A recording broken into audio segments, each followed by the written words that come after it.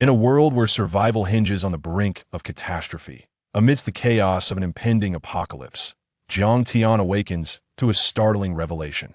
Her existence is but a narrative confined within the pages of a book, her sole purpose being to bestow the protagonist with the coveted golden finger of fortune. On the very first day of calamity, she meets her untimely demise, a thought that leaves her somewhat incredulous. It was a scorching August day, the sun blazing above, and the cicadas buzzing incessantly.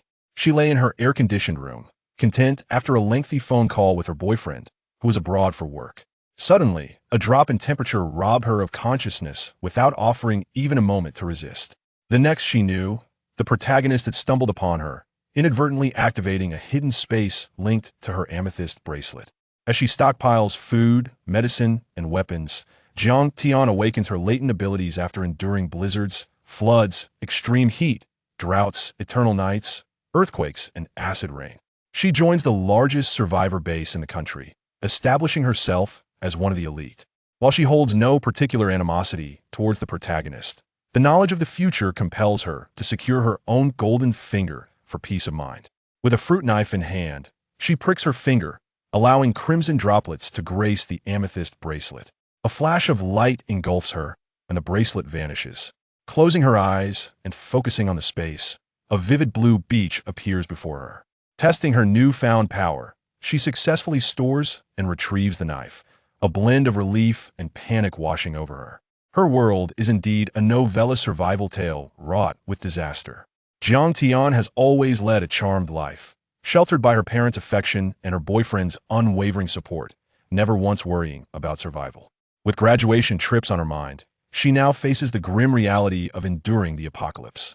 With 30 days remaining until calamity strikes, anxiety grips her. She hastily scribbles notes, recounting the events she witnessed through the protagonist's eyes. Each page fills with meticulous detail, a roadmap to survival. After documenting the impending disasters, she takes a moment to soothe her aching wrist and indulges in an ice cream while contemplating the flow of time within her space. She realizes that the food stored will not remain indefinitely, mirroring the protagonist's own island space. Yet, rather than despair, she feels fortunate this sanctuary offers refuge from the storm. She mentally commands her entry into the space, greeted by the gentle breeze and the rhythmic sound of waves. As she stands upon the sandy shore, the vast ocean stretches before her, a surreal reminder of her reality. With no time to waste, she resolves to inform her parents of the impending danger. Returning to her home, she finds her parents still at work, urgency propelling her to implore them to return. "Mom, Dad, please come home. It's crucial, I must tell you something important." Her devoted parents heed her call, abandoning their tasks. Jiang Tian had already sent the household help home and awaited her boyfriend's return on a flight, determined to share the truth about the impending disasters and the hidden space. Her boyfriend, Huazheng, is a childhood companion, raised alongside her after losing his own parents. If she cannot confide in him, whom can she trust?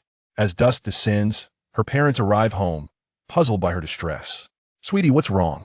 We thought you were hurt." Her mother inquires, concern etched on her face. Jiang Tian takes a deep breath and insists, "Mom, Dad, listen closely, what I'm about to say is serious and not a jest. I dreamt of a blizzard arriving in 30 days, and if I remain unaware, I will perish." Her mother, skeptical, dismisses the notion. "Don't joke about such things." But Jiang Tian, feeling wronged, reiterates her urgency, showcasing her phone as proof of her experience. "I promise, this is no trick," she assures them. "In my dream, after my death, someone found my amethyst bracelet, unlocking its hidden space. I awoke and tested it, it's real." Her parents exchange glances, the gravity of her words beginning to sink in. "Sweetie, are you certain this isn't some sort of magic act?"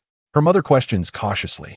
Jiang Tian, resolute, takes their hands and pulls them into the space, believing that first-hand experience will convey the truth far better than mere words. Jiang Yuzhou and Song Hui gaze at the waves lapping against the beach, clutching their hearts as they process the astonishing reality before them. They had emerged from the island space, and this time, they truly believed Jiang Tian's words. Jiang Yuzhou observed his wife, who was still in a state of shock, leaning against the back of the sofa, and mustered his spirit to ask Jiang Tian, "What else did you dream about?" Jiang Tian promptly retrieved her dream journal from her bag and handed it to Jiang Yuzhou. "Dad, look, I've written everything down. As Jiang Yuzhou flipped through the pages, his expression grew increasingly grave. He closed the journal decisively and declared, Tian, quickly call Huozheng back. His business discussions are now futile. We must unite to procure supplies to face the impending disaster and keep our family safe. Jiang Tian nodded. I understand. Huozheng is still on the plane. I'll have him come back as soon as he lands. I've already purchased his return ticket. Having grown up together, Jiang Tian and Huozheng's relationship was one that brought comfort to their families, especially in these trying times. Jiang Yuzhou stood up. I will head to the company to manage affairs and gather all available funds for supplies. Tian, you and your mother should find a warehouse to store our emergency provisions for the snowstorm. The three of them split up. Jiang Yuzhou drove to the company, while Song Hui and Jiang Tian went to rent a warehouse and simultaneously contacted Huozheng. Jiang Tian felt it unwise to discuss natural disasters over the phone, especially since Huozheng was on a business trip, a significant matter in itself. She bit her lip and said, Huozheng, I've bought your return ticket. Hurry and pick it up. I'm going to the hospital to check on the baby. We need to register our marriage now. If you don't come back, I will terminate the pregnancy. Huozheng on the other end paused in shock, then calmly replied, Tian, wait for me, I'm coming back right now. After Jiang Tian hung up, still reeling from her bold words, she noticed Song Hui had pulled the car over and was looking at her with a worried expression. Jiang Tian's face flushed, and she quickly shook her head, denying, Mom, I was just deceiving Huozheng. I'm not pregnant, I just wanted him to return quickly. Song Hui sighed in relief. It's good that you're not pregnant. You're still young, there's no rush for children. Besides, with the weather ahead, we can't even be sure we'll survive.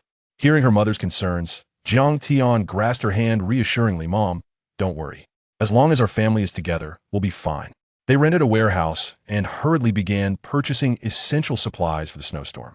The extreme cold was expected to plunge temperatures well below freezing, and power outages were a real possibility.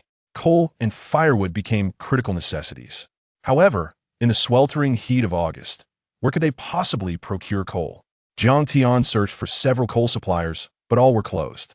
Their family typically relied on electric heaters and air conditioning for winter warmth, and now, in their time of need, they found themselves at a loss. Fortunately, Song Hui suggested checking for nearby coal factories, and they drove directly to one. After arranging for the delivery of several tons of coal, they left with the warehouse address. After securing the coal, they still needed a charcoal stove for heating, as well as down comforters, down jackets, snow boots, scarves, hats, and gloves for the frigid weather. Song Hui insisted on high-quality supplies. The price was of no concern, as long as they provided warmth.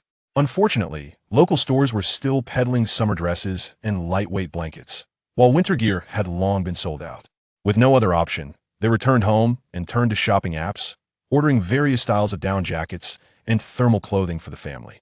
They ensured that they purchased enough cold weather gear to prevent any possibility of freezing to death in the impending snowstorm. As night fell, Jiang Yuzhou returned from the company. While Jiang Tian drove back to the house she shared with Huozheng, preparing to pack and move her belongings back home. This place, where she had met her untimely demise, was no longer safe. The following morning, as dawn broke, Jiang Tian was busy packing when she heard the sound of a key turning in the door. She turned to see Huozheng returning home, joyfully greeting him. Huozheng, come here quickly. He strode over with long strides, enveloping her in his arms and guiding her to the sofa. He caressed her waist, asking, Tian, are you really pregnant? Jiang Tian blinked. I'm sorry, I lied to you, but I can show you a magic trick first. Rising from his embrace, she stood beside him, and together they entered the island's space. With her experience explaining to her parents, they opted to demonstrate the truth rather than waste words. Look, what do you think of this place? Huozheng was astonished. What is happening? In that moment, all thoughts of pregnancy faded as he gazed at the enchanting beach, feeling as though he had stepped into a fantasy. Jiang Tian led him back out of the space and sat on the sofa. Clearing her throat, she said seriously, Huozheng, the apocalypse is upon us. I just had a dream of the end of the world. In my dream, I froze to death early on while you were abroad on a business trip. I don't know if you survived, but even after my death, my consciousness remained intact. I witnessed a woman coming to our home to collect supplies. Her blood fell onto my amethyst bracelet, and thus the island space was born. She stored food from our home within that space. After that, my consciousness followed her, witnessing blizzards, floods, heat waves, eternal nights, earthquakes, and acid rain. Eventually, the population dwindled, and those who survived began to awaken extraordinary abilities. However, animals mutated as well, leading humans to establish survivor bases to combat these altered creatures. Jiang Tian glanced at Huizheng, uncertain of his belief in her tale. I initially found it hard to believe, but look, my amethyst bracelet truly is a gateway to the island space. What do you think we should do next? Huizheng gently pressed against her waist, processing the information. Tian, how long until the blizzard you mentioned arrives? We should have about 30 days. And where is this survivor base you spoke of? There are many bases, but the safest one is in Z City. Sensing Huizheng's belief, Jiang Tian retrieved the notebook she had set aside and placed it in his hands. Here, take a look. I've written down everything I learned in my dream. Once you've absorbed all this information, decide whether to continue working or join us in gathering supplies to face the disaster. She feared that this workaholic might not believe she was still concerned about his company. Chapter 3. The island Huizheng is indeed a workaholic, yet that does not imply he will remain preoccupied with work in the face of impending doom. Jiang Tian continued to tidy up her belongings. The island space is merely an island, and to store items properly, she must organize and pack them well. Otherwise, if she carelessly tosses things in, they will inevitably become soiled. She pondered whether to construct a house in the island space. But remembering the secrecy surrounding it, only her family can know, she realized that with just her parents, herself, and Huizheng, they might struggle to build anything substantial. It is wise to approach life with practicality, taking one step at a time. Jiang Tian gradually cleared the room, leaving only the sofa before her. Meanwhile, Huizheng had finished processing the information in his notebook regarding the forthcoming cataclysm. She turned her head and inquired, "How are you? What are your thoughts?"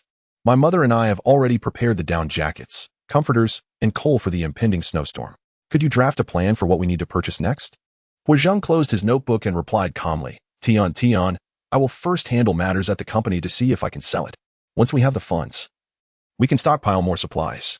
In the coming days, you and your mother should prioritize buying food. That is the most crucial resource." Jiang Tian nodded in agreement. Understood. Let us divide our tasks. Her father, Jiang Yuzhou, operates a chain restaurant, so food should not be an issue. However, the island space has its own temporal flow.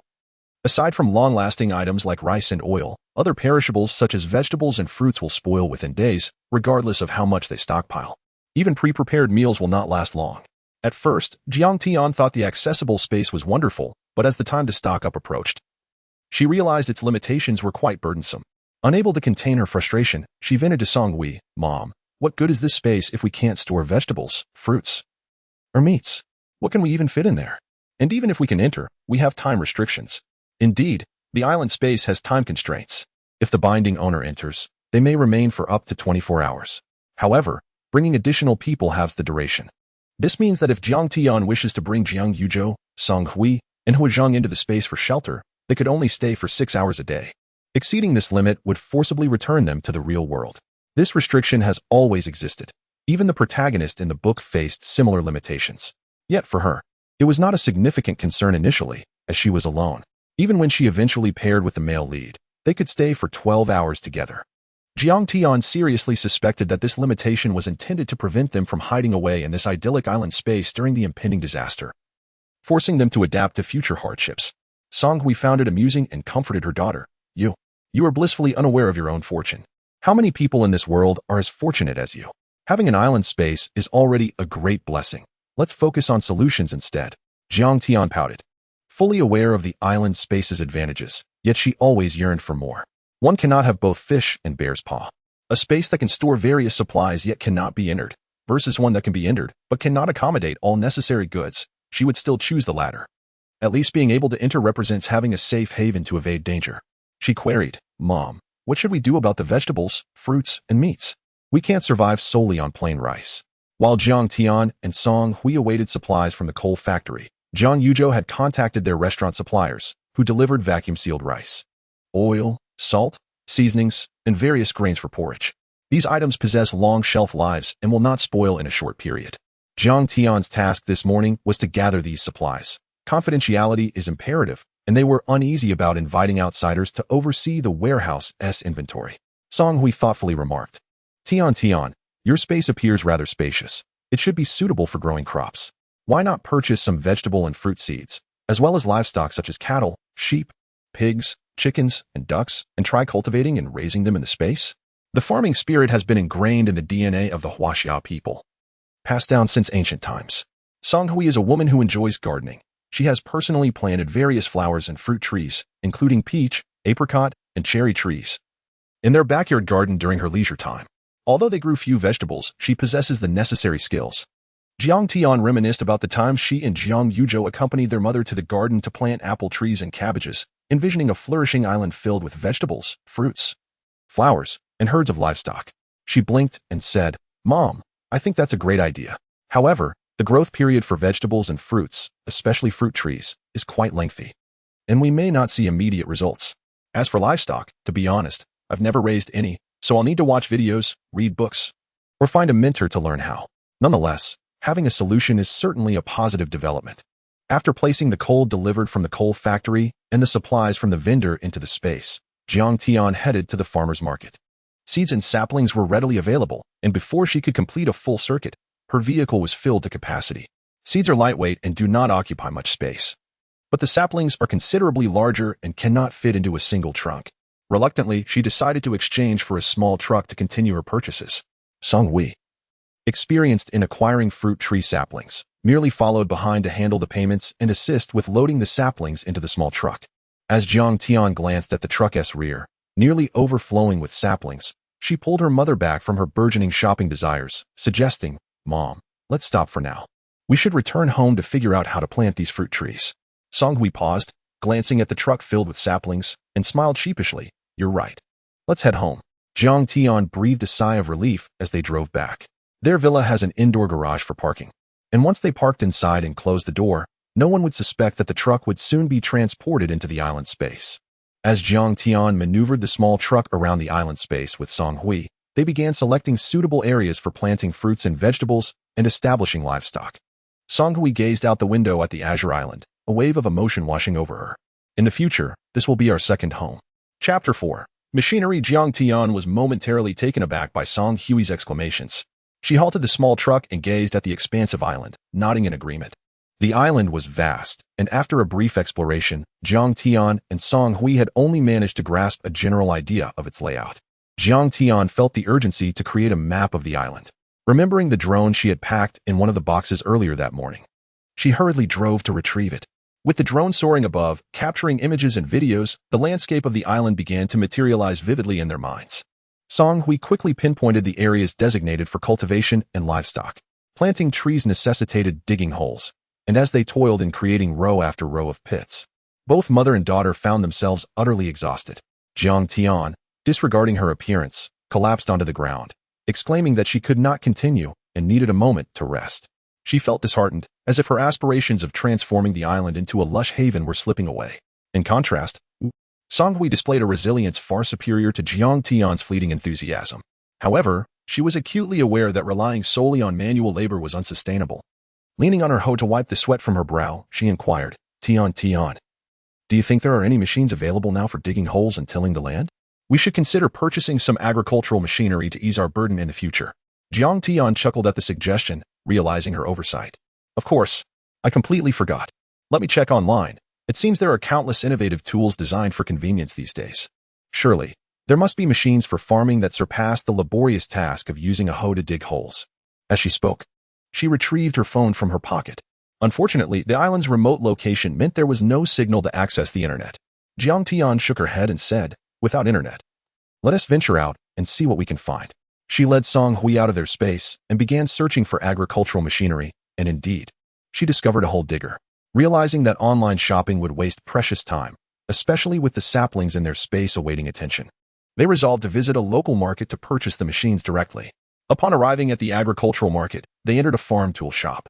This time, Jiang Tian did not ask Song Hui to accompany her. Instead, she entered alone, holding her phone displaying images of the hole digger and tiller, and approached the shopkeeper. "Hello. Do you have these machines for sale? If so, I would like to purchase them all." The shopkeeper glanced at her phone screen. "Let me see. A hole digger, tiller, and lawn mower. How fortunate. I just received a shipment of these items a few days ago. Would you like me to show you?" Delighted at the prospect of purchasing these machines in person, Jiang Tian nodded eagerly. "Yes, I'd like to take a look. If the machines are satisfactory, I will buy them all." The shopkeeper, smiling, assured her, "All my machines are of excellent quality. If you encounter any issues after purchase, feel free to return for an exchange. Jiang Tian pondered the impending natural disaster expected in a month and wondered how they would find anyone for repairs then. She asked the shopkeeper, "Could you please explain what common problems these machines may encounter and how to repair them? This way, I can attempt repairs myself if needed." The shopkeeper began to elaborate, demonstrating certain features of the machinery. "How about we add each other as friends? I can send you some videos on machine maintenance later." "That sounds perfect. I'll take these machines. Could you please assist me in loading them onto my truck outside? The remainder can be delivered tomorrow to this address." Jiang Tian scanned the QR code to add the shopkeeper as a contact and transferred the payment for the agricultural equipment, also sending the warehouse address. With only a month until the anticipated disaster, she realized that if the machinery malfunctioned, they would have no recourse for repairs and would need to replace them outright. Thus, she decided to purchase several extra units of each machine as spares. The shopkeeper called for assistance to help load the machines onto her truck. And after securing the rear compartment, Jiang Tian closed the doors and set off for home, stopping along the way to acquire a generator and diesel fuel for use in their space. Once back, Jiang Tian re-entered the space with Song Hui and fueled the hole digger. She took her place at the controls, skillfully maneuvering the machine to complete the remaining tree pits with ease. After disembarking, she and Song Hui planted all the fruit trees. Given that most vegetable seeds required soaking before planting, they tilled the soil for the remaining seeds and planted them accordingly. With the tree and vegetable planting nearly complete, the prospect of raising chickens, ducks, cows, sheep, and pigs seemed a tad more complicated. Although they were in an island space where all livestock could roam freely without the fear of losing them, Jiang Tian did not wish to step outside without potentially stepping into a pile of animal droppings. The mere thought of such a scenario dampened her spirits. Thus, Jiang Tian proposed, "Mom, let us construct a livestock farm." A livestock farm, she reasoned, would be far simpler than building a house. In her vision, it merely required erecting a fence to confine the chickens, ducks, cows, and pigs within designated areas, preventing them from wandering aimlessly across the island. Song Hui inquired, somewhat skeptically, Tian, do you know how to build a livestock farm?" Jiang Tian blinked, admitting, "Not exactly, but we can certainly learn. It doesn't seem too difficult to mix mud and build walls. We could give it a try. As long as we aren't aiming for perfection, I believe we can manage." Chapter 5. Stockpiling. Jiang Tian went to prepare materials such as cement, bricks, sand, and tools for building walls. But she did not rush to work during the day. She planned to wait until nightfall to venture into the space and attempt wall construction. During the day, her primary focus was on stockpiling supplies. Currently, they had only acquired equipment for enduring extreme cold, along with rice, oil, seasonings, seeds, saplings, and farming tools. Everything else remained unpurchased. Jiang Tian meticulously recorded the purchased supplies in her notebook, marking with a check those that met their standards. She listed several crucial items, intending to procure these first due to the pressing time constraints. Following the extreme cold would come floods, resulting from months of heavy snowfall that buried even the lower floors of buildings under thick layers of snow. As the weather turned hot and the climate rose, the towering heaps of snow would melt into devastating floods. Jiang Tian could not be certain whether they would face crises during that time or require to venture out for urgent matters. Regardless, as a precaution against potential flooding, she needed to prepare inflatable boats, kayaks, diving suits, and life jackets. As for the aftermath of high temperatures, droughts, perpetual nights, earthquakes, and acid rain, the focus would shift to heat resistance, with the most vital resource being water, which needed special attention. Jiang Tian initially considered buying ice to cool down during hot weather. But the space was not a static environment, lacking the capacity to store ice. If she attempted to buy ice and place it in the space, it would likely melt within a day. However, she could prepare some dry ice. She mused that staying in the island space was not ideal. If only she could establish a power station there, but that was clearly a dream. Constructing a power station was not something she could accomplish at will. Although she no longer had a low-capacity generator, it consumed too much diesel. Suddenly, she thought of purchasing several RVs to place in the island space. While building a house might not be feasible, RVs equipped with solar panels could generate electricity. In that scenario, she and Huazheng could each have an RV, with her parents in another, providing them with a resting place within the space. With charging ports available in the RVs, would that not equate to having electricity? Having electricity would allow her to invest in a refrigerated unit. If she could not obtain ice, surely she could stockpile popsicles and ice cream? The island space bore little difference from the real world. If there were to be any distinction, it would be the perpetual warmth reminiscent of spring. Jiang Tian lowered her gaze to the paper, listing the supplies she needed to acquire: inflatable boats, kayaks, diving gear, life jackets, tents, RVs, solar panels, dry ice. water storage bags, bottled mineral water, and large refrigerators.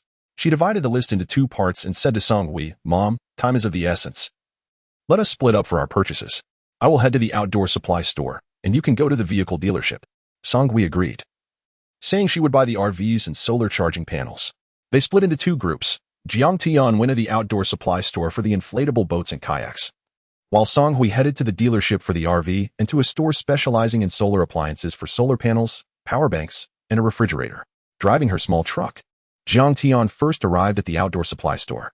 She promptly purchased the essential inflatable boats and kayaks before leisurely browsing the shop. She acquired camping tents, sleeping bags, backpacks, trekking poles, hiking bags, waterproof jackets, hiking shoes, headlamps, folding chairs, as well as cooking equipment and barbecue grills for camping all in one go. Thinking of the expansive beach in the island space, she wondered if she could catch crabs, oysters, small fish, sea snails, clams, razor clams, and octopus during low tide. Would it also imply that she could go fishing? Contemplating this, she stood in the fishing gear section, and under the recommendation of a sales assistant, she purchased fishing rods, lines, hooks, floats, bait, nets, sun protection clothing, and a fishing stool, equipment necessary for fishing and shore gathering. The back of her truck was now filled to capacity. Calculating the distance from there to home, she ultimately decided to find a secluded corner without cameras to store the items in her space rather than drive all the way home. She would head directly to the wholesale market to purchase bottled mineral water. However, she realized that it was unwise to buy too much bottled water at once. After filling her truck, she paid and left the wholesale market, again seeking a secluded spot to store the water in her space before proceeding to find another store for more bottled water. Jiang Tian opted for 5L bottles of water rather than the larger ones typically used for water dispensers, which often required returns. Buying a large quantity would complicate matters unless she purchased the water bottles outright or established a water selling station. Thus, she decided to acquire smaller bottled water instead. Based on the standard daily requirement of 1,000 milliliters of water per person, her family would need 1 5L bottle daily, amounting to 365 bottles for a year. And calculating for 30 years would require a total of 11,000 bottles. However, the shelf life of bottled mineral water is generally 2 years. Beyond that, it is considered expired. Jiang Tian hesitated, knowing that water past its shelf life would be undrinkable, but fearing that not stockpiling would leave them without water in the future. Recalling how the protagonist in her dream resolved the issue of drinking water, it seemed that after a year of natural disasters, humanity awakened to supernatural abilities. Some of these individuals possessed water-related powers and often provided water at the base during missions. There were also those specifically selling water at the base, and the quality of water produced by these water manipulators varied. With this thought in mind, Jiang Tian resolved to purchase only 2 years' worth of bottled water. After completing her purchases, she considered acquiring additional smaller bottles. Just because her family could not consume vast amounts of water did not mean that, after the disaster, they could not trade these bottled waters with others for resources. It was wise to retain a degree of leverage and security for future living conditions. After all, not everyone would awaken their powers after a year. In the worst-case scenario, if no one in her family gained abilities, they would have to rely on the supplies prepared before the disaster and trade excess resources with others.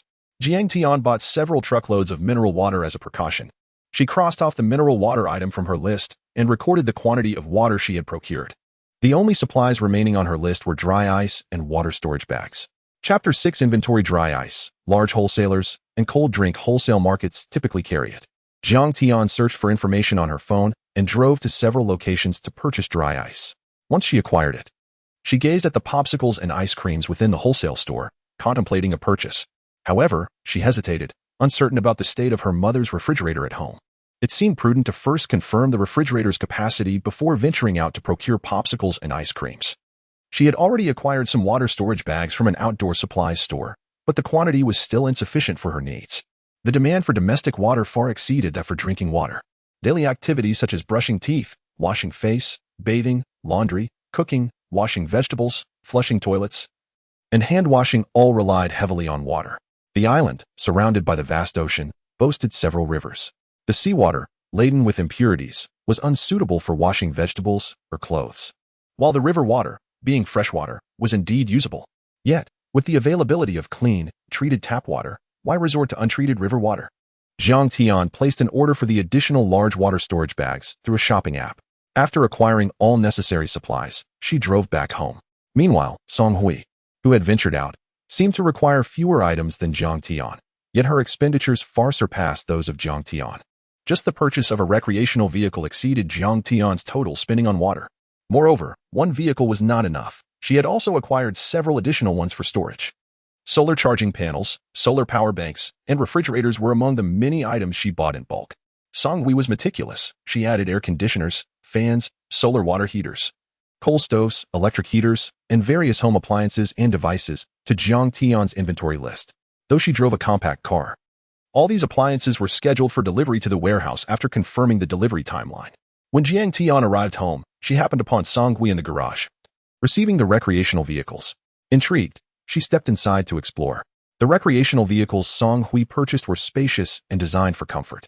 However, they merely intended to utilize them within their storage space, without plans to take them on trips. Therefore, the convenience of driving them or parking was of no concern. Jiang Tian wandered through the vehicles. Although they paled in comparison to her current residence, given the apocalyptic circumstances, what was there to be picky about? After all, she had no intention of building a house, so having a residence like this was already a blessing. Once Songhui bid farewell to the person delivering the vehicles, Jiang Tian stored them within the designated space. By this time, night had fallen, and Jiang Yuzhou and Huazhang, who had been busy dealing with company share sales and cash recovery, returned home. Songhui called for the cook to prepare dinner, as she lacked the energy to cook after a long day out. The four of them sat quietly at the dining table, finishing their meal before discussing their respective situations. Jiang Yuzhou had sold shares of his chain restaurant business to a competitor, expecting an influx of 500 million in stockpiled funds. Huazhang, on his recent business trip, aimed to penetrate the overseas market and prevent industry giants from acquiring the game developed by him and his team. However, due to unforeseen circumstances, his original plan had been shelved, and he sought to negotiate a buyout with the game company instead. Yet, his 3-year-old gaming firm could not compare to Zhang's well-established restaurant chain, with the funds he could recover merely amounting to several tens of millions. As they were all family, there was no need for formality. With Jiang Yuzhou and Huazhang's funds being reinvested, it effectively meant their formal entry into the stockpiling endeavor. Huazhang took a non-internet connected laptop and began documenting the necessary supplies in a word table, categorizing items such as clothing, toiletries, household goods, medical supplies, safety equipment, survival gear, and weaponry, meticulously noting everything required for their forthcoming lives. Jiang Tian nodded in agreement, feeling that Huazhang's organized approach lent clarity to her previously scattered stockpiling efforts. As night deepened, Jiang Yuzhou and Songhui retired to rest. The youthful Jiang Tian and Huazhang entered the island space. Huazhang observed the haphazardly arranged supplies and inquired, "Sweetie, do you recall whether it rains or storms in your dreams about this island space?" Jiang Tian shook her head. "I don't remember that, but it feels quite similar to the outside world. Perhaps both experiences are inevitable." Huazhang surveyed the surroundings and remarked, "We must find a way to properly organize these supplies in the island space. If it rains, many items could be rendered unusable."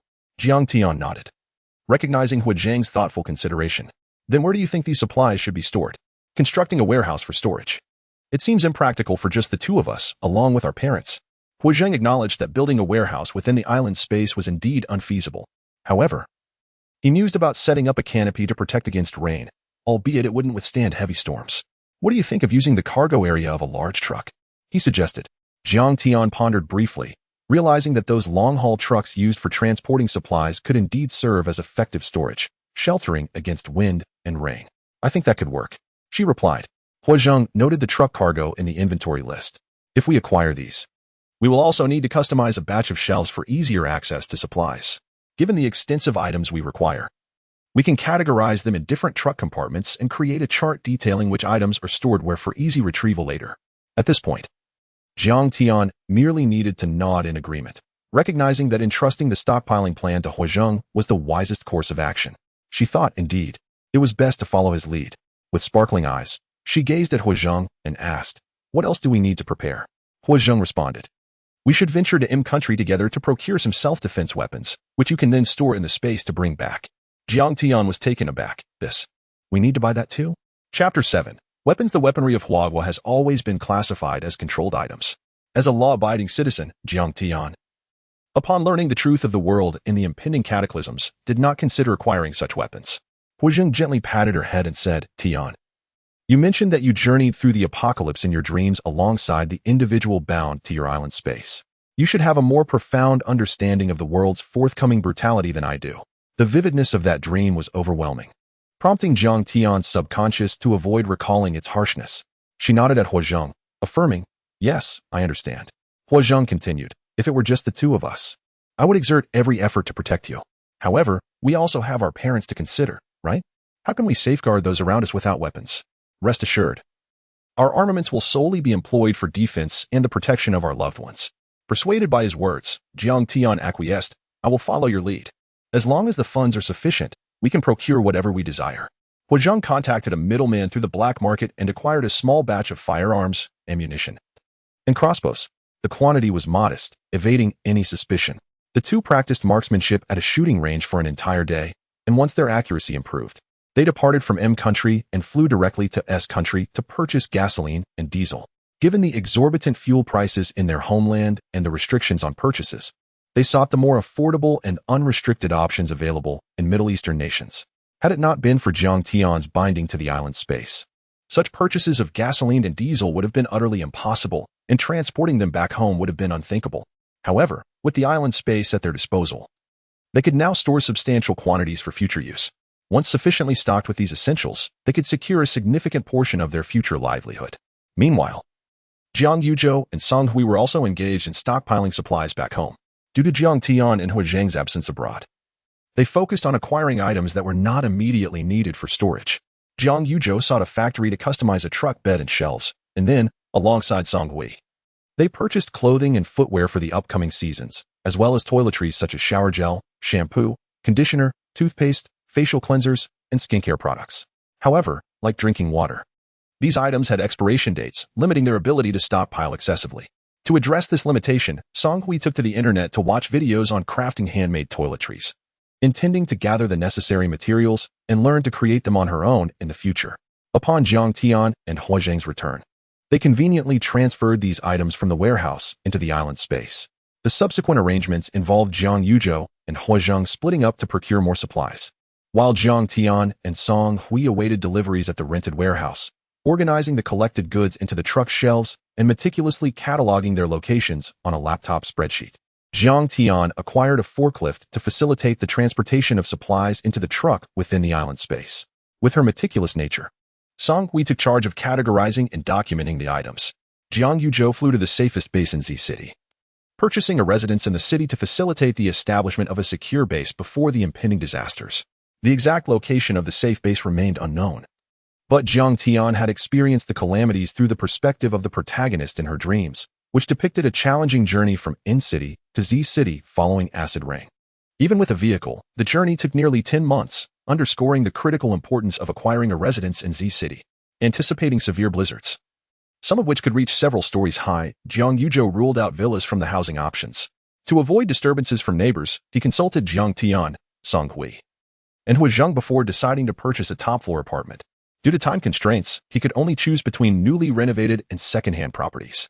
After sifting through various criteria, he opted for a well-furnished apartment with fewer residents. He expedited the replacement of the glass windows with bulletproof materials and installed multiple security doors, including iron gates at the stairwell, completely isolating the apartment from the lower floors. Jiang Yuzhou remained in Z City, overseeing the renovations, unable to leave due to the impending countdown to the disasters, and had to wait for the completion of the work. In N City, Huazheng, Jiang Tian, and Song Hui were also busy. Huazheng's procurement followed a systematic approach, acquiring items by category, which facilitated organization for Jiang Tian and Song Hui. The day's delivery included various dried goods, black fungus, shiitake mushrooms, white fungus, dried radish seeds, snow vegetables, dried cowpeas, seaweed, red dates, peanuts, goji berries, raisins, kelp, potato starch, fish, and shrimp. Additionally, there was a substantial amount of preserved meats, such as smoked bacon, spicy chicken, sausages, smoked beef, and duck legs, meats that are easy to store. These preserved meats would serve as a safeguard in case the chickens, ducks, cattle, sheep, and pigs raised on the island did not survive, providing a temporary food source. During these days, Jiang Tian was focused on building a wall to enclose the livestock bought from the farm. Constructing the wall was not particularly challenging. Jiang Tian believed so as she began the work. Marking the foundation, she excavated the soil and laid bricks layer by layer with cement, gradually erecting the main structure of the wall. She found that aside from the slight strain from bending down, the task was manageable. After a day's effort, She completed the outer wall. Aesthetics were secondary. She meticulously organized the internal spaces for the livestock, erecting partitions with bricks. Once the livestock enclosure in the island space was fully completed the next day, she ventured to the external farm to purchase chickens, ducks, cattle, sheep, and pigs. The chickens and ducks required minimal supervision. They could be fed rice and water and would naturally forage for insects in their enclosures. Jiang Tian and Song Hui, lacking experience with cattle and sheep, relied on the guidance of the farm's experts for raising pigs, sheep, and cattle, following the feeding guidelines. They provided food and water while maintaining cleanliness in the animal pens. Once the pigs were castrated, they became quiet and less active. Cattle and sheep preferred grass and needed to be taken outside their pens for grazing. Jiang Tian and Song Hui did not purchase an excessive number of livestock, planning to wait for about 10 days until they became more adept at raising them, then add more before the blizzards arrived. They bought 2 pregnant sows, ewes, and cows to facilitate care and gain experience for future breeding. The chickens and ducks would naturally hatch their young, allowing for straightforward management. As Jiang Tian gazed upon the livestock farm she had meticulously established, she felt a profound sense of hope for a bountiful future. Chapter 8. Tidal gathering. The morning was filled with the lively sounds of roosters crowing, ducks quacking, cows mooing, and sheep bleating. Fortunately, during the planning stages, the farm was situated at a distance from the delivery trucks and their mobile home, allowing her some respite from the cacophony. Jiang Tian, having fed the chickens, sheep, cows, and pigs, rode her electric scooter towards the area where she had planted fruit trees and vegetables to find Song Hui. A gentle breeze caressed her face, causing her hair to dance behind her. She paused to tie her hair back, casually, before continuing her journey towards the vegetable field. Song Hui was watering the vegetables she had sown, and the weather on the island had been splendid lately, with the seeds sprouting into small green shoots. Her worries about whether they could cultivate the land dissipated. Soon, their family would be self-sufficient in vegetables and meat through their own labor, which filled her with joy. Upon seeing Song Hui, she immediately stopped her scooter. "Mom, do you need any help? I've finished feeding the animals over there." Song Hui waved her hand dismissively. "No need. I'm almost done here. Didn't you want to go to the beach to catch crabs? You can go and have some fun." Understanding her mother's words, Jiang Tian smiled brightly. "Then I'll go take a look." Her mother knew her well. From the very beginning, Jiang Tian had shown great interest in the beach. She had bought fishing rods, lines, and benches, constantly peering towards the shore, while it was unsafe for her to venture out to sea. Walking along the beach was perfectly fine. Jiang Tian returned to gather a large bucket, shovel, and tongs, swapped her shoes for sandals, and set off for the beach. The sky was still dimly lit, and the tide had just receded. As she walked further in, she spotted both large and small crabs washed ashore by the waves. Excited, she quickly crouched down, using the tongs to grasp a large crab that was struggling to flip itself upright, and placed it into her bucket. Having successfully caught a big crab, Jiang Tian gently used the tongs to toss a smaller one back into the sea. "You're too small. Go grow up a bit more," she said to it. She continued gathering large crabs while releasing the smaller ones, ignoring the other seafood such as sea hares, clams, and conchs that had been washed ashore. On the expansive beach, where no one else was present, her bounty was remarkable. Just by collecting the large crabs, she felt a sense of abundant harvest, confirming that this stretch of beach was teeming with marine life and promising such rich rewards. She envisioned a future filled with seafood freedom. Jiang Tian crossed off crabs and lobsters from their shopping list, realizing they could save that money. Initially worried that their supplies would not last, it now seemed entirely feasible to enjoy fresh seafood. Song Hui had already started using the solar panels, connecting them to the large freezer in the mobile home. Inside were various ice creams and popsicles, Jiang Tian's favorites, though the quantity was limited, purchased only to last within their expiration dates. Henceforth, if they desired more, they would have to learn to make them using molds. Jiang Tian carried her bucket of crabs back to their mobile home, where Song Hui had also returned after watering the vegetables and fruit trees. She sat under the camping tent in front of the mobile home, wearing sunglasses and enjoying the breeze. "Mom, look," Jiang Tian exclaimed, presenting her catch. "There really is seafood at the beach. I only spent a little time and caught so many crabs. Let us have a crab feast for lunch today." Her excitement was palpable, eager to share her good news. Song Hui removed her sunglasses and peered into the bucket. "Wow, that is quite a haul. All right, we will indeed have crabs for lunch. Do you want them steamed or stir-fried? I'll have the auntie prepare them for you." After a moment's thought, Jiang Tian replied, "How about we have both steamed and stir-fried? I want to try them all." Such a modest request was easily granted. As they left their island home, Song Hui messaged the auntie who cooked for them, placing the order for Jiang Tian's desired dishes. Carrying the bucket overflowing with crabs, Jiang Tian entered the kitchen and found a large, deep bowl to place the crabs in, letting them swim around in the water until the auntie arrived to cook them. They steamed a few dumplings that the auntie had prepared and frozen in the refrigerator. The mother and daughter, who had been busy since early morning in their island space, finished the dumplings for breakfast before preparing to head to the storage room. Suddenly, Jiang Tian exclaimed, "Mom, can we ask the auntie to make more dumplings, buns, wontons, and mantou to freeze for when the blizzards hit?" Her parents were skilled at making these, having started their catering business from scratch. With the future promising an abundance of meals, there was no need to worry. Jiang Yu and Zhou, along with Song Hui and Hua Zheng, would handle the cooking while Jiang Tian assisted. However, with the impending apocalypse and natural disasters, Jiang Tian felt that if they could make things easier, they should. Anything that could be solved with money should be. Freezing dumplings and buns could last for 2 months, providing some relief during harsh weather. Additionally, they could purchase frozen dumplings and buns with a shelf life of over a year. Song Hui considered Jiang Tian's suggestion and agreed, "All right. I'll have the auntie make some." Their family's secrets lay within the confines of their space. There were no intriguing mysteries in their residence. Usually, Song Hui and Jiang Yu were busy at work, leaving early and returning late. Jiang Tian and Hua Zheng shared their living space, only coming together at mealtime or dining out, with Hua Zheng often taking over the kitchen after work. In their shared home, they did not employ a housekeeper. The housekeeper they did hire was for cleaning and cooking on a part-time basis. With the family having openly discussed their dreams of disaster and apocalypse, there was nothing to hide from the housekeeper. Consequently, those housekeepers who had been on paid leave returned. But this time their hours were scheduled to avoid overlap with Jiang Tian and her family's comings and goings in the island space. Chapter 9. Clothing. Upon leaving their abode, the two individuals proceeded to the storeroom. The storeroom remained devoid of any items, as all deliveries had been securely placed within the island space before their departure the previous day. Now, they merely had to await the next shipment of supplies.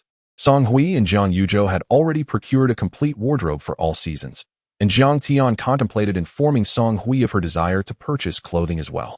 In recent days, she had received deliveries of winter essentials such as down comforters, down jackets, wool sweaters, thermal wear, and snow boots, along with water storage bags, all addressed to the storeroom. After inspecting the quality, Song Hui suggested that they could order an additional batch as a backup. Therefore, another order was placed, and they awaited the arrival of the courier. As Jiang Tian drove out, she happened to pass a delivery truck, which was bringing in the very items she had ordered. It was impossible for her to delegate the selection of her seasonal wardrobe to another. After all, everyone possesses a unique aesthetic, and the thought of acquiring items that she may not favor was disheartening. Jiang Tian was purchasing enough clothing to last her for the next 30 years. To be honest, she was uncertain whether she would still appreciate the garments she chose years down the line, but the opportunity to buy now would not present itself again. She traversed her favorite stores, her eyes unwavering as she instructed the sales associates to pack the summer attire she had selected. This one, this one, this one, and this one. I'll take them all. In the past, she would have tried on each piece to gauge its fit and style. However, now, considering the quantity of clothing she might need in the coming decades, she felt disinclined to try anything on. She aimed to acquire beautiful, aesthetically pleasing garments, lightweight and practical outfits suitable for outdoor excursions, as well as clothing appropriate for the future. Jiang Tian quickly completed her summer purchases, making several trips to the underground garage to deposit her bags before heading towards a lingerie shop. She chose 10 pieces of seamless underwear, sports bras, and whimsically designed lingerie, opting for a more straightforward selection process than she had employed for her outerwear. After visiting a few shops, she successfully gathered all the undergarments she desired. Once all her acquisitions were stowed in the back of her small truck, she took a seat in the front, browsing a shopping platform on her phone to select clothing for the other seasons. It was not easy to find outerwear or long-sleeved shirts in the height of summer, as the stores were filled with long skirts, short dresses, and lightweight tops and shorts appropriate for the warm weather. Jiang Tian's criteria for purchasing clothing were simple. It had to be visually appealing and functional. These principles were distinct. She was determined to buy both beautiful and practical items. She placed her orders on the shopping app, calculating the quantity to ensure she had enough. While reflecting on the recent deliveries at the storeroom, she realized that she had yet to see any of Hua Zheng's seasonal clothing included. She blinked, pondering the possibility that he might be waiting for her to join him in shopping. Entering this line of thought, she called Jiang Yuzhou. "Zheng, have you purchased your clothes yet? I just ordered some through my phone. Would you like me to help you with yours?" On the other end, Hua Zheng, who was currently engaged in procuring medicines through an intermediary, readily agreed. "Yes, please assist me, Tian Tian." With a slight smile, Jiang Tian replied, "I shall select them for you. You continue with your tasks." She frequently bought clothing for Hua Zheng, especially since he had taken to wearing black and white dress shirts and slacks for work after starting his own business. It was hard for her to accept that such a handsome boyfriend would limit himself to such a monochromatic wardrobe. While he looked dashing in a shirt, particularly when adorned with gold-rimmed glasses, projecting an air of refined mischief, Jiang Tian shook her head and resumed her shopping app. She ordered the clothing she had long desired to buy for him, including items from her previously saved collections for other seasons. After all, he had to maintain a professional appearance at work and could not simply wear casual attire. The garments she selected were intended for his leisure days. But now that he was free from the confines of work, he could wear whatever pleased him. Jiang Tian also purchased some flamboyant yet stylish pieces for him, while the remainder of her selections focused on practicality and ease for outdoor activities. She acquired various colors of jackets and sportswear, along with an ample supply of underwear, ensuring a sufficient quantity for regular changes. In her haste, she realized she had overlooked one crucial item: sanitary pads. However, this was a purchase better suited for bulk buying online.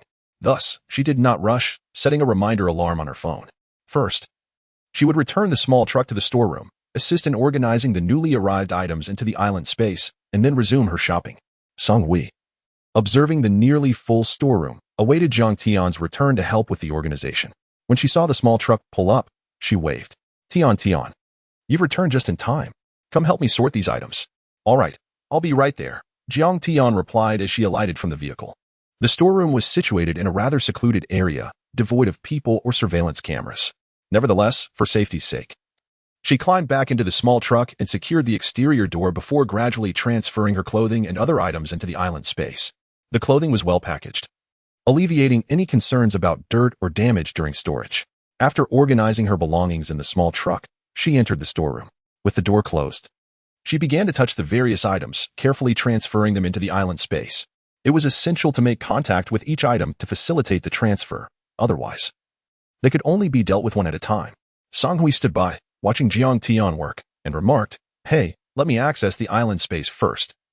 You can take your time outside." It was clear that waiting idly was not productive. Time needed to be managed wisely.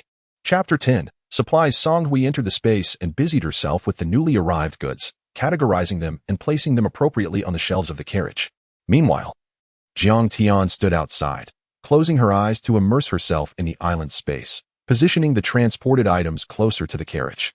Once all the goods were stored, Jiang Tian opened her eyes and took a moment to rest. This process of organizing the items was indeed mentally exhausting, akin to playing a game of building blocks in her mind, where each piece had to be placed in its rightful spot. Of course, if she merely tossed the supplies haphazardly into the island space, it would have been far easier. However, such an approach would lead to greater fatigue when it came time to organize the items inside, as she would have to scurry around searching for each supply.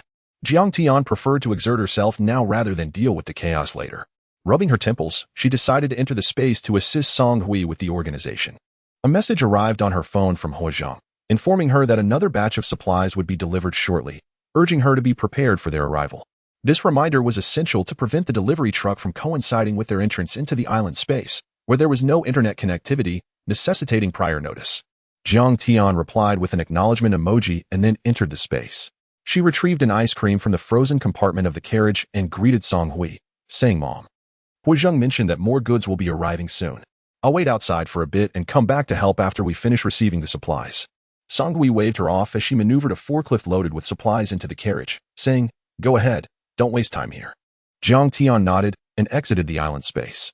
She reopened the warehouse door and settled onto a small stool in the shaded area, awaiting the arrival of the delivery truck. The ice cream wrapper had already been removed, and she held the packaging in her hand, as there was no suitable place to dispose of it. Taking small bites of the ice cream, she savored its icy sweetness. The warm breeze swept over her, and just as she had enjoyed the refreshing sensation of the ice cream, it quickly dissipated.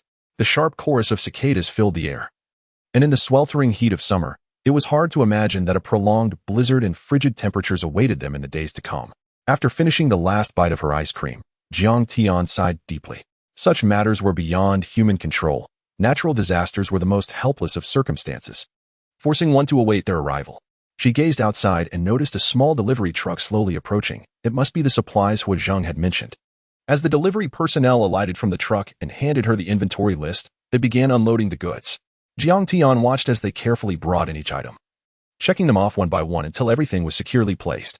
Once the truck had departed from her sight, She closed the warehouse door and commenced the transfer of goods into the space. Song Hui had become adept at organizing the supplies, especially when it came to items that came in bulk. Simply stacking them and labeling the shelves sufficed. Therefore, by the time Jiang Tian entered the space, Song Hui had already sorted through a significant portion of the previous batch of supplies. Jiang Tian took over the heavier lifting with the forklift, while leaving the lighter tasks of labeling and recording for Song Hui. Their collaboration expedited the process considerably. Jiang Tian gazed at the entries in the notebook where Song Hui had documented the inventory of the island carriage warehouse and couldn't help but marvel at how much they had prepared without even realizing it. Observing the abundant supplies brought her a sense of reassurance for the future. Overall, she remained optimistic, this time, regardless of the outcome. It was far better than the conclusion she had encountered in her dreams.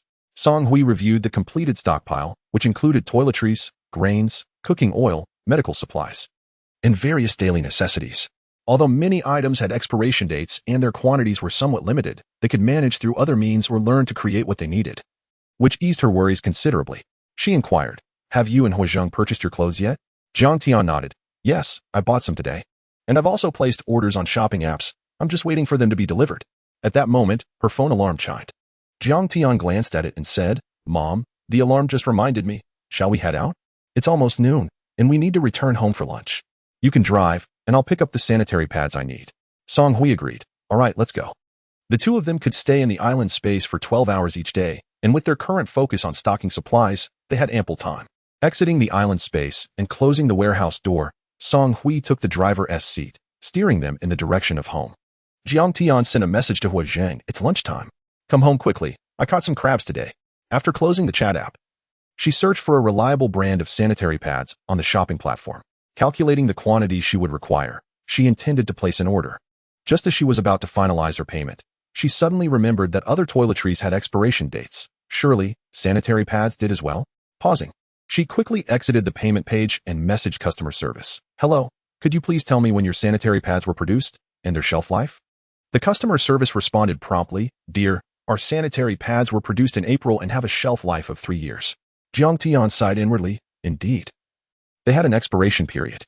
She pondered the implications of using pads that could only last 3 years and felt a wave of despair wash over her. Would she still have her period 3 years from now? She generally took care of her health and exercised regularly, and during her menstrual cycle, she experienced little discomfort. However, thinking about the future years ahead, when obtaining sanitary pads might become impossible, left her feeling distressed. Quickly, she typed a message. "Do you have any with a longer shelf life?" She thought, whatever it takes to make them last longer. The customer service replied, "I'm sorry. Dear, all our sanitary pads have a shelf life of 3 years." Jiang Tian sent a crying emoji, since that was the only option available. There was no point in demanding more. Such personal items were strictly bound by their expiration dates, and for the sake of health and safety, they could not be used beyond that. She calculated her needs for the next 3 years and placed her order through the product link. Chapter 11. Obtaining the marriage certificate. Jiang Tian pondered for a moment and then searched for the usage duration of tampons and menstrual cups, which she had never used before. Just like sanitary pads, tampons have a shelf life of 3 years. However, menstrual cups boast an impressive lifespan of up to 10 years. She was astonished and quickly looked up the instructions for using a menstrual cup. Once she understood how to use it, she was instantly captivated and placed an order. At last, she no longer had to worry about running out of sanitary pads during her future menstrual periods. Song Hui parked the car in the garage just as Jiang Tian completed her order.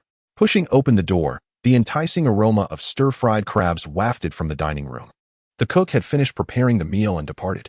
Jiang Tian, inhaling the delicious scent, urged Huizheng to hurry home, or she would be unable to resist the temptation of diving into the crabs right away. The head of the family, Zhang Yuzhou, was still supervising a project in Z City, leaving only Song Hui, Jiang Tian, and her future son-in-law Huizheng to dine together. Upon hearing a sound at the door, Jiang Tian realized Huizheng had returned. She rose from the sofa, ready to eat. The three of them made their way to the dining room and took their seats at the table. Song Hui and Huizheng continued discussing the progress of their stockpiling efforts, and Huizheng added a few items that had been overlooked in their inventory plan. Jiang Tian, however, paid little attention to their conversation and instead eagerly reached for the more delectable stir-fried crabs, exclaiming, "Mom, let us finish our meal before you continue chatting." Song Hui and Huizheng chuckled, pausing their conversation to begin eating. Alongside the crabs, there were also cold lotus root slices, fish-flavored shredded pork, and corn rib soup, dishes perfect for the weather. After the family finished their meal, they relaxed on the sofa for a while. Song Hui proposed, Tian Tian. Have you and Huazhang considered going to the Civil Affairs Bureau to obtain your marriage certificate? While there may not be time for a wedding banquet, we can still take some wedding photos together as a family. She recalled the contents Jiang Tian had written in her notebook, envisioning a future where survival took precedence over such formalities.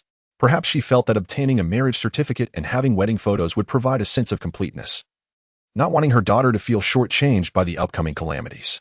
Jiang Tian contemplated Song Hui's words. Huazhang had indeed proposed to her in a romantic manner atop a mountain under the stars. However, at that time, she had been captivated by the idea of enjoying life freely for a few more years and had gently declined, despite being deeply moved. Now, with only about 20 days remaining before the impending disaster, she felt a pang of disappointment at the thought of hastily accepting their union due to the looming catastrophe. Yet, as the disaster approached, she found herself contemplating the seemingly trivial matters of wedding photos and marriage certificates instead of focusing on stockpiling supplies. Was this a touch of recklessness? Turning to Huazhang, she asked, "What do you think, Huazhang?" Huazhang took her hand, a smile playing on his lips. "Of course. We should take wedding photos and obtain the marriage certificate. I will make time for it. Do not worry. Leave it to me. Everything can be arranged in time." Jiang Tian smiled faintly. "All right. I will follow your lead." Their stockpiling continued, but Huazhang managed to connect with a wedding photography studio amidst his busy schedule, selecting suitable wedding attire and clearing an entire day for obtaining their marriage certificate and taking wedding photos. Like Jiang Tian, he did not wish for their envisioned wedding to be brushed aside in haste. After gazing at the starry sky, they would witness the sunrise by the sea once more. At 4 o'clock in the morning, Huazhang gently roused the still sleeping Jiang Tian. "Tian Tian, wake up. Today, we are going to obtain our marriage certificate." Drowsily, she awoke, brushed her teeth, washed her face, changed clothes, and climbed into Huazhang's car. She assumed this was just a simple outing to obtain their marriage certificate and take wedding photos, without any excessive thoughts, merely intending to cooperate. As they neared the beach, Huazhang parked the car, and the entire city still lay in slumber, leaving only the two of them to quietly traverse the road. Jiang Tian gazed at the dim, overcast sky, puzzled. "Aren't we supposed to get our marriage certificate? Why are we here? Isn't the Civil Affairs Bureau still closed?" Huazhang chuckled. "Yes.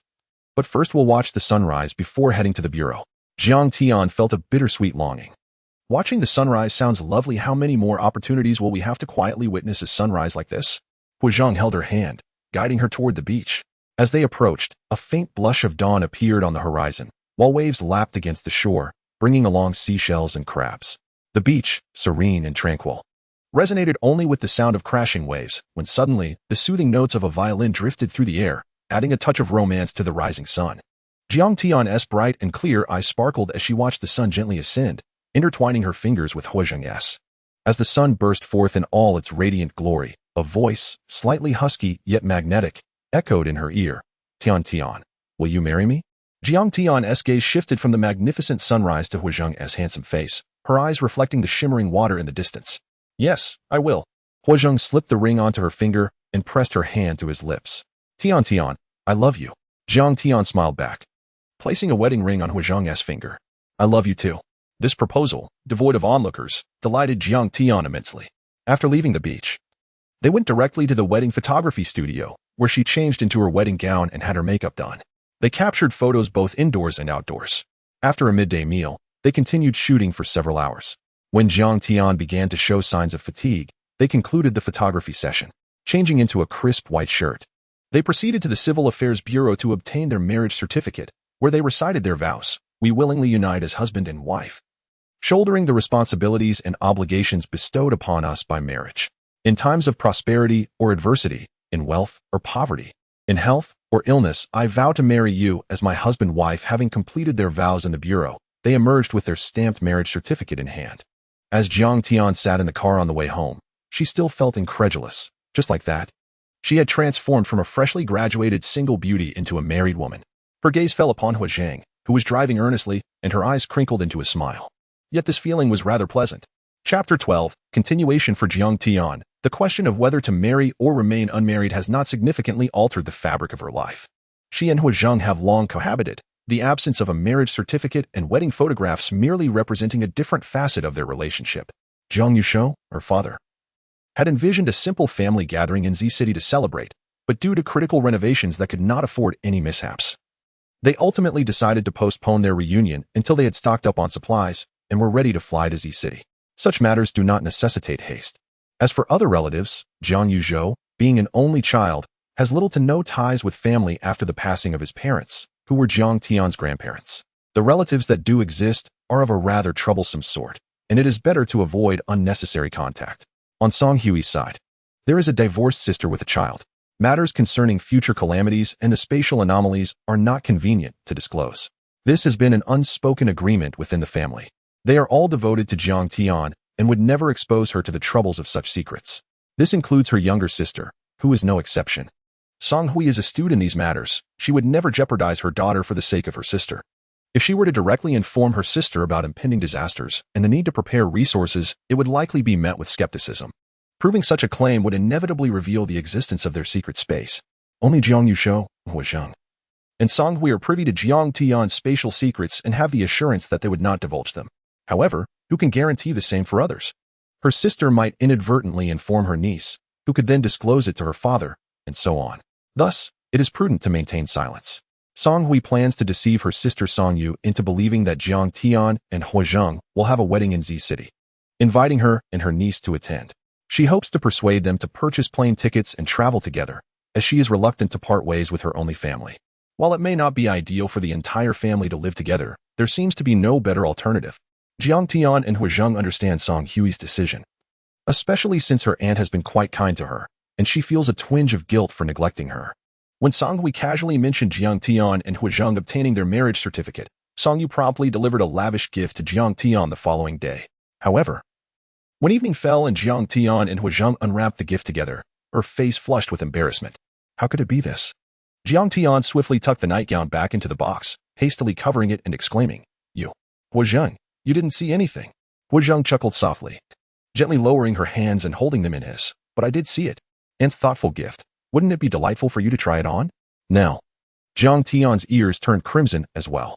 I'm not ready. Can we not wear it?" She felt a mix of shyness and irritation. How could her aunt choose such a gift? Song Yu, Jiang Tian's aunt, had been raised by her mother, Song Hui, who was over a decade older. During the times when Jiang Yuzhou and Song Hui were preoccupied with their careers, it was Aunt Song Yu who played with and nurtured Jiang Tian and Huazheng. Having been divorced once, Aunt Song Yu had no intention of remarrying and maintained a youthful perspective on such matters. Upon learning of Jiang Tian and Huazheng's relationship, she would occasionally express her enthusiasm and remind Jiang Tian to be cautious. However, she never anticipated that she would present them with such a wedding gift.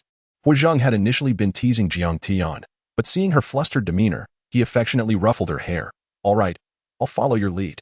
Jiang Tian sighed in relief, as she truly was not prepared to accept such intimate gifts just yet. On their wedding night, darkness enveloped them as they embraced, exploring each other cautiously, eventually merging into one. "Sweetheart, do you want children in the future?" I'm not thinking about it now, but perhaps someday.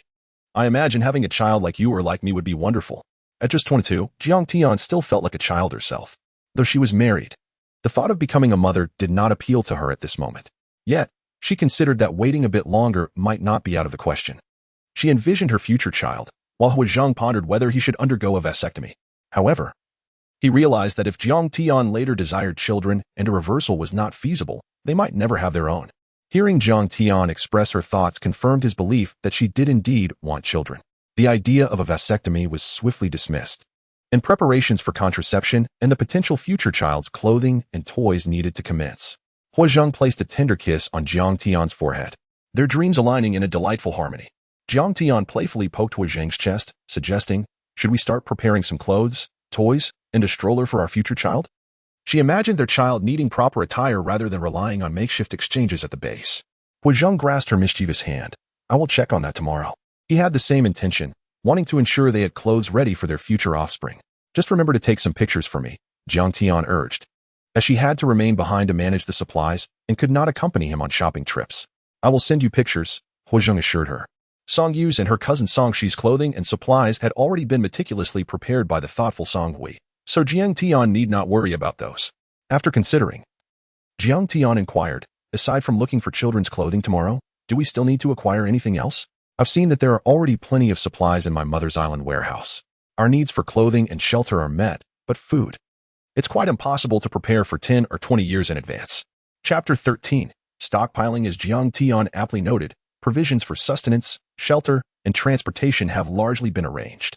Each individual's wardrobe, comprising clothing, footwear, and toiletries, can only be accumulated in limited quantities due to their shelf life. Yet she has also thoughtfully prepared a selection of traditional Chinese herbs for the future crafting of handmade bath and shampoo products. Essential household items, including toilet paper, combs, brushes, eyebrow razors, scissors, hair ties, towels, toothbrushes, and garbage bags, have all been meticulously gathered.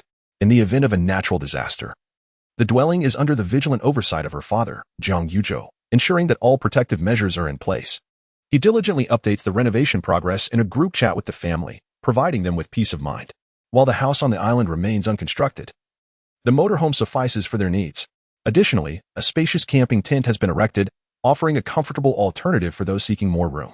Outdoor equipment, including waterproof jackets, backpacks, trekking poles, hiking boots, ropes, and emergency kits, is also prepared, ensuring they can traverse even the most challenging terrains. In anticipation of a flood, kayaks, inflatable boats, life vests, and diving suits have been gathered as well. The only missing element is a helicopter for aerial evacuation, a purchase complicated by their lack of piloting experience.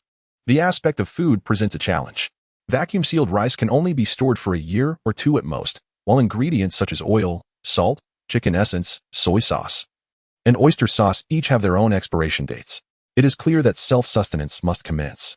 The rice seeds have already been procured, awaiting planting in the designated space. Once the stored oil is exhausted, alternatives such as cultivating peanuts, camellias, and soybeans for oil extraction will be explored. Furthermore, they might attempt to raise pigs in the island space, utilizing the fatty meat for lard production. As for salt, they can only hope the seawater in the island space can be harvested for salt production. The remaining seasonings will necessitate experimentation and homemade alternatives. Jiang Tian has subscribed to various websites, downloading an array of video tutorials and recipes for future reference, although she quickly realizes her download speed is insufficient. Turning to a versatile shopping app, she delegates the task of acquiring these resources to sellers, planning to simply collect the items upon completion. Additionally, Jiang Tian's household includes 2 large dogs, Demao and Airmao, both huskies, who can now roam freely in the space without the fear of destruction. Their dog food also has a shelf life, but this is a minor concern. Should they mutate, their dietary needs will shift away from kibble. If they remain unchanged, she can supplement their diet with meat and vegetables, as she consciously mixes their food with a variety of offerings. To safeguard her vegetable garden from the huskies, she has enclosed Song Hui's plot to prevent any potential destruction of their future food supply. Regarding the stockpiled resources, provisions for food, drink, and shelter have been adequately addressed.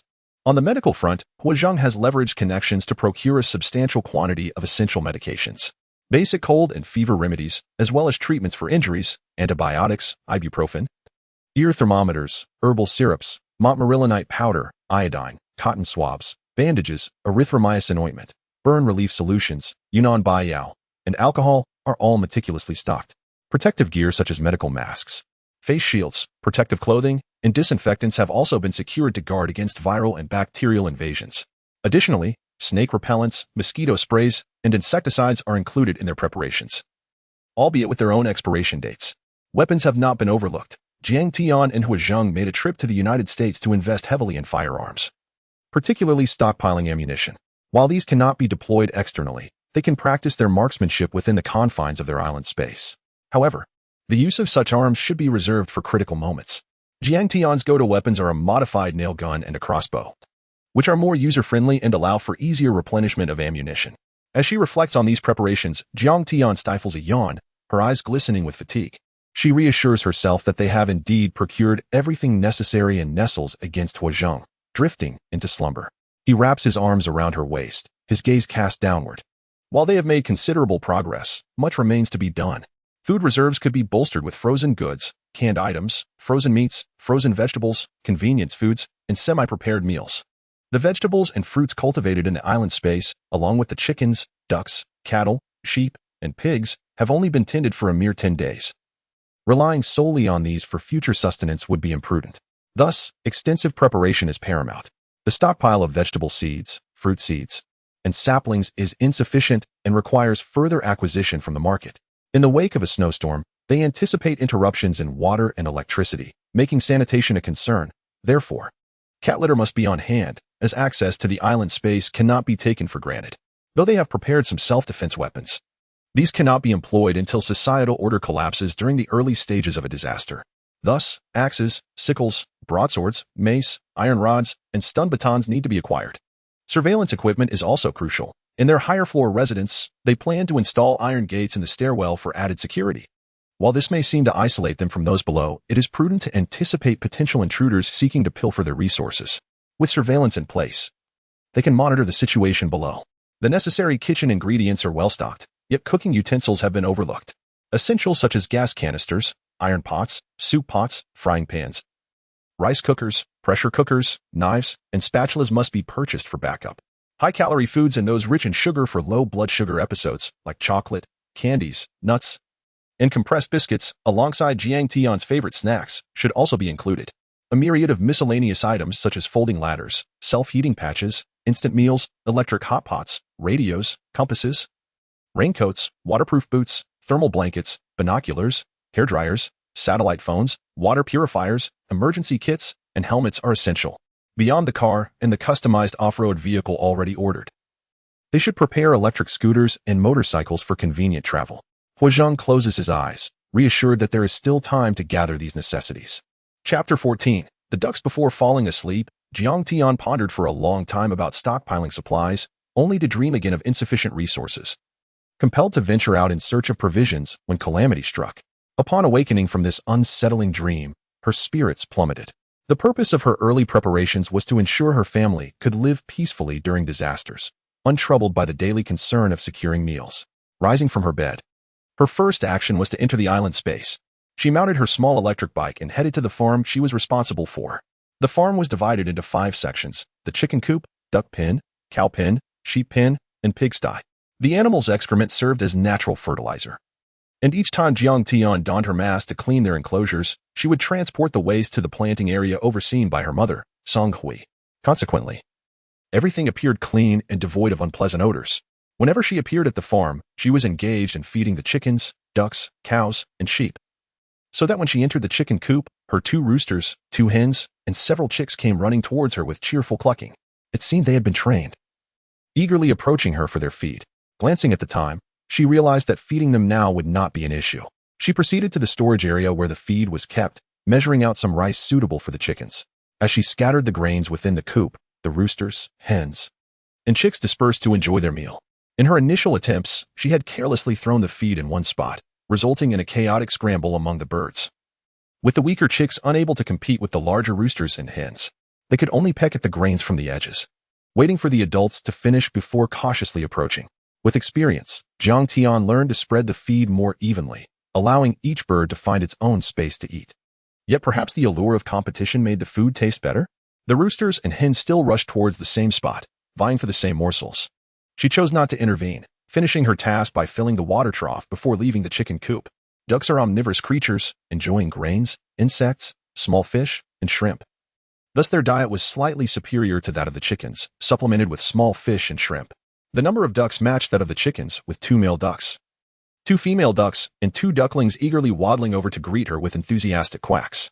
Particularly, the 2 ducklings seemed to have taken a liking to her since their purchase, always approaching her with warmth.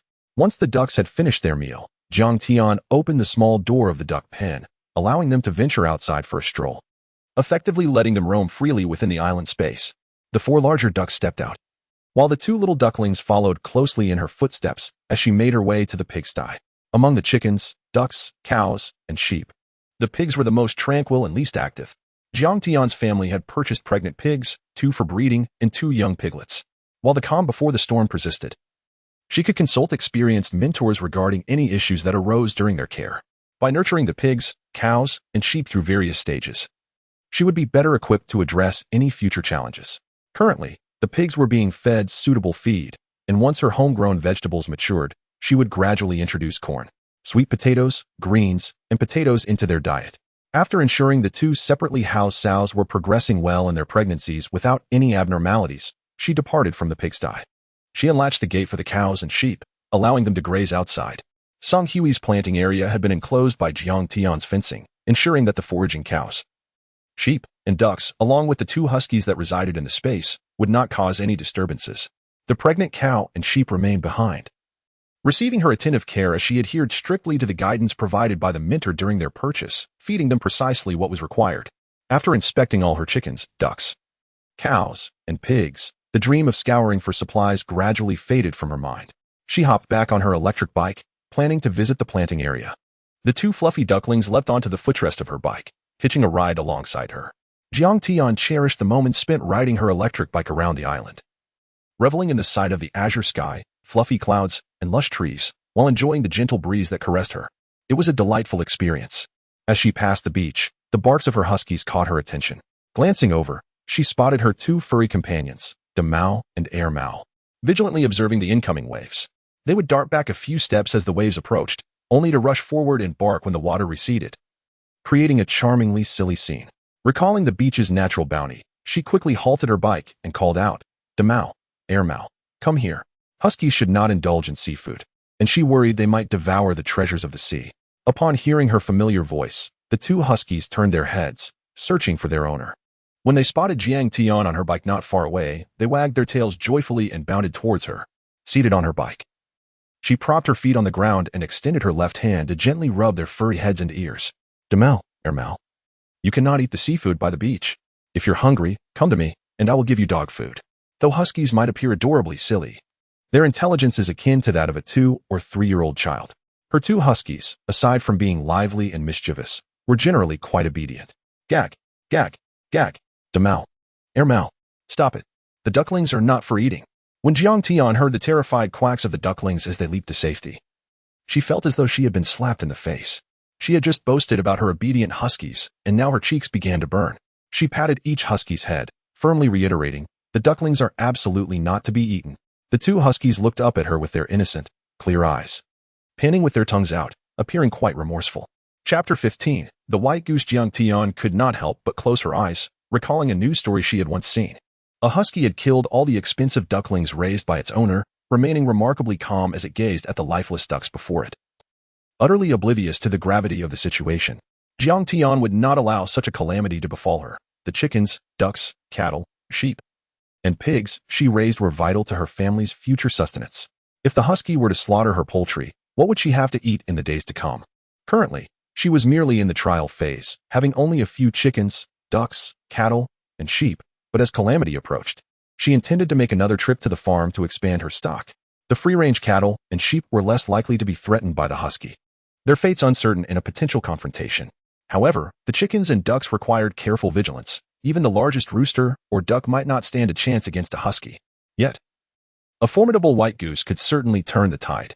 Jiang Tian envisioned a dramatic showdown between the valiant white goose and the husky, and she chuckled at the thought. Perhaps she could add a few white geese to her island space. Roasted white goose, iron pot stewed goose, beer-braised goose, each dish tantalized her senses. The mere thought of these culinary delights made her mouth water, and she could almost smell their enticing aroma. The two huskies before her, staring intently with eager eyes, took a small step back. Jiang Tian reflected that these two huskies could indeed be quite clever when the situation called for it. She pushed aside thoughts of indulging in white goose and redirected her focus on managing the relationship between the huskies and her free-range ducks. Presently, she only had a small number of ducks, geese, and chickens to tend to, making her responsibilities manageable. However, as their numbers increased, providing them with feed and care would soon become a significant challenge. Free-range was essential. She resolved to train the two huskies first, establishing a rule that they could not harm the small animals she kept in her island space. Two affectionate little ducklings, having evaded the husky's chase, hopped onto Jiang Tian's electric scooter. She looked down at the ducklings, placing her foot on the scooter, saying, Big Mao, Mao, come with me.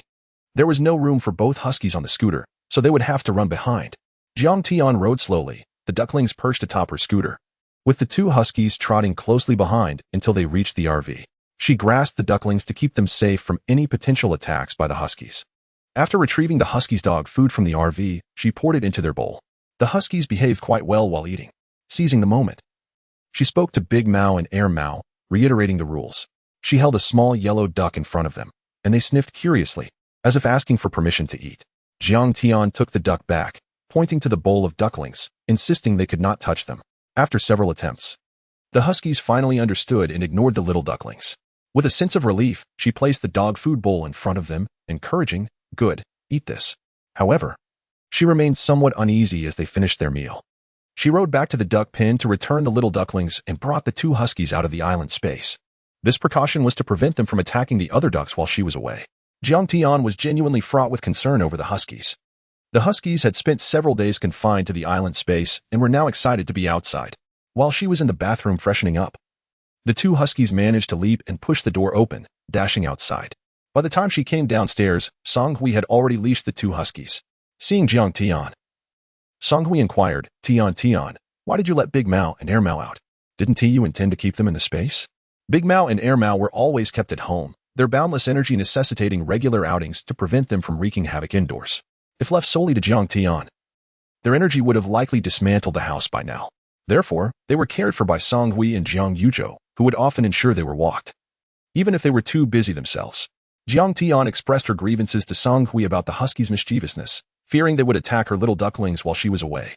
Song Hui frowned, recognizing the need to train Big Mao and Air Mao properly. The ducklings must not be allowed to become their playthings. For now, food was of utmost importance. The huskies, who would only consume resources without producing any, would have to be placed lower on the priority list. As they walked outside and entered the car to head to the warehouse, Song Hui drove while Jiang Tian attempted to manage the 2 huskies in the cramped passenger seat, ultimately settling them in the back. Throughout the journey, she gently patted the huskies, repeatedly explaining the rules to them. Upon arriving at the warehouse, they entered, closed the door, and ventured back into the island space. Hu Zhang had already left to procure supplies, but deliveries would take time. Song Hui intended to water the fruit trees and vegetables in the planting area and check on their growth. Jiang Tian, holding the leashes of the 2 huskies, accompanied her. During their earlier planning in the island space for planting, they had considered the water source and ultimately chose a location near the river for easy irrigation. The lettuce was growing rapidly, having sprouted green leaves since planting, and would be ready for harvest in about 20 days. Additionally, they had planted asparagus, tomatoes, pumpkins, eggplants, green beans, scallions, garlic, and chili peppers, each growing at different rates. In terms of fruits, aside from the earliest planted saplings that would take longer to mature, Song Hui had also planted watermelons, strawberries, cantaloupes, and blueberries. The planting area was organized, with each type of vegetable and fruit designated to its own plot of land, clearly marked with small signs indicating what was planted in each section. Chapter 16. Planting. Jiang Tian found the arrangement of planting the same type of vegetables and fruits together to be quite delightful. Among them, she could only recognize the slightly larger lettuce. The rest, consisting of tender green leaves, were utterly unidentifiable. She relied solely on the small signs above them to discern what they were. The fruit trees also bore little tags clearly indicating the type of tree. Curiously wandering through the plantation, Jiang Tian noticed that Song Hui was already by the river filling water for irrigation. Upon seeing her, she hurriedly exclaimed, "Mom, let me help you." The tasks at the aquaculture and agriculture sites were neither notably lighter nor heavier than the other. At the aquaculture site, one had to prepare feed and maintain hygiene, while at the agriculture site, it was essential to water the vegetables, fruits, and trees, as well as monitor their growth for pests or nutrient deficiencies. In this regard, it seemed that Jiang Tian's responsibilities appeared somewhat simpler. However, when it came to farming, she had to rely on Song Hui. If Jiang Tian were in charge, it was likely that one day the vegetables and fruit trees would suffer from overwatering or pest damage. She could never care for them as well as Song Hui did, so Jiang Tian could only assist from time to time. Jiang Tian helped Song Hui carry the watering equipment filled with water on her shoulder. She took out her own set of watering gear, filled it at the river, and made her way to the fields. Grasping the handle, she directed the spray across the fields, and the water shot far and wide. When Song Hui glanced over, she reminded Tian, "Do not water the same spot continuously." Jiang Tian cheerfully replied, "I know. Each patch must receive its share of the rain. We cannot let some suffer drought while others drown." As Jiang Tian walked around the vegetable fields, she ensured that every section of soil was moistened. The sprinkler's nozzle created a misty rain effect across the land. This was her first experience, and she found it rather novel. However, carrying the water tank on her back for an extended period became heavy and uncomfortable. Using a pump-style sprinkler would undoubtedly be more efficient. The distance from the camper van was also somewhat inconvenient, as dragging the electric wires with a multifunctional socket was a hassle. The greatest concern was what would happen if it rained, potentially causing the socket to short-circuit. It would be ideal to have a camper van equipped with solar panels to ease the task of watering the fields for Song Hui. Jiang Tian contemplated the feasibility of this idea and noted it in her phone's memo. deciding to ask Huizheng to add an electric pump irrigation system to their inventory plans once they exited the space. Anything to make the task easier would be preferable. After Jiang Tian and Song Hui finished watering the fields, they set down their equipment and prepared to leave. The huskies, tied outside, had grown bored and rushed over upon seeing Jiang Tian. Almost forgetting about the two huskies, she hurried to untie them from the post at the plantation gate. The excited huskies immediately tugged her along. Jiang Tian could only turn back and call out to Song Hui, "Mom, I'm going to take the dogs for a walk. You should rest in the island space for a bit." Watching Jiang Tian being dragged away by the huskies, Song Hui shook her head and rode off on her electric bike. Following the overly energetic huskies, Jiang Tian ran out of breath, urging, "Demao, Airmao, please stop for a moment." The huskies, having been restrained for a while, were not inclined to obey. However, their pace eventually slowed, perhaps out of consideration for their owner. Regretting her decision to chase after them, Jiang Tian realized she could simply let go of the leash and allow them to run freely. Concerned that the huskies would chase after ducks, she could have just followed behind on her bike, rather than foolishly allowing them to pull her along. Song Hui passed by gracefully on her electric bike. Jiang Tian called out to her, pleading, "Mom, could you drive over and rescue your poor daughter?" Unable to suppress a laugh, Song Hui replied, "All right, just wait for me." Jiang Tian nodded and jogged after the huskies. The sky was a brilliant blue. The air on the island was fresh, and Jiang Tian felt a mix of helplessness and joy. Song Hui soon arrived in the vehicle, picking up Jiang Tian and the two huskies. The huskies had released their pent-up energy, while Jiang Tian was completely exhausted from running. In the island space, they spotted ducks wandering about. Song Hui took the initiative to lead the huskies to greet the ducks, curious about their reactions. Perhaps due to the training Jiang Tian had given the huskies that morning, Demao and Airmao merely glanced at the fluffy ducks, then diverted their gaze. Seeing this scene from the car, Jiang Tian felt an immense sense of relief. "Mom, please remind Demao and Airmao again not to eat or chase the ducks. I'm worried they might forget later." Song Hui responded, "I understand. You just stay in the car." As the person responsible for the aquaculture, Jiang Tian felt a strong sense of duty towards the future food supply for her family. However, while the huskies might refrain from chasing the ducks under her watchful eye, it was uncertain what they would do when she was not present or when hunger struck. To be prudent, Jiang Tian contemplated enclosing an area for the ducks to roam and forage. Ducks enjoyed swimming, so the chosen plot should ideally have a river or a lake. Perhaps she could dig a pond nearby for them? If she were to set aside a space for the ducks, it would be more convenient for feeding if it were closer to her aquaculture site. Since she had purchased a digger for the island space, it would be straightforward to create a pond and divert water from the river. Care would need to be taken to secure the area leading to the outside water source with a net to prevent the ducks from wandering off. This would ensure the huskies could not harm the ducks, thereby safeguarding their safety. Jiang Tian would no longer have to scour the vast island for ducks or herd them into their pen. After confirming the benefits of this plan, she took out her tablet to find the aerial view of the island captured by a drone, intending to locate her aquaculture site and verify the proximity of water sources. Song Hui approached with the huskies. "All right, Tian, shall we go out and explore?"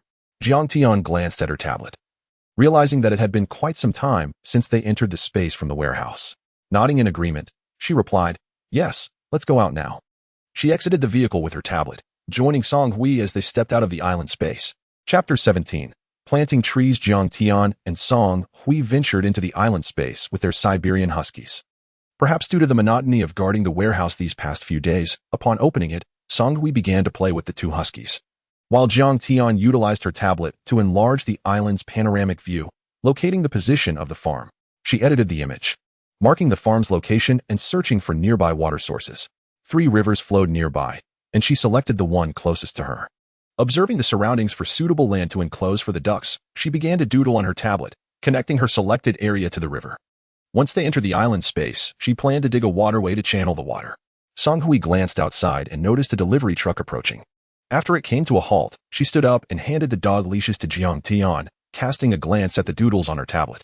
"Tian, what do you plan to do outside the farm?" Jiang Tian lifted her tablet, responding, "I intend to enclose an area here and dig a pond for the ducks to frolic in. Additionally, we could raise some geese together. By fencing this off, I won't have to worry about Demao and Airmao biting the ducks." Song Hui nodded. "All right, if you need assistance later, I'll come to help." With that, she went outside to assist with the delivery. Jiang Tian glanced at the truck before putting away her tablet, leading the two huskies outside.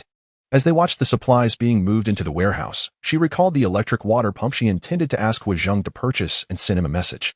Once the goods were moved into the warehouse, she signed the delivery confirmation, After the truck drove away, she pulled the warehouse door shut and re-entered the island space.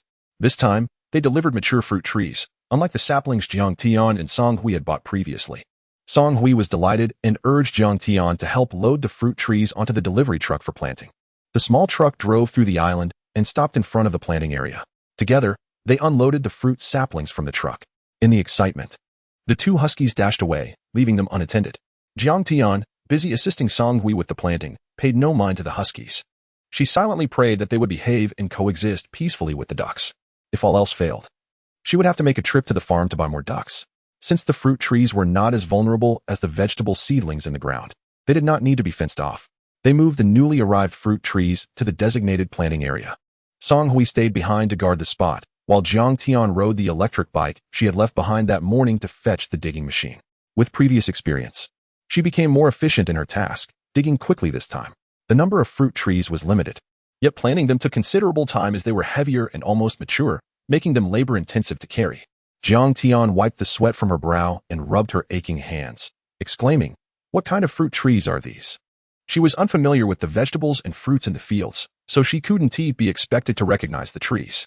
Unless they bore fruit. She would only then be able to identify them. After finishing the planting of this batch of fruit trees, Song Hui, equally exhausted, chided, "Child, you can't even recognize the fruits you like? How disappointing. Huazheng thought of your preferences, planting mango and durian trees just for you." Jiang Tian blinked and turned to the freshly planted trees. In light of Song Hui's words, the trees began to seem somewhat familiar. She pointed to one and inquired, "Is that a durian tree?" Song Hui glanced over and confirmed, "Yes, that's a durian tree." Jiang Tian suppressed a smile, feeling a wave of sweetness in her heart. Once all the fruit trees were planted, they decided not to linger in the island space, fearing they might miss the arrival of more supplies and the chance to sign for them. Indeed, a few more trucks arrived, filled with a variety of fruit trees suitable for planting in the island space. This time, Jiang Tian had pre-dug the holes, standing outside the island space. She closed her eyes and used her mental energy to sense the area, placing each fruit tree into the space and arranging them near the prepared holes. Song Hui remained inside, directing the process, which saved them the effort of moving the trees from the truck up and down. This way, they only needed to lift the trees into the holes and fill them with soil, saving time and energy. Of course, such efficiency was achieved through trial and error. Huazheng sent a message saying he would not return for lunch. Jiang Tian surmised that, with a calamity looming, he was preoccupied with stockpiling supplies after having spent a day obtaining their marriage certificate and taking wedding photos. She turned to Song Hui, saying, "Mom, since Huazheng won't be home for lunch, why don't we stay here? We've been planting trees all morning and are quite tired. Let us just eat something simple in the space."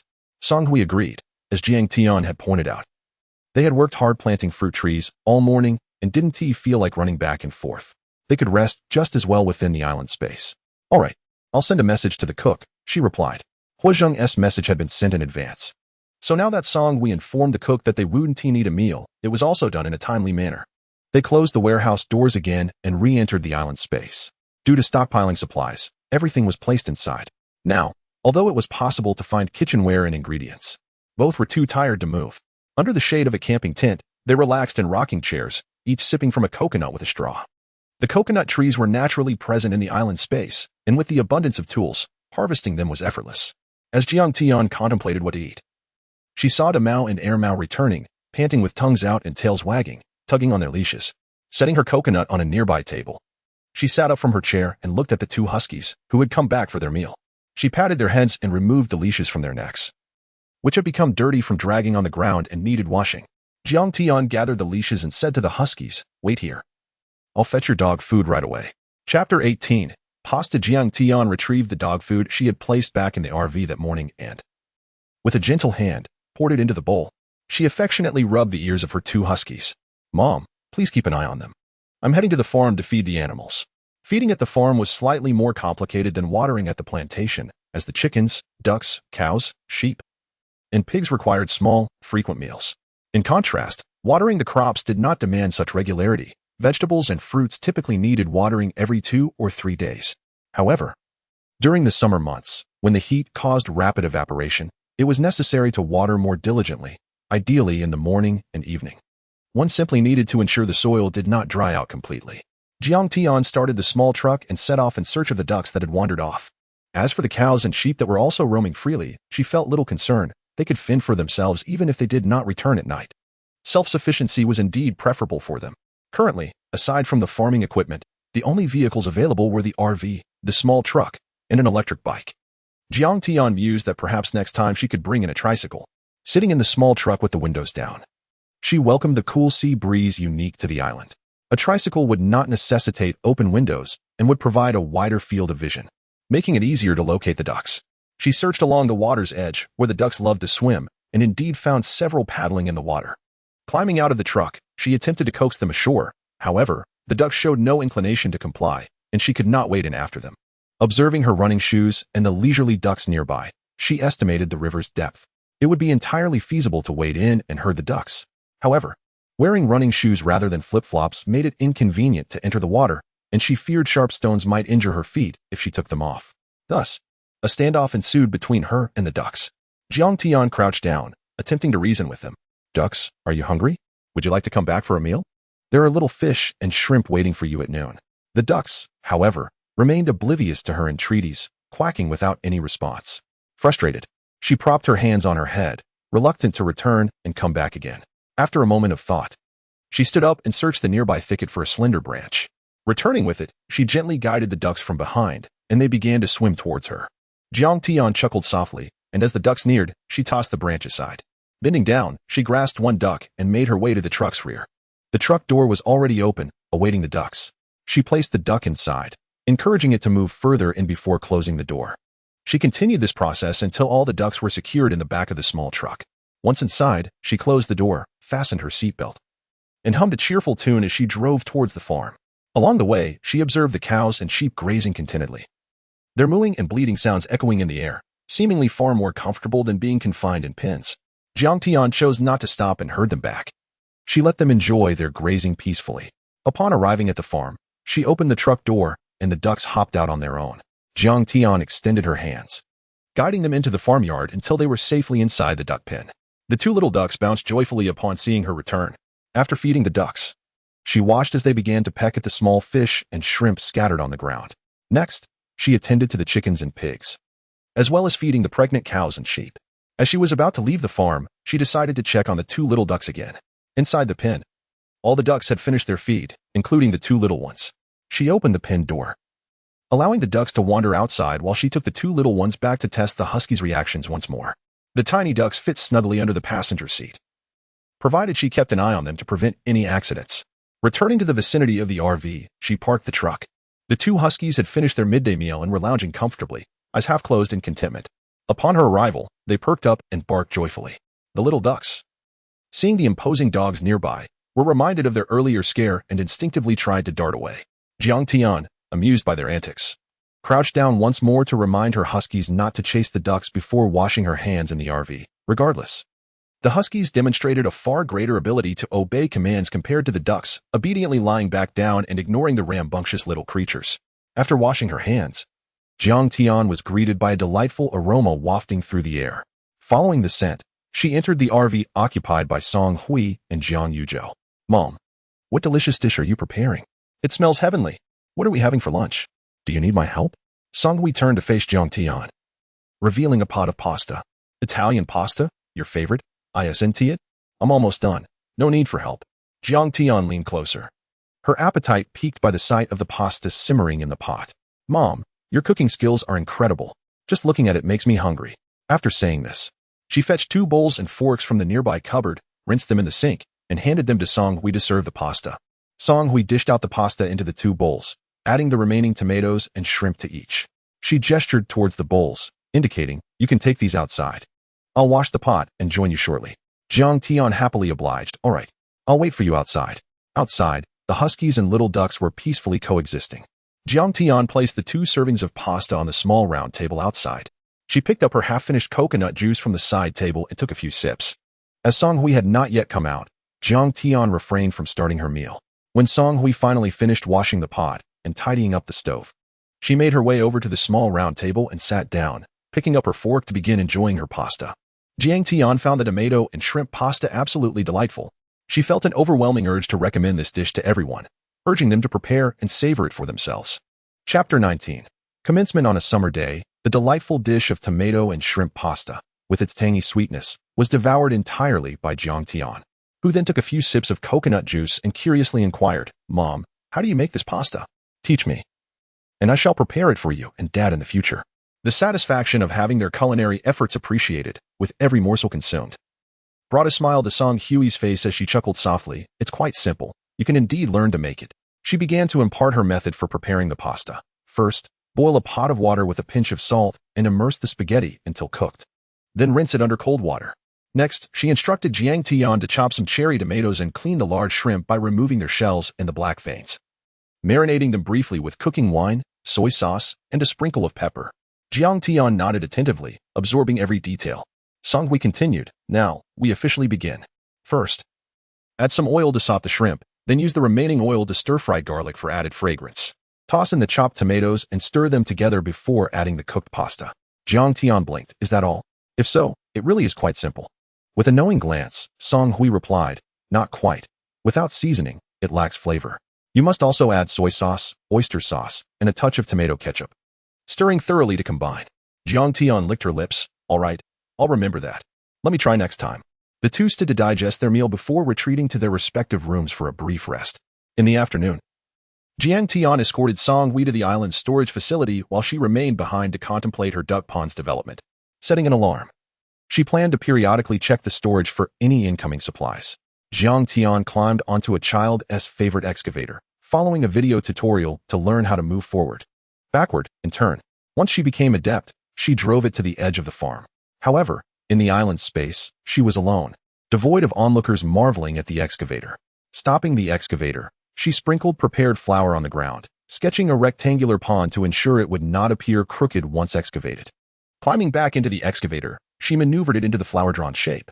Gripping the left handle, she extended the excavator's arm, while her right hand pushed down on the right handle to begin digging. After a few attempts, she successfully unearthed soil by maneuvering the right handle to the left. With her lips pressed together and her eyes sparkling, she rotated the left handle, steering the excavator to deposit the excavated soil temporarily on a nearby patch of ground. She realized she had mastered the excavator. After a moment of personal triumph, her rationality returned, and she contemplated the feasibility of her actions. If she continued to pile the dirt there, it would create a small mound next to the pond, risking soil collapse into the water once it was filled. She shook her head, deciding to transport the dirt elsewhere. The small truck was not open-topped, making it unsuitable for direct soil loading. If she excavated all the dirt first, she would need to manually load it onto the truck, which was impractical. Purchasing a dedicated open-back truck for soil was also unrealistic. After some thought, Jiang Tian resolved to excavate the soil and then drive the excavator a short distance to deposit it. Returning to the white flower line, she resumed digging. Once she had created a pit along the flower-marked line, she began to shovel the dirt outward. As she completed the pond, her alarm rang, signaling it was time to exit the island space. Upon her sudden appearance, Song Hui, who had initially been surprised, greeted her with, "Tian, you're back. Perfect timing. Please place these supplies into the island space. Zhang mentioned another delivery truck will arrive shortly, not from the same company, so you can store these first." Jiang Tian nodded. "All right, I'll put these in and then head back out. I just dug a pond at the farm, and now I'll excavate a channel to divert water to it." With a brief acknowledgement, Song Hui encouraged, "Go ahead, but be cautious while operating the excavator." Re-entering the space, Jiang Tian followed her previous steps, beginning with the flour from the newly dug pond and spreading it to the designated riverbank. She then sprinkled flour from the riverbank back to the pond. Although this river was the closest to the farm, it was still a considerable distance on foot. The round trip consumed a fair amount of time. Once back in the excavator, she chose not to dig directly at the junction of the pond and river. Instead, she excavated a little distance away for efficiency. However, the soil she unearthed was also deposited along the side of the channel, creating an unsightly appearance. Continuing until she reached the river, she halted at the boundary between the river and the channel to prevent water from flowing directly into the newly dug path. With the channel completed, she returned the excavator to the pond's vicinity. She retrieved the prepared mesh and, with a shovel, cleared the junction between the pond and channel, securing the mesh in place to prevent her ducks and the geese she planned to purchase from escaping through the channel. After ensuring the mesh was secure and would withstand the flow of water, she took her shovel and rode her electric bike to the river's edge. She excavated the final soil at the junction of the channel and river, allowing the river's water to flow towards the pond. Observing as water diverted from the river into her excavated channel, she hopped back on her electric bike to see the pond filling with water. The river's water flowed gently through the mesh without dislodging it. As the square pond filled, the water level gradually rose until it reached the brim. With that, all that remained was to enclose the area, marking the completion of her duck's habitat. Chapter 20. The soiled Jiang Tian glanced at the time. It was already 4 in the afternoon. She couldn't help but marvel at how swiftly time flies when one is engrossed in tasks. Initially, she had intended to enclose the area, but considering the possibility of the warehouse overflowing with goods by evening, she decided to pause her current work. Otherwise, if the goods were not transported into the warehouse soon, organizing them within the island space would keep her occupied until late at night. Jiang Tian washed her hands in the pond before exiting the island space. As she had anticipated, the warehouse was already brimming with items. Unbeknownst to her, Songhui would always close the warehouse door after delivering and registering the goods, as Jiang Tian's previous entrance into the space was rather discreet, hidden amid the cargo. However, Songhui chose to exercise caution, fearing that the sudden disappearance of a living person might expose the existence of the island space. "Mom, I'm back," she announced as she emerged from the depths of the warehouse. "I'll take you to the island space first, then slowly transport these goods inside." Songhui paused the video she was watching on her phone and stood up. "All right, take me in first. There are quite a few items in the warehouse today, and I fear I won't finish any time soon. By the way, how's your pond coming along?" Jiang Tian beamed with satisfaction. "I think it's quite lovely. You can take a look as soon as you step in." The entrance and exit of the island space were fixed, wherever one exited. That would be the same location for re-entry. Jiang Tian stepped out from her pond, and naturally, her return would also lead directly to it. She took Songhui's hand and quietly chanted the incantation to enter the island space. With her eyes closed, Songhui felt the solid ground beneath her feet, signaling her arrival in the island realm. Upon reopening her eyes, she was greeted by the sight of the pond. Her gaze shifted from the pond to the waterway, and then back to the surrounding area, where she noticed mounds of soil. Without hesitation, she remarked, "Look at all this dirt. We should find a more suitable place for it. Leaving it here would not be aesthetically pleasing." Jiang Tian leaned closer and suggested, "Where do you think would be a better spot, Mom? Perhaps we could save this soil for planting flowers or vegetables in pots." Songhui shot her a disapproving look. "I've grown vegetables and fruits on the island before. Why would I need pots for that? Besides, how much soil could we possibly use? Growing flowers is out of the question. We still haven't resolved the impending food crisis. I have seeds for flowers, but we must wait until the vegetables and fruits in the planting area are mature and our future food supply is secured before even considering that." Jiang Tian shrugged. "I just didn't think of any other solutions. The soil could go anywhere in the island space." Songhui shook her head. "It is not the same at all. Just don't leave these mounds of dirt here." Beyond practicality, she valued aesthetics. It was hard to envision a delightful duck paradise marred by unsightly heaps of soil. Having her suggestion dismissed, Jiang Tian elongated her response to show her understanding. Shifting her focus to the task at hand, she told Songhui, "You should ride over to the warehouse. I'll go outside and start bringing those items in." "All right, you head out first," Songhui replied, mounting her electric bike and waving goodbye. Jiang Tian exited the space, placing her hands on the boxes of goods. As she envisioned the layout of the island space, she magnified her focus, pinpointing the location for transportation adjacent to the warehouse. Having practiced this frequently, she found her mental clarity improving, no longer feeling the initial awkwardness. She sensed that she had gained greater command over the island space, akin to evolving from playing with building blocks to operating a computer mouse. Jiang Tian read the labels on the boxes, efficiently transporting them to the corresponding warehouse compartments, thus saving the distance typically covered by a forklift, one shelf after another. She cleared the warehouse of its contents. This time, she even spotted an electric baton and a sharpened tang knife, wondering where Hua Zheng had procured such items. In Hua, these were regulated materials that could not be freely bought or sold. Each time she encountered such unlikely items in the warehouse, she felt a sense of admiration for Hua Zheng's resourcefulness in gathering supplies. It reminded her of her initial forays into scavenging for resources, where she worried about drawing attention by purchasing too much at once, necessitating discreet shopping across multiple stores. They had to avoid buying from the same street or area repeatedly, lest the sellers connect the dots. Excessive purchases often raised suspicions. Currently, such thoughts may not weigh heavily on their minds, but once disasters truly struck, who could say what might unfold? Although they would have relocated to Z City by then, the internet had not yet collapsed during the early stages of the calamity, allowing for communication and information sharing. Who could predict whether someone might trace their actions back to them, especially upon noticing their family selling assets, liquidating properties, and stockpiling resources in preparation for the disaster? In summary, when venturing out to stockpile supplies, safety and discretion were paramount. Jiang Yuzhou and Hua Zheng handled the external matters, while Songhui and Jiang Tian managed the internal affairs. It was difficult to ascertain who bore the greater burden. If one had to determine who had it easier, it would likely be her father, Jiang Yuzhou, though such circumstances were unavoidable. Jiang Tian was tethered to the island space, confined to transporting goods, while her mother, Song Hui, was the sole experienced gardener in the household, crucial to the island's planting area. The cultivation and breeding grounds on the island were akin to ancestral treasures that required careful tending to avert a food shortage. Huazheng's stockpiling was solely his responsibility. However, it was evident that sourcing supplies externally demanded more effort than overseeing safety measures at their new home. Jiang Yuzhou, as the elder, shouldn't he be burdened with the more strenuous tasks, leaving Huazheng to supervise? Of course, for Huazheng, stockpiling might simply involve swiping cards and browsing stores, which he likely did not find taxing. Chapter 21. Organization. After placing all the goods from the warehouse into the island space, Jiang Tian checked the time. Once she confirmed with Huazheng that no further deliveries would arrive, she drove home. The rules of entering and exiting the island space remained consistent, as previously mentioned.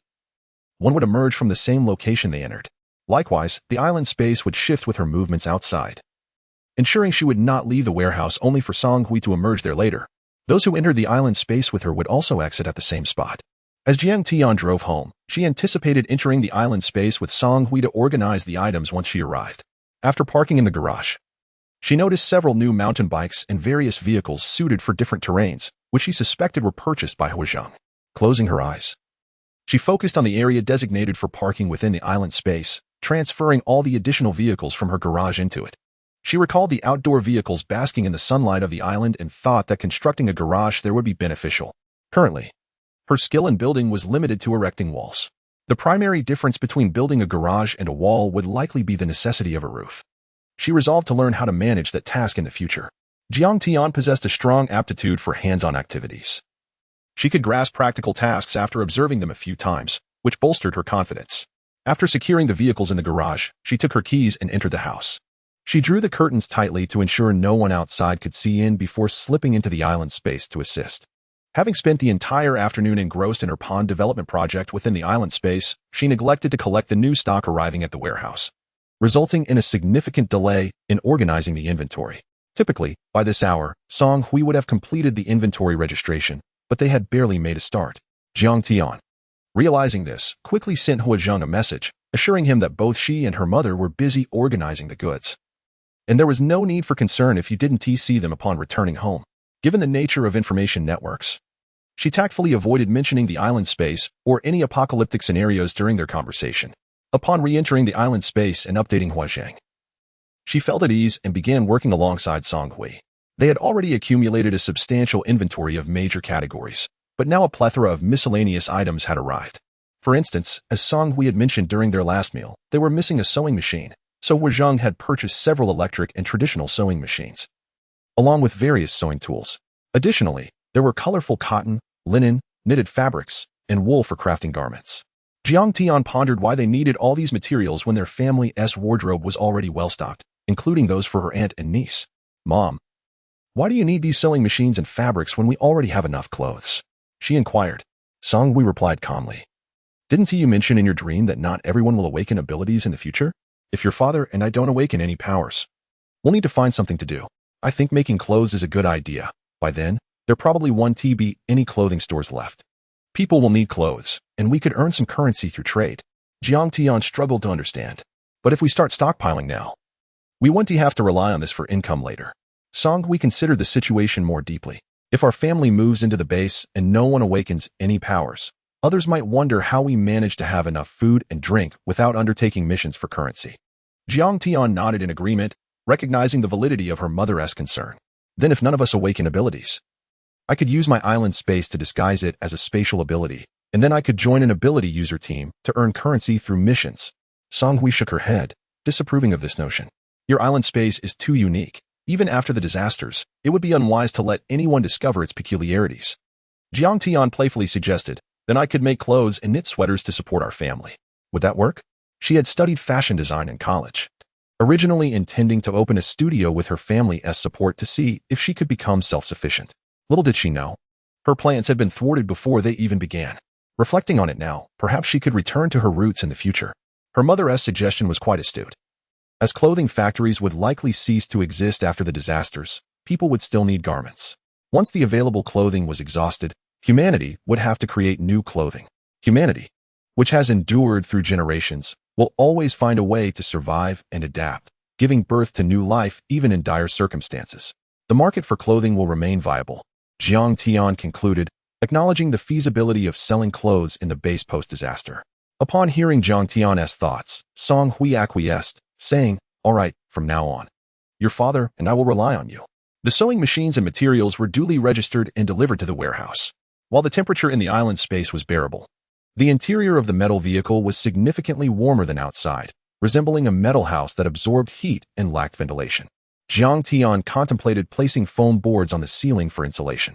They needed to ensure that their supplies, which were plentiful, were shielded from direct sunlight and stored in a cool, dry place. She noted this down in her memo, intending to have Huazheng procure the materials later. This included the supplies for the garage she planned to build, as well as future construction materials, all of which Huazheng would collect. Preparing now would prevent difficulties in gathering resources later. A snowstorm or flood could render many items useless, and regardless of their current utility. It was wise to gather as much as possible. Chapter 22. Photographs. Jiang Tian had received various clothes, sanitary products, and other small items she purchased online. After sorting these items meticulously, she began arranging the duck wandering garden. The dirt piles beside the pond had drawn Mrs. Song Hui's strong disapproval regarding their aesthetic appeal. Reluctantly, she used an excavator to slowly transfer these mounds to a more secluded area of the island space. Out of sight, out of mind. This way, they would no longer disturb Mrs. Song Hui. Since this garden was specifically for the ducks to roam, it needed to be expansive, far larger than her breeding ground. The undertaking was too immense for Jiang Tian to manage alone if she were to build walls with bricks. Thus, she decisively abandoned that idea. Inspired by her previous use of mesh to block the waterway, she purchased a batch of iron mesh from an outside factory. With individual pieces of iron mesh, she could enclose the area swiftly, which would be far more efficient than constructing brick walls. Within half a day, the enclosure was completed. The iron mesh served to keep the huskies away from the ducks while preventing the ducks from escaping, primarily to ensure their safety during free range. Naturally, the ultimate fate of these ducks was to become a source of nourishment for her, with no other intentions. Therefore, aside from the pond, no additional items were added to the enclosed garden. Jiang Tian transported all the ducks from the breeding area to the duck wandering garden, eliminating the need to search for them around the island any longer. The duck pen could subsequently be allocated for the pigs, making efficient use of the space. In the initial phase, she would scatter food within the garden to feed them and later observe if they could forage for worms and insects in the soil, allowing them to sustain themselves. She also contemplated utilizing the pond to raise some fish or shrimp. Jiang Tian took out her phone and noted down the additional supplies needed. Huazheng was remarkably swift in procuring supplies. Typically, after informing him of what was required, she would receive the corresponding items the very next day. The materials for building the house and the insulation equipment for the iron trailer that Jiang Tian had requested earlier had already arrived. After completing the arrangement of her duck wandering garden, she proceeded to the trailer warehouse to install the insulation equipment in each segment. Once everything was set up, she clapped her hands. Jiang Tian ventured inside to experience the environment. Initially, the difference was subtle, but halfway through helping Song Hui organize the goods, she suddenly realized that it indeed felt more comfortable inside. The installation of the insulation equipment proved effective. After finishing with the goods, Jiang Tian and Song Hui exited the island space, where they spotted Huazheng, who usually returned home later, already back. She joyfully ran over. "Why are you home so early today?" Huazheng raised the large gift box in his hand, saying, "The wedding photos we took the other day are ready. I went to pick them up, thinking I would bring them back for you all to see."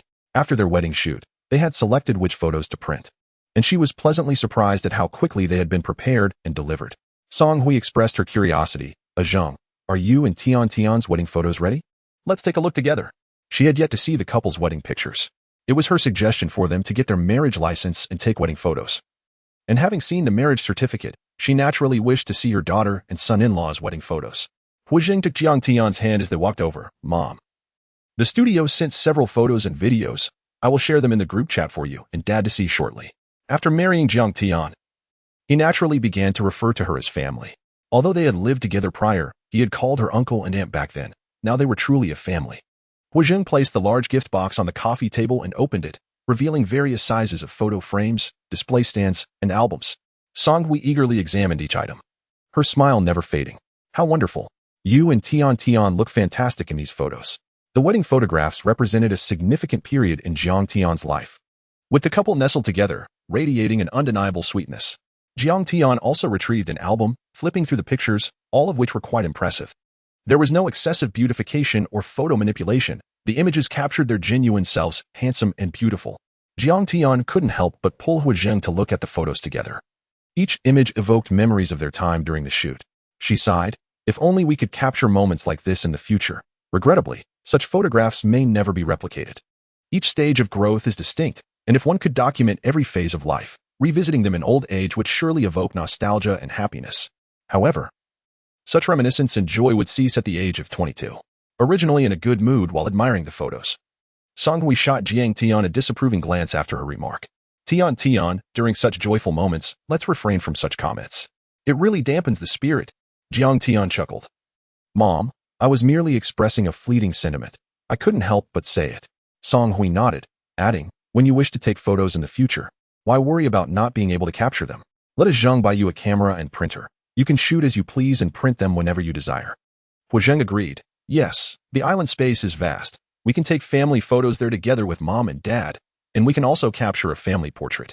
Jiang Tian felt a flicker of excitement, her eyes brightening. Yes, I think that's a splendid idea.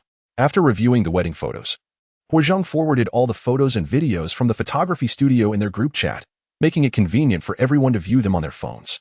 Jiang Tian had no objections. The group consisted of her closest loved ones, and sharing her happiest moments with them was a joy, particularly for her father, Zhang Yuanzhou, who was far away in Z City and had not yet returned. It was essential for him to see their wedding photos.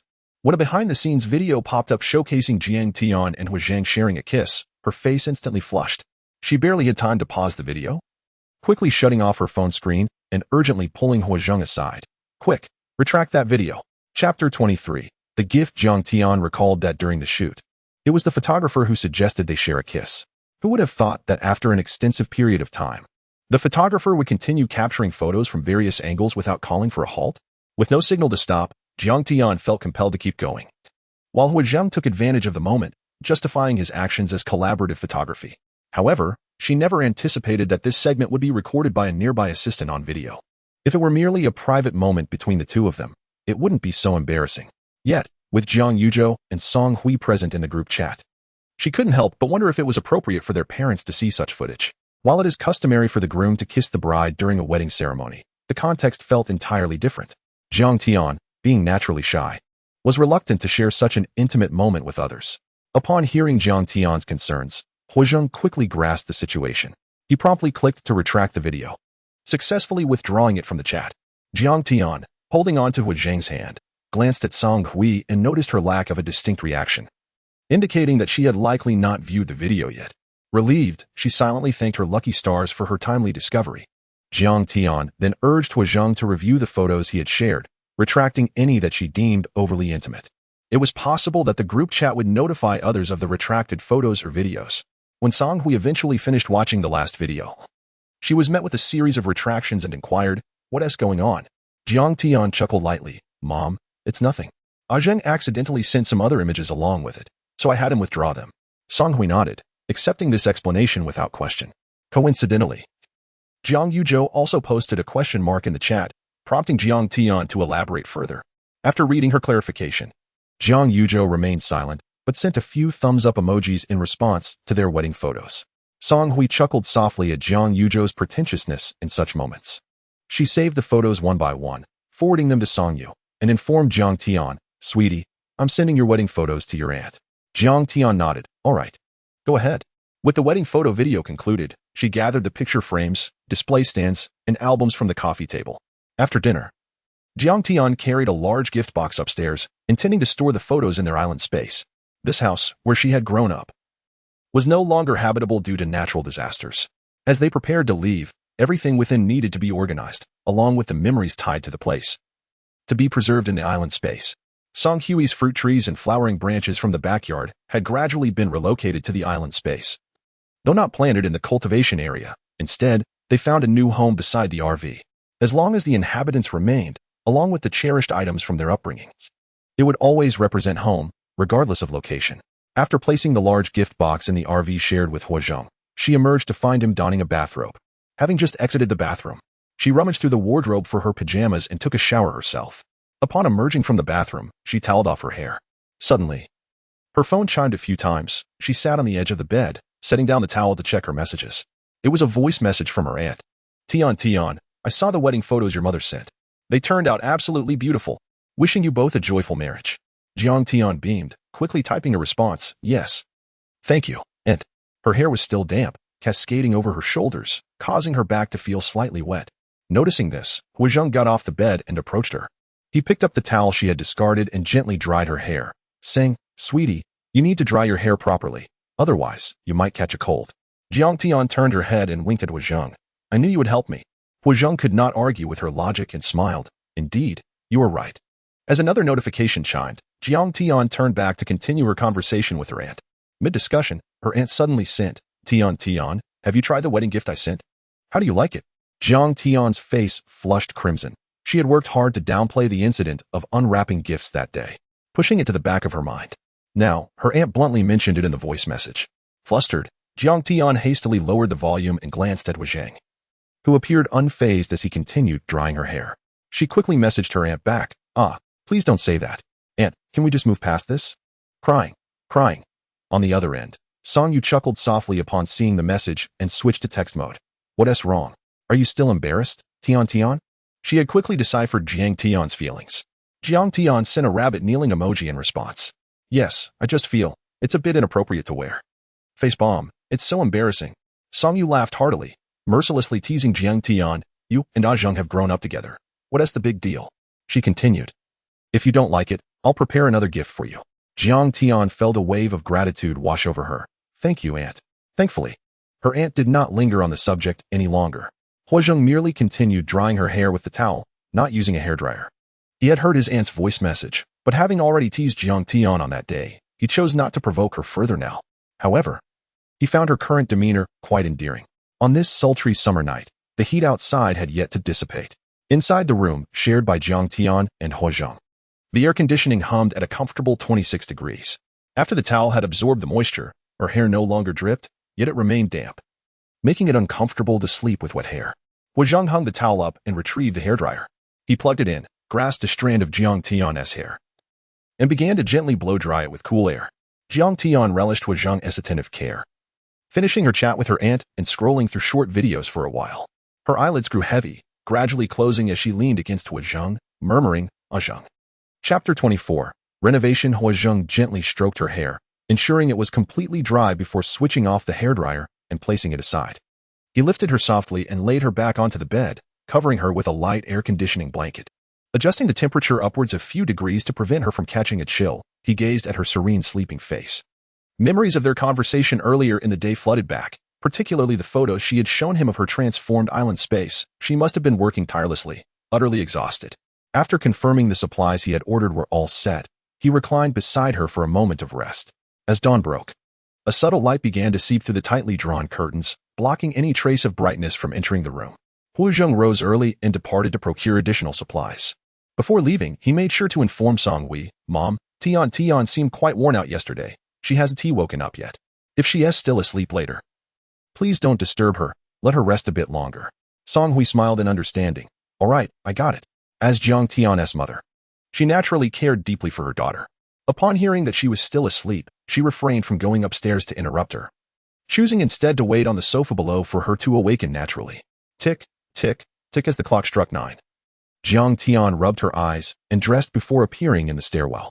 Mom, it's so late. Why didn't you wake me?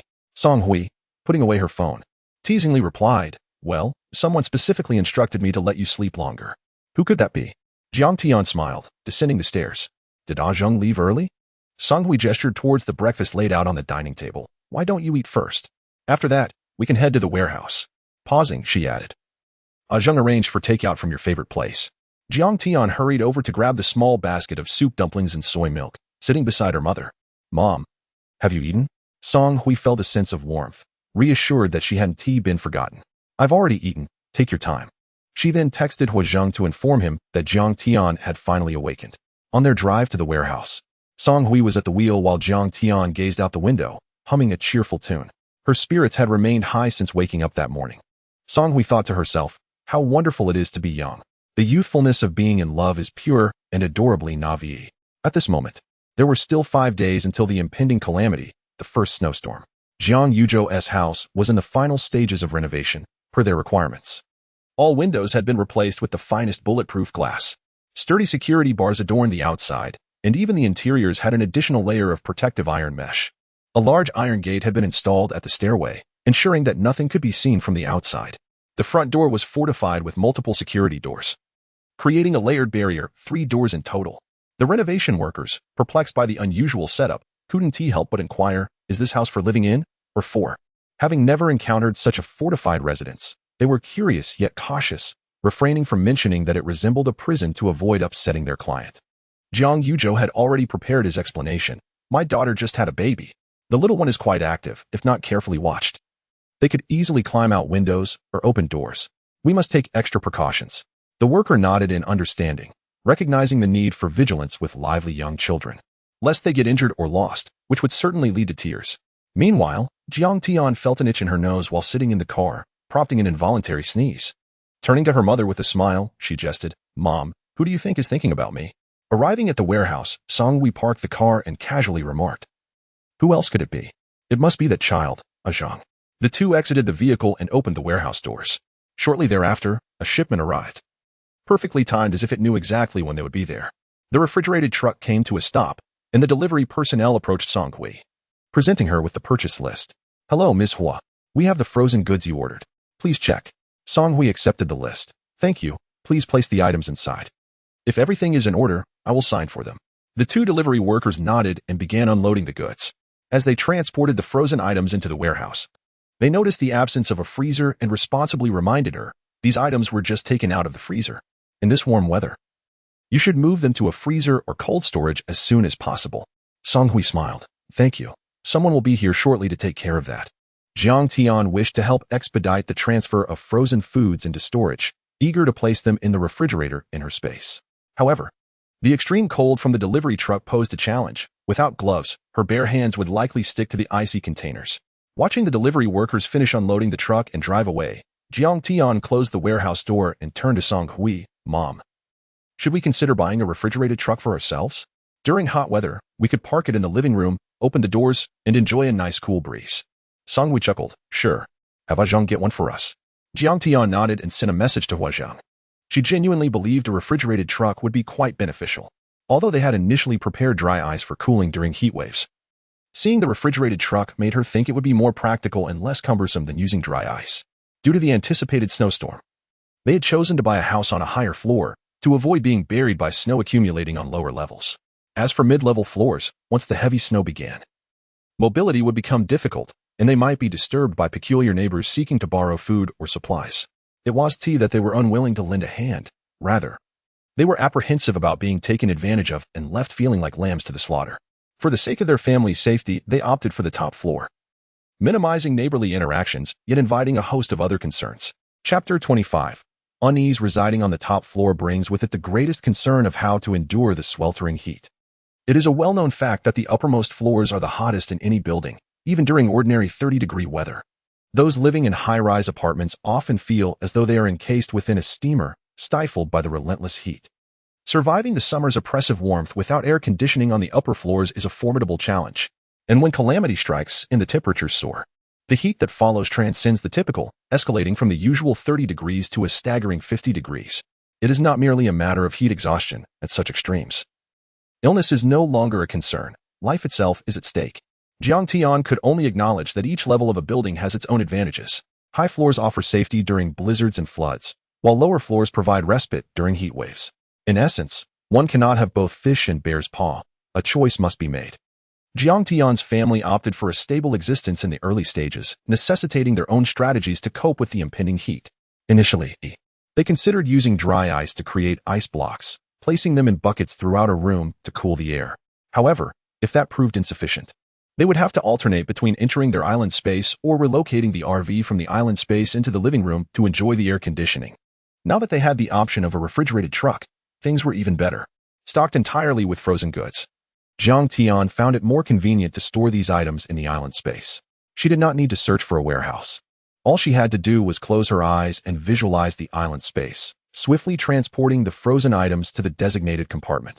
One basket after another was placed before the refrigerated compartment, and soon all were stored away. Jiang Tian and Song Hui entered the island space, where they had prepared in advance, ensuring the large refrigerator was powered on and ready to receive the newly arrived frozen foods. They stored frozen vegetables, meats, semi-finished pizzas, steaks, and buns with remarkable efficiency, meticulously documenting their locations within the refrigerator. After organizing everything, they exited the island space, having left a bit later than intended. They anticipated a delivery arriving soon and were keen to avoid wasting time inside. They were not mistaken. Shortly after opening the warehouse door, another refrigerated truck arrived. This time it was filled with frozen skewers, chicken fillets, beef, fish balls, and other delectable fried snacks. Song Hui noted in her notebook that these treats were prepared by Huizheng for Jiang Tian, who had always had a penchant for these fragrant, fiery delicacies since childhood. As for the absence of seafood, the island space could produce fresh seafood without the need for purchasing frozen varieties. After transporting the frozen goods, Jiang Tian turned her attention to the small fish and shrimp she longed to nurture in the pond. She simply needed to enter the island space and pour the fish and shrimp into the pond, a swift task. However, upon observing their size, she realized that some might be small enough to slip through the mesh and escape. This was unacceptable. Should the fish and shrimp find their way out, they would be lost to the vast river beyond, and she would never retrieve them. Searching through the compartment for a more secure mesh, Jiang Tian indeed discovered a tighter iron grid. She proceeded to reinforce the waterway without dismantling the original grid, adding an additional layer for security.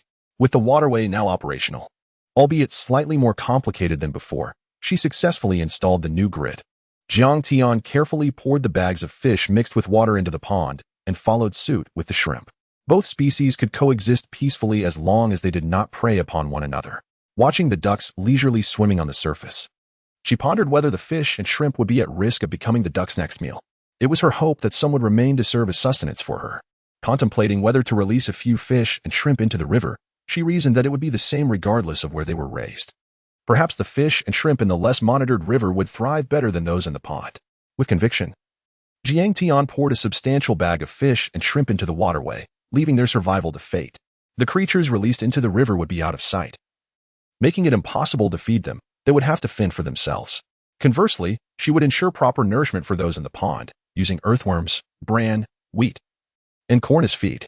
After disposing of the empty fish bags, she opened a bag of fish and shrimp feed that had arrived and scattered it into the pond, attracting the small fish and shrimp in a frenzy, reminiscent of feeding fish in a park. Shaking her head, she stored the emptied bags in the storage room of the breeding facility, intending to deal with them next time. Exiting the island space, she noticed Song Hui checking the weather on her phone. Jiang Tian paused, realizing that the date of the snowstorm she had dreamed of was drawing near. Soon, she would determine whether her dream was prophetic, wondering if all she had envisioned would come to fruition. If the snowstorm did not arrive, Jiang Tian found it difficult to discern whether to lament the potential losses or rejoice that such a reality was merely a figment of her imagination, allowing them to live in peace. Thoughts of her father's long-established chain of restaurants and Huizheng's company, acquired by a colossal gaming corporation, weighed heavily on her mind. Pressing her lips together, she inquired, "Mom, what if the snowstorm doesn't come?" Song Hui, lifting her gaze from the screen, noticed the fear in Jiang Tian's eyes and spoke gently. "If the snowstorm does not arrive, a series of subsequent disasters will not occur either. Your father and I would then be grateful to the heavens for allowing our family to remain together." She continued, "The money your father and I earned was not for anything else. It was simply to ensure a better life for you. Now that we have an abundance of resources, consider it as your father and I retiring early and enjoying our lives in the island space." Reassured by her mother's words, Jiang Tian's anxious heart gradually returned to a state of tranquility. Chapter 26 Departure. With only a day remaining until the impending blizzard, Huizheng delivered the modified off-road vehicle, which had been diligently upgraded. Jiang Tian gazed at the lineup of modified vehicles in the garage, one by one storing them in the spatial realm before making her way into the house. As the fateful day of the predicted disaster drew nearer, the atmosphere within Jiang Tian's family grew increasingly heavy. All the helpers they had employed at home had been officially dismissed. Song Hui kindly provided them with emergency rations: rice, cooking oil, salt, and cured meats, staples often exchanged among relatives in Huaxia. While seemingly unremarkable now, these provisions would serve as vital supplies once the blizzard struck. After bidding farewell to the hired help, Jiang Tian commenced the task of packing everything in the house into the spatial realm. Nostalgia was not solely Jiang Tian's burden. Song Hui felt it too. As she surveyed the many items accumulated over the years, memories of events that had transpired in the house surfaced, eliciting a sense of reluctance. Soon, they would say goodbye to this home that could not be taken with them. That evening, they planned to fly to Z City, hoping to avoid any unforeseen circumstances that might prevent their departure. The family had traveled together on numerous occasions and obtaining identification numbers for Jiang Tian's aunt, Song Yu, and her niece, Song Shi, was a straightforward task, making it easy to purchase tickets to Z City. Once everything in the house was securely packed, Jiang Tian turned to Song Hui and inquired, "Mom, have you informed Aunt Yu about our flight to Z City tonight?" A smile graced Song Hui's face at the thought of her sister. "Don't worry, I've already arranged everything. Xiao Yu and Shi will meet us directly at the airport." She had told her sister that they were flying to Z City for the purpose of hosting a wedding, a reason that was perfectly plausible and unlikely to raise any suspicions from Song Yu, who might only wonder why Jiang Tian enjoyed such endeavors and why Hua Zheng was willing to cooperate. Unbeknownst to Jiang Tian, she had been unwittingly implicated in the scheme. The choice to avoid having Song Yu come to their home was deliberate, as all their belongings had been removed. If Song Yu arrived to find their house empty, it would be difficult to explain. Living together in the future, the secret of Jiang Tian's island space would inevitably come to light. And they had all deliberated on this matter. They decided to keep the secret of the island concealed for the time being, intending to reveal it once the internet collapsed and Song Yu and Song Shi could no longer communicate with the outside world. This was primarily to prevent young Song Shi from inadvertently disclosing it to her father. Song Yu and Song Shi's father, Wang Ji, had divorced due to his infidelity. She was not one to tolerate such betrayal and decisively chose to end the marriage, gaining custody of her daughter. However, with her daughter still young, and Wang Ji showing great affection towards Song Shi, she wished for her child to grow up surrounded by parental love. Thus, she did not prevent her daughter from maintaining contact with her father, merely changing her surname on the household registration to her own. In the past 2 years, Wang Ji's mistress had become pregnant, and they subsequently married. They welcomed a son, which delighted Wang Ji immensely. With a biological son by his side, his affection for his daughter began to wane. Gone were the days when he would frequently visit Song Shi, taking her to amusement parks and indulging her with treats. Now, all that remained were video calls on the phone. At only 6 years old, Song Shi was blissfully ignorant of the complexities surrounding her, believing her father's absence was merely due to work commitments, and she would occasionally video call him. Jiang Tian had heard Song Yu and Song Hui discuss these matters, and Song Hui expressed her helplessness, realizing there were no easy solutions. They could not possibly explain to Song Shi that her father had a son with another woman and no longer cared for her. Such words would surely wound the fragile heart of a child. The best course of action was for Song Yu to frequently take Song Shi out, providing her with companionship. Jiang Tian held no affection for her estranged uncle, and she would not risk exposing the island's secret by informing him of the impending disaster. Consequently, the family agreed to refrain from disclosing any information to Song Yu and Song Shi, deciding to clarify matters once everything was settled. All the vehicles had been secured in the island space, and they hailed a car to the airport, bringing along a travel suitcase merely for appearances. Upon arriving at the airport, they waited for quite a while without seeing Song Yu and Song Shi. Song Hui made a call to Song Yu and learned that they were caught in traffic. She gestured for Hua Zheng to retrieve their boarding passes while they awaited Song Yu and Song Shi in the waiting area. Fortunately, they had agreed to meet early, otherwise, such delays could have jeopardized their flight. Jiang Tian and Song Hui found seats in the waiting area, while Hua Zheng was dispatched to wait outside for Song Yu and Song Shi. As this was the final day, none of them wished for any unforeseen complications, and thankfully, Song Yu and Song Shi arrived. Hua Zheng assisted by pushing the suitcase as Song Yu hurriedly approached, holding Song Shi's hand. "Sister, I finally made it. The traffic was maddening." Song Hui waved her hand. All right, just sit down and catch your breath." Song Yu took the vacant seat beside her, still panting from her sprint. Jiang Tian called out to her aunt and pulled her little cousin over to sit beside her, gesturing for Hua Zheng to join them as they awaited boarding announcements. She took out a tissue to wipe away the beads of sweat from her cousin's brow and playfully teased her. Song Hui and Song Yu engaged in casual conversation at a normal volume, but Jiang Tian, sitting nearby, could hear them clearly. "Sister, which hotel did Tian and Hua Zheng book for their wedding? Is it tonight or tomorrow? I completely forgot to ask you." Upon hearing these words, Jiang Tian lost interest in playfully teasing the child, her eyes widening in surprise as she exchanged a glance with Hua Zheng. "Is that so?" Hua Zheng, being partially in the know, nodded and lowered his voice to explain to Jiang Tian. "Didn't T-Mom mention earlier? We'll all have a family meal together. Since we're heading to Z City, we just booked a place to eat." Jiang Tian blinked, considering that a meal together was acceptable, but she wondered if they were merely gathering for a simple dinner or if they would need to don wedding attire for a makeshift ceremony. Frankly, with the blizzard approaching tomorrow, she lacked the spirit for such festivities. Zhang understood the concern reflected in Jiang Tian's gaze. Don't worry, it's just a meal. Chapter 27. Waiting with no further proceedings to occupy her mind, Jiang Tian felt a sense of ease. When the announcement for registration echoed through the air, the group rose to make their way to the designated area. This time, there were no unexpected occurrences, and they arrived smoothly in Z City. Little Song Shi had already drifted into slumber, cradled in Song Yu's arms. Jiang Yuzhou had successfully managed matters at their residence and came to the airport to greet them. Given that various vehicles were prepared at home and their limited funds were allocated for stockpiling supplies, Jiang Yuzhou opted to rent a vehicle from a dealership rather than purchase one. They headed directly to the newly acquired house, formally exploring the transformed space. Jiang Tian, Song Hui, and Zhang frequently followed the updates on the renovation progress that Jiang Yuzhou shared in their group chat, occasionally offering suggestions for enhancements, which became a routine.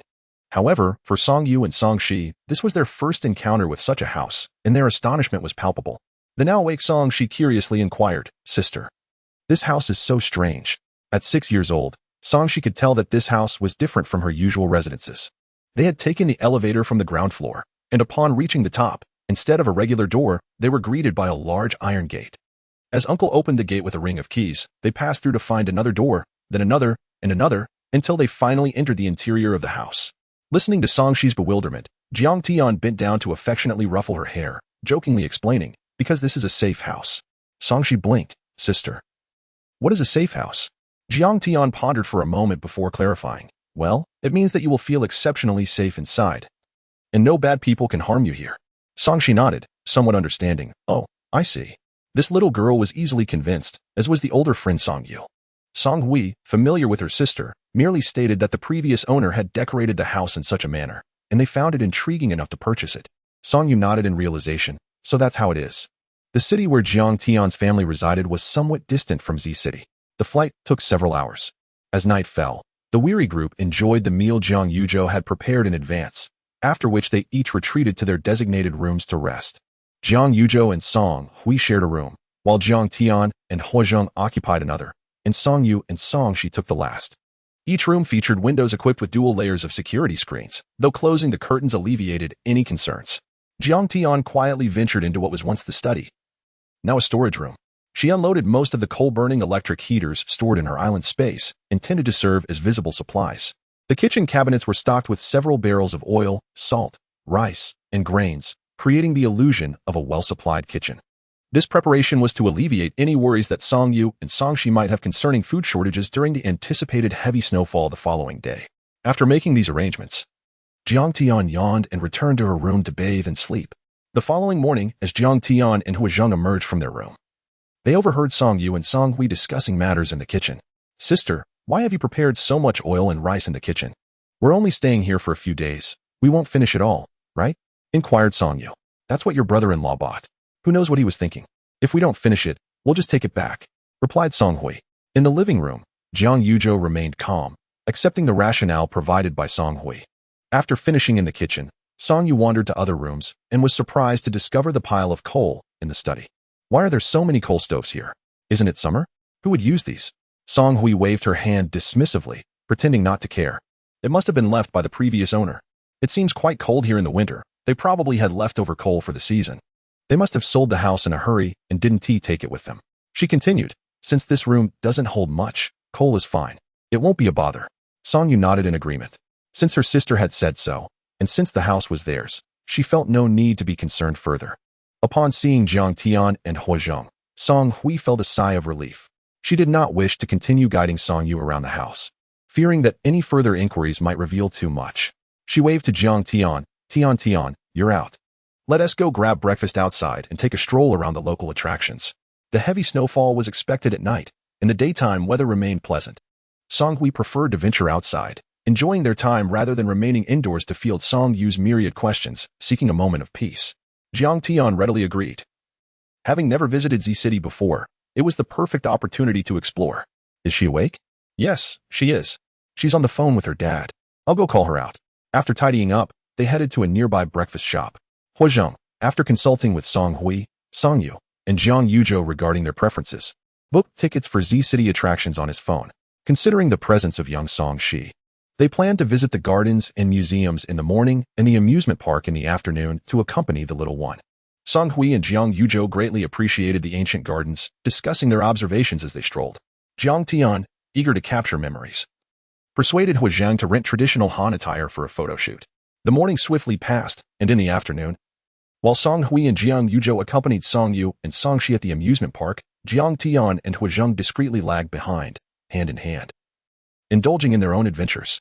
Song Hui, understanding their desire for some private exploration, made no objections, knowing it was their last day.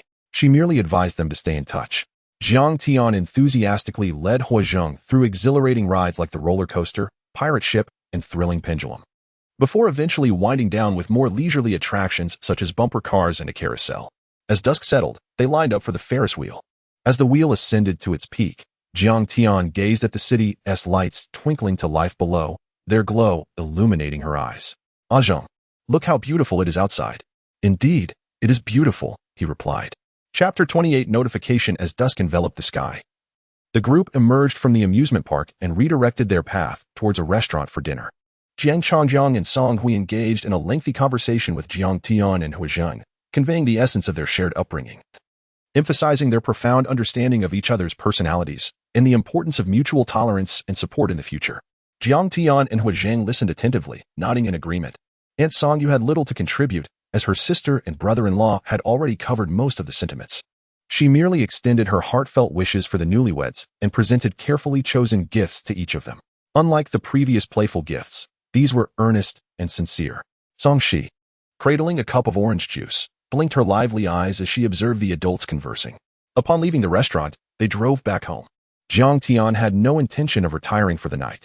Instead, she headed to her room to bathe and change, then joined Hu Zhang in unwrapping their gifts. The first package they opened was from the little one, Song Shi, a drawing she had created depicting a bride and groom in suits and wedding attire forming a heart. A smile crept onto Jiang Tian's lips, utterly charmed by her little cousin's thoughtful artwork. Although it was merely an abstract doodle and bore little resemblance to her and Hu Zhang, the sentiment behind it was what truly mattered. She pointed to the wedding attire in the drawing and exclaimed, "Look, she drew this based on our wedding photos. It's so adorable." Hu Zhang's gaze fell upon the whimsical illustration, his expression softening as he admired the couple in their wedding attire. "Yes, she has done a splendid job," he replied. It could be said that he was fond of the little artist. Jiang Tian carefully tucked away the drawing, deciding to preserve it in her island space for safekeeping. Next, she unwrapped the gift from Jiang Yuzhou and Song Hui, which was somewhat heavy. Inside, she discovered an abundance of gold bars accompanied by a set of exquisite jewelry. This left her both amused and bewildered. Had calamity not struck, her parents would have traditionally bestowed upon her a house and a car as dowry. Yet, in the wake of disaster, what value did those possessions hold? Nevertheless, according to the values of the older generation, a girl must possess wealth upon marriage, prompting her parents to exchange the house and car for gold bars. After all, gold and silver have remained timeless assets, retaining their value throughout history. The family's remaining funds had been entirely converted into supplies, leaving no surplus. And Jiang Tian wondered how her parents had managed to procure such a significant amount of gold bars. She set them aside and hesitantly opened the gift from Aunt Song Yu. Despite Song Yu's assurances of the gift's seriousness, Jiang Tian's skepticism lingered due to her aunt's past. She decided to leave this gift for last. Upon finally unveiling it, Jiang Tian let out a sigh of relief. Aunt Song Yu had indeed sent a respectable set of couple's attire. After scrutinizing it for any peculiarities, she confirmed it was of a style she adored, perfect for summer wear in the future. Once she had unwrapped all her relatives' gifts, Jiang Tian turned her attention to Hu Zhang, winking at him. "What about yours?" Following their customary practice, he should have prepared a gift for her, despite the fact that it was their wedding. Hu Zhang did have a gift prepared. He rose and retrieved it from the cabinet. "What do you think? Do you like it?" It was a collection of gold accessories typically given at weddings. But it also included a camera, lens, and a specially printed collection of photographs chronicling their lives together. His gift was equally thoughtful, and she adored it. "Yes, I love it." Jiang Tian then presented her gift to Hu Zhang, a newly released watch from his favorite brand, along with a handcrafted doll representing the two of them. Just then, Song Hui knocked on the door, prompting Jiang Tian to gather all the gifts. The couple exited their room and settled onto the living room sofa, watching television as they awaited the impending snowstorm. The clock they had intentionally placed on the coffee table ticked away, marking the approach of 11 o'clock. The air conditioning filled the house, creating a slight chill. Song Yu stood up, rubbing her cool arms. "Why does it feel a bit cold? Is the air conditioning set too low?" "I'll check." The air conditioning unit in the living room was a cylindrical model, and the family's custom was to set it at 26 degrees, so they believed there was no issue with it being too low. Prepared for the chill, Jiang Tian, Huazheng, Song Hui, and Jiang Yuzhou exchanged glances, unsure whether to feel relieved or apprehensive. The calamity was indeed imminent. Song Yu approached the air conditioning unit and, glancing at the display, exclaimed, "Oh, it's set to 26 degrees? Why is it so cold? Could it be broken?" In the sweltering heat of summer, she had not considered the possibility of a temperature drop. Jiang Tian stood up and opened the living room window, allowing the cold air to seep inside. She turned to Song Yu and said, "It seems the temperature is dropping. It's quite chilly outside. Shouldn't you check on Shishi? She might still be sleeping with the air conditioning on. We don't want her to catch a cold." Little cousin Song Shi had spent the entire day playing, especially exhausting herself at the amusement park, and upon returning home, had fallen asleep almost immediately, feeling the cold wind drifting through the window. Song Yu recalled her daughter sleeping inside and decided to go check on her and turn off the air conditioning. "I would have forgotten if you hadn't mentioned it. I'll go in and turn off the air conditioning and cover her up." Seeing Song Yu head towards the room, Jiang Tian closed the window. She walked over to turn off the air conditioning in the living room, addressing Jiang Yuzhou and Song Hui, "Mom and Dad, you should head to the room and put on something warmer." Jiang Yuzhou and Song Hui felt it was still early and preferred to wait a bit longer. Huijing chimed in, "Mom and Dad, you should listen to Tian Tian. If it gets too cold too quickly, you want to have time to change. The fluctuating temperatures could easily lead to illness." Reluctantly, Jiang Yuzhou and Song Hui agreed to return to their room to change. "All right, we'll listen to you." Once Jiang Tian and Huizheng had persuaded her parents back to their room, they too decided against lingering in the living room. Jiang Tian picked up the remote control and muted the already low-volume television, then went to change into a long-sleeved jacket.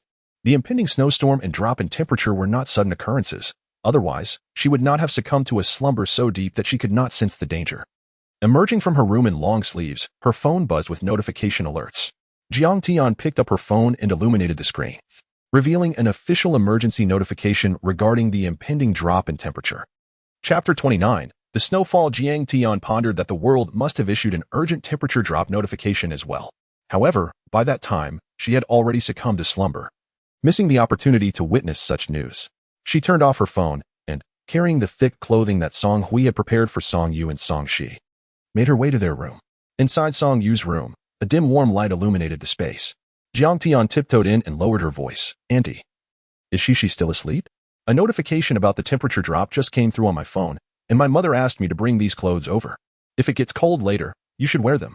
Song Yu accepted the garments without much thought. She replied, "All right, but why is the weather in Z City so peculiar? It's the middle of summer, yet it suddenly feels cold enough to wear a down jacket. Thankfully, your mother brought clothes for me and Shishi." Jiang Tian chuckled lightly. "Who knows? Luckily, my mother is quite thoughtful. She had my dad prepare the clothes before we came over. Otherwise, we would have to turn on the heating in the middle of the night." Song Yu joined her in laughter, not wanting to disturb the slumbering Song Shi. Jiang Tian refrained from further conversation, noticing that Song Yu appeared tired and in need of rest. After a moment's contemplation, she quietly exited the room, closing the door gently to avoid waking the little dreamer. Song Yu placed the long-sleeved down jacket that Jiang Tian had brought onto the blanket covering Song Shi. Stifling a yawn, she realized that a day of wandering had indeed left her weary. She decided to lie down beside her daughter and sleep. As the temperature had not yet fully plummeted, the family, well aware of the impending disaster, dared not retire for the night just yet. Jiang Yuzhou and Song Hui, clad in long sleeves and trousers, sat on the living room sofa, holding their down jackets, waiting for the temperature to drop sufficiently before donning them. It wasn't that they were reluctant to wear them now. Rather, the warmth of the jackets would cause them to sweat in the current climate. When Jiang Tian emerged from Song Yu's room, she noticed her parents seated on the sofa. "Mom, Dad, why are you both out here again?" Song Hui shook her head and replied, "You suggested that your father and I dress warmly, and I have indeed done so. However, we cannot remain cooped up in the room. It's far more comforting to sit out here." Jiang Tian, feeling a sense of resignation, agreed, "Very well. Let us sit together outside and wait until the temperature drops before deciding whether to sleep." Noticing that Jiang Tian did not oppose her, Song Hui, seeing that she had just come from Song Yu's room, inquired, "How are your aunt and Shishi doing in there? Did you deliver the clothes to them?" Jiang Tian approached and responded, "I just came from Annie's room. Shishi is still asleep, and I delivered the clothes to her. However, Annie seemed quite tired, so I suspect she will go to bed directly. If it gets colder, I'll wake them up." Unbeknownst to Song Yu, this was merely a precursor to the impending calamity. She assumed the weather in Z City was always like this and did not think much of it. Jiang Tian could not bluntly warn her aunt against sleeping, so she resolved to awaken them after the temperature had sufficiently dropped. As for why not simply provide them with extra blankets to ensure their comfort, Jiang Tian could only speculate about how many layers would be necessary to keep them warm without overheating. Jiang Yuzhou and Song Hui remained on the living room sofa, and Jiang Tian did not wish to retreat to her room alone. After contemplation, she decided to call Hua Zheng to join them, so they could all sit together until the temperature dropped significantly enough to sleep. This arrangement provided comfort to Jiang Yuzhou and Song Hui, and Jiang Tian felt more at ease as well. As they waited, snowflakes began to cascade from the window, some landing on the security bars, others on the glass, while most continued to drift downwards. The clock's hands had struck midnight, heralding the onset of a heavy snowstorm. At Hua Zheng's insistence, Jiang Yuzhou and Song Hui donned their down jackets, and Jiang Tian followed suit. Thinking of her aunt in the room, she decisively rose to knock on the door. Receiving no response, she surmised that her aunt must be asleep. Jiang Tian pushed the door open, entering a pitch-black room, now certain that her aunt was indeed slumbering.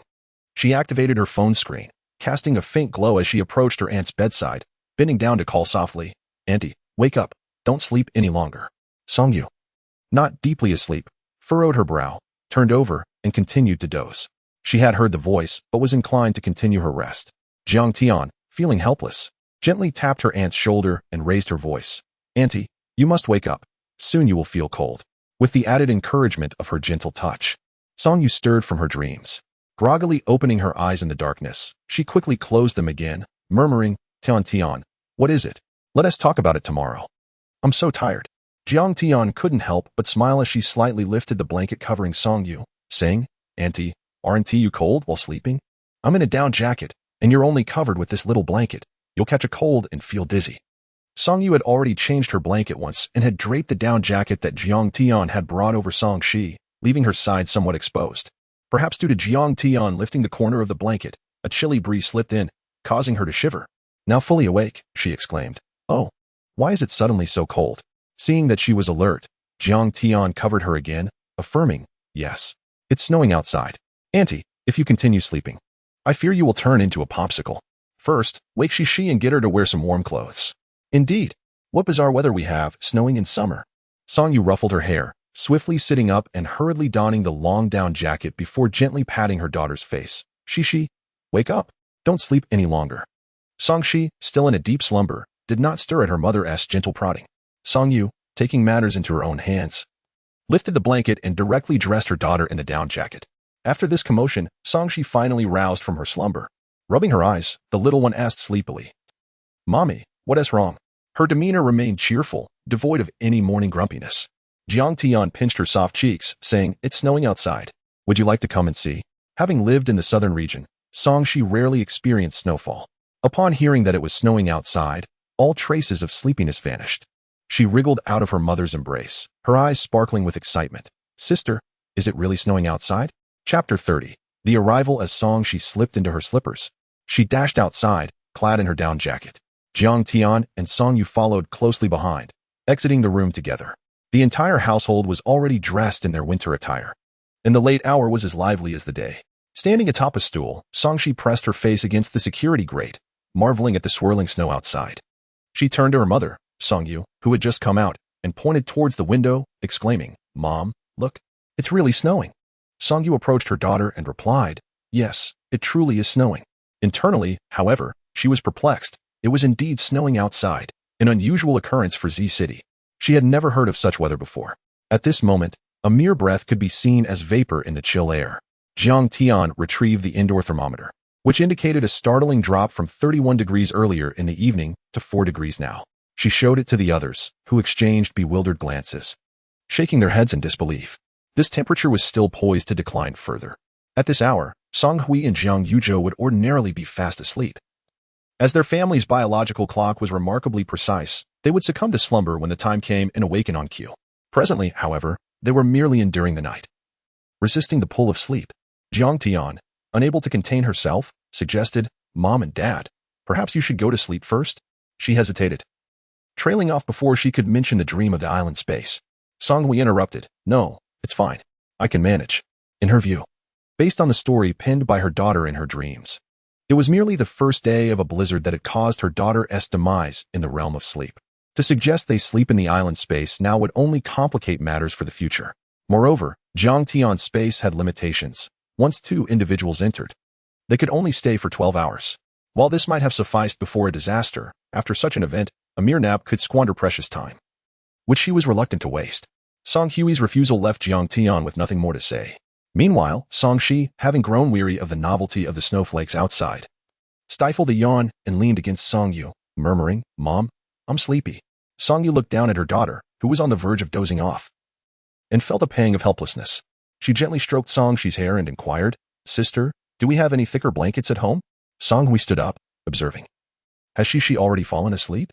There should still be down comforters in the wardrobe and suites room. I'll fetch one for you to cover Shi with." The visible possessions in their Z-City home had all been procured by Jiang Yuzhou. Any additional comforters would need to come from Jiang Tian. On her first night at this home, Jiang Tian had taken out these items and organized them in the cabinets. Having spent the day outdoors, she had forgotten to distribute the comforters to each bedroom. Rising from the sofa, she followed Song Hui into the room to retrieve a comforter. Song Hui carried a comforter to Song Yu's room, while Jiang Tian brought another to Song Hui's, placing it beside the bed where her parents slept. After exiting the room, she proceeded to join Song Yu in her chamber. Song Yu carefully removed Song Shi's down jacket, replacing it with a fluffy pajama set. The 2 comforters brought by Song Hui were layered over her, enveloping her in warmth. Jiang Tian, observing from the side, nodded in approval. Once Song Yu had ensured that the blankets were snug around Song Shi, she suggested, "Let us go outside for a moment and let Shi sleep." Recognizing that the situation was more peculiar than initially perceived, she realized it was not simply Z-City's odd weather. Earlier, while Song Shi admired the snow, she had checked her phone and discovered that snow was falling everywhere. As they turned off the lights and closed the door, Jiang Yuzhou, Song Hui, Song Yu, Jiang Tian, and Wei Zhang gathered together, watching as the thermometer's reading steadily dropped. 2 degrees below zero, 3 degrees below zero, 4 degrees, 5 degrees, until it reached a chilling 9 degrees below zero. Song Yu, clad in a long down coat over her summer pajama dress, found that the length of her coat could not fully shield her feet from the cold. Sitting on the sofa, she curled her legs beneath her and covered them with her coat. "Sister, brother-in-law, what do you think is happening with this weather? I just checked my phone and saw that everywhere is experiencing snowfall and dropping temperatures." Song Hui and Jiang Yuzhou exchanged knowing glances. Understanding that now was not the time to divulge too much, Song Hui responded vaguely, "Who knows? The weather is indeed strange. Still, it's worth noting that there have been numerous natural disasters in recent years, but a sudden drop in temperature and snowfall in the middle of summer is even more unsettling." Song Yu sighed, "That is true," leaning against Wei Zhang's shoulder. Jiang Tian half closed her eyes and remarked, "Andy, why overthink it? It's cold, so we'll just bundle up more. If any natural disaster were to occur, we'd all be together, so there's nothing to fear." Song Yu pondered this, realizing that Jiang Tian's perspective was entirely valid. After her divorce from Wang Ji, her sister was her only remaining family. Now, surrounded by her daughter and sister, she felt a sense of security. The weight of her earlier worries, stemming from the realization that snow blanketed the globe, lifted considerably. A smile appeared on her face as she replied, "You're right, Tian. I suppose I was overthinking things." As they chatted, the indoor thermometer continued its gradual descent, settling at a chilling 13 degrees below zero. Song Yu donned the hood of her down coat and tucked her hands into the pockets, appearing visibly cold. Noticing her discomfort, Song Hui promptly asked, "What's wrong? Are you cold? You should go back to your room and cover up with a blanket. I'll have Tian find you something warmer to wear." Song Yu, not wishing to endure the chill any longer, nodded in agreement. "I am feeling a bit cold. I'll head back to my room and wrap up. That should help." With that, she slid her legs off the sofa, slipped on her slippers, and made her way back to her room. Observing the exposed skin of her legs, Song Hui urged Jiang Tian, "When you brought clothes for your aunt, didn't you forget to grab some warmer pajamas? Hurry and fetch them for her." Jiang Tian stood up. "All right, I'll go get them now." She had intended to retrieve both a down coat and warmer pajamas, but in the flurry of activity, had inadvertently left Song Yu's behind. Quickly, she hurried off to collect the appropriate clothing before delivering it to Song Yu. Chapter 31. Morning. As the indoor temperature stabilized at -15 degrees, the remaining few could no longer endure and retreated to their rooms to sleep. Jiang Tian and Wei Zhang had already donned their winter pajamas, removed their down jackets, and snuggled under the comforter, quickly drifting off to sleep. When morning arrived, the outside world was blanketed in a pristine white. This was the scene of snow falling in August. Jiang Yuzhou and Song Hui were in the kitchen preparing breakfast. while Huazheng emerged from his room to lend a hand. Jiang Tian, sitting on the sofa, playfully engaged with her little cousin Song Shi, asking, Shi, would you like to go outside and play in the snow? How about we build a snowman later? Song Shi's eyes sparkled as she replied, Sister, I want to build a snowman. Hearing this, Song Hui stepped out of the kitchen, cautioning, Tian, don't be silly. In this weather. If you take Shi outside to play in the snow, what will you do if she catches a cold? Jiang Tian glanced at the indoor thermometer on the coffee table. It read -16 degrees. Mom, we've never seen snow before. If we don't go out and experience it, how can we appreciate this snowfall? If you're worried, we'll dress warmly with gloves, hats, and scarves. I assure you, we won't be cold. Jiang Tian felt as if she had emerged anew after overcoming a period of hardship, deserving of a celebration. Song Hui remained unconvinced. You might be fine, but Shi is still small and has a weak immune system. She could easily fall ill. Although Jiang Tian felt pleased to have gained permission to go out, she couldn't shake the guilt for potentially leading her little cousin astray. Her mother was right. Children are more susceptible to illness, and taking Song Shi out in such cold weather could lead to complications. A mild cold could be treated with medicine, but a more severe illness might require a hospital visit. Jiang Tian shook her head, realizing she had spoken too hastily without considering the consequences.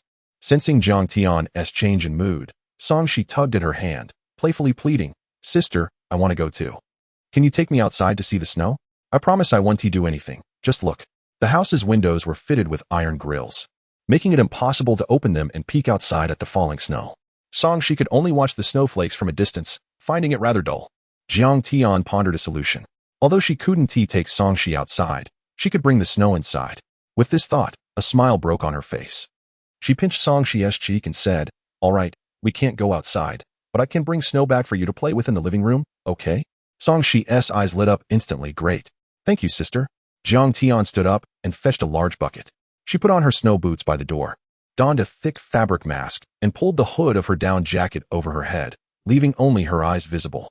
After putting on her gloves, she called towards the kitchen, Mom, I'm going out alone. I'll be back soon. Song Hui peeked out and replied, All right, just don't stay out too long. Jiang Tian had no intention of lingering. She planned to take the elevator down and return with a bucket of snow. Playing in the snow alone wouldn't be much fun. Building a snowman or having a snowball fight required at least 2 people. The only companion she could count on was Song Shi, but she was too young to go outside. Thus, Jiang Tian resolved to bring snow back so they could build a mini snowman together in the living room. Of course, Jiang Tian's trip downstairs wasn't solely for amusement. She was also curious about the residents in the vicinity. According to her father, Jiang Yuzhou, the building was sparsely populated, and their floor was not fully occupied. As she descended the elevator, each floor passed until she reached the ground level, where the world outside was a vast expanse of white, devoid of any footprints. Jiang Tian crouched down and began filling her bucket with snow. From above, faint sounds of crying echoed, reminiscent of someone mourning the passing of an elderly relative due to the cold. It reminded her of her past self, who used to sleep soundly at night, especially in the summer with the air conditioning, only to be caught off guard by a sudden drop in temperature that could lead to dire consequences. Jiang Tian sighed internally, contemplating whether such a passing was a liberation or misfortune. Given the various calamities, even the young might struggle to survive, let alone the elderly. With her bucket filled with snow, she lifted it and walked towards the elevator door.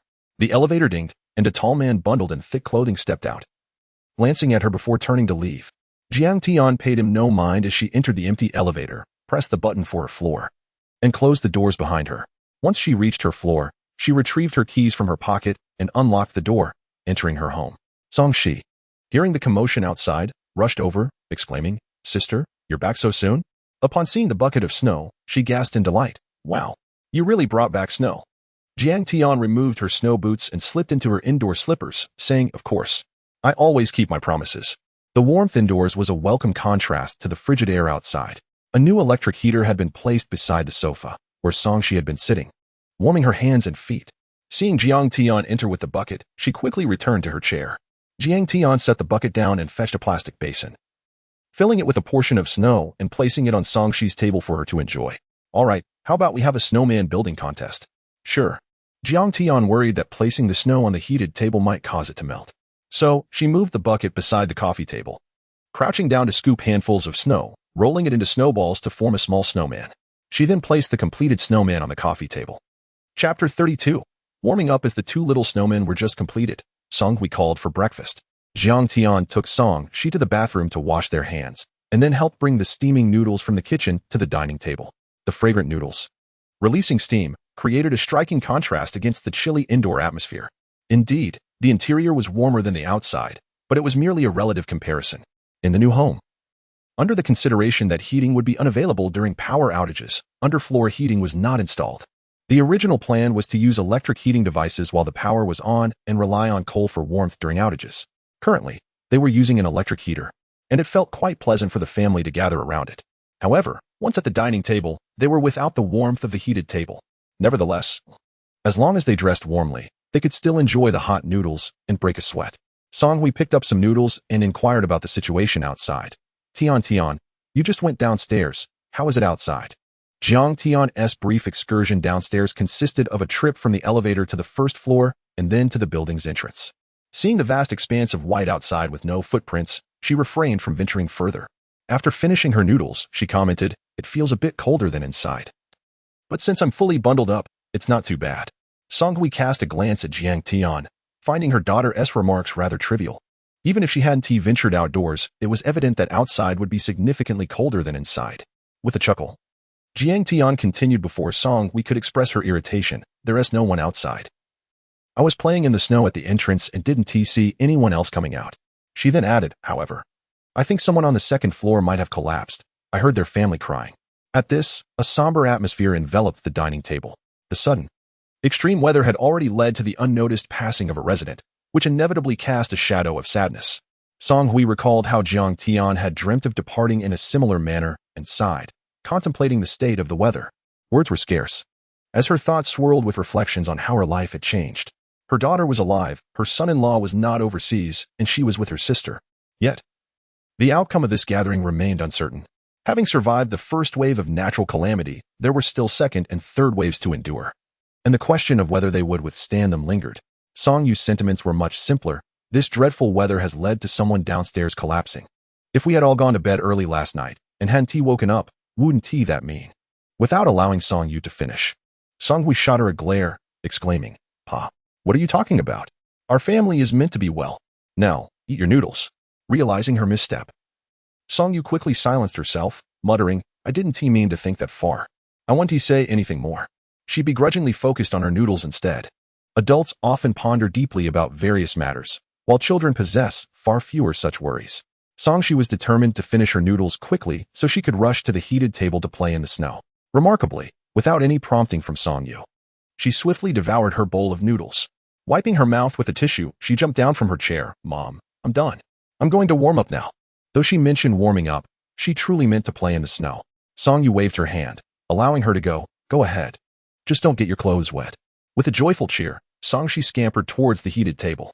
Jiang Tian was finishing her noodles as well and was about to stand up to clean the dishes when they were interrupted by a sudden wailing.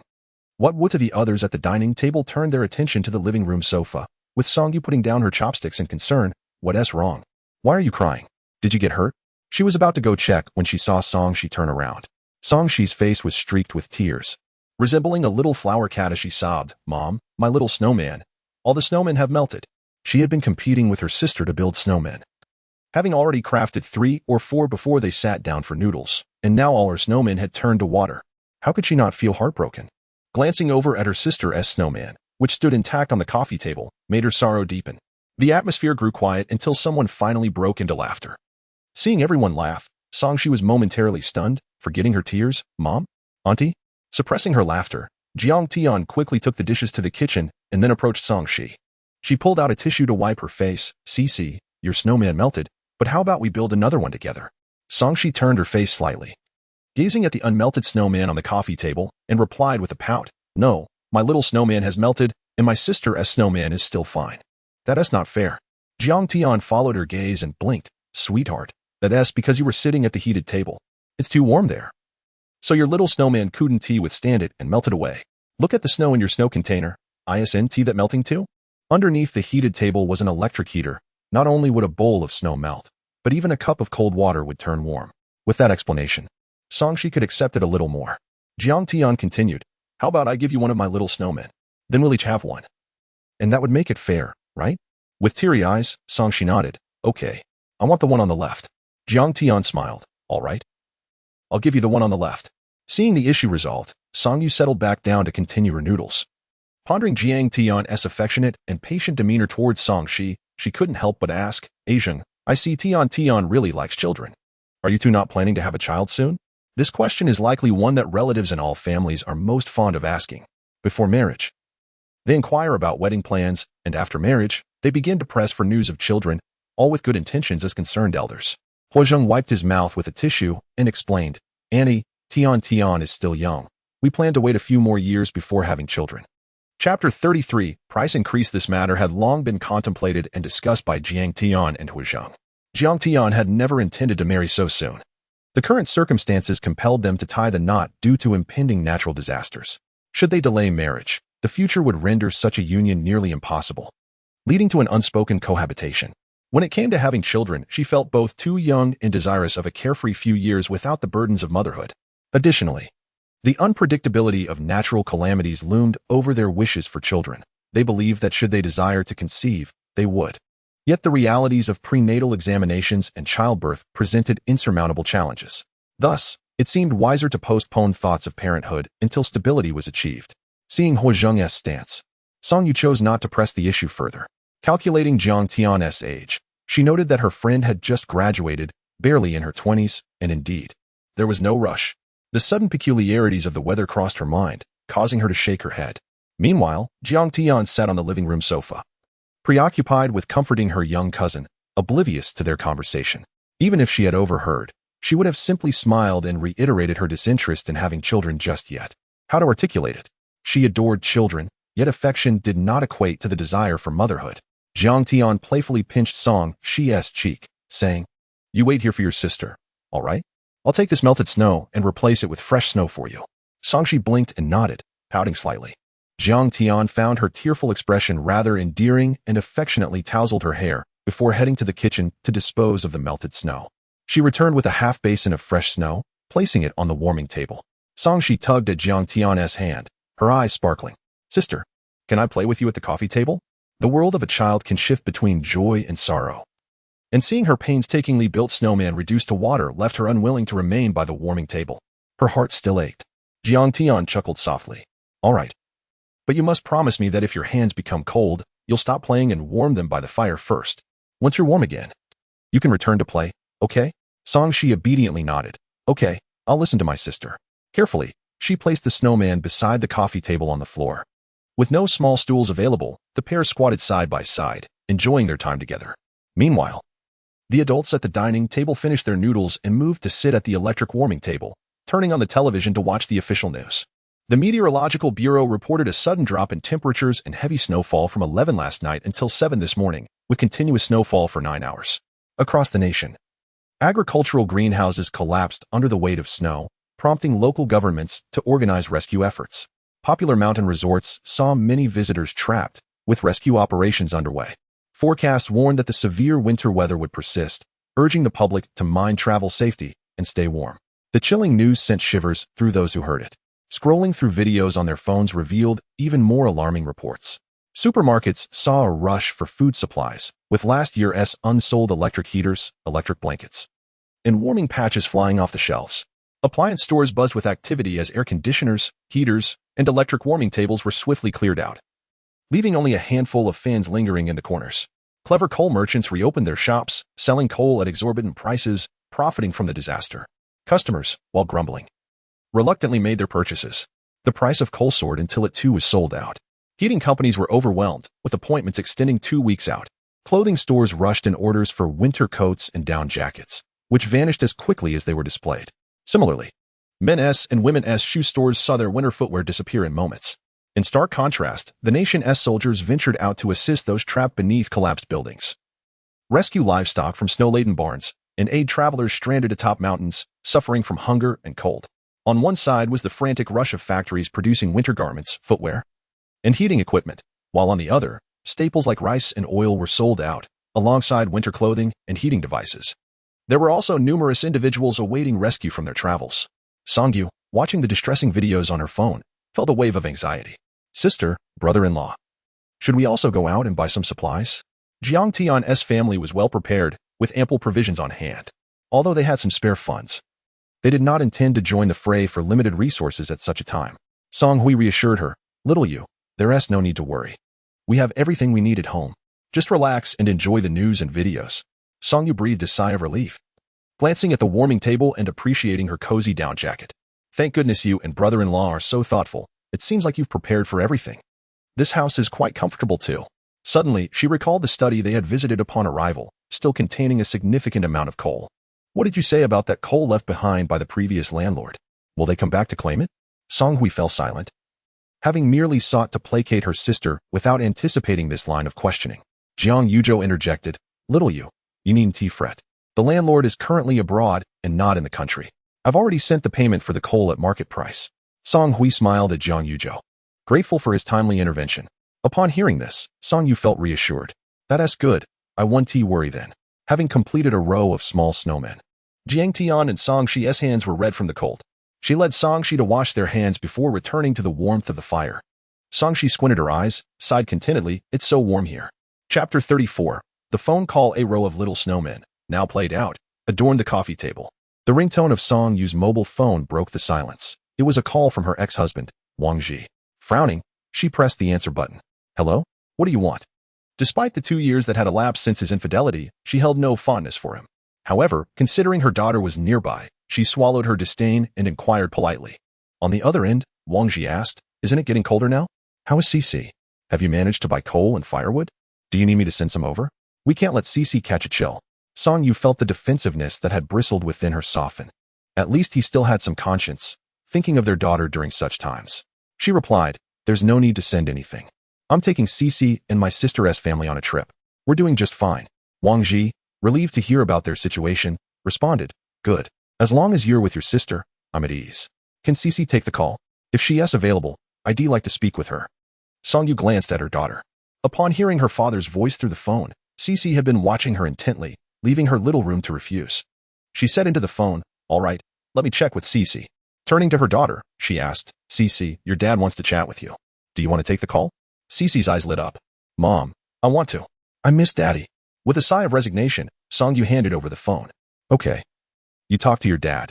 Just remember to return the phone to me after." Cici cheerfully responded, "Okay," and began chatting with Wang Ji. "Daddy, Mom, Auntie, and my sisters are all here playing. It's snowing, and we've built so many little snowmen." The conversation flowed between father and daughter, while Song Yu felt a sense of irritation listening to their exchange. She cast a glance at Jiang Tian and said, "Tian, do you have any down comforters in your room? I need to grab one for my room and talk to you about something." Jiang Tian blinked, quickly understanding. "Yes, I have a few in my wardrobe. Come with me to get one." On the surface, they discussed comforters, but in reality, it was merely an excuse to retreat together into their private space. They intended to wait until the network was down to discuss matters of the island space, natural disasters, and future events, safeguarding against little Cici inadvertently letting anything slip. As they rose from the warm hearth, Jiang Tian and Song Hui entered the room, locked the door, and swiftly slipped into the island space. Inside the island space, warmth enveloped them as they shed their down jackets, feeling the heat rise. They changed into clothes suitable for the island's environment. Song Hui's planting schedule called for watering every 2 days, so she had brought Jiang Tian along to help her with the tasks in the space. Jiang Tian's livestock required daily feeding, but fortunately, as a resident of the island space, she could always find time to fulfill her daily responsibilities without worry. Alarms ensured she would never forget. Dressed for work, they exited the house. Jiang Tian drove Song Hui on the electric cart toward the livestock farm. Song Hui aimed to procure some organic fertilizer for her crops, made from animal waste, and thus followed Jiang Tian to the farm. In the 2 days preceding the disaster countdown, Jiang Tian had visited the farm to replenish the stock of chickens, ducks, cattle, sheep, and pigs, adding rabbits and white geese to her menagerie. Her feeding techniques had become quite adept. While she couldn't guarantee every animal would thrive, she was confident in her ability to manage their care and treat minor ailments. Each species was limited to 60 animals, ensuring a balanced mix of genders and offspring. As long as they remained healthy and free from accidents, there would be no concern about a lack of meat in the future. The area designated for the ducks was spacious enough to accommodate the new arrivals. Initially, she had thought chickens, ducks, and geese could be raised together, but after consulting a farm master, she learned it was best to keep them separate. Thus, she established a separate area with a pond for the white geese. The chickens had sufficient space in the designated area, negating the need for additional land. Song Hui entered to clean the duck pen and provide feed. Ducks foraged actively for worms, small fish, and shrimp within their designated space, reducing the need for constant feeding. Consequently, Jiang Tian adjusted the feeding amounts based on her observations. The larger geese and chickens also foraged, allowing for some savings on feed. Pigs, however, merely awaited their meals. After finishing with the chickens and pigs, Jiang Tian exited the farm only to spot Song Hui, who had finished feeding the ducks and geese and was carrying a large bucket of fertilizer. She added the collected waste from the farm to Song Hui's bucket. Cattle and sheep were free-range, so there was no feeding to be done there. Jiang Tian marked the cattle and sheep in the island space, occasionally checking on their well-being with her electric cart or drone. Her first batch of cattle and sheep had fully adapted to their wild existence, requiring little oversight from her. She relished being hands-off, which lightened her daily workload considerably. Song Hui felt similarly. Since acquiring an electric irrigation machine, watering her crops had become much easier. In essence, they both found clever ways to ease their labor without compromising their responsibilities. Chapter 35. Work having completed her tasks at the farm, Jiang Tian accompanied Song Hui to her planting grounds. Jiang Tian rode on an electric scooter, with Song Hui carrying a bucket of fertilizer behind her. As the breeze swept by, bringing with it a captivating fragrance, they were the only ones traversing the island on that scooter, alleviating any concerns of collisions or speeding. Jiang Tian accelerated to the maximum speed, eager to reach the planting area and enjoy a breath of fresh air. As they passed a meadow, a little white sheep grazed, and Jiang Tian swiftly moved past it, finally catching sight of the planting area. Upon arrival, she began by setting up the electric water pump for irrigation, while waiting for Song Hui to finish fertilizing before assisting with watering the vegetables in the fields. The initial crop of lettuce was ready for harvest, fresh for consumption, while other vegetables had sprouted green shoots, though they had yet to reach maturity. Fresh animal manure could not be used immediately. It required fermentation before being applied as fertilizer, or it risked burning the roots and incurring losses. However, fermentation was a straightforward process. Simply pile the manure together, cover it with a thin layer of film, and allow it to ferment naturally. By observing the color change, one could tell when it turned white, indicating that it was ready for use as fertilizer. Song Hui was tasked with processing the animal manure collected that day, fermenting it according to the date it was gathered. When the time came to use fertilizer, they would simply select the already fermented batches in order, replacing the old with the new. Given the limited number of livestock previously raised on the island, the quantity of fermented fertilizer was also restricted. Song Hui prioritized fertilizing the vegetable beds before signaling to Jiang Tian that it was time to water the plants. Following Song Hui's cue, Jiang Tian set to work. Today, they had entered the space later than usual. Typically, they would be busy in the storage area, with Song Hui starting her watering and fertilizing tasks by around 7. However, due to the recent move and a sudden drop in temperature, they didn't tee in her until after 9. The sun had risen in the island space, and as Jiang Tian watered in the direction of the sun, she inadvertently created a small rainbow. It was a delightful surprise in their daily life. After finishing the fertilizing and watering, she rode the electric scooter back to the trailer to change into warmer outdoor clothing, donning a down jacket. After acclimating to the temperature with her new attire, they prepared to exit the island space. Although they had found an excuse, they couldn't afford to vanish for too long. Upon exiting to Jiang Tian's room, they experienced the fluctuating temperatures, both shivering from the cold. With hands tucked into pockets, Jiang Tian and Song Hui stepped outside, the latter clutching a down comforter intended for display. Song Hui had already finished her conversation with her father, Wang Ji, and hung up the phone. At that moment, she was singing along to the opening theme of The Adventures of Little Carp as it played on the television. Little Carp, looking so spirited, lively, and muddy, gazing at the river, boundless as the eye can see. As Song Hui returned to her room to put away the comforter, Jiang Tian approached the heated table, glancing at the thermometer, which indicated a chilling 17 degrees below zero. This confirmed that the temperature had dropped again. Sitting down, she extended her hands into the warmth of the heated table, turning her gaze toward the animated show that had just concluded its opening. To her surprise, she recognized the protagonist from a previous viewing, remembering the lines clearly. She had likely watched this cartoon while playing with Song Hui. This suggested that Song Hui was rewatching it yet again. Observing her cousin completely engrossed in the screen, Jiang Tian wondered whether she realized that this was a repeat. Song Hui chuckled, saying, Tian, don't mind her. I've replayed this cartoon for her 5 times, and she still enjoys it. Jiang Tian responded with a thumbs up, expressing her admiration for her younger cousin. Retrieving her gaze from Song Hui, she noticed the absence of Huazheng and Jiang Yuzhou, prompting her to inquire, Auntie, where have my dad and Huazheng gone? Song Hui suddenly recalled and clapped her hands. Oh, I almost forgot to mention. Your dad bought this house, right? He joined the community's property group, and someone just posted in the group asking each household to send someone outside to shovel snow to prevent the roads from being blocked. He and Huazheng went together to check on things. Jiang Tian nodded, asking, "Did they mention when they would return?" Song Yu reflected, "It should be about 2 hours." Jiang Tian calculated that this would coincide with lunchtime, meaning that with 2 cooks away, today's meal would depend solely on her mother and aunt, with her able to lend only minimal assistance. In truth, she felt that there was no pressing need for such work at this time. The snow continued to fall, and any cleared paths would soon be covered again. Furthermore, their family had no intention of venturing out to shop, rendering the condition of the path irrelevant. Jiang Tian acknowledged her selfishness, questioning why her father had also been called to help. Did the maintenance of this house require 2 laborers? However, Jiang Tian had misunderstood. The property group's notification stated that each household was to send 1 person daily to clear the roads. When Jiang Yuzhou shared this information, Huazheng voluntarily offered to take on the task. Presumably, Jiang's father, having grown weary of overseeing the renovations, preferred to venture outside for a change of scenery. Thus, they both went out, offsetting the need for anyone else to step out the following day. The building where Jiang Tian and her family resided was not heavily populated, but this did not imply that the other buildings were equally sparse. When Jiang Yuzhou and Huazheng gathered at the meeting point downstairs, they encountered many unfamiliar faces from the community. Their outing was not merely a stroll, it was also an opportunity to assess the situation. Earlier, when Jiang Tian had returned from shoveling snow, she had hardly encountered anyone, rendering her information gathering ineffective. Now, however, they were surrounded by the community's labor force, individuals who might pose challenges in the days ahead during difficult times. Naturally, he needed to observe and assess these potential adversaries closely. Chapter 36. Snow shoveling at the registration office. Names and building numbers were recorded, and large iron shovels and carts for snow removal were distributed. Thus commenced the grand endeavor of clearing the snow-laden pathways. Each household was required to contribute 1 laborer daily for this task, with the option to choose between morning or afternoon shifts. Jiang Yuzhou and Huazheng arrived early, promptly attending in the morning. The section assigned to them for snow clearing was conveniently located right beneath their own building.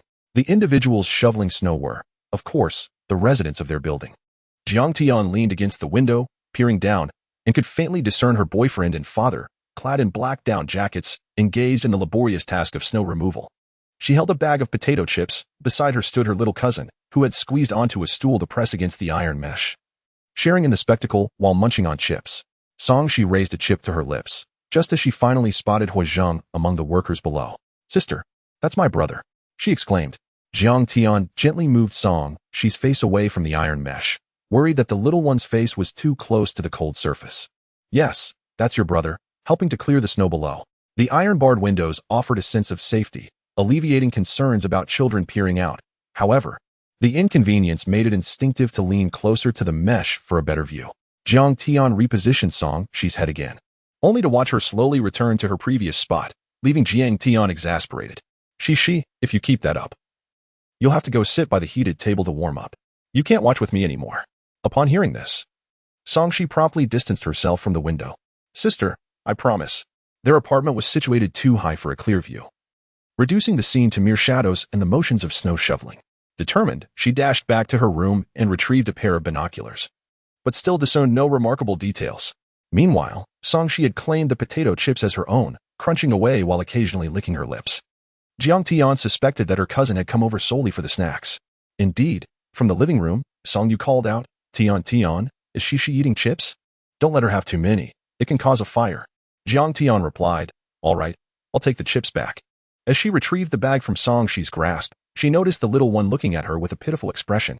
This tactic had been employed before, and Jiang Tian felt somewhat immune to it now. She pinched She's cheek playfully. "Be good, and if you listen, I'll get you some jelly later." During the previous month, while stocking up on essential supplies, they had also included snacks in their inventory. Some were treats prepared by Huazheng for Jiang Tian, while others were suggested by Song Hui for Shi. Being the older friend, Jiang Tian understood that they had enough snacks to last for years within their expiration dates. As for future cravings, they could only be addressed later. With no more chips to munch on, Shi picked up the binoculars Jiang Tian had discarded and peered out the window. "Sister, shall we go down to help? Let us shovel snow together." Children often grew restless at home, and once the novelty wore off, they longed to venture outside, even in the frigid temperatures. Jiang Tian could not possibly agree. Earlier that morning, she had wanted to take Shi out to play in the snow, but was firmly denied by their elder, Song Hui. Now, With the indoor temperature rising a few degrees since the morning, it was even less feasible for them to go outside. She popped a chip into her mouth, dismissing the idea. It's too cold outside. We're not going down. Disappointed, Songshi leapt off her chair and trudged off to find her mother, Songyu. With outdoor excursions off the table and snacks restricted, she resolved to continue watching cartoons instead. Songhui opened the refrigerator to prepare lunch. Hearing the fridge door, Jiang Tian turned and asked, Mom, do you need any help? Without hesitation, Songhui replied, It's just me and your aunt in the kitchen. Your presence would only be a hindrance. Go play with Shishi for a while. Her words struck Jiang Tian like the current weather, cold and disheartening. She felt wounded that her desire to assist was perceived as a nuisance. Did she seem so clumsy? In the living room, Songyu stood up. Tian, could you please keep an eye on Shishi? I'll go help in the kitchen. Jiang Tian weakly acquiesced. All right, and made her way to the heated table. She understood that her mother's insistence was not meant to be dismissive. She simply believed her daughter's presence in the kitchen would not be of much aid. Songshi resumed her viewing of Little Fish Adventures, entirely forgetting about going outside. Jiang Tian continued to munch on the potato chips, finding herself drawn into the animated tale alongside her cousin. Surprisingly, it was rather entertaining, fitting for someone in her 20s. The aroma of food wafted from the kitchen, and soon there were sounds of the door opening. Jiang Tian and Songshi exchanged knowing glances, their noses twitching in anticipation as they turned to the door. The first to step inside was Jiang Yuzhou, his hair and down jacket dusted with remnants of snow. After changing into indoor slippers, he entered the room. Hot on his heels was Huazhang, equally adorned with snowflakes. Hearing the commotion, Song Hui emerged from the kitchen. You two should wash up quickly. Lunch will be ready shortly. Having just finished shoveling snow, both boys felt invigorated from the exercise, the snow on their clothes insignificant compared to the warmth of their exertion. It was wise to shower and avoid catching a cold. Each retreated to their respective rooms to wash up and change before rejoining the others. Meanwhile, Song Hui and Song Yu had prepared the meal. Although Jiang Tian felt unhelpful in the kitchen, she was capable of serving the dishes. She entered the kitchen to assist in bringing out the food, having already guessed from the enticing aroma that stir-fried squid was among the offerings. In this new home, besides the essentials she had brought from her storage, all other provisions had been acquired by her father, Jiang Yuzhou.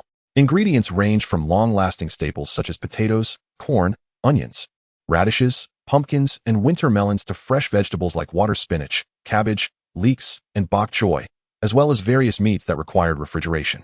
Those needing to be refrigerated were stored accordingly, while the rest were placed in the vegetable cart outside. The kitchen was brimming with an abundance of food, and the large refrigerator was filled to capacity. Now that they had moved in, they were just beginning to consume the carefully prepared supplies. Chapter 37. Passage. Jiang Yu and Huazhang were not the type to dawdle. After taking a quick shower in the room, they changed into their clothes and emerged. Jiang Tian had set the table with everyone's dishes and was merely waiting for Song Hui to announce that it was time to eat. Today's lunch was quite sumptuous, featuring Jiang Tian's favorite stir-fried squid and Song Shi's beloved braised chicken leg.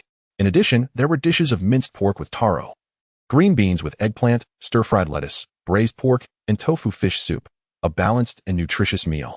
As Jiang Tian savored the stir-fried squid she longed for, her spirits lifted considerably. Once everyone had finished their meal, she eagerly volunteered to assist Song Hui in the kitchen with the dishes. However, it wouldn't be accurate to say she washed the dishes herself. Their new home was equipped with a dishwasher.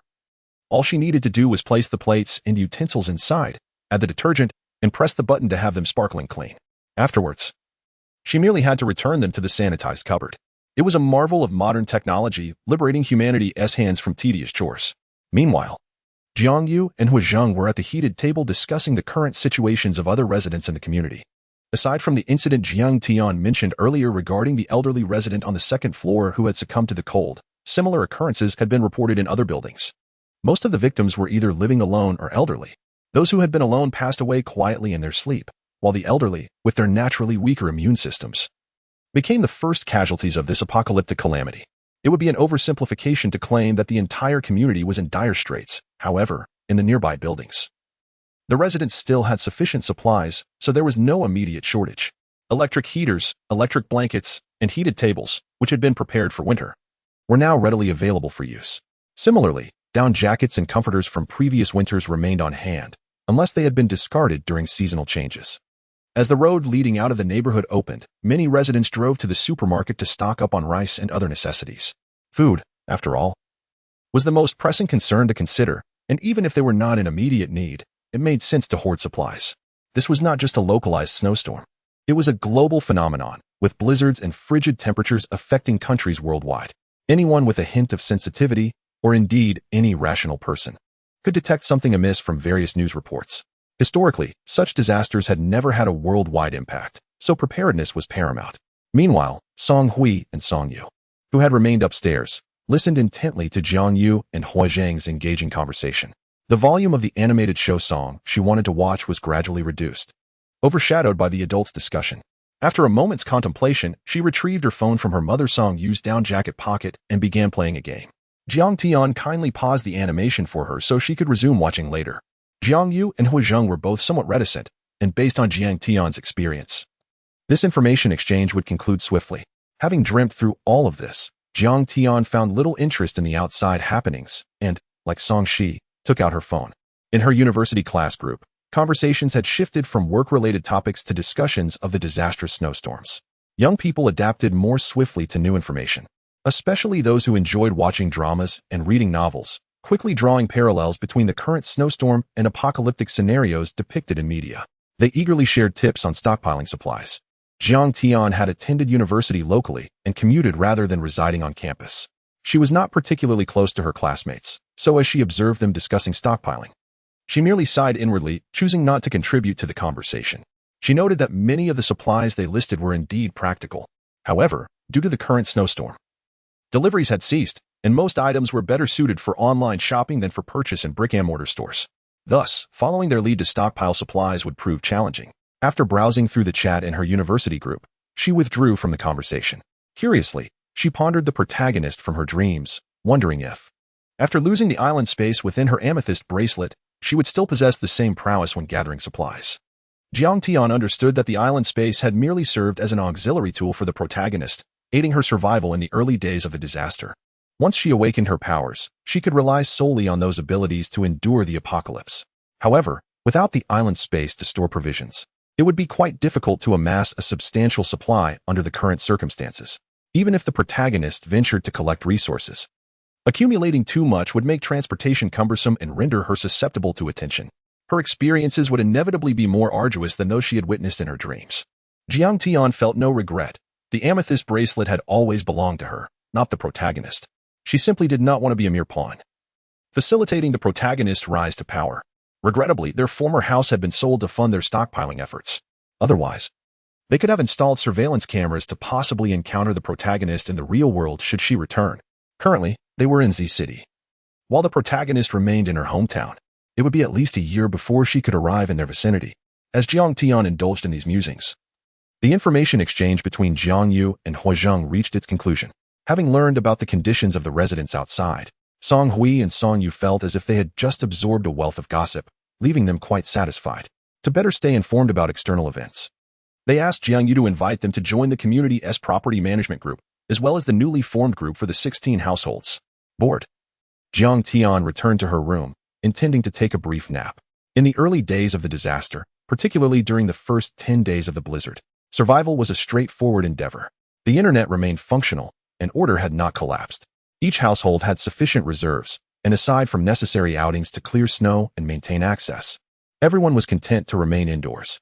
Such tranquility and stability should be cherished, for it would not last forever. Soon, they would be compelled to lock their doors, fearing threats of burglary, extortion, or theft of their supplies. Their family had taken precautions, and no other household security measures surpassed theirs. For the time being, relying on the door for protection was sufficient. Jiang Tian rose and entered her room, followed closely by Hua Zhang, as they both settled down for a peaceful afternoon nap. Chapter 38. Power outage. The tranquil days had passed, and the snowflakes cascading from the heavens grew denser with each passing day. The tumultuous snowfall blanketed the earth, accumulating into a thick layer that nearly reached the height of a floor. The community organized a snow-clearing initiative, and the snow that was shoveled was compacted into small ice mountains. The gentle snowfall had transformed into a veritable blizzard, and the snow-clearing activities in the neighborhood were halted due to the inclement weather. Meanwhile, temperatures plummeted to a chilling -22 degrees, accompanied by notifications from the property management regarding staggered power supply schedules. The relentless snowstorm and drop in temperature compelled everyone to remain indoors, relying on electric heating devices for warmth. The electricity supply was now in dire straits, necessitating a segmented power distribution. Under normal circumstances, this could be understood, But the current situation was far from ordinary. In such frigid conditions, a staggered power supply meant that with electric heaters in use, residents could potentially freeze to death in their homes. The property management group erupted in discontent. Mr. Wang, Unit 501, Building 6, staggered power supply? How can this be acceptable? Little Lou, Unit 302, Building 7. Indeed, this is unacceptable. We do not agree. Lin, Unit 901, Building 14. We complied with the snow clearing initiative. What does this power outage signify? Unit 601, Building 3. We have elderly and young in our household. If the power is cut, how will we keep warm? Li Lin. Unit 702, Building 12. Let us be understanding. Staggered power supply isn't unique to our community. This is a global issue. We are fortunate compared to some countries facing complete blackouts. Fan, Unit 802, Building 12. It's easy for you to say. Your home can burn coal without worry about power outages. We have no such means. Would you have us freeze to death and then come to your house for warmth? Jiang Tian observed the heated debate in the property management group from beside Song Hui. She had not joined these groups, as several family members were already members. That sufficed. Now, she was merely a spectator, and when someone finally stood up for reason, she couldn't help but glance at Song Hui, who had initially intended to offer words of comfort but had since abandoned the notion. Unaware of the struggles of others, one cannot urge kindness upon them. They had already prepared coal for heating in anticipation of a power outage, without the worry of losing power. How could they truly empathize with those reliant on electric heaters for warmth? Moreover, such matters, once notifications were issued, it indicated that decisions had been made, and it was not so easily altered by mere protests. As the resident from Unit 702 mentioned, there were countries already paralyzed by power failures. The fact that their nation could still provide electricity was the result of many working tirelessly behind the scenes. As the discussions in the property management group grew increasingly intense, a few individuals could no longer remain silent and voice their opinions. Ouyang, Unit 801, Building 5, we couldn't procure coal either. My family is relying on electric heaters. Yet, I stand with the property management this time. A staggered power supply is better than a complete blackout. Isn't it? Do you wish to pursue temporary comfort only to face a total power failure later? Unit 1301, Building 17. I concur, with staggered power supply. At least there are hours of electricity available in the morning and afternoon. If you're truly cold, wear more clothes and pile on the blankets. Just go to sleep. Bye. Unit 402, Building 16. I'm most annoyed by your complaints. A brief power outage won't be fatal. Let us show some understanding. Seeing the shift in the property management group's sentiments, Song Hui felt a surge of relief. This was encouraging. There were indeed rational voices in the group. Following the change in tone, the administrator issued a lengthy message explaining the current challenges facing the nation's electricity supply. The government was working diligently, and during this time of crisis, they hoped for mutual understanding and cooperation. The message concluded with a video showcasing electrical maintenance teams braving the snowstorm, painstakingly ensuring the safety of the electricity supply for the citizens. Song Hui clicked on the video, her eyes instantly welling with tears. Being an emotional person, such visuals always moved her deeply. Jiang Tian blinked, suppressing the tears that threatened to spill. She sometimes pondered whether to report her knowledge of the situation to the government, but quickly dismissed the thought. Setting aside how to report it or whether it would be taken seriously, the impending natural disasters could not be resolved merely through reporting. Snowstorms, floods, heat waves, and droughts. Calamities came one after another, leaving no respite. How could one seek solutions? Since the onset of the blizzard, the cultivation of vegetables, fruits, and grains had ceased, and once halted, it could not easily be resumed. Even if they were aware of this, it was beyond their capacity to remedy. Humanity would inevitably face a food crisis, especially in a populous nation like theirs. One might argue that cultivation could occur in her island space. However, that space had limitations on the number of entrants. To plant food throughout the entire island was not a task that could be accomplished by a mere handful of individuals. She had no desire to expose the existence of her island space, even among the officials within their nation, as not all harbored altruistic intentions. Should malevolent individuals take notice, they could coerce her through her family. The fleeting thought of reporting to the government was swiftly extinguished. She chose to focus on her own household. At least in her dreams, the future unfolded optimistically, with people gradually rebuilding their homes. Why complicate matters unnecessarily? The uproar concerning the staggered power supply in the property management group eventually subsided. Jiang Tian diverted her gaze from Song Hui's phone. The staggered power supply was set to commence the following day, meaning they would need to start using coal for heating. The coal they had purchased was smokeless. Once they began burning coal for warmth, they merely needed to crack a window for ventilation. With no smoke, they would not draw undue attention, allowing them to continue living their modest lives undisturbed. Chapter 39. Segmentation. Following the scheduled power outages, the water from the taps ceased due to the freezing of the pipes. Although there may have been some individuals in the community who wished to stir up trouble, they found no allies in their endeavors. Residents of the neighborhood hastily gathered buckets and basins, venturing outside to collect the accumulated snow, seeking to melt it into usable water. The snow, in its formation, is devoid of impurities. However, as it descends from the sky, it inevitably acquires dust and other minuscule particles, rendering what appears to be pristine snow less than clean upon melting. Yet, with the municipal water supply halted, who could afford to be concerned with cleanliness? Most resorted to melting the snow, allowing it to settle briefly before utilizing it for washing faces, brushing teeth, cleaning vegetables, and cooking. As for bathing, in such frigid weather, remaining indoors all day without breaking a sweat, it seemed prudent to forego bathing and conserve water. After all, they were family, and no one would hold it against the other. Jiang Tian's household had also begun to use melted snow. However, their method of processing the snow water was quite scientific. They had learned from online videos on filtering snow and boiled it over a coal stove to sterilize it. This water was deemed perfectly suitable for washing vegetables, hands, and faces. The water they consumed and used for cooking, on the other hand, came from a reserve of drinking water stored long before. Within her island space, she had stockpiled ample tap water, and numerous rivers flowed through the area, seemingly ensuring a lack of water scarcity. Yet, considering the anticipated heat waves and droughts ahead, along with the countless days and nights to come requiring water, they began to conserve it, which was undoubtedly wise. Many in the property management group reported that the toilets had become clogged, urging residents on higher floors to refrain from flushing, lest those on lower floors suffer the consequences. Upon reading this feedback, Jiang Tian decided to seal off the toilet and instead utilized cat litter meant for their pets. This ingenious solution had been suggested by Hui Zheng when she stumbled upon posts about stockpiling supplies during natural disasters, prompting her to add it to their shopping list. When Jiang Tian retrieved it from her island space, and later from the storage room, Songyu was astonished. Why would this household have prepared cat litter? As an adult, she found the appearance of such unusual items troubling, especially given that they had come to celebrate a wedding and partake in a vacation. Yet had been so meticulously prepared without concern for food, drinking water, or heating, something felt amiss. However, the presence of these items had clear explanations, except for the cat litter, which remained difficult to rationalize. Believing that some things were best left unexplained, Jiang Tian opted to say nothing. After all, Songyu would eventually discover the truth, and a day or two's delay made little difference. Meanwhile, her younger cousin remained blissfully unaware, seeing no issue at all. Yet, when Songyu gazed at the bag of cat litter, she recalled their dogs, Tuan Tuan and Air Tuan. Were they still at home, or had they been left at the pet store? Were they faring well? Jiang Tian blinked, picturing the two huskies in her island space, undoubtedly living more leisurely lives than hers. She smiled and reassured, Tuan Tuan and Air Tuan are doing just fine. You'll see them when we return. Yet, returning seemed impossible. When the power was cut, revealing the truth to Songyu, entering the island space would allow her to see the two huskies.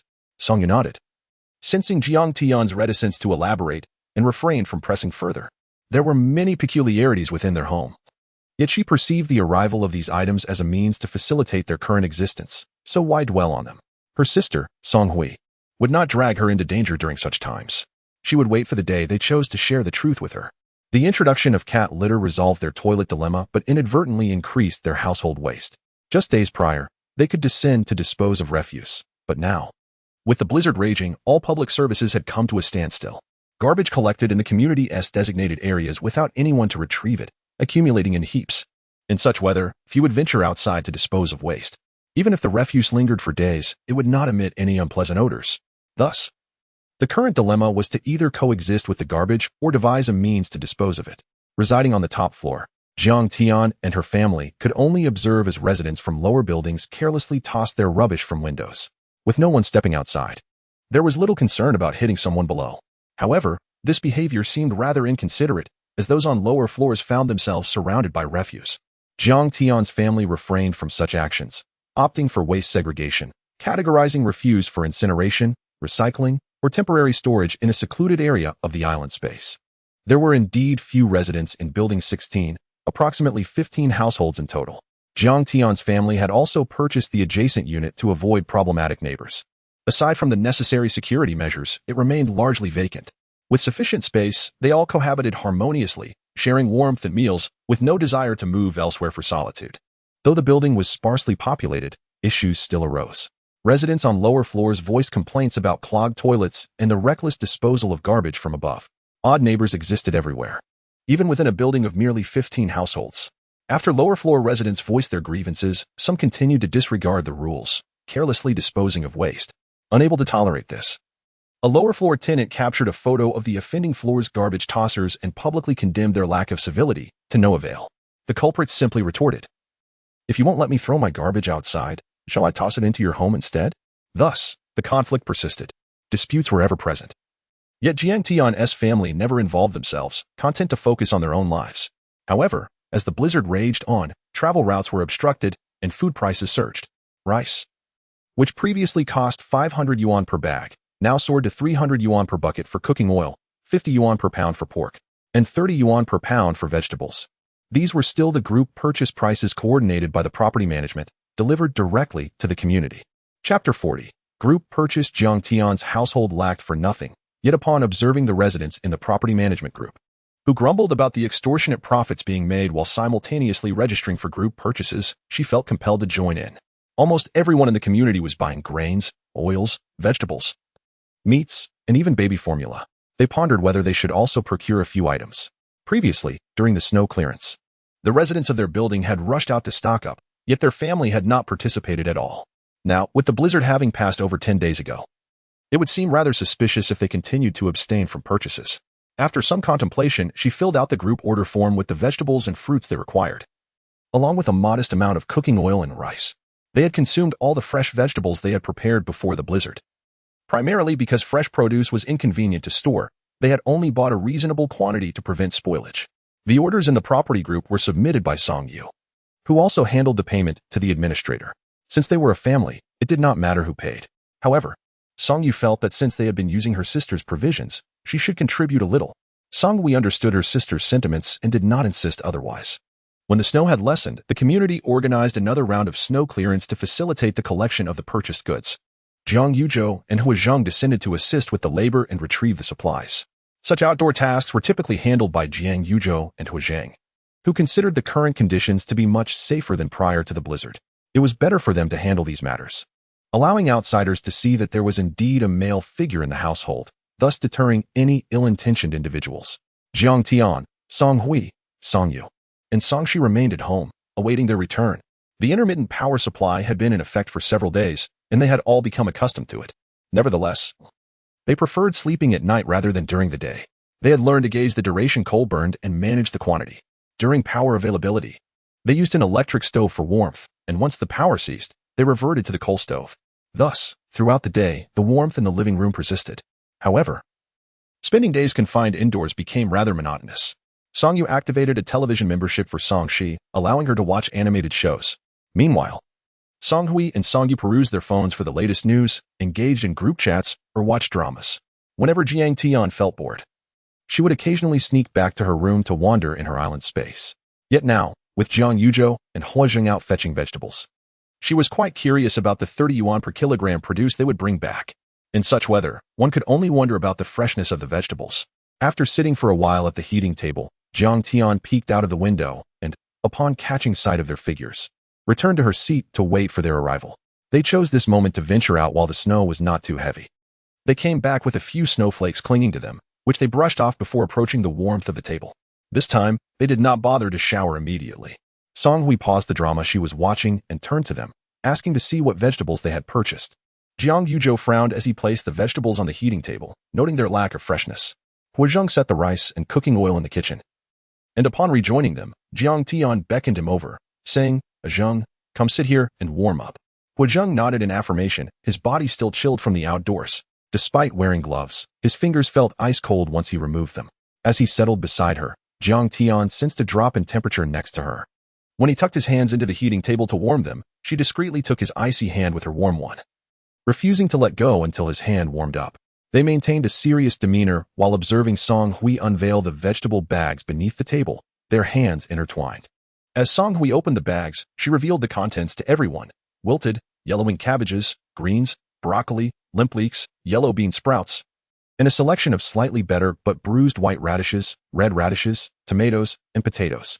The 30 yuan per kilogram vegetables were hard to assess in terms of value. Of course, they had not purchased just 1 kilogram, but rather 10. In times like these, being able to acquire vegetables and grains was quite fortunate. And the skyrocketing prices were somewhat understandable. Conducting business in such weather was no easy feat. Unfortunately, some of the vegetables were beyond salvage.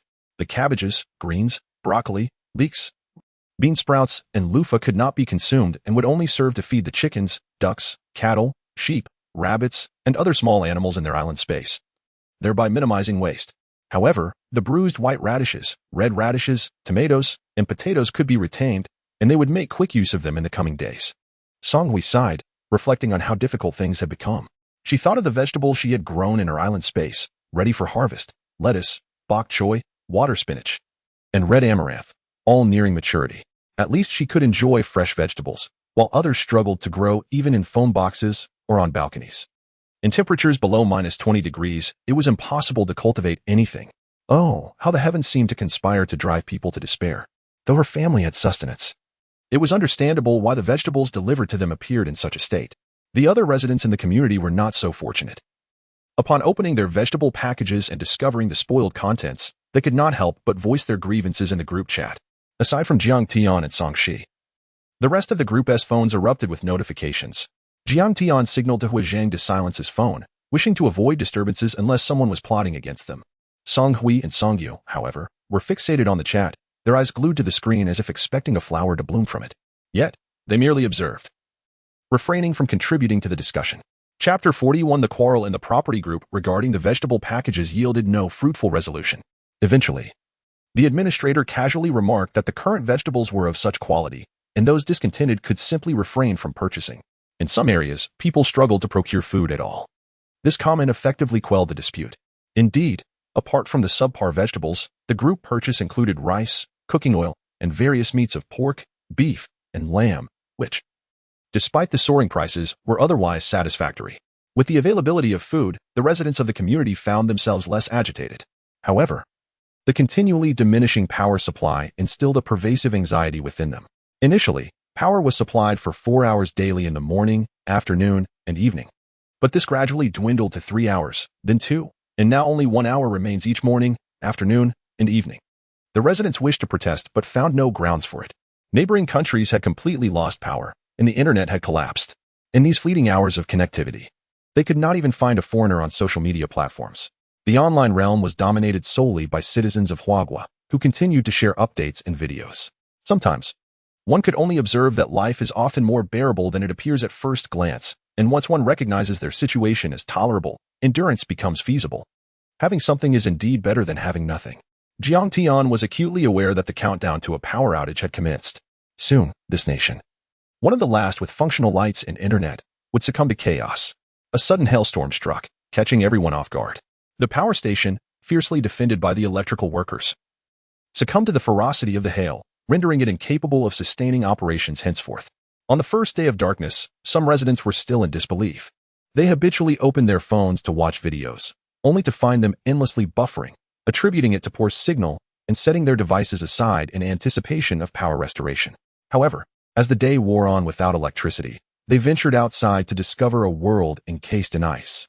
The relentless hail pounded the ground, robbing them of the courage to step outside, forcing them to pace in their homes.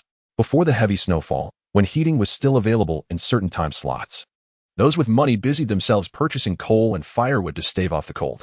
Those with limited finances resorted to exercising or huddling under blankets to keep warm. Jiang Tian's community belonged to the former, as residents had spent substantial sums acquiring coal and firewood. However, with prices skyrocketing, sometimes 7 to 10 times higher than usual, affording warmth became a daunting challenge. As the blizzard persisted and hail continued to fall, their stored coal and firewood dwindled day by day. There was no room for waste. Wrapped in thick down jackets and blankets, they endured until mealtime, when they would ignite the coal for warmth. At mealtime, smoke from coal could be seen wafting from neighboring windows. Jiang Tian's household had opted for smokeless coal, rendering them less conspicuous during such times. In contrast, those burning regular coal boldly signaled to others that they were not in distress. This easily stirred feelings of discontent among those who could not afford to burn coal as freely. Yet, at present, the populace adhered to laws and regulations, refraining from acts of theft or violence. With the power outage, a frank discussion began in Jiang Tian's home. The family gathered around, and Song-hui spoke first. Xiaoyu, there is something we wish to discuss with you. Song-yu, having anticipated this moment, replied, Sister, what is it? She suspected that her sister, Song-hui, had received prior news about the blizzard and had prepared accordingly. In truth, her conjecture was only partially correct. Her imagination had fallen short. Song-hui gestured to Jiang Tian. Tian, present it to your aunt for her consideration. Jiang Tian nodded. All right. Song-yu was puzzled by the silent exchange between the mother and daughter until Jiang Tian produced a notebook and opened it before her. Jiang Tian earnestly addressed Song-yu. Aunt, this is what I dreamt about previously. The events that followed are rather lengthy, so please take a look. At last, the time had come for her dream journal to serve its purpose once more. In truth, the dream had occurred so long ago that the details had faded from her memory, resembling a distant film in which she played a part at the beginning. Now, to recall the specifics of that dream, she needed to consult her notes. She was grateful for her foresight in documenting the entirety of the dream. As Song-yu perused the narratives within the notebook, the subsequent accounts of extreme heat and drought struck her as absurd, particularly the later revelations of abilities awakening. Where was the science in that? Unable to contain her bewilderment, she looked up at Song-hui and asked, Sister, do you and brother-in-law truly believe just because Tian had a dream? Song-hui shook her head. Initially, we too were skeptical. But consider this blizzard. Is it not the best evidence? Tian recounted her dream a month prior to this tempest. Moreover, what solidified Song-hui and Jiang Yuzhou's belief was the surreal island realm described. She continued, please finish reading the notebook. Afterward, Tian will take you to see a certain place. Song-yu reflected on the blizzard that had persisted for over half a month and recalled the passages she had seen in the notebook. It was as if her mind had been jolted. She nodded. Yes, I will read it through. Unlike the time Jiang Tian had explained to Jiang Yuzhou, Song-hui, and Huazhong, the events from her dream were beginning to materialize. Allowing her to first peruse the notebook's content before guiding her into the island realm seemed prudent. At that time, she could also introduce the various aspects of the island, including the available RVs, the supplies hoarded prior to the disasters, and the provisions Song-hui had prepared for her and the children, along with the necessity of maintaining absolute confidentiality regarding Jiang Tian's dream, the future, and the island realm. As Song-yu turned page after page of the notebook, the gravity of the situation weighed heavier on her heart. Especially after having witnessed the validity of Song-hui's earlier assertions, the future indeed appeared foreboding. Chapter 42. A visit. The myriad emotions swirling within Song-yu mirrored those experienced by the others present. This intricate process could only be quelled by her own resolve. When Jiang Tian observed Song-yu closing her notebook, she gestured for her to rise, leading her into the island space. All right, Auntie, we have arrived. This was a scene that had been vividly recreated. Upon entering the island space, Song-hui had appeared just as Song-yu did now. It was evident that they were indeed sisters. With astonishment etched across her face, Song-yu turned to the suddenly transformed surroundings. Sweetie, is this the island space of the heroine from your dreams? No, wait, is it the island space within your amethyst bracelet? The contents of Jiang Tian's notebook were meticulously transcribed in chronological order from her dreams, beginning with the heroine unexpectedly unlocking the amethyst bracelet in her room after Jiang Tian's passing. However, the subsequent entries chronicled the heroine's experiences within the island space, leading Song-yu to naturally refer to it as the heroine's domain. Jiang Tian was unbothered by this misnomer. After all, her amethyst bracelet was now successfully bound to the island space. Yes, this is indeed the island space. After standing there for a moment, warmth enveloped them. Jiang Tian unzipped her down jacket and removed it, wiping the beads of sweat from her forehead. Auntie, let us first change into something more suitable in the RV. These past few days, they had become accustomed to the warmth of the space, while the exterior remained frigid. After tending to the aquaculture and agriculture, Jiang Tian and Song-hui would return to the RV to change clothes. Entering the island space necessitated wearing short sleeves, while outside required down jackets. The changing of clothes had to occur within the confines of the RV, unlike before when they could come and go freely. Jiang Tian linked arms with Song-yu as they strolled toward the RV. There are 3 RVs ahead, one for me and Huazhang, one for my parents, and the last for you and Shishi. Inside, there are some clothes my mother prepared for you and Shishi. She continued. You can take a look and change there. I will show you around the island space. Everything here was prepared before the disaster. Still somewhat dazed, Song-yu struggled to digest the surreal beauty of the island space. Upon reaching the line of parked RVs, the two paused. Jiang Tian pointed to the RV on the right. That one. Auntie, you go in and change first. I will return to my RV to change as well. With that, she released Song-yu's hand and headed toward her own RV, Wearing a down jacket in the island space was truly unbearable. As Song Yu approached the RV indicated by Jiang Tian, she pinched herself discreetly to confirm her reality, feeling the sharp pain that reassured her she was not dreaming. She shed her down jacket, tossing it onto the bed within the RV. From the wardrobe, she retrieved a freshly washed outfit. A wave of gratitude washed over her. Indeed, her sister cared for her the most. Once dressed, she felt a refreshing coolness envelop her. Compared to the outside world's chill, she wished she could remain in the island space forever. However, having perused Jiang Tian's notes, she understood the limitations of the island space. Unless one was alone in the sea's expanse, they could remain indefinitely. Otherwise, time constraints applied, and exceeding the limit would result in being ejected. The thought of solitude in the island space was disheartening. If left alone, she would surely succumb to madness. Recalling Jiang Tian's invitation to explore other areas of the island space after changing, she decided not to linger in the RV and stepped outside. Jiang Tian had already changed, donned a fisherman's hat and sunglasses, and was seated beneath the camping awning in front of the RV, awaiting Song Yu. Upon seeing her emerge, she stood. "Auntie, are you ready? Shall we set off?" Although they were ostensibly exploring the island space, the reality was that Jiang Tian intended to familiarize Song Yu with the various operations within it. Riding the electric scooter with Song Yu seated behind her, Jiang Tian set off toward the first destination, the aquaculture facility. As the sea breeze caressed her face and the azure waves danced before her, Song Yu's thoughts drifted. If such an island existed in reality, she would undoubtedly take Shishi along for a vacation. Alas, this island space could not accommodate their entire family. She pondered, how long can 6 people remain in the island space? Calculating in her mind, she deduced that they could only stay for 4 hours each day. A stark contrast to the 24 hours one person could enjoy or the 12 hours permitted for 2. The limitations were disheartening. With a sigh, she lamented the restrictions imposed on such a splendid island space. Jiang Tian, glancing at the rearview mirror of the electric scooter, noticed Song Yu lost in thought. She decided to wait until they arrived at the aquaculture facility before discussing anything further. After approximately 10 minutes, they reached the entrance of the aquaculture facility. Jiang Tian halted the scooter and signaled for Song Yu to disembark. They entered the facility, first retrieving the chicken's feed from the storage room. Jiang Tian led Song Yu to the chicken coop, where they observed the chickens she had lovingly tended. Among them, 2 hens were already nesting, and soon there would be new chicks hatching. Song Yu assisted in feeding the chicks, inquiring, "Sweetie, are these chickens all yours? I didn't realize you were skilled in this." Jiang Tian chuckled, tossing a handful of grain into the coop.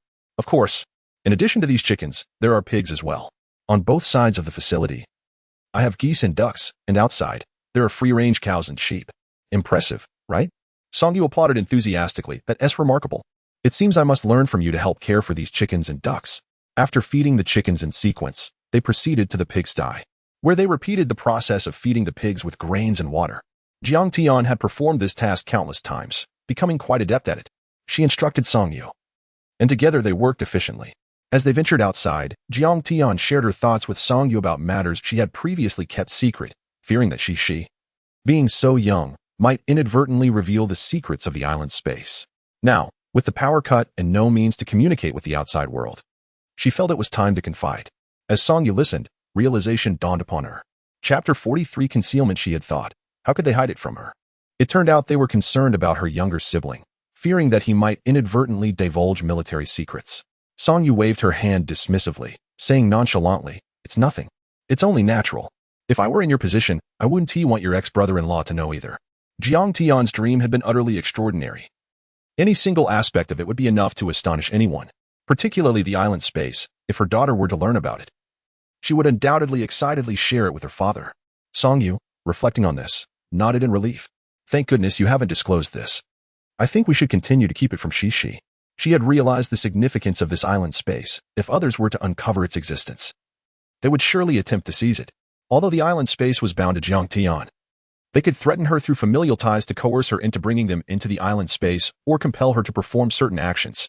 Song Yu was fully capable of maintaining secrecy, but her own daughter, her lips were not quite so tightly sealed. Currently, Song Shi was still asleep in her room, so there was no need to worry about her learning of it just yet. As long as the island space was not utilized in her presence, they could likely manage to keep things under wraps. Jiang Tian shook her head. "Auntie, we cannot keep this from Shishi. Even in winter, we can roast coal, but when the heat of summer arrives and the outside becomes unbearable, we'll have no choice but to seek refuge in the space." She paused, continuing, "Moreover, If we ever encounter an emergency requiring us to retreat to the space, she would inevitably find out. Songyu sighed. Let us see how long we can keep it hidden. At worst, we'll just tell her it's magic. No one would believe her if she mentioned it. That's a splendid idea, Jiang Tian nodded. All right, I'll heed my aunt's advice. After leaving the breeding ground, they proceeded to the duck enclosure. Upon hearing the commotion at the entrance, the ducks hurried toward her. Though they foraged for food independently, they certainly appreciated a little extra. The two familiar ducklings eagerly rushed to her side, standing at her feet. She handed the bag of chicken feed to Songyu. Andy, please feed them first. I want to check on these two ducklings. Certainly, Songyu replied, taking the feed bag. The ducks recognized that whoever held the food was their master. Upon noticing a change in the feeder, they abandoned Jiang Tian and flocked to Songyu. Songyu couldn't help but chuckle as she scattered the feed. Watching them scramble excitedly for it, Jiang Tian placed a handful of feed before the two ducklings that had gathered around her. Over the course of a month, these ducklings had grown significantly. She sighed inwardly. A month was ample time for her to develop an attachment to them. Now, how could she bear to slaughter them for the pot? She gently patted the two ducklings and stood up to gaze at the multitude of ducks, reassuring herself that their dining table at home would not lack for duck meat. Hopefully, the other ducks would be productive and give birth to some ducklings soon. While Songyu continued feeding the ducks, Jiang Tian carried another bag to the pond to feed the fish and shrimp. As she tossed the food into the water, the previously elusive little fish emerged, nibbling eagerly at the offered sustenance. Jiang Tian was uncertain about the survival rate of the fish and shrimp in this pond, but seeing the ones that had survived grow significantly was a positive sign. After feeding the most aggressive white goose and the relatively docile rabbits, their tasks at the breeding ground were complete. They collected the animal waste from the chicken coops and pigsties, placing it into a bucket to transport to the planting area. As Songyu entered the planting area with the bucket of animal waste, she smiled and remarked, "This is managed by your mother, isn't it? She loves to cultivate these." Jiang Tian chuckled softly. "Yes, our family's vegetables and fruits will depend on my mother's efforts, and I'm learning alongside her." She took the bucket from Songyu. "Andy, please wait here. I'll go help my mother with the fertilizer." Songyu nodded. "All right, off you go." The breeding ground had been watered yesterday, and according to Song Hui's schedule of watering every 2 days, today they were not required to water. After handling the future fertilizer in the bucket, Jiang Tian strolled with Songyu around the breeding area overseen by Song Hui. Some vegetables were ready for harvest, while the fruits would still require some time, at least 2 more months before maturity. If they craved a taste, they could always go pick coconuts for a treat. Songyu nodded, and after surveying the vegetable and fruit patches, they exited. Having inspected the vital breeding and planting areas of the island space, they decided to explore the surroundings. As Jiang Tian passed by the beach, she was startled to see her 2 black and white dogs frolicking in the water. She stopped and dashed toward the beach, with Songyu following closely behind. Noticing Jiang Tian's anxious demeanor, Songyu looked toward the beach and spotted the 2 huskies. Were they not the very dogs Jiang Tian had raised? "Big Mao, Air Mao," Jiang Tian called out as she stepped into the water, initially fearing they might be drowning. However, to her relief, the huskies, hearing her voice, turned towards her, tongues lolling happily, and swam over. What a false alarm it had been. The 2 dogs were merely enjoying a swim. 3 days apart, and you've already changed so much. This saying applied well to her huskies, who had once been wary of the waves but now swam effortlessly. It seemed that in just a few days of absence, they had acquired a new skill.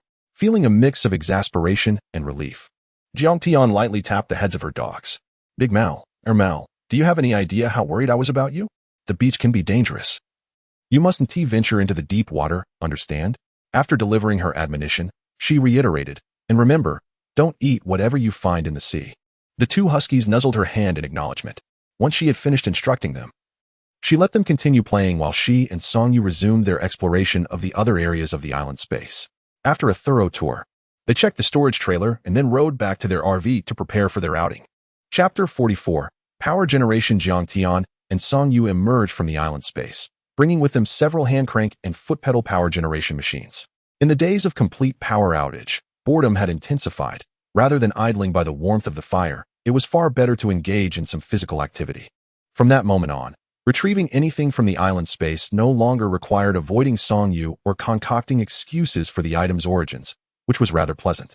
Dressed warmly in thermal wear, cashmere, and a down jacket, Songyu still felt the biting chill from the fluctuating temperatures. Jiang Tian had grown accustomed to it and seemed unbothered. Songyu hurried over to the fire table, warming herself by the glowing coals, and excitedly conversed with Song Hui, exclaiming, "Sister, this island space of Tian Tian is simply remarkable. If it continues to develop as it does in her dreams, our family will be able to lead a good life. Seeing her sister's exuberance, Song Hui refrained from dampening her spirits, nodding in agreement. Yes. As long as our family is together, that is what matters. Taking a sip of the hot tea on the table, Song Yu blinked and offered, I'll help out at the farm and the planting fields. Just assign me any dirty or laborious tasks. Song Hui couldn't help but laugh, responding, all right. I'll let you handle everything from now on, but don't you dare complain. The two sisters chatted joyfully by the fire table. Jiang Tian set up the hand crank and foot pedal power generator in the living room, eager to start exercising. Realizing that practicing alone was insufficient, she beckoned the warm-hearted Huazheng to join her in this physical endeavor. Curiously, Song Hui asked from a distance, Tian, what are you doing? Amused, she observed the duo pedaling on the stationary bike, while simultaneously cranking the handles. Each was connected to a power bank via wires. Turning her head with a smile, Jiang Tian explained, I'm working out and generating electricity for our home. If we manage to charge a phone, that's a bonus. She nudged Huazheng, right? Zhang? With a grin, Huazheng affirmed, yes, let us aim to charge a phone. In truth, they had solar power banks and solar panels at home, ensuring an ample supply of electricity. If a phone ever ran out of power, it could simply be charged in the RV within the island space, which would undoubtedly be quicker than pedaling and cranking. However, she was eager to play, so she would indulge Jiang Tian. Jiang Tian found the monotony of staying home quite tedious, and with the internet down, the last vestige of amusement was lost.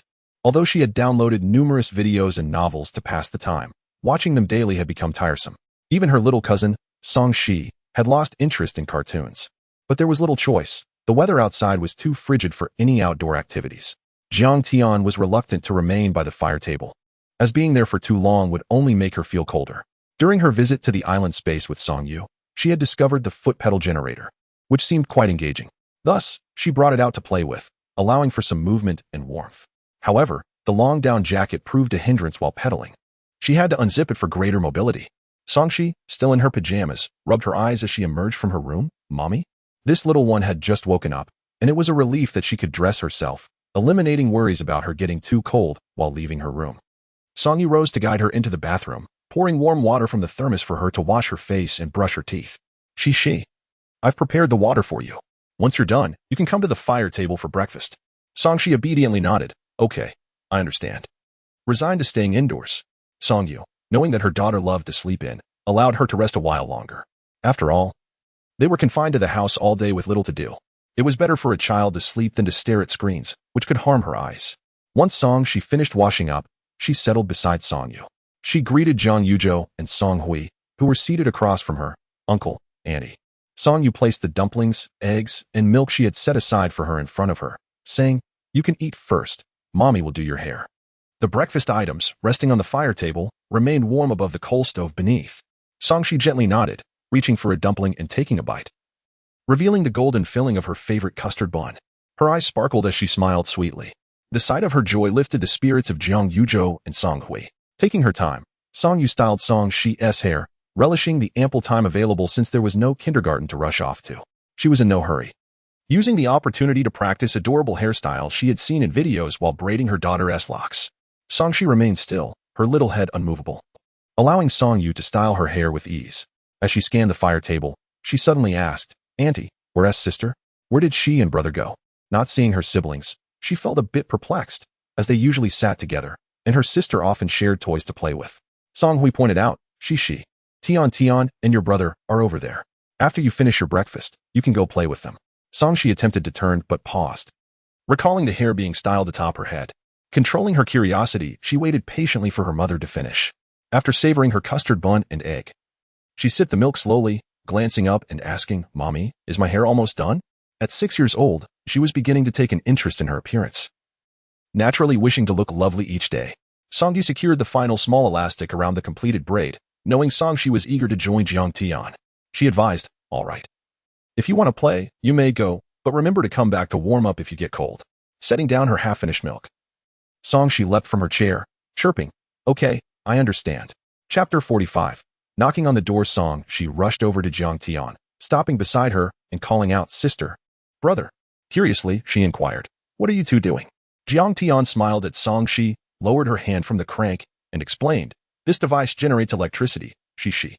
Would you like to try it? Generate electricity? Songxi's ears perked up. Though she was young, she understood that generators could produce power and that solar energy could also generate electricity. However, she was intrigued by this machine that operated solely by cranking and pedaling. With wide eyes, she asked, "Sister, can this make the lights in our room turn on?" After days of intermittent power outages, many evenings had left their home cloaked in darkness. Daylight allowed some light to filter through the windows, but nighttime was utterly pitch black. Young Songxi disliked this situation, and the prospect of using this device to illuminate her room at night greatly excited her. Jiang Tian nodded with a smile and replied, "Of course. Look over there. I've been charging the power bank. See?" Songxi gazed at the blinking power bank, her belief reinforced. She eagerly asked, "Can I give it a try?" "Absolutely," Jiang Tian responded readily. "But first, wait a moment while I fetch a table and chair for you." She paused the pedaling, stood up, and retrieved a table and chair suitable for Songxi's height. After arranging the foot pedal, she took out a string of LED lights and plugged it into the bicycle's charging port. "All set. You can sit here and give it a try, Shi. Just pedal, like riding a bicycle, and keep going. Soon, these little lights will illuminate," Jiang Tian encouraged. Knowing that children relish novelty, she thought it best to let Songxi enjoy the experience rather than simply using the power bank for charging. Songxi agreed with delight and settled onto the chair, her feet reaching the pedals. She began to pedal and mimic the cranking motion. Within moments, the string of LED lights glowed to life, shimmering in vibrant colors. "Look, sister. My lights are on. They're so beautiful," she exclaimed, her eyes sparkling with joy. The LED lights consumed little energy, and with just a few pedals, they illuminated brilliantly. However, as Songxi became absorbed in her excitement, her movement slowed, and the lights dimmed without a steady power source. Blinking in surprise, she quickly resumed her pedaling and cranking. Jiang Tian found the scene amusing and allowed her to continue playing. Meanwhile, she and Huizheng had been pedaling and cranking for nearly half an hour, feeling warm despite not being near the heated table. However, she thought it prudent not to overexert themselves with continuous pedaling. Taking a break, Jiang Tian retrieved her phone, intending to watch a video when she heard a faint knocking from outside. The sound seemed distant, likely not from their floor but rather from downstairs. Since everyone in her household was home, they had splashed a basin of cold water on the outer iron door, which had frozen into a glistening layer of ice due to the cold weather. It seemed unlikely that anyone would knock on their heavy door, knowing it would not budge. Nonetheless, she checked the video feed from the external camera and confirmed that the area by the iron door was empty. Relieved that it was not an issue concerning her home, she set her phone back in her pocket, deciding against further investigation. Songxi's curiosity persisted, especially with the light still dangling enticingly before her. She was akin to a donkey chasing a dangling carrot, tirelessly pedaling to keep the lights aglow. Jiang Tian felt a twinge of guilt, realizing that she had not been as diligent in charging her power bank as Songxi was in her endeavor. She, you don't need to pedal so quickly. You can take it a bit slower," she cautioned, concerned that the child might overexert herself. Meanwhile, in the living room, Songhui and her companions also heard the knocking from downstairs, frowning but choosing to ignore it. Noticing the time, they began preparations for lunch. The kitchen utilized a gas canister, allowing them to cook even during a power outage. However, the exhaust fan had ceased operating, resulting in a strong smell of oil while cooking. Opening the windows could risk letting the aroma escape. Yet it was a relief to have a warm meal amid such circumstances. Earlier, while they still had power, they had cooked to make use of the exhaust fan. After cutting the vegetables for lunch, Songhui signaled to Jiang Tian to send Jiang Yuzhou into the island space to cook. Jiang Yuzhou was perfectly capable of handling the cooking alone. Given the current situation, spending a bit of time in the space to prepare a meal was entirely feasible. Jiang Tian sent her father into the island space, agreeing on a time for him to return after cooking, before stepping back out. Of course, all this transpired in the kitchen, while Songxi pedaled away, blissfully unaware of the activities nearby. Feeling idle, Songhui, curious about Jiang Tian's prolonged pedaling, remarked, "Sweetie, let me try your bicycle." She took the same position Songxi had occupied and began pedaling. It indeed proved to be a refreshing form of exercise. As the knocking ceased, Jiang Tian glanced at the surveillance video again, observing a man bundled up tightly, ascending the stairs towards their home. However, upon seeing the icy iron door, he turned back and left. Jiang Tian thought to herself that, given the circumstances, it was best for that individual not to return. Chapter 46. Midnight. As the ferocious blizzard and hail sealed off the roads completely, the power supply was also cut off. The residents of the community found themselves isolated from the outside world, and with the daily depletion of food supplies, restlessness began to permeate the atmosphere. The tranquility of their lives was destined to be shattered. In the dead of night, Jiang Tian was jolted from her slumber by piercing screams emanating from the neighboring building. Beside her, Huazhang also woke, startled by her sudden movement. Blinking awake, he inquired, Tian, what's wrong? Cocooned in the blankets, Jiang Tian gestured for silence. And the two strained their ears to listen to the commotion next door. Please, don't do this. You can take anything. We want to hold you accountable. Just put down the knife and calm down. Don't kill him. Please, don't kill him. No. Help me. In the stillness of the night. Only the woman's desperate cries and pleas pierced the silence. Moments later, there was a loud bang, and then silence fell, leaving no trace of the earlier chaos. Nestled in Huazhang's embrace, Jiang Tian's heart raced. She could vividly imagine the horrifying scene described by the woman's frantic words. A burglar, caught in the act. Brandishing a knife against the homeowner in a frenzied panic. When the female homeowner emerged to intervene, she too became a victim. The thief, having taken a life, would surely eliminate any witnesses to secure his escape, especially in the darkness of a power outage, devoid of surveillance. A shiver ran through Jiang Tian. The nightmares she had previously experienced paled in comparison to the stark reality unfolding. She couldn't fathom what she would do if such a scene transpired in her own home. With so many locked doors, could an intruder truly force their way in? She acknowledged her selfishness. Hearing the turmoil next door, she felt no urge to rush to their aid, instead opting to listen from a distance. Even if she had chosen to intervene, it would have been futile. In mere minutes, the commotion had ceased, and rushing in would likely have only led to more casualties. Although her husband Huazhang and her father Jiang Yuzhou were both men with solid physiques, they lacked martial prowess. Faced with an assailant wielding a knife, they would need to tread carefully to avoid provoking further violence. Jiang Tian's priority was the safety of her own family. The plight of others was beyond her reach, especially as she sensed that the worst was yet to come.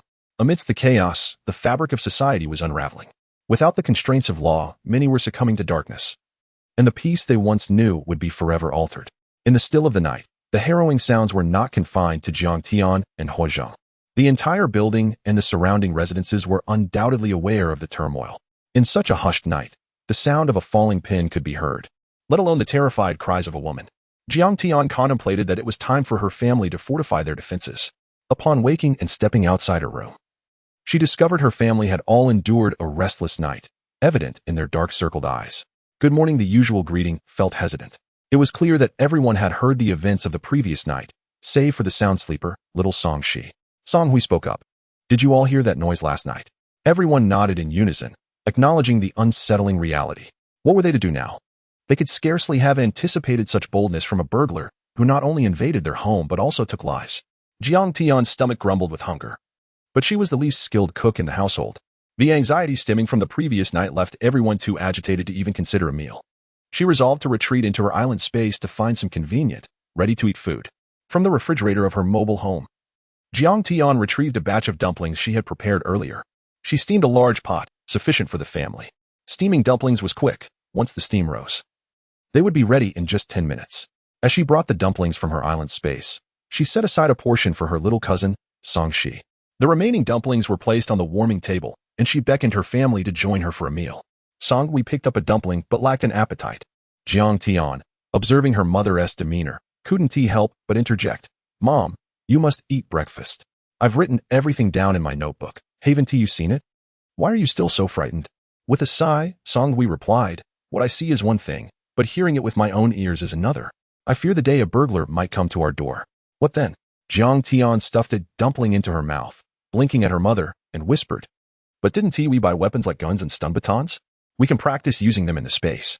If we ever encounter such a situation, we can defend ourselves. As the adage goes, if one does not offend me, I will not offend them. If they dare to intrude upon their home, they should be prepared to face the consequences. In contrast to Song Hui and Song Yu, Jiang Tian processed the events with greater resilience. Having witnessed the growth of the protagonist, she understood the necessity of becoming stronger in a world where the strong prevailed. Huazhang chimed in, indeed. We learned how to shoot while in M country. We can teach you. If you prefer not to use a gun, we have stun batons and other weapons. Song Hui and Song Yu found it difficult to accept this notion. Survival was one thing, but now they were discussing turning against each other in times of crisis. Seeing her mother's expression, Jiang Tian felt a pang of discomfort. In an attempt to lighten the mood, she joked, don't worry, Mom, I'll protect you. If worst comes to worst, we can all just hide in the island space. With 6 people sheltered in the island space, they could easily survive for several hours. Song Hui shook her head, saying, your aunt and I cannot solely rely on you. We cannot become a burden. Chapter 47. Self-defense Song we remain lucid. Realizing that such evasion was futile and would only burden her family, taking the initiative was undoubtedly the best course of action. Observing her sister, Song Yu felt more resolute. Being young and with a small daughter to protect, she could not hide behind her sister and niece.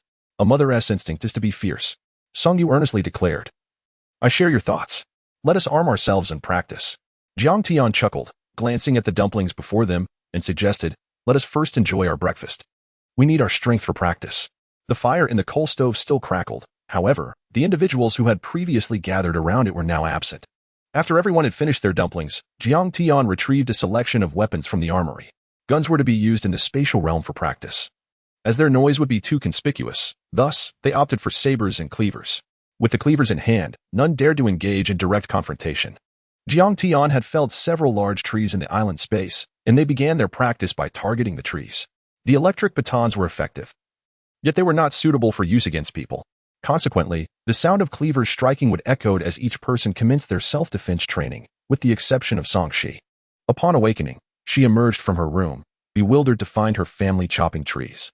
"Mom, auntie, uncle, sister, brother, what are you doing?" The 5 adults exchanged glances, nearly forgetting the little one among them. They laughed awkwardly, not revealing the true reason behind their actions. "We are exercising, dear. The coal supply has run out, and we need to chop some firewood," they explained. "Stay back, sweetie, for your safety. Adults will handle this. It's not suitable for a child of 6 to wield a knife. Who knows what could happen?" Jiang Tian prepared snacks for Song Shi, providing her with a tablet and some dress-up dolls along with various outfits. She coaxed Song Shi, saying, "Dear, I have an important task for you. Please sit by the fire and dress the dolls in their finest clothes. Keep an eye on the screen, and if anyone approaches, let me know, all right?" She placed the surveillance phone on the table, secured with a stand for easy viewing. Song Shi's eyes lit up as she accepted the challenging task, raising her hand with enthusiasm. "All right, you can count on me, sister. I will complete the mission." Jiang Tian smiled, nodding in approval. She anticipated the possibility of intruders at night and remained wary of potential daytime threats. After all, who could say if the person knocking at their door had ulterior motives? No one resided in the building below Jiang Tian's home, and the individual who had knocked for so long seemed unaware that nobody was inside. Clearly, they were not from their building or were merely scouting the area. With her instructions given, they resumed their practice with the cleavers, with Song Shi monitoring the outside. At least the daytime was secure. If anyone dared to approach stealthily, the sight of their weapons would likely deter them. In the living room, the family continued to chop at the trees vigorously. As noon approached, exhaustion set in, and hunger became overwhelming. Song Hui and Song Yu swung their blades until their arms felt weak, and Jiang Tian felt similarly fatigued. In this regard, she was not much stronger than her mother and aunt. Her lack of regular exercise had left her physically drained. Jiang Yuzhou and Huazheng fared slightly better, so they took on the task of cooking, entering the island space to prepare a meal. To date, Jiang Tian insisted that only 2 individuals enter the island space at a time to mitigate the risk of unforeseen circumstances necessitating a hasty retreat. Otherwise, if they were not mindful of their time spent inside, they could find themselves unable to access the space when it was critical. Such a scenario would be devastating. 2 individuals could remain in the island space for 12 hours. Thus, if they spent an hour inside, only 11 hours remained for future entries. If all 6 were to enter, the time would be divided into 22 hours for 6 people. Jiang Tian was curious about how the island space could be so intelligent, accurately tracking the number of entries and durations for 2, 3, or 4 individuals. Upon completing the morning's tasks, Jiang Tian admired the doll Song Shi had dressed up. She did not forget to inquire, "Song Shi, did you see anyone on the surveillance video?" Song Shi shook her head, replying, "Sister, there was no one at all this morning." Jiang Tian felt relieved that no one had approached, as it indicated a temporary safety. The alarm on her phone rang, prompting Jiang Tian to enter the space to retrieve Jiang Yuzhou and Huazheng. The fragrant dishes emerged from the island space, and as Jiang Yuzhou announced that dinner was served, the group laughed as they struggled to grasp their chopsticks, which slipped from their fingers. Using her less practiced left hand, Jiang Tian awkwardly finished her meal.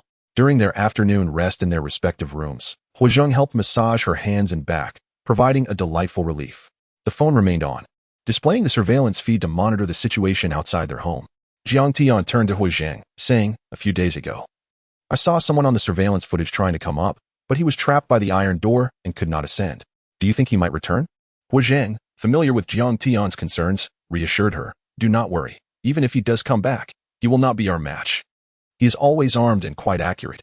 In the event of a true crisis, we can always resort to using firearms. Jiang Tian nodded, acknowledging that her aim was also decent. While working in the space, she would take time to practice. However, frequent shooting had left her hands sore.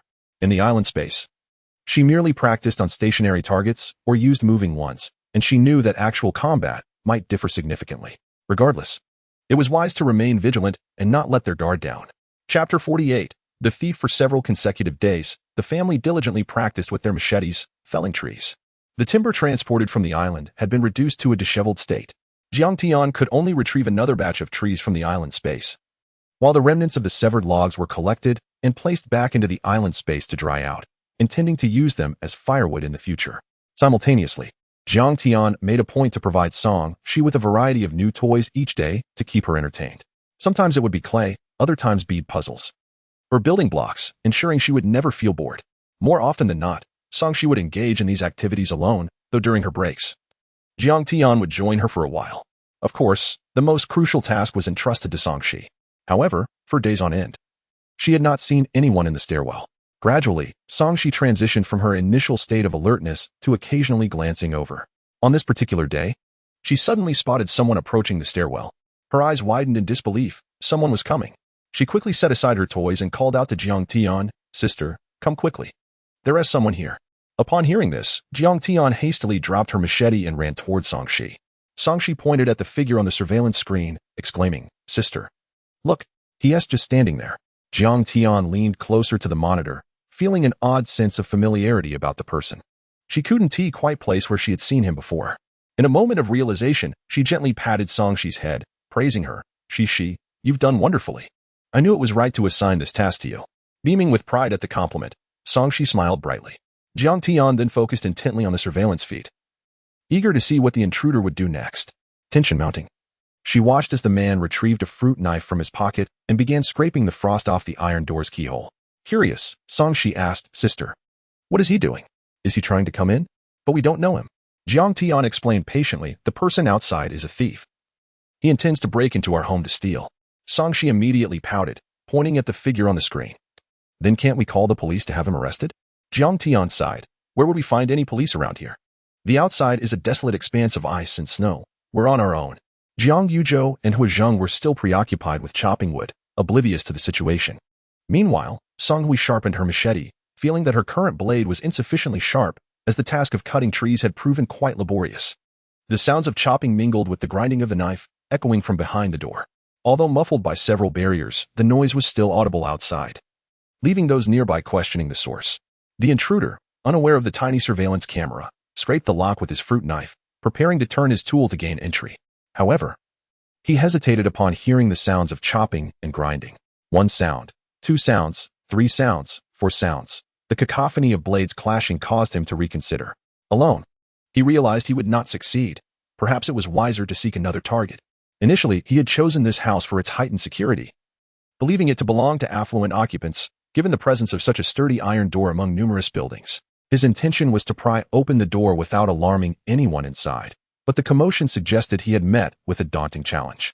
Retracting his tools into his pocket, he nonchalantly descended the stairs, reasoning that with so many households around, he could easily select another without wasting his trip. As Jiang Tian observed the man retreat on the monitor, she breathed a sigh of relief. "Sister, the thief has left," Song-Shi exclaimed joyfully. Jiang Tian nodded in agreement. "Yes, he is gone." Song-Shi, puzzled, inquired, "But sister, wasn't he here to steal? Why did he leave?" Jiang Tian offered a different perspective, explaining, "Well, it seems he heard the sounds from our home and was frightened away." With the thief gone, Jiang Tian felt reassured. She retrieved several packs of snacks from the room and offered them to Song-Shi, reminding her, "Shi, you must pay closer attention from now on. If anyone comes up, you must tell me immediately." Clutching her snacks, Song-Shi promised earnestly, "Okay, I will." Returning to her previous spot with the machete, Jiang Hui noticed Jiang Tian's return and asked, "What happened?" Jiang Tian recounted, She just spotted a person coming up the stairs towards our iron door. He appeared to be a thief. I saw him take out a fruit knife and scrape at our frozen iron door. However, he abruptly stopped and left, likely deterred by the sounds of us chopping wood inside." Song Hui released a breath she had been holding, relieved. Good. If he had come, he wouldn't have stood a chance against us. With only one thief outside, we have 5 adults here. Surely, we wouldn't lose to just one person. Yet, Deep down, Song Hui hoped for a peaceful resolution. She had no desire to seek trouble nor invite it upon their family. As news of the thief's brief visit spread, the entire family became aware of the incident. They began to ponder the possibility of the thief returning that night, leading to discussions about rotating night watch duties for added security. Jiang Tian recognized that one person alone would not suffice for a watch. It would be prudent to pair her parents together while she and Huizheng took turns. This left Song Yu as the sole individual without a partner, and they decided to assign her the responsibility of preparing meals instead of including her in the night watch. Desiring to participate in the watch, Song Yu suggested, with just the four of you, it might be too exhausting to last through the night. She proposed that each person could take on a time slot, allowing for adequate sleep. Jiang Tian considered this and agreed, reasoning that with the surveillance camera monitoring outside, they would have enough time to awaken the others if someone approached. Chapter 49, The Night Watch. The plan for the night watch commenced, involving a total of 5 individuals who would take turns from 10 in the evening until 8 in the morning. The most favorable time slots were from 10 to midnight and from 6 to 8 in the morning. The former allowed for a restful sleep after the night watch, while the latter permitted a seamless transition from sleep to duty. Jiang Tian, Huizheng, and Song Yu unanimously allocated these prime periods to Jiang Yuzhou and Song Hui, recognizing that, given their advanced age, they might struggle with the rigors of staying awake. The remaining times for the younger members were thus designated for their brief rest before taking over the watch. Jiang Yuzhou was assigned the slot from 10 to midnight, with Jiang Tian stepping in for her father's shift afterward. The temperatures dropped further during the night, and one had to sit in the living room to keep from disturbing a sleeping partner. The coal stove was lit, down jackets were donned, and power banks were readied. As Jiang Tian's phone, constantly monitoring the surveillance, consumed significant battery life and required frequent recharging. After several days of this rotation, aside from the occasional distant cries echoing from elsewhere, their abode remained secure, untouched by any visitors. Jiang Tian speculated that the sounds of tree cutting and sharpening tools during the day might serve as a deterrent, dissuading any would-be intruders. Nonetheless, this was a comfort. At least their home was safe. The snowfall had ceased, and the indoor temperature gradually declined. Layers of thick ice and snow blanketed the first 3 floors. It was difficult to fathom the feelings and cold endured by those residing on the lower levels. The entrance door was blocked, and anyone wishing to enter could only break through the windows of the 4th floor. Whether there were inhabitants on that floor remained uncertain, but Jiang Tian, peering through binoculars, observed footprints in the snow.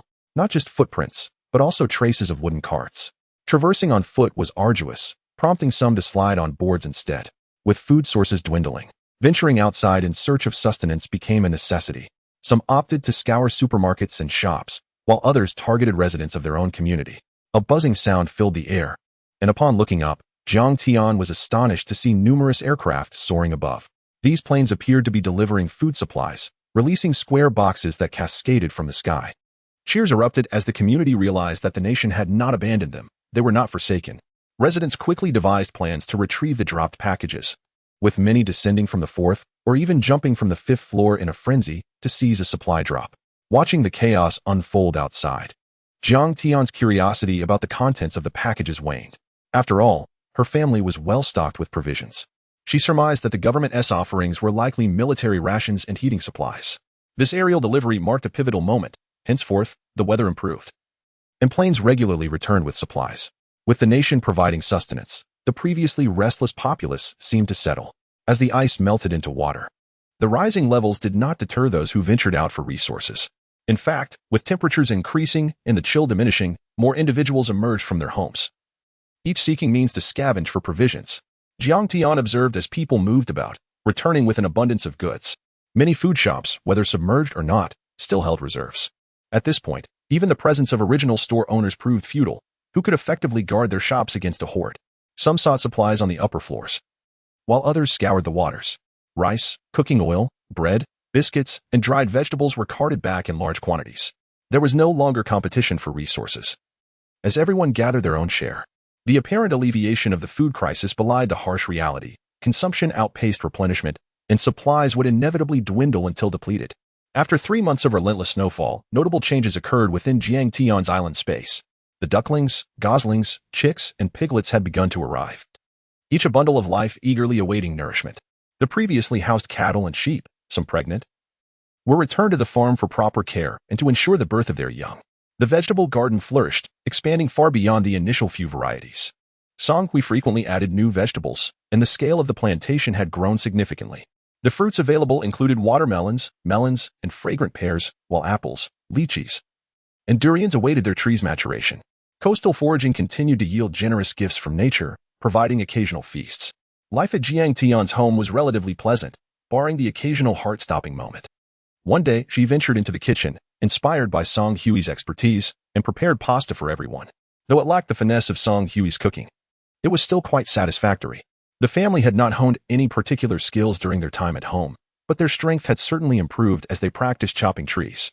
However, they had not encountered any formidable adversaries. Apart from the occasional burglar, no other intruders had attempted to break in. The down comforters in their home could finally be changed after washing the covers, and the inner layers were sun-dried in the island space before being stored away. Songshi remained oblivious to the island space's existence, only aware that new items occasionally appeared in their home, without understanding their origin. In the island space, Jiang Tian crafted some small cakes, bringing them out for Songshi to enjoy. Although her culinary skills were limited, she excelled at desserts. Observing Songshi's delight, she inquired, "How is it? Is it delicious?" Songshi nodded enthusiastically. "Yummy." Jiang Tian then produced a tissue to wipe the cream from Songshi's face, pondering that perhaps the young girl was the most carefree member of their household. Chapter 50. The visit. As the buzzing sound echoed once more, the aircraft reappeared, releasing inflatable boats destined for waterborne excursions.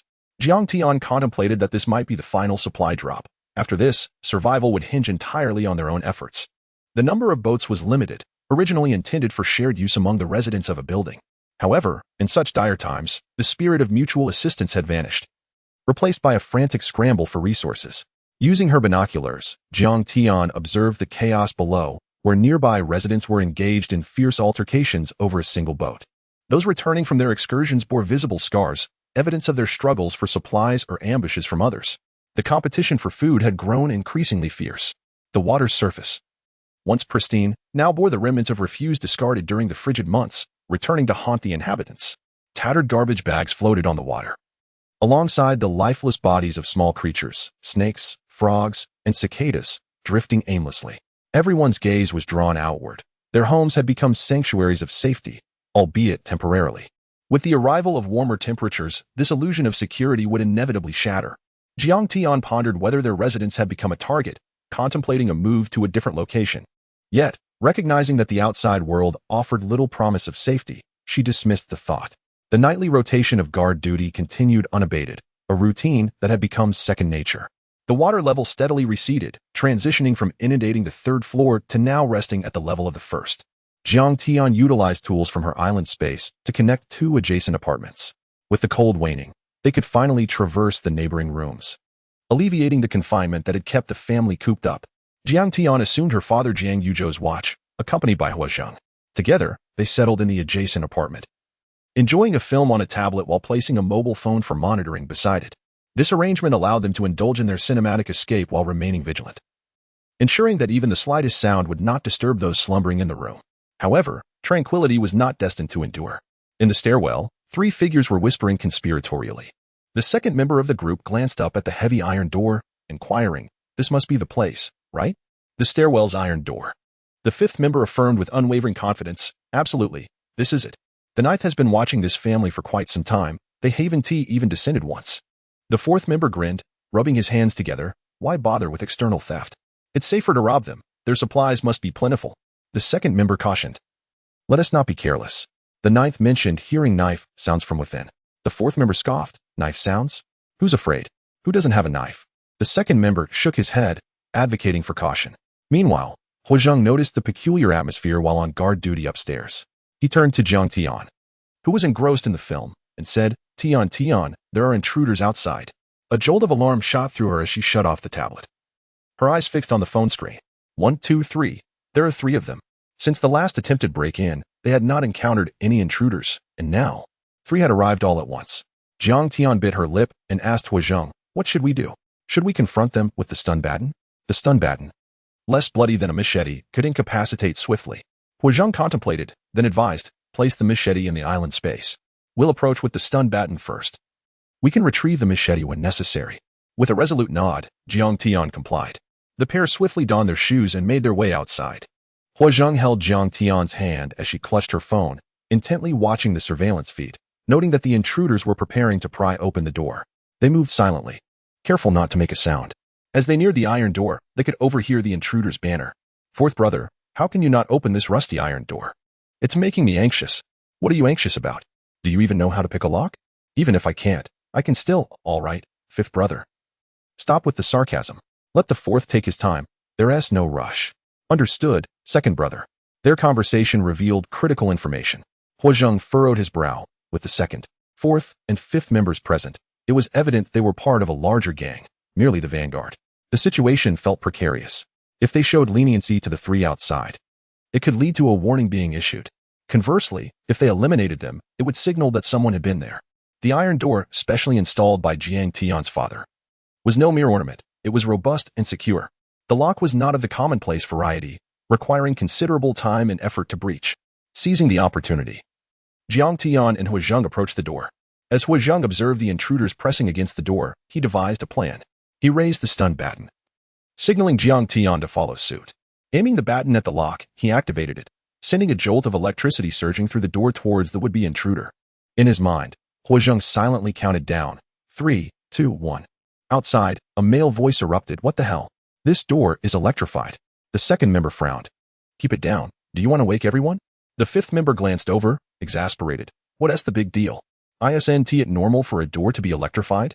The fourth member's frustration boiled over. "Normal my foot. My hand just got zapped. If I hadn't let go in time, I'd have been fried. If you don't believe me, stretch your hand out and see if it hurts." Chapter 51. The door prizing at that moment. Huazheng and Jiang Tian exchanged a meaningful glance, both comprehending the unspoken message in each other's eyes, leading them to turn off the stun baton. Lao Wu, skeptical of Lao Si's claims, boldly asserted, "Let's try it. Who dares not?" Despite his bravado, a flicker of apprehension lingered within him as he disdained the boastful demeanor of his elder brother. Summoning his courage, he pressed his hand against the door. Squinting, Lao Wu waited, but nothing transpired. He lifted his chin and scoffed mockingly. "Is this what you meant by the iron door being electrified, fourth brother? Why does it only shock you, and not me?" Observing Lao Wu's reaction, Lao Si pondered that perhaps there was indeed nothing amiss. However, he had just felt the current surge through his own hand, which was undeniably real. Confounded, he scratched his head, thinking it all quite peculiar. Tentatively, he extended his hand again, and the iron door appeared entirely normal. Muttering to himself, Lao Si speculated, "Could it be that I merely brushed against it and got shocked?" He lowered his head once more, using his prying tool to attempt to force the door open. Inside, Huazheng and Jiang Tian aimed the stun baton at the lock cylinder once more, activating it. The current they selected was mild, merely enough to induce a slight tingling sensation without any significant harm. When Lao Si was jolted again, he recoiled in shock, exclaiming, "Wow, there really is electricity." It shocked me again. He distinctly felt the tingling in his hand. Lao Wu, witnessing his reaction, seized the opportunity to mock him without restraint. "Fourth brother, does that mean you can't pry the door open? Are you perhaps seeking excuses to avoid the task?" Having already tested the door by slapping his hand against it, Lao Wu found it completely normal. Lao Er frowned and reached for the iron door as well, receiving no electric response either. Unable to tolerate the situation any longer, he turned to Lao Si and said, "Fourth brother, perhaps you should refrain from attempting to pry the door today. Instead, teach Lao Wu how it's done." Lao Si's eyes widened in disbelief at Lao Er's suspicion. "Second brother, do you not believe me either?" Lao Er remained silent, casting his gaze aside.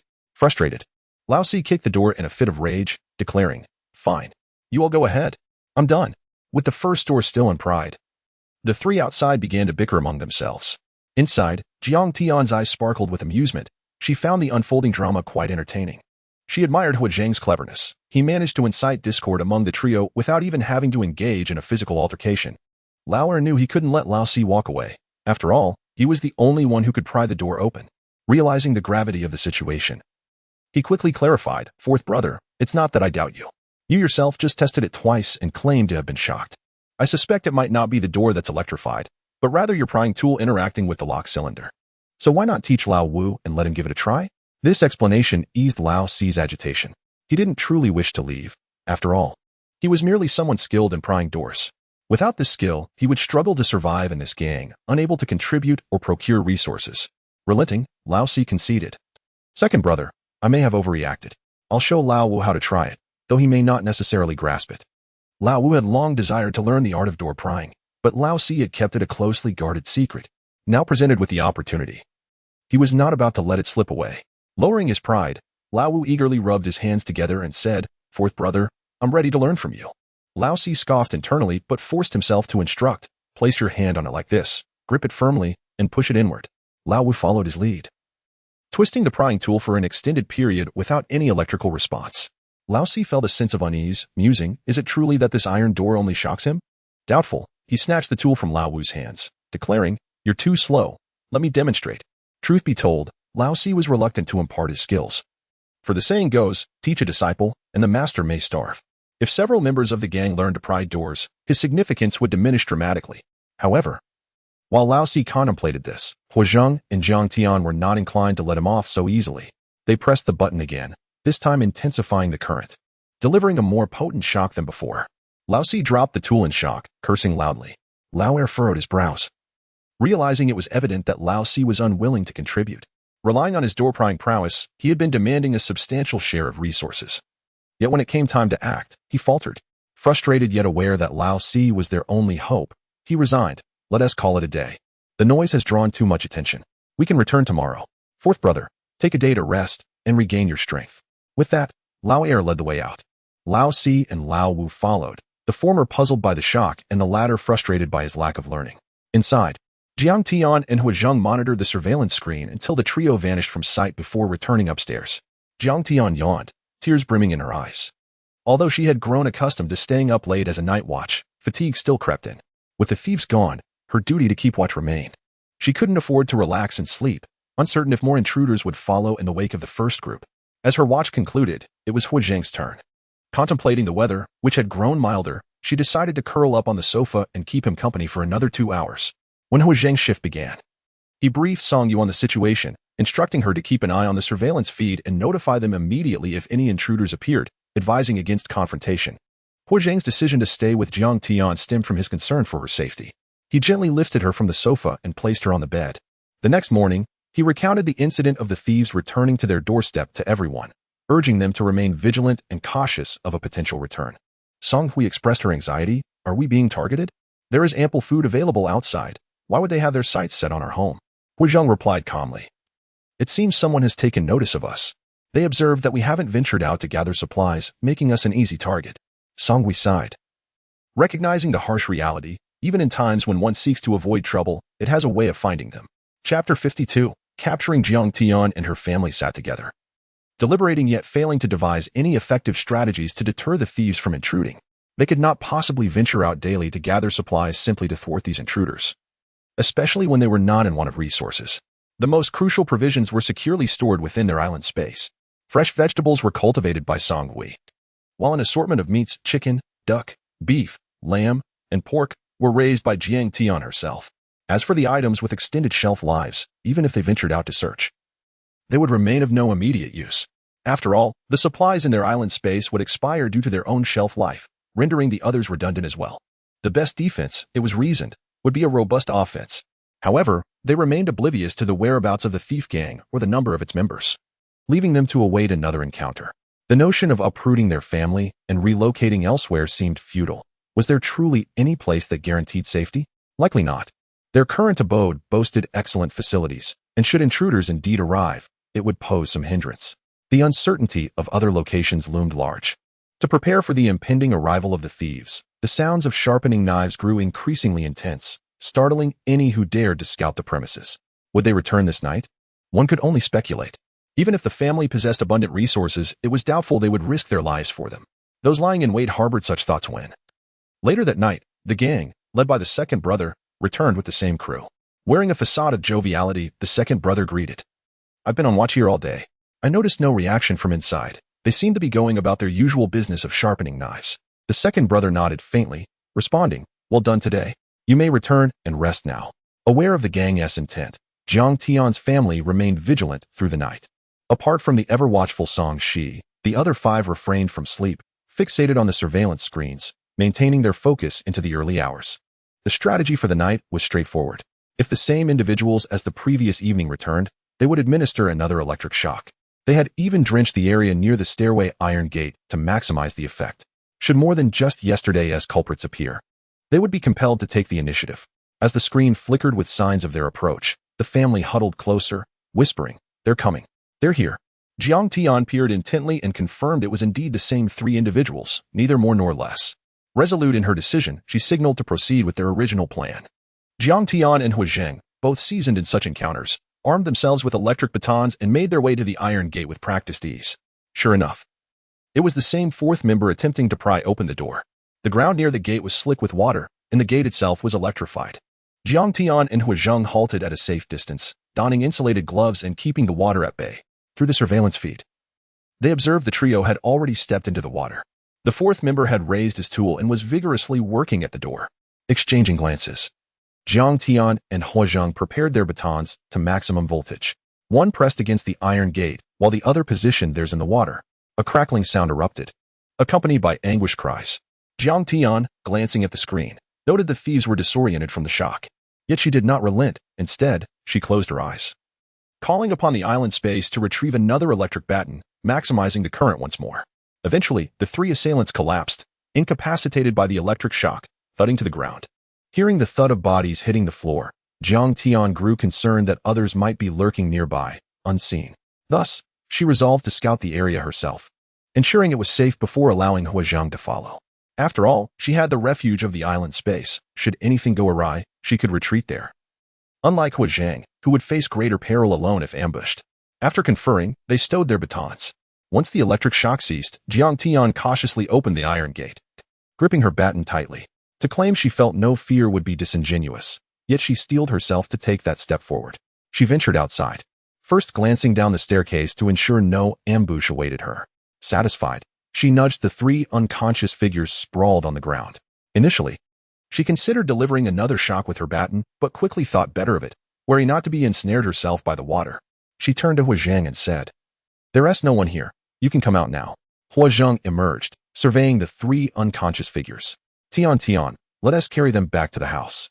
After a moment's thought, he added, "I'll take two, and you can drag the lighter one." Jiang Tian nodded in agreement, acknowledging the burden of the task. Hu Zheng could manage only two, while Jiang Tian struggled to drag one. They secured the iron gate and proceeded toward their home.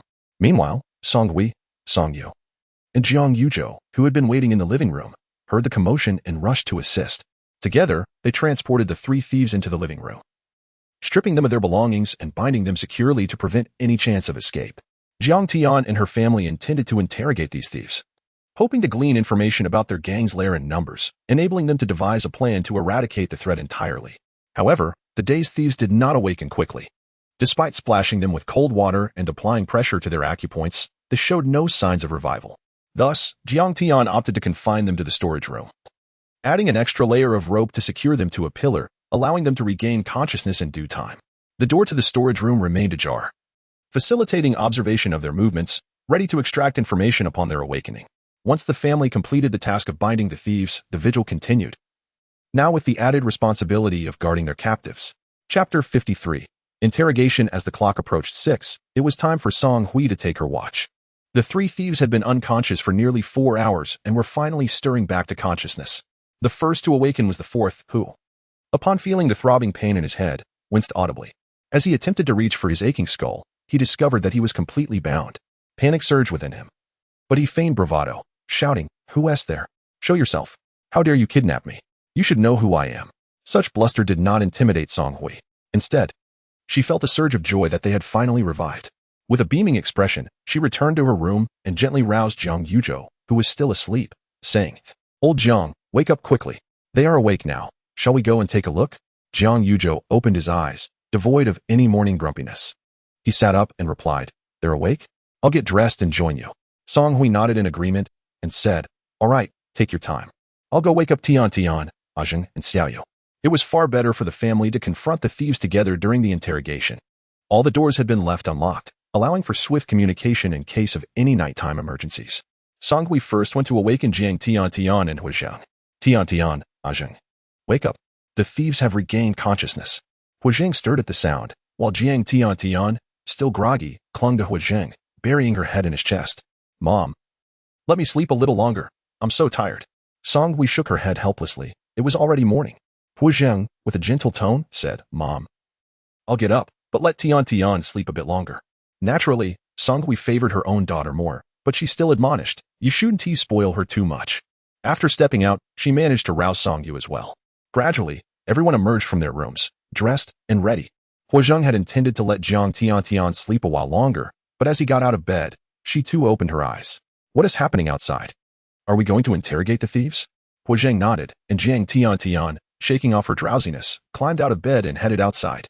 Meanwhile, the fourth thief, observing the figures outside, realized they were ignoring him completely and turned to the still unconscious fifth thief and the second brother. Wake up. Hurry up. Second brother, Old Four. You must wake up. We've been captured. What do we do now? Old Four, merely a petty thief without any real skill, could only pretend to be tough. Lacking a backbone, he relied on the second brother for guidance. The second brother, roused by Old Four's cries, awoke, while the fifth remained oblivious, showing no signs of waking. Recollecting the events leading to their unconsciousness, they gritted their teeth, cursing, "Damn it. We've been caught." The second brother reassured Old Four, "Don't worry. The boss knows we're out. He will surely send someone to rescue us. We just need to hold on. Everything will be fine." Whether these words were meant to comfort Old Four or himself was uncertain. He reminisced about their previous successful heists, when they had always held the upper hand. They had expected this time to be no different, but fate had dealt them a harsh blow. The second brother thought to himself that the resources in this household must be quite abundant, given the presence of devices like electric batons. Had they not failed this time? It would have been splendid. They could have claimed this house as their stronghold. The Jiang family gathered in the living room and proceeded to the utility room. Armed with electric batons, knives, and cleavers, each adopting a demeanor more fearsome than the criminals themselves. The three thieves, bound and seated against a pillar, looked up at the family towering over them. Jiang Tiantian brandished a gleaming knife and inquired, "Now, tell us, what were you here for? Where's your gang?" The second brother remained silent, but Old Four shouted defiantly, "Huh? You think we'll just tell you? Be careful when our boss arrives. He'll take care of your family." Jiang Tiantian laughed at this, noting their utter lack of awareness as captives. She waved the knife, maintaining a stern expression, and threatened, "If you don't speak, don't blame me if this knife finds its mark." Old Four flinched at the sight of the blade. He had always been the one intimidating others. Never did he expect to find himself in such a vulnerable position. The second brother remained silent, and Old Four gritted his teeth, unwilling to divulge anything, continuing to pretend bravado. "Pfft. You think I'll talk just because you ask? Do you think our boss is someone you can know?" Jiang Tiantian was taken aback by their apparent loyalty to one another even in such dire circumstances. She crouched down, her gentle tone betraying the severity of her words. "I see that you value your legs, don't you? I've been sharpening my tools. I can assure you, your legs will be cleanly severed in no time." She moved her knife toward the bound thief's lower leg, contemplating the best angle to strike. At that moment, Old Four recalled hearing Old Nine speak of the residents on this floor, who were constantly sharpening knives or chopping things. The words spoken by this person were not mere bluster. The thought of losing his foot sent chills down his spine, and any sense of camaraderie he had disappeared. "I'll talk. Just let me go, please. I have family to take care of." Jiang Tiantian was unmoved by his pleas, watching the thief's tears flow. She pressed, "Then tell me, what were you here for?" Old Four began to speak, but the second brother coughed, attempting to silence him. Remembering their need to buy time until the boss arrived, Old Four hesitated. Jiang Tiantian raised an eyebrow, pressing the blade against his leg. Realizing that if he didn't speak now, he might lose his leg altogether, he thought that delaying would be futile. The thought of losing a leg felt akin to death itself, and he dismissed any hope of rescue. "All right, I'll confess. We came here to steal. And as you can see, we've been caught." Chapter 54. As Jiang Tian and her family observed the fourth member beginning to cooperate, they all began to inquire. Huazheng asked, "Where's your gang located? How many members do you have?" The fourth member, without hesitation, divulged everything. "They are on the 6th floor of Building 13, and there are about 10 of us."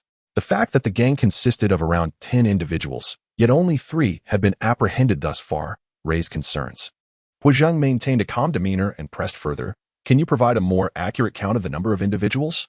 The fourth member shifted his fingers, mentally counting. "That is 16 individuals, definitely 16. He was confident he and team miscounted. Suddenly, he had an idea for redemption. "If you wish to find them, I could guide you there. All I ask is for leniency." With 16 members, this meant that 13 were still at the gang's hideout. The 5 present felt a heaviness in their hearts. Dealing with so many would prove challenging. Jiang Yuzhou took over Huazheng's questioning, asking the fourth member, "Since you haven't returned, will your gang send someone to look for you?" The fourth member nodded earnestly, "Yes, indeed. We came here at the behest of our leader last night. Usually, someone watches this building, and if they don't see us return, they'll surely realize we've been caught." Jiang Tian retrieved her phone, pulling up the surveillance footage from the night of the thief's reconnaissance and departure, and inquired, "Is this the person you mentioned who watches the building?" The fourth member's eyes widened as he recognized the figure on the screen. Realizing they had been exposed from the very beginning, he exclaimed, "You have surveillance outside?" That day, in his mind, he already understood. They had been compromised the moment they attempted to pry open the door. It suddenly made sense why the iron gate had only shocked him. It was a deliberate trap. Beside him, the second member, feigning indifference with closed eyes, could no longer contain himself upon hearing the fourth member's words. Anxiety gripped his heart. Was there still a chance for salvation? Jiang Tian raised an eyebrow, triumphantly stating, "What else would you expect? Your movements were under our surveillance from the start."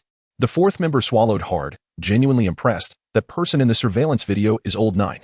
He informed our leader about your situation here. Upon learning this, our leader instructed us to scout your place, guessing you would have abundant supplies." Songyu, who had been listening intently, scoffed. Clearly, their intentions were to seize their resources, oblivious to their own capabilities. After Jiang Tian and her companions had extracted the necessary information, they administered a shock to each of the thieves, rendering them unconscious. They then contemplated their next steps against this gang of thieves. With 13 remaining members of the gang, they currently only knew Old 9's appearance and the location of their hideout. If they were to storm the thieves' lair directly, their small number would undoubtedly be insufficient, akin to throwing eggs against a stone. Instead, they could wait for the thieves to come to them. With 3 members missing, the leader would surely send someone to investigate. Whether the entire gang or just a few members came, it would benefit Jiang Tian and her team, at least if the confrontation took place in their own home. They could prepare in advance. Otherwise, infiltrating the thieves' den would be akin to walking into a trap. If only a few scouts from the gang approached, they could weaken their adversaries. However, if the entire gang showed up, they would need a solid strategy to confront them. It was still only 6 in the morning. The gang typically chose to strike at night, so they likely had time to prepare. If only a few came, they could execute a ruse. If many arrived, they would have to resort to firearms. Jiang Tian hoped for fewer intruders. Songhui clasped her hands in prayer, beseeching the gods for protection, hoping the entire gang would not come. Meanwhile, Old 9, responsible for guarding the building, had come to his watch. Upon exiting his room, he noticed the absence of the second, fourth, and fifth members and decided to report to the leader first. "Boss, the second brother and the others went to pry open a door last night, and they haven't returned. They wouldn't have." He hesitated, not daring to complete the thought before the leader interrupted him. The leader, confident due to a history of success, brushed off the concern. "If they haven't returned, take 2 others and go look for them. See if they are just having fun or if they are reluctant to return due to the spoils." As he stood, his gold chain glinted, hinting at unspoken implications. Old 9 felt a knot tighten in his stomach. "Yes, boss. I'll send someone to find the second brother and the others." He hurried to gather Old 10 and Old 11, heading first to the building where he suspected the iron gate was. Observing the tightly shut gate with no signs of tampering and a puddle of nearly dried water below, he heard familiar sounds of items being cut. Old 9 gulped. While he was comfortable lying in wait, confronting whoever was inside made him uneasy. Old 10 and Old 11, who had accompanied him, stood frozen at the door. "What should we do next, Brother 9? Should we kick the door?" Old 9 was reluctant. He had only come here because he believed they were unopposed. Now, with 3 members missing, a strong premonition told him the occupants inside were responsible. He was hesitant to kick down the door, and he and team mastered the art of prying it open. The last time he attempted to use the tools, it was merely a half-hearted imitation of what he had seen Old 4 practice. Now, with danger lurking behind the iron door, he felt no inclination to attempt to breach it. Chapter 55. Ruthlessness. It was still early in the morning when unexpected visitors arrived. Songshi, glancing at the figures captured on the surveillance screen, called out to Jiang Tian, Sister, there are more people coming." She continued, "This time there are 3 of them." Intrigued, Songshi noted that this was the second time she had witnessed someone come after accepting her task. Jiang Tian put down her machete. Feeling a slight heaviness in her heart, she hadn't anticipated their arrival so soon. It appeared her assumptions were incorrect. They were bold enough to come in broad daylight. Approaching Songshi, she studied the lead figure on the monitor, who seemed vaguely familiar. This must be the Old 9 that Old 4 had mentioned. Would they dare to barge in? The others, who had been chopping trees, paused their work and gathered around. Upon seeing only 3 individuals outside, their worries diminished. After all, they had 5 capable fighters. Could they not manage 3? Once Songshi was safely tucked away in the secure island space, their last lingering concerns would evaporate. They awaited the movements of the outsiders, who, in turn, listened intently to the sounds from within. Old 9, hearing the chopping cease, felt his heart race. What was happening? Had he been discovered while standing there? Jiang Tian observed old 9 outside, his eyes darting around, and speculated that he must have noticed the sudden silence of the chopping and sensed something amiss. After all, he had been lurking around their building. Intimately familiar with their daily activities, he was bound to catch on to something. She couldn't help but say, "Mom and Dad, you keep going. Continue chopping the trees. I think these newcomers look a bit timid." Jiang Yuzhou and Song Hui nodded, resuming their work with the machetes. The chopping resumed, and old 9, for reasons unknown, felt a wave of relief wash over him.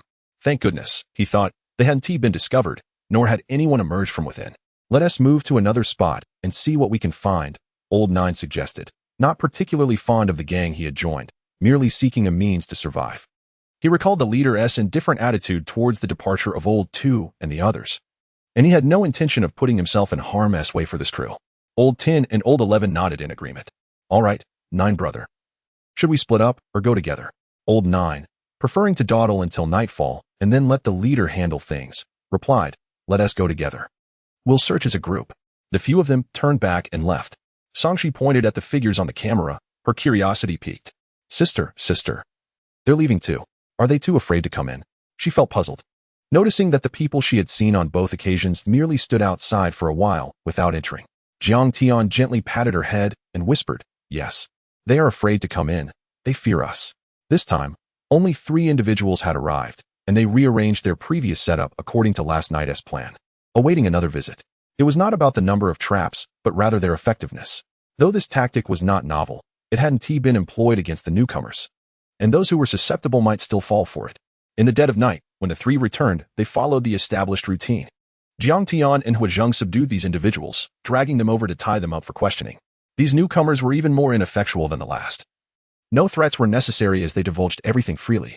Second brother and the others have disappeared. The leader sent us to look for them.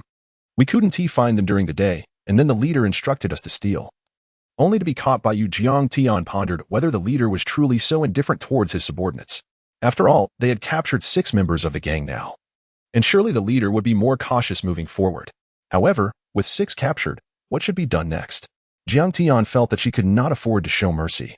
Releasing them could lead to dire consequences. Even though these individuals had yet to commit any wrongs before being captured, should they be set free, they could return with reinforcements, complicating matters further. We should eliminate them all, one for each of us, except for Shishi. Jiang Tian closed her eyes, uttering those words with difficulty. She understood that being soft-hearted was not an option. Showing mercy to the enemy was tantamount to cruelty towards oneself. It felt pitiful to look at them now. But what if they were the ones captured? They would not hesitate to act ruthlessly against her. Song Hui and Song Yu were taken aback by Jiang Tian's cold-blooded suggestion, not expecting such words to come from her.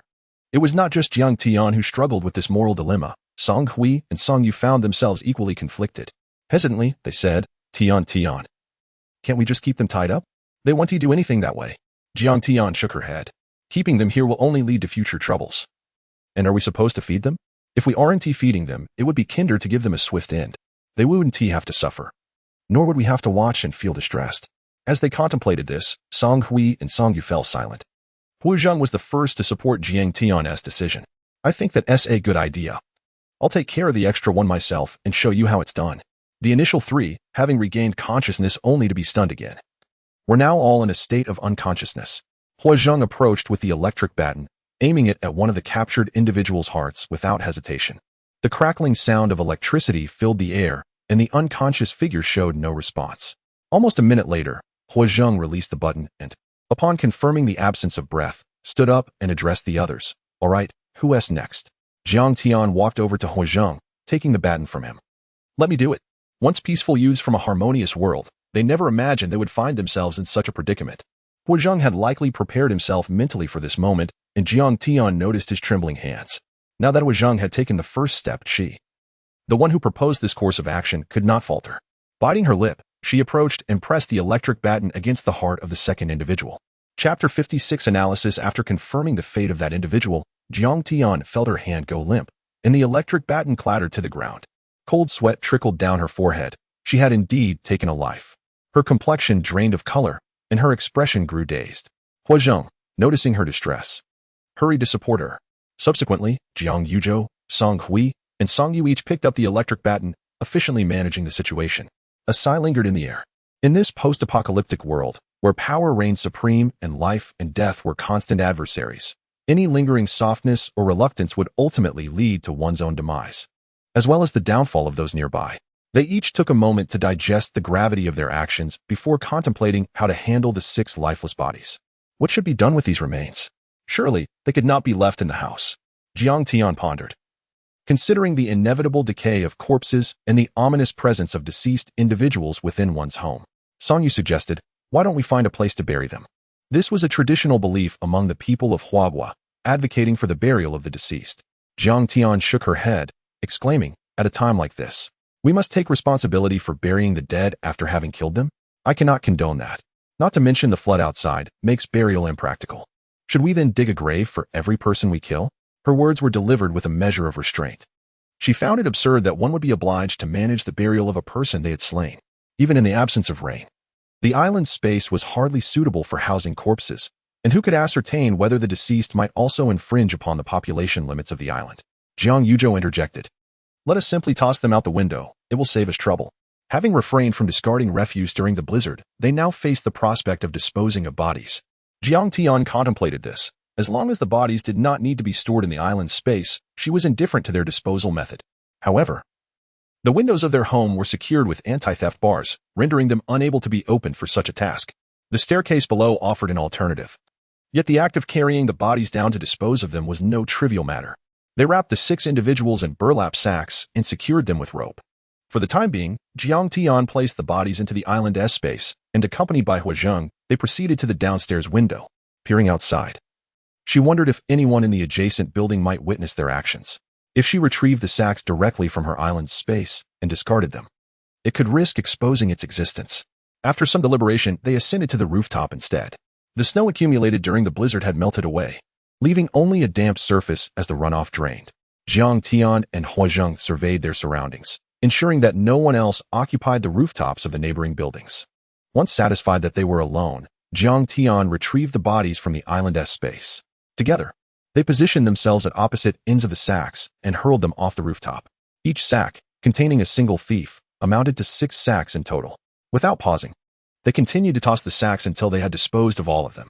The sacks splashed into the water below with a resounding thud. Without lingering on the rooftop, Jiang Tian and Hua Zheng swiftly returned home. The commotion of the splashes roused many from their slumber that early morning. Yet, by the time they rose and looked out their windows, the sacks had already submerged, disappearing beneath the surface. In an age where few wished to meddle in others' affairs, curiosity had become a perilous trait, and most were content to tend to their own lives. They felt relieved that it was not their own misfortune, thankful for their safety. With the water level rising a story high, the bodies remained concealed beneath the surface, unnoticed and unexamined. It was not until the criminal gang lost 6 of their members over the course of a few days that they began to connect the dots to the morning splashes. Realizing their brethren had been eliminated, the leader ordered his subordinates to retrieve all the sacks. Upon opening them, they confirmed the identities of their fallen comrades. However, to their shock, there were no visible wounds on the bodies, leaving them perplexed. What shall we do? One of the gang members questioned. We must avenge our brothers. The gang leader, filled with indignation, had always been the one to deal with others in such a manner. Now, with his own brothers treated so callously, it was a blow to his pride. Moreover, as the leader, failing to avenge their deaths would surely dishearten those who followed him. With a resolute heart, he proclaimed, to kill my brothers is akin to killing my own kin. This vendetta must be avenged. He continued, gather all our brethren. We shall arm ourselves and seek retribution. The 2 subordinate members, having received their orders, rushed out to summon the others, leaving the gang leader behind, seated on the sofa. Gazing at the 6 lifeless bodies before him, he could not deny the unease creeping into his heart. The recent string of successes had inflated his ego, but the loss of 6 brothers brought him back to reality. He recalled a warning from Lao Jiao about the resident of the top floor of that building, who had been heard sharpening blades during the day. At the time, he had dismissed it, but now he pondered whether they were indeed formidable fighters. Observing the 6 bodies devoid of any knife wounds, a deep-seated apprehension settled within him. The initial fervor of anger quickly cooled, as if a bucket of cold water had been poured over him, dampening his ardor. Could he truly triumph in a confrontation? The leader, known for his adaptability, understood that a noble man avenges his kin at the right time. Moreover, his life outweighed any concern for pride. However, retracting his earlier threats posed its own complications. After some contemplation, he summoned the 3rd member of their team, who had been sleeping, to analyze the current situation together. The original trio that had established the team comprised himself, the second member, and the third. They were the core of the organization, while the others bore less significance. Yet, the untimely death of the second member weighed heavily on their minds. Chapter 57. Lurking upon awakening at the behest of the leader. The third brother gazed upon the lifeless bodies of the second brother and others, sprawled on the sofa in the living room, having been extracted from a burlap sack. A wave of shock washed over him, and he erupted into tears, repeatedly calling out, "Second brother, how could this happen?" This third brother was a natural performer, capable of shedding tears at will, and just as easily restraining them when necessary. He was adept at guiding the emotions of those around him. The leader spoke gravely. The night before last, the second brother went to steal from the Iron Gate. And yesterday, I sent the ninth brother and his crew to find him. This morning, we discovered the grim outcome. After a thorough analysis of the situation, the two brothers reached a consensus. They had embarked on their entrepreneurial journey together, but the depth of their emotional bond was limited. Prior to the calamity, they had been mere petty thugs, and they did not reside here. It was only after the disaster that they gradually relocated from elsewhere. Their desire to take residence in this community and prey upon its inhabitants stemmed from the belief that these individuals were weak and easily intimidated. Indeed, this was the case. Initially, they targeted a solitary resident, feigning a request for assistance. They exploited the man's kindness, and once he opened the door, they stabbed him. They seized his home and provisions, gradually amassing a gang of followers. As time passed, they became accustomed to a life of ease, delegating tasks to their subordinates. The third brother was skilled in weighing pros and cons. He understood that the value of another's life paled in comparison to his own.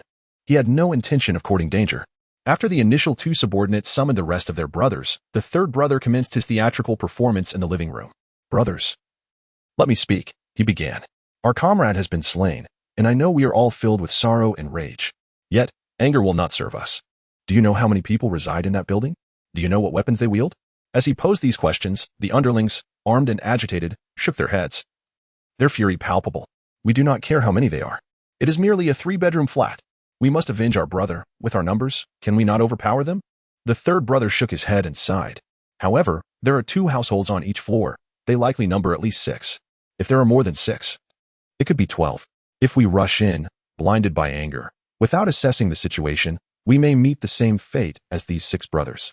The previously enraged individuals fell silent, some pointing to their fallen comrades, saying, "Look." The 9th brother mentioned hearing the sounds of sharpening blades from that building. "Yet these bodies bear no wounds. We do not even know how they were harmed. To charge in recklessly would be to invite death. Do you wish to perish in such a manner?" Gradually, the subordinates calmed, their gazes fixed on the deceased brothers. They had only recently aligned themselves with this group, and their bonds were not strong enough to warrant sacrificing their lives for others. Observing their silence, the third brother smiled gently. As the saying goes, a gentleman avenges himself 10 years later. There is no need for us to rush. Let us first gather intelligence on them and then strike decisively. Agreed? With this, the younger ones nodded in understanding. The third brother continued, "Let the 7th brother keep watch over that building while the rest of you return to your tasks." The subordinates gradually departed, and the leader felt a sense of relief wash over him. Meanwhile, at Jiang Tian's residence, the 13th building was distanced from their own 16th, obstructing their view of the situation outside. Fortunately, they could ascend to the rooftop for observation. When Jiang Tian saw a group emerge from the 13th building, a sense of foreboding gripped her. She initially assumed they were there to cause trouble and prepared to alert her family via the intercom. To her surprise, the group soon dispersed, leaving only one individual approaching their building. Jiang Tian's tense heart eased. Although she remained uncertain of their intentions, the absence of immediate conflict was reassuring. However, facing 10 adversaries with only 5 of them would necessitate the use of firearms, which would create too much commotion. Resolving this gang's issues could draw the attention of other factions. She preferred to keep a low profile. Quickly, Jiang Tian relayed the latest developments through the intercom, temporarily lifting the crisis alert. As lingering concerns persisted, her heart remained unsettled. They worried about what the gang might do next, and vigilance during the night was imperative. The situation with the thieves was precarious, and Jiang Tian's family felt equally uneasy. As the floodwaters receded, the rising temperature became increasingly unbearable, reaching 40 degrees indoors, transforming Jiang Tian's home into a stifling furnace. The heating equipment was stowed away, and the sofas were removed, leaving a spacious area. Jiang Tian decided to bring out a camper, intending to use its air conditioning as a temporary refuge. Upon seeing the large vehicle unexpectedly occupy the living room, Songshi expressed her astonishment. "What a big house!" Jiang Tian playfully replied, Sister is performing magic. Isn't it impressive? Sangshi nodded, her eyes sparkling. Sister, can I learn how to do that? I want to create a big house too. Every child harbors dreams of being a magical girl, particularly at her age. Having watched enchanting tales of fairies and sorcery, Jiang Tian contemplated her words and explained, you must wait a little longer, Shishi. In about 6 months, you might have the opportunity to become a magical girl. In truth, in 6 months following the acid rain, humanity would gradually awaken to latent abilities. If one could indeed awaken such powers, it would essentially equate to becoming a magical girl. Filled with anticipation, Sangshi replied, 6 months? I can wait.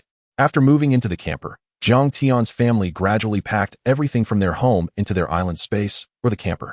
Retreating into the confines of the vehicle to enjoy the air conditioning, rarely venturing outside. The persistent individual who had been loitering beneath their building began to visit less frequently, as the scorching sun rendered it nearly impossible to venture outdoors. Chapter 58. Arson residing in the RV did not grant them the luxury of lowering their guard against the outside world. The surveillance camera at the stairwell remained vigilant. And on those balmy summer nights, when the temperature dipped pleasantly, Jiang Tian and Huazheng stealthily ventured out, deploying the hidden cameras they had salvaged from their island space on several floors of the staircase. This precaution was to ensure they remained acutely aware of any movements, lest they miss an opportunity to thwart trouble. As the temperature soared to a sweltering 45 degrees, the cameras installed downstairs detected the approach of a group bearing firewood. Clattering as they ascended, a sense of foreboding washed over Jiang Tian. Could they possibly intend to set fire to their home? The moment this thought crossed her mind, she sprang to her feet. Although it was merely speculation, prudence dictated that she prepare for the worst, ensuring they would not be caught off guard should calamity strike. Quick! There is no time to explain. Mom, Dad, come hold my hand. I'll take you into the island space first. The most immediate solution Jiang Tian could fathom was to usher her parents and family into her island sanctuary. She then swiftly retracted the RV and dashed towards the iron gate below, ultimately seeking refuge in the island space herself. This way, her family would be entirely safe. Rather than waiting in the island space for the potential inferno to subside, which could waste precious hours and might not guarantee they would escape the blaze. Upon hearing Jiang Tian's urgent words, her family hastily abandoned their belongings, rushing towards her without hesitation, each grasping her hand. Jiang Tian ushered them into the island space without delay, emerging almost instantaneously. After securing the RV within, she monitored the approaching intruders through the surveillance feed, swiftly opening a few doors before exiting the iron gate and making her way to the lower floors. Breathless, she witnessed the encroaching group of thieves and darted back into the island space. Fortunately, all their belongings had been stored away since moving into the RV, which proved fortuitous, saving her time in packing and expediting her escape plan. Once inside the island space, her family's anxiety began to dissipate upon seeing her. What is happening outside? You didn't run into them, did you? Are you hurt? No, I was a bit faster, slipping into the island space while they were heading upstairs. Jiang Tian was perplexed as to why this band of thieves would ascend carrying firewood in such oppressive heat. The only conclusion she could draw was that they intended to set their house ablaze, potentially trapping them inside. Yet, why choose this moment? The heat was unbearable, and they had come in numbers. Jiang Tian noted that their apartment was on the 18th floor. It was no small feat for these individuals to carry firewood all the way up. She glanced at the surveillance footage, spotting the leader adorned with a gold chain, drenched in sweat, commanding his underlings to stack firewood and douse it with oil at the iron gate she had secured. With a flick of a lighter, they intended to ignite the flames.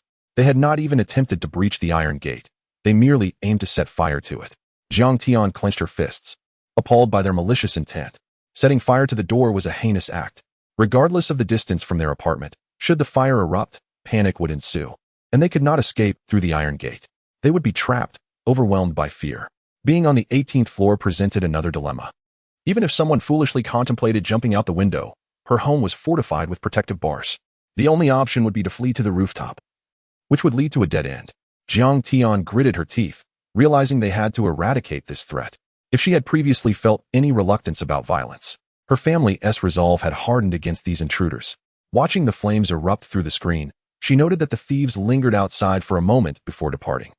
Jiang Tian's suspicions had been validated. As the days grew hotter, the thieves, unable to withstand the heat on the 3rd floor, gradually retreated to the basement. Yet the oppressive heat followed them. With no electricity and no generator to provide power, they sought refuge in a nearby scenic cave rumored to offer respite from the heat. Before departing, the leader, incensed by the loss of a few comrades, concocted a plan with his accomplice that would allow them to torment those inside without facing them directly. They would utilize the diesel they had gathered, thus avenging their fallen brethren and demonstrating their willingness to retaliate. As Jiang Tian observed them descend the staircase, her teeth ground in frustration. Were it not for her island space providing sanctuary, might her family have met their demise? They had no intention of provoking anyone. Yet trouble had found them nonetheless. Emerging from the island space, Jiang Tian positioned herself on the 17th floor, while the arsonists were situated at the stairwell of the 18th floor, thus ensuring their temporary safety. The stairwell was equipped with fire extinguishers, and alongside Hua Zheng, Zhang Yuzhou, and Song Hui, they braved the sweltering heat to wield the extinguishers against the flames licking at the iron gate. Jiang Tian was unwilling to let the thieves evade retribution so easily. The descent from the 18th floor would take time, yet she quickly devised a plan. The island space contained large stones unearthed while excavating ponds. She resolved to respond in kind. These intruders sought their demise, and she would show no mercy. Positioning herself at the window overlooking the entrance below, she retrieved the heavy stones from the island space. As the thieves emerged, she promptly pushed the stones down. 1, 2, 3. She continued to release them from various positions along the window ledge, hoping to strike at least one of the intruders. Whatever missed would simply be deemed fortunate for them. Chapter 59. Conclusion. The sound of the boulder being thrown down echoed with an even greater intensity, reverberating through the air. The anguished cries of the thieves struck below were drowned out by the resounding thud of the massive stone hitting the ground. Those fortunate enough to escape the calamity immediately fled, casting nervous glances back at the window, yet perceiving no signs of life. In a matter of seconds, Jiang Tian had hurled several large stones and concealed herself, keen to avoid drawing the attention of the residents to her inexplicable actions. The rooftop now bore witness only to the curling wisps of smoke from the smoldering remnants, obscuring all else. Jiang Tian understood that injuries from falling stones were inevitable. After all, even a mere pin dropped from a great height could inflict harm. She recognized the peril of such high-altitude projectiles. Were it not for the band of arsonists below, she would never have resorted to such drastic measures. It was now 8 in the evening, the moon casting its gentle glow upon the willow tops. From the outside, one could discern vague outlines within, yet clarity remained elusive. The survivor, still rattled by his narrow escape, sensed a palpable dread, believing that his misdeeds had summoned vengeful spirits. In a state of heightened anxiety, he fled without daring to look back, exclaiming, there are ghosts here. Please spare me. I have done nothing wrong. This individual, inherently timid and superstitious, unwittingly provided Jiang Tian with considerable relief, diverting attention away from her pivotal role in the stone's descent and leading the onlookers to believe he was merely haunted. Meanwhile, a family busied themselves with their tasks, having emerged from their island sanctuary just in time to extinguish the fire that had erupted. They exhausted several fire extinguishers, successfully dousing the flames at the iron gate. The gate remained too hot to touch, and drenched in sweat, they retreated into the coolness of their island space to recuperate. Only 5 adults had ventured out, as Song-Shi had been instructed by Song-Yu to remain within the island's confines. This was the first time Song-Shi had witnessed a magical transformation into a camper van, and entering the island space was equally novel for her. She imagined it to be a realm akin to the enchanting magic island from her favorite tales. Sitting alone in the designated tent, she marveled at the azure sky and fluffy clouds, brimming with questions for Jiang Tian. However, upon seeing the weary faces of her family upon their return, her concern grew. Mom, have those bad people been driven away? Song-Yu managed a reassuring smile. Yes, your mother and sister have dealt with the intruders. Now, I need to take a shower, dear Shishi. Wait here. Nodding obediently, Song-Shi followed her mother back to the camper van. After washing and changing into a refreshing short-sleeve top, Song-Yu settled down on the camper's bed, striving to regain her strength. The recent turmoil had drained them completely, leaving them desiring nothing more than to rest in silence. Yet, due to the limitations on the number of individuals allowed in the island space, they could not linger for long and had to return to the outside world. Jiang Tian emerged from the island, retrieving water collected from the beach to cool the still scorching iron gate. As the warm metal met the icy seawater, steam rose into the air. After dousing it with several buckets of water, it appeared somewhat alleviated. She gathered the remnants of unburned firewood and tossed them back into the island space. Inserting the key into the lock without touching the hot metal, she deftly opened the gate, pushing it aside with a stick to avoid scalding her hand. She closed the gate in the same manner, reassured by its sturdy construction. Hastening toward the main entrance, Jiang Tian found that in her earlier panic, she had left the inner doors ajar. Only the iron gate had been secured. Now, she simply needed to push open each door before finally returning to her home. The temperature inside the house remained uncomfortably high. Jiang Tian retrieved the camper and ushered her family from the island space back into the van. She then headed to the restroom for another refreshing shower, washing away the remnants of her exertion. Meanwhile, Jiang and Zhou, along with Song Wei, who prepared a light supper in the kitchen, featuring Jiang Tian's favorite pasta and a refreshing dish of cold lotus root with beef skewers, perfect for a summer evening. Feeling famished, Jiang Tian devoured the pasta first, enjoying the cool air from the camper's air conditioning while sipping coconut juice and nibbling on the cold lotus root. Gradually, her earlier fatigue dissipated. Noticing her sister's renewed energy, Song Shi, unable to contain her excitement, blurted out, "Sister, was that magical place we entered also your doing?" Jiang Tian chuckled at the sight of her sister, her face smeared with sauce. She offered her a napkin to clean her mouth and replied, "Indeed. But the fact that I am a magical girl is a secret just for our family. You mustn't tell anyone else, all right?" Song Shi's eyes sparkled with delight as she nodded vigorously, her hands covering her mouth. With a twinkle in her eye, she inquired, "Sister, will I have a magical island like yours when I grow up?" Jiang Tian pondered for a moment before playfully responding, "That depends on whether you awaken your magical energy. If you discover another magical element, then a magical island may not be in your future." A hint of disappointment crossed Song Shi's face, prompting her to ask, "If I have a magical island, can I not possess other types of magic?" Jiang Tian nodded solemnly in response. Nearby, their guardians, Song Hui and Song Yu, overheard the children's exchange, their worries dissipating as smiles returned to their faces. Regardless of the challenges that lay ahead, as long as they were together as a family, everything would be all right. Chapter 60. Eternal night. After the ordeal with the thieving gang concluded, the family enjoyed a period of tranquility. The sweltering heat and drought posed little challenge for Jiang Tian's family, who were well prepared. However, for the rest of the world, the situation was dire. The summer temperatures soared, leading to heatstroke, which could result in fainting or, in severe cases, death. The drought induced by the extreme heat left many without access to water, and prolonged deprivation could prove fatal. In the neighborhood where Jiang Tian resided, most inhabitants had departed under the cover of darkness, seeking refuge from the heat at a local tourist attraction. This site, originally a cave, offered a refreshing respite from the oppressive summer heat. In previous years, locals would flock to this cool haven during the scorching days, relishing the natural air conditioning it provided. However, due to the unprecedented rise in temperatures, the cave was more crowded than usual, diminishing its once refreshing chill. Yet, even so, it remained a far more pleasant sanctuary than the sweltering conditions outside. The two surviving thieves from the gang had also entered the cave under the veil of night, finding a spot to rest. However, they were frequently jolted from their slumber by nightmares of that fateful evening. Meanwhile, Jiang Tian's family remained inside their RV, sheltered from the relentless sun, benefiting from their efficient solar power system. Living in the RV was somewhat cramped compared to their previous indoor space, restricting their range of movement. Their activities were limited, often revolving around cooking dumplings and buns together. The most joyous news was that Song Hui's rice crop in the island space had reached maturity. They harvested and stored it for future sustenance. With their successful ventures into raising livestock and cultivating vegetables and fruits, they had now resolved the issue of rice production, effectively eliminating future food shortages. The family felt this warranted a proper celebration. The 6 members of the family, except for Jiang Tian and the young Song Shi, were all adept in the kitchen. Recognizing her limited contribution in that domain, Jiang Tian decided to assist with the meal preparations instead. Rising early, she quietly slipped from Huazhang's embrace, careful not to disturb his slumber. She approached the bed where Song Yu and Song Shi were sleeping, intending to rouse her cousin Song Shi, who had agreed to help in the island space. To her surprise, Song Shi was already awake. Lying in bed with a bored expression, Jiang Tian quietly mouthed, Shi, you're awake?" Song Shi's face lit up at the sight of Jiang Tian, and she nodded enthusiastically, slowly getting out of bed. Noticing that Song Shi was still in her pajamas, Jiang Tian encouraged her, Shi, why don't you change your clothes? I'll wait for you to get ready, and then we can head to the island space. Eager to comply, Song Shi quickly changed into the clothes laid out beside her. Once she was ready, Jiang Tian took her hand, and they entered the island space together.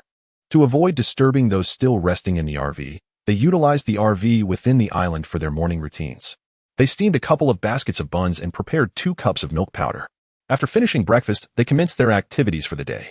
Jiang Tian rode the tricycle, taking her cousin Song Shi to the beach to forage for seafood. Hand in hand, they carried 2 large buckets as they walked along the shore. Nature's bounty on the beach remained abundant. With a smile, Jiang Tian cautioned, Shi, let us just gather here for a bit. Don't wander too close to the water, all right? It would be disastrous if the waves swept you away.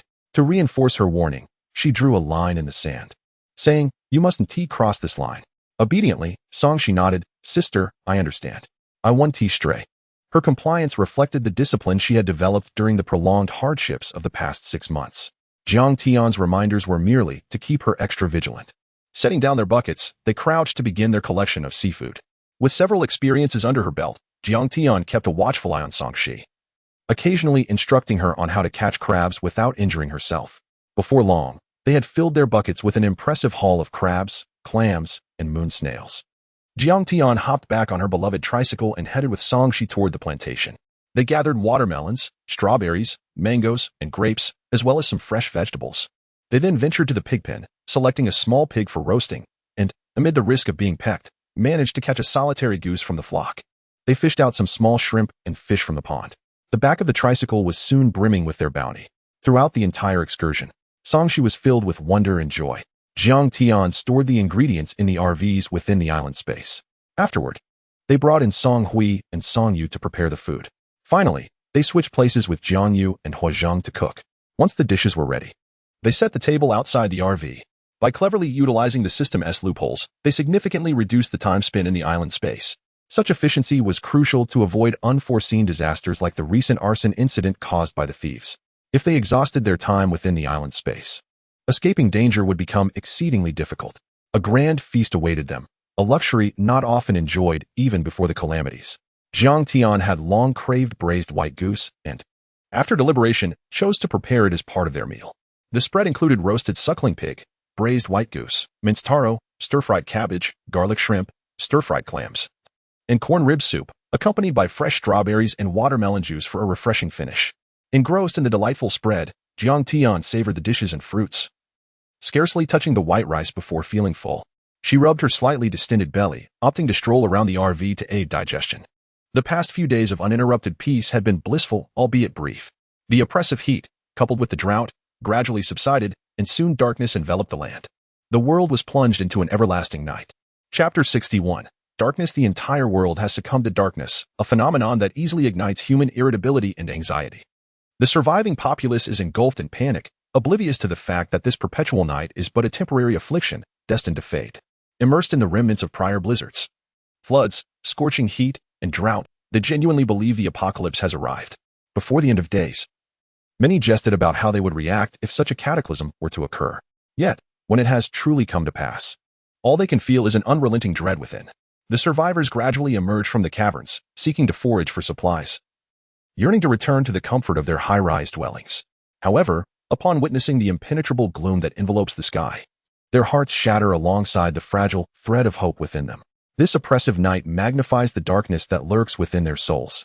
Some individuals appear to gradually lose their humanity, engaging in actions that defy all moral compass. Their sense of ethics diminishes step by step until it is extinguished entirely. The fabric of human order, moral consciousness, and legal awareness dissipates, giving way to frequent occurrences of horrific and malevolent events.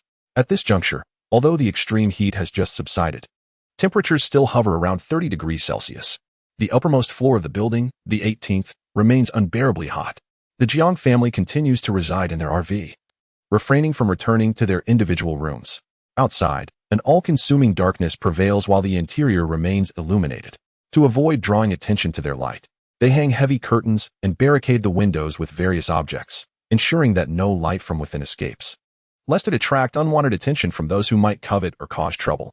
Songshi gazes into the pitch-black expanse outside and innocently inquires, "Mom, will the sun and moon still come out in the future?" The entire family, having absorbed the narrative from Jiang Tian's dreams, is aware of the impending changes in the world, yet they choose to shield Songshi from the grim reality due to her tender age. She remains blissfully unaware of the gravity of their situation. As she contemplates the darkness outside, memories of the frigid days when the power was cut flood her mind. However, this time, the severity is far greater. Previously, it was merely a power outage. The sun would still grace the day, and the moon would illuminate the night. Now, only an abyss of darkness remains, rendering visibility impossible. Song Yu gently strokes her daughter's head, speaking softly, "The sun and moon will return. They are simply tired and need a moment of rest." She wishes to present a more comforting explanation, for in truth, no scientific rationale can be offered in the aftermath of such a calamity. Songshi nods, reassuring herself, "As long as the sun and moon will come out, it's all right. I'm so afraid I won't see them again." Her innocent words elicit gentle smiles from the adults around her. The eternal night will last for 9 days and 9 nights. culminating in a catastrophic earthquake on the final night. The world has descended into darkness, with days blurring into one another, yet they possess smartphones to track time. As the days of eternal night pass, Jiang Tian meticulously marks them until the final afternoon arrives. At that moment, Jiang Tian stores the RV within the island space and sends her parents, aunt, and cousin into the refuge, leaving only Huazheng and herself together. Illuminated by a light above, as they sprint towards the building's exterior, clutching a stun baton in hand. The baton serves as a precaution against potential threats from those who might emerge following the heatwave.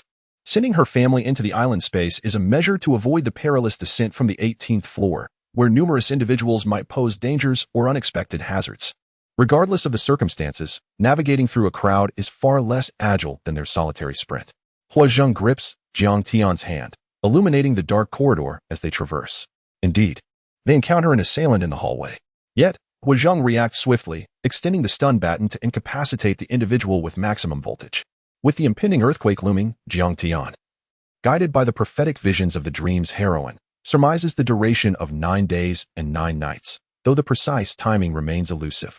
Deciding to evacuate in the afternoon for safety, they forego any delay on the staircase, ignoring the unconscious assailant as they hastily reach the exit.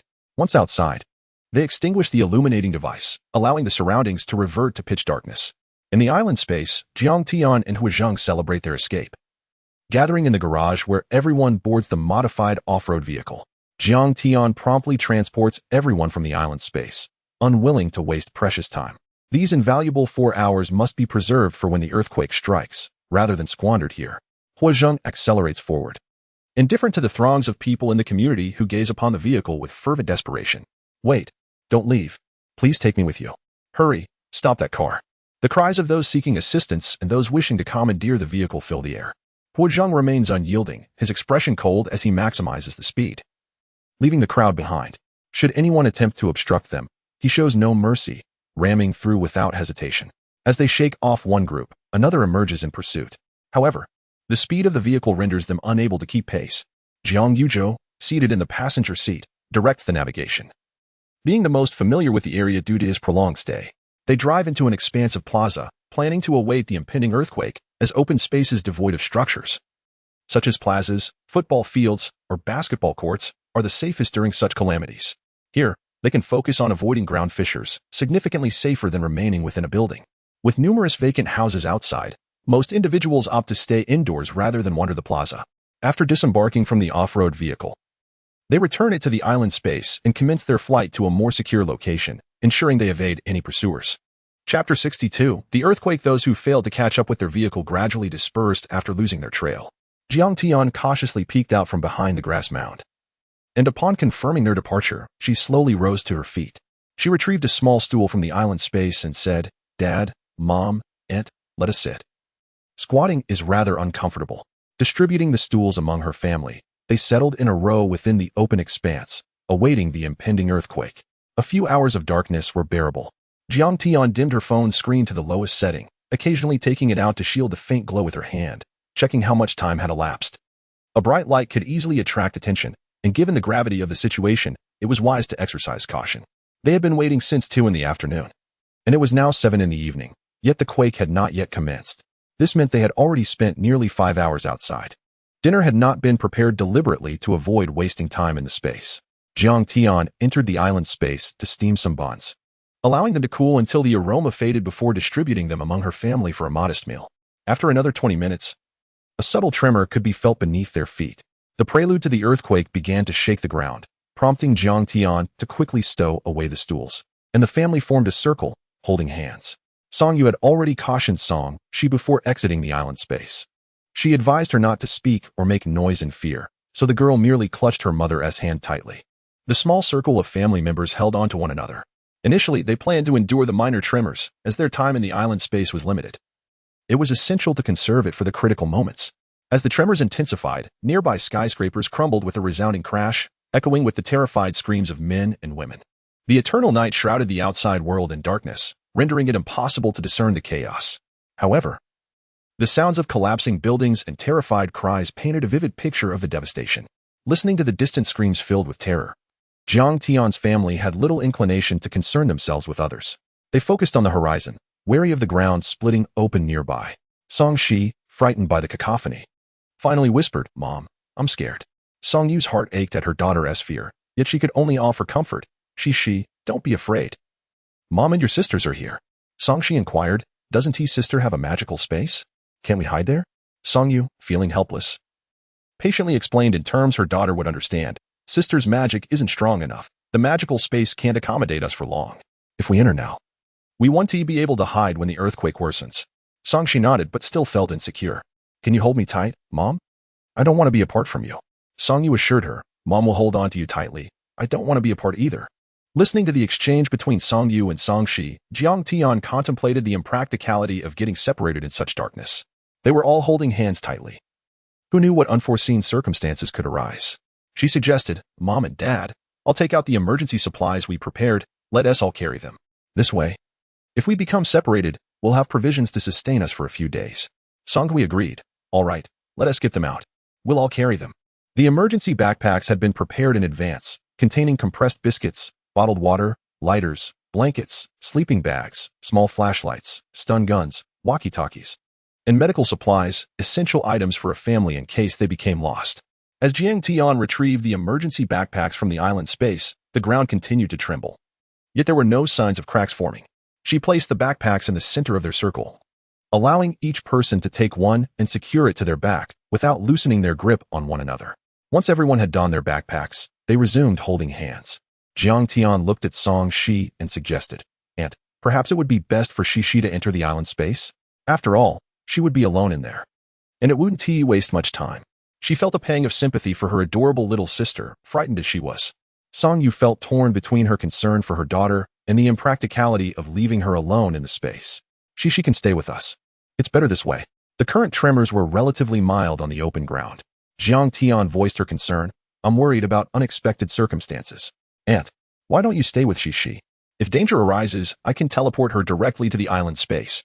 Song Yu found this reasoning acceptable and asked Song Shi. Shi, will you stay with your sister? Song Shi nodded and replied, but what about Mom? I don't want to be apart from her. To her, her sisters and brothers were all wonderful, but her love for her mother was paramount. Song Yu smiled, reassuring her, don't worry, Mom will always be here. I will be with you as you grow up. Reluctantly, she released her daughter's hand, allowing her to step towards Jiang Tian. Jiang Tian grasped Song Shi's hand tightly. Still feeling uneasy, she closed her eyes and searched the island space, retrieving a climbing rope to bind her hand to Song Shi securely. She reassured Song Yu, Aunt, you need not worry. No matter what happens, I will protect Shi and ensure she doesn't get separated, while adults might manage to reunite. The urgency of the situation was such that even if Song Shi had an emergency backpack, she might not be able to safeguard it or use its contents effectively.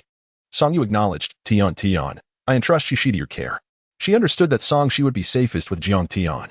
As the disorienting tremors slowly became more familiar, the tension in the group eased slightly, but suddenly the ground cracked beneath them.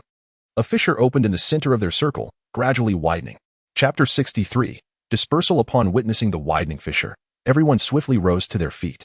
Jiang Tian released Hua Zhang's hand and hurriedly cradled Song Shi in her arms, turning to sprint forward. The chasm continued to enlarge, and any delay could result in a perilous fall. Instinctively, all fled in the opposite direction of the crack. Jiang Tian, however, had not secured an emergency backpack, for she possessed ample supplies in her island space, alleviating her concerns over food and resources.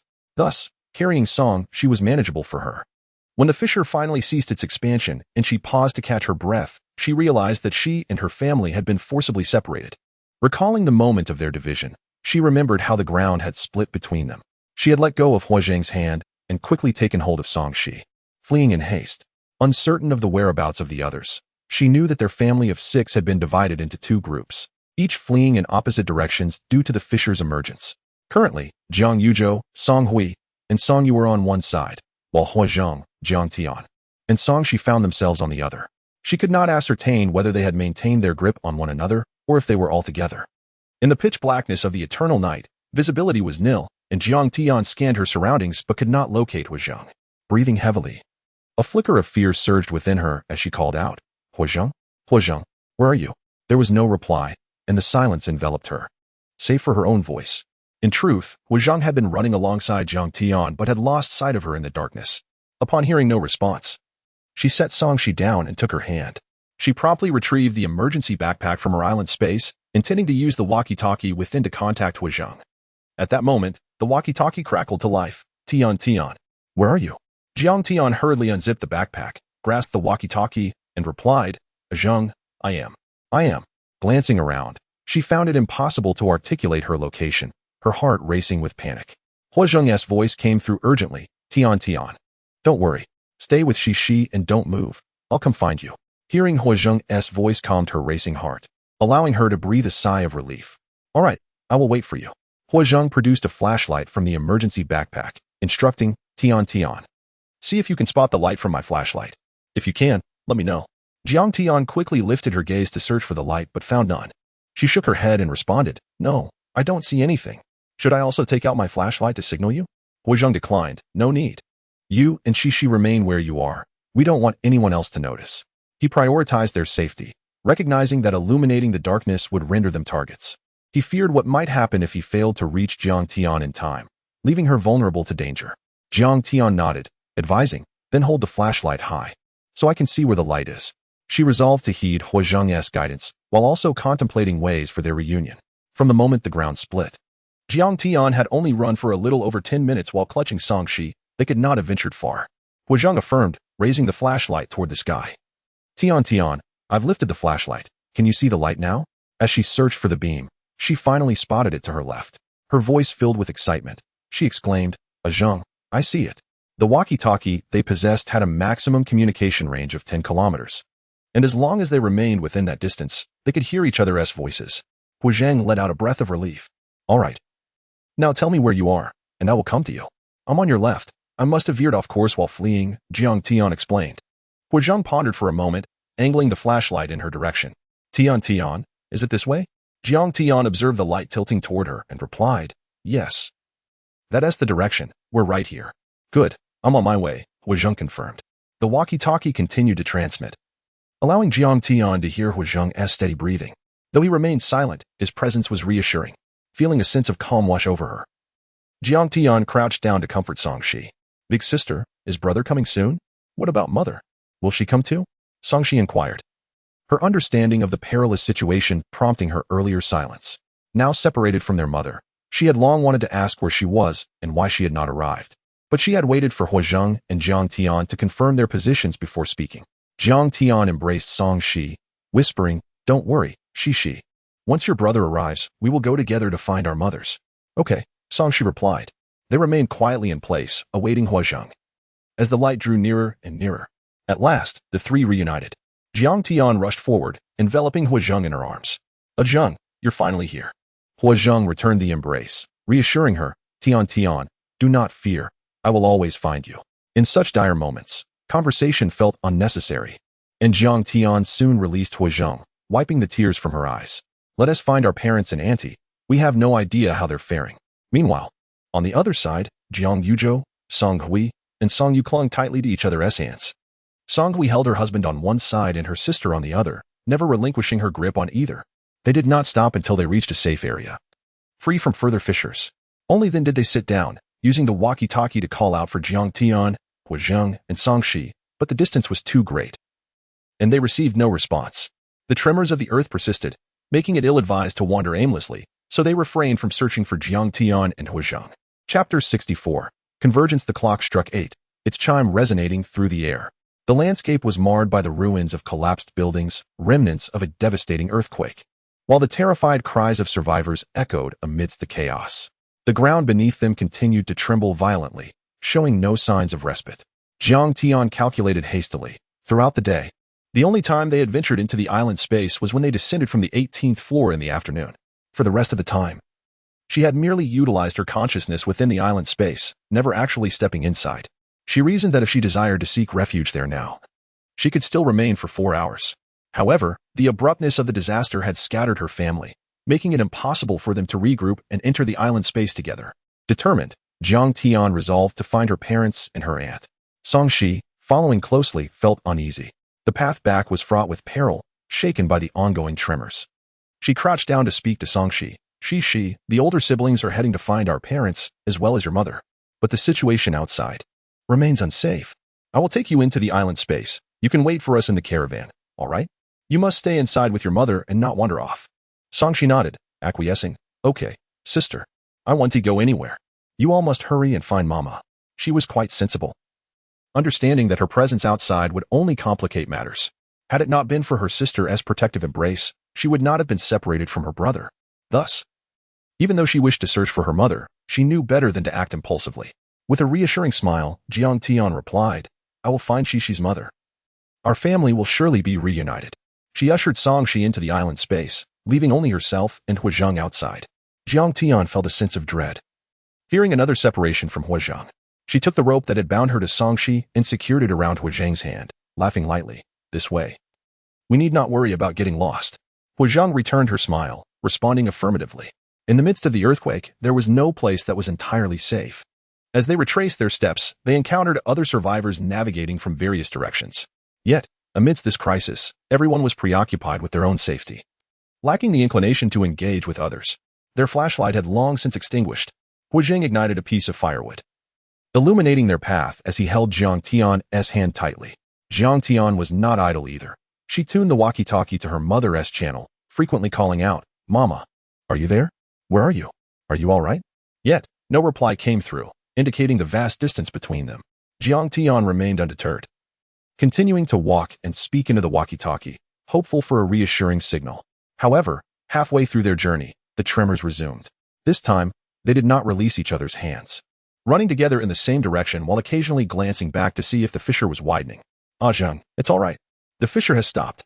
Jiang Tian paused, slightly breathless, taking a moment to steady herself. According to her dream, she believed the earthquake would persist until dawn. But the troubling question remained. When would dawn actually arrive? Jiang Tian understood that the longer they were separated, the more challenging it would be to locate her family. In such disarray, without phones or means of communication, how could they find one another? As the violent shaking subsided to a gentler tremor, Jiang Tian and Huazhang made their way back to the original fissure. This time, they encountered no further obstacles, successfully reaching the spot where they had first taken refuge. However, the fissure had now divided the land into two halves, with a gap of nearly 20 meters between them. Jiang Tian picked up the walkie-talkie once more, calling out, Mama, can you hear us? Can you hear us over there? Still, no response echoed back. Huazhang retrieved a small flashlight from his phone. Shining it into the depths of the fissure, he discerned that the chasm was quite deep, and it appeared water was flowing below, obstructing their path to the other side. Jiang Tian leaned down to peer into the fissure, distressed. What should we do? Is there no way for us to cross? Huazhang reassured her. Don't worry. Tian, let us wait here for a moment. Our parents have emergency supplies, weapons, and food. They should be safe for now. The flowing water beneath the fissure sparked a feasible idea in his mind. They merely needed to verify their hypothesis. Before the disaster, they had prepared ample supplies, various vehicles, inflatable boats, and speedboats, yet they had neglected to arrange for a helicopter. It was not so much an oversight as it was an impossibility. Mastering a helicopter is no simple feat, and attempting to fly one with half-baked knowledge could lead to disaster. They had no flying apparatus capable of spanning the 20-meter gap. Huazhang awaited the rising water. If there was a flow beneath, the water level should gradually rise to fill the void. Just as he had anticipated, the water level began to ascend beneath the surface, filling the chasm. A sigh of relief escaped him. The water level was rising. All right, Tian. Bring out the inflatable boat, he instructed. Jiang Tian nodded. The inflatable boat that had been of no use during the flood was now essential. She retrieved it from the island space and placed it upon the water, which had transformed into a river. The two of them climbed aboard and propelled the boat towards the opposite shore. The 20-meter distance no longer posed an obstacle, and upon reaching the bank, they stowed the inflatable boat away. Meanwhile, Zhang Yuzhou, Song Hui, and Song Yu, having experienced a less intense tremor, began their journey back, seeking to reunite with Jiang Tian. Huazhang and Song Shi. Both groups communicated through their walkie-talkies until they could hear each other's voices. Tian, can you hear me? Mama, are you there? When their voices overlapped, tears flowed freely. Jiang Tian was the first to assure her family. Mama, I'm here with Zhang and Shi. What about you? You haven't gotten separated, have you? Song Hui promptly replied. We're together, we're all safe. Hearing her daughter's reassuring voice on the walkie-talkie calmed Song Yu's worried heart, bringing her a moment of solace amidst the turmoil. Chapter 65. Dawn. The scattered groups on either side re-established their connection, each letting out a sigh of relief. On Jiang Tian and Huazhang's side, they retrieved their prior experiences of searching for one another, raising their flashlights skyward and inquiring, Mom, can you see our light from where you are? On Song Hui's end. Several individuals looked up, their faces lighting up with joy as they exclaimed, Tian Tian, we see it. Jiang Tian felt a surge of happiness within and hurriedly asked, Mom, can you tell us which side you are on? The left or the right? A voice crackled through the intercom. To the right, ahead. Great. Now please check the position of the light. Is it facing your direction? If it is, Huazheng and I will come to you. Stay put until we arrive. Song Hui observed the oblique beam of light and urged, Tian Tian, a bit more to the right. Jiang Tian signaled Huazheng to adjust the flashlight accordingly. Mom, is it better now? With this confirmation of their location, there was no longer a need for aimless running. Jiang Tian retrieved an off-road vehicle from their space. With Huazheng at the helm and her in the passenger seat, maintaining contact with Song Hui and the others, the vehicle sped along, stopping briefly to stow it away when they encountered fissured ground, allowing them to cross the crevice before resuming their journey.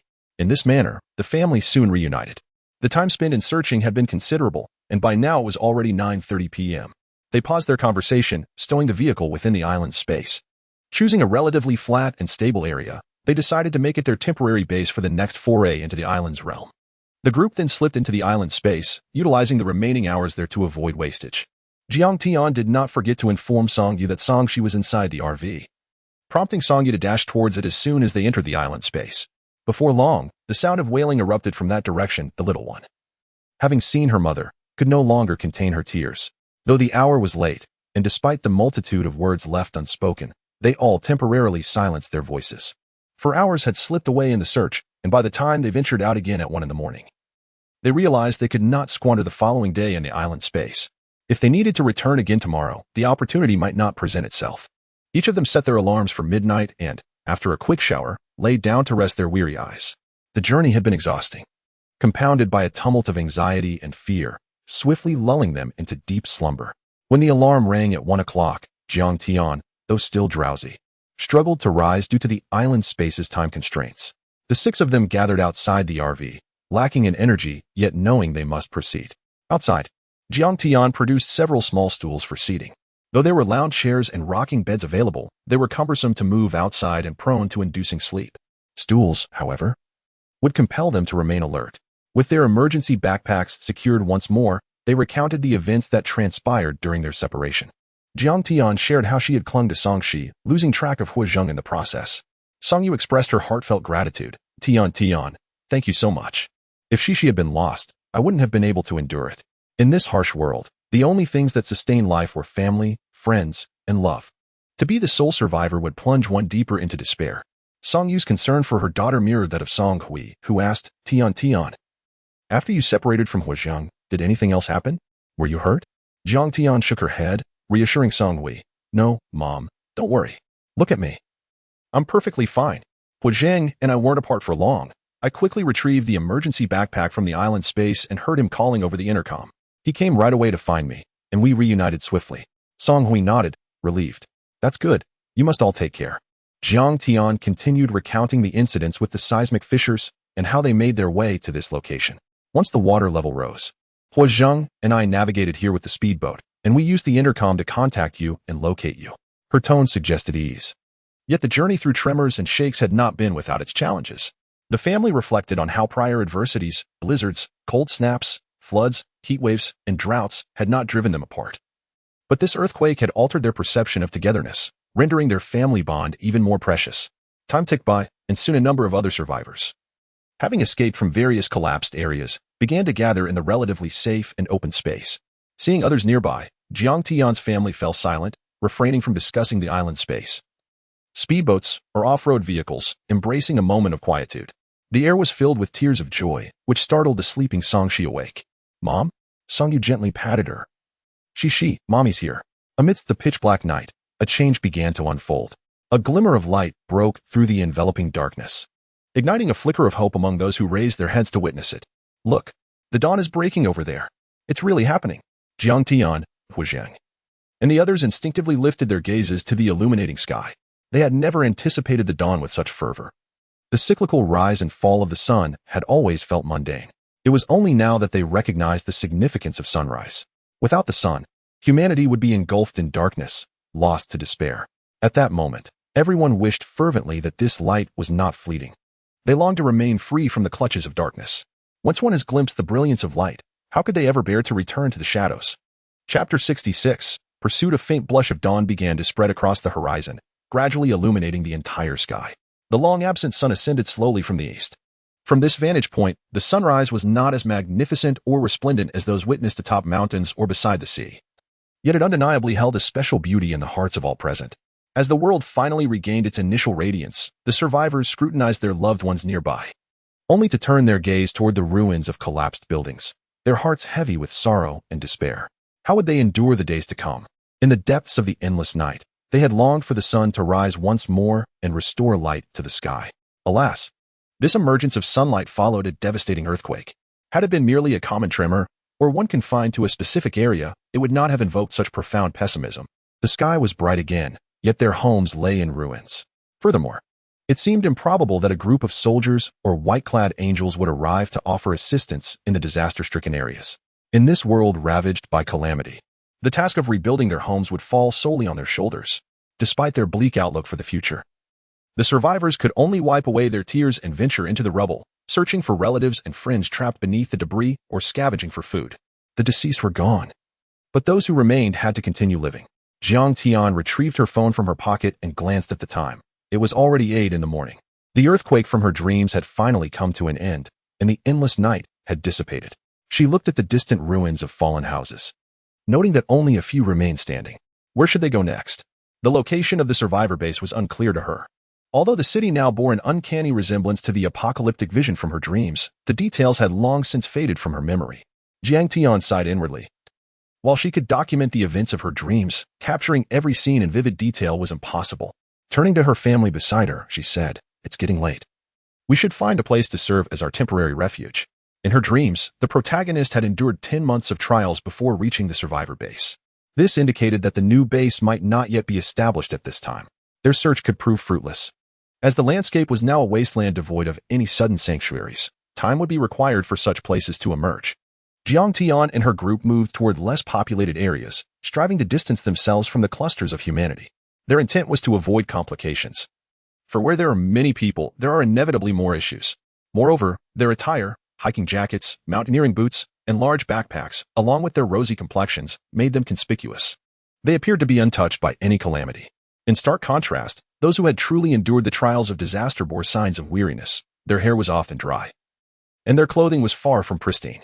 In the sweltering heat and drought, access to even a single sip of water was a rare and fortunate occurrence. Basic hygiene practices like bathing, washing one's face, brushing teeth, or doing laundry had become nearly impossible. Those who were more conscientious about cleanliness might have scavenged for a change of clothes and managed to appear somewhat presentable, while others, indifferent to their appearance, wore tattered and filthy garments without a second thought. The sudden earthquake during the endless night had caught many off guard. Some had barely escaped from collapsing buildings, emerging covered in dust and debris. Jiang Tian and her companions were impeccably clean, and the presence of a young child with them made it difficult to blend in. Despite having chosen a less crowded path to maintain a low profile, their attire had already attracted unwanted attention.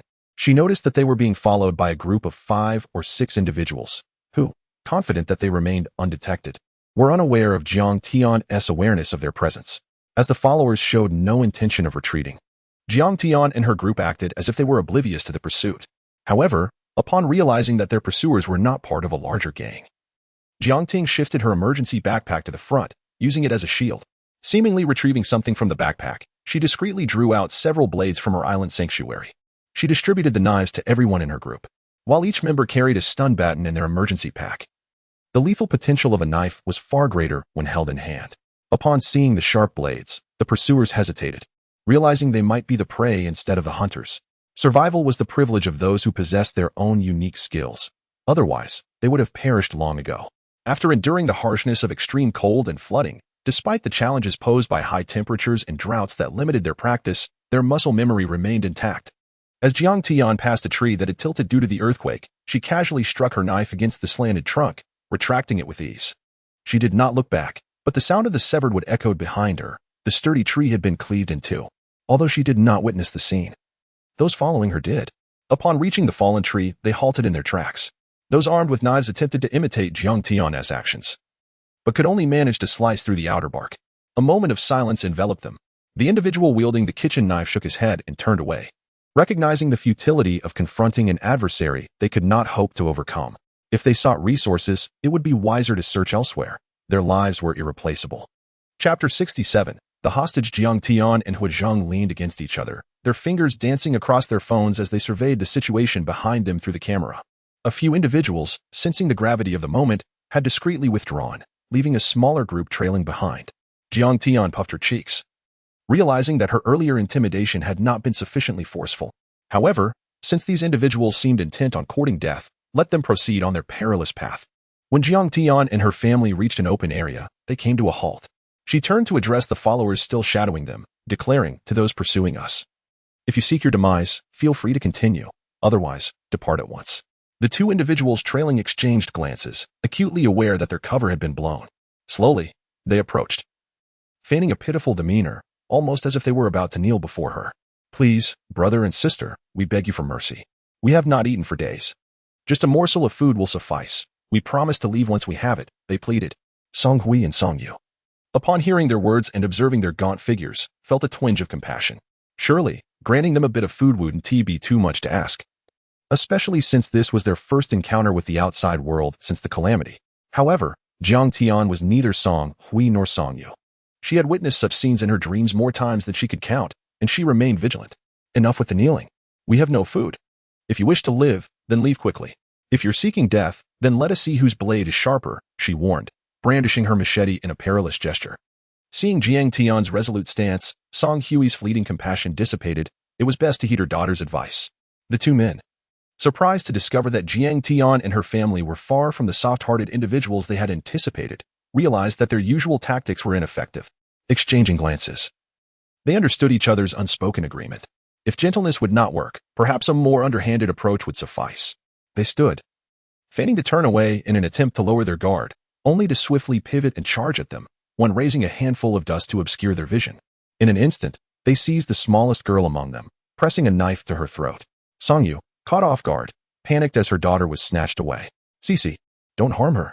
Whatever you want, direct it at me. You wanted food, right? I'll give it to you."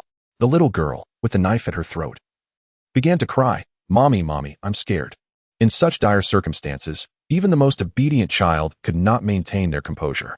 One of the brothers squatted down, pressing the blade against Song Cece's neck, while the other spoke, "We don't ask for much. Just lay down your machete and backpacks and step back 10 meters. We'll take the goods and leave without causing any further trouble. If you refuse, don't blame us for our ruthlessness." Hearing this, Song Yu complied, placing her machete and backpack down. Tian, and you two, sister and brother-in-law, do as they say. Give them what they want. Cece is still in their grasp. Jiang Tian intervened. "Aunt, remain calm. Even if you hand over everything, they may not spare Cece." She deliberately raised her voice, ensuring the two men heard her, hoping to negotiate terms. As anticipated, the standing man began. "Rest assured, if you hand over the items, we will release the child." Jiang Tian replied immediately. "Do you truly believe we can trust you? Trust a man who has taken our child?" The man crouched down, sneering, "Whether you trust us or not, you have no choice, unless you wish to abandon this child." With the knife pressed tightly against her neck, Cece could do nothing but tremble in fear, crying out for her mother, sister, and aunt. Jiang Tian felt a surge of pain for her little cousin, but knew that maintaining composure was paramount in such a crisis. Suppressing her emotions, she addressed the two men. "What if we propose this? We will give you the backpacks and machetes without hesitation, but for the exchange of resources, we require a different method for the hostage. What do you have in mind?" The man inquired. After a moment of contemplation, Jiang Tian suggested, "Let us each step back 10 meters, and we will send one person to the center to exchange the goods for the hostage. I will deliver the supplies, and you may send one person to retrieve the child. Does that sound agreeable? This way, once you receive the items, we will not pursue you. All we desire is the safe return of this child." The brothers exchanged glances and agreed. "Fine, we will proceed as you propose. However, you must first throw the weapons over." They understood that in a confrontation, they might not overpower the individuals before them. Their intention to kidnap a hostage stemmed from their greed for supplies and weapons. To avoid mutual destruction, it was wiser to compromise. Having witnessed Jiang Tian's prowess with a machete, they were hesitant to allow her to retain it.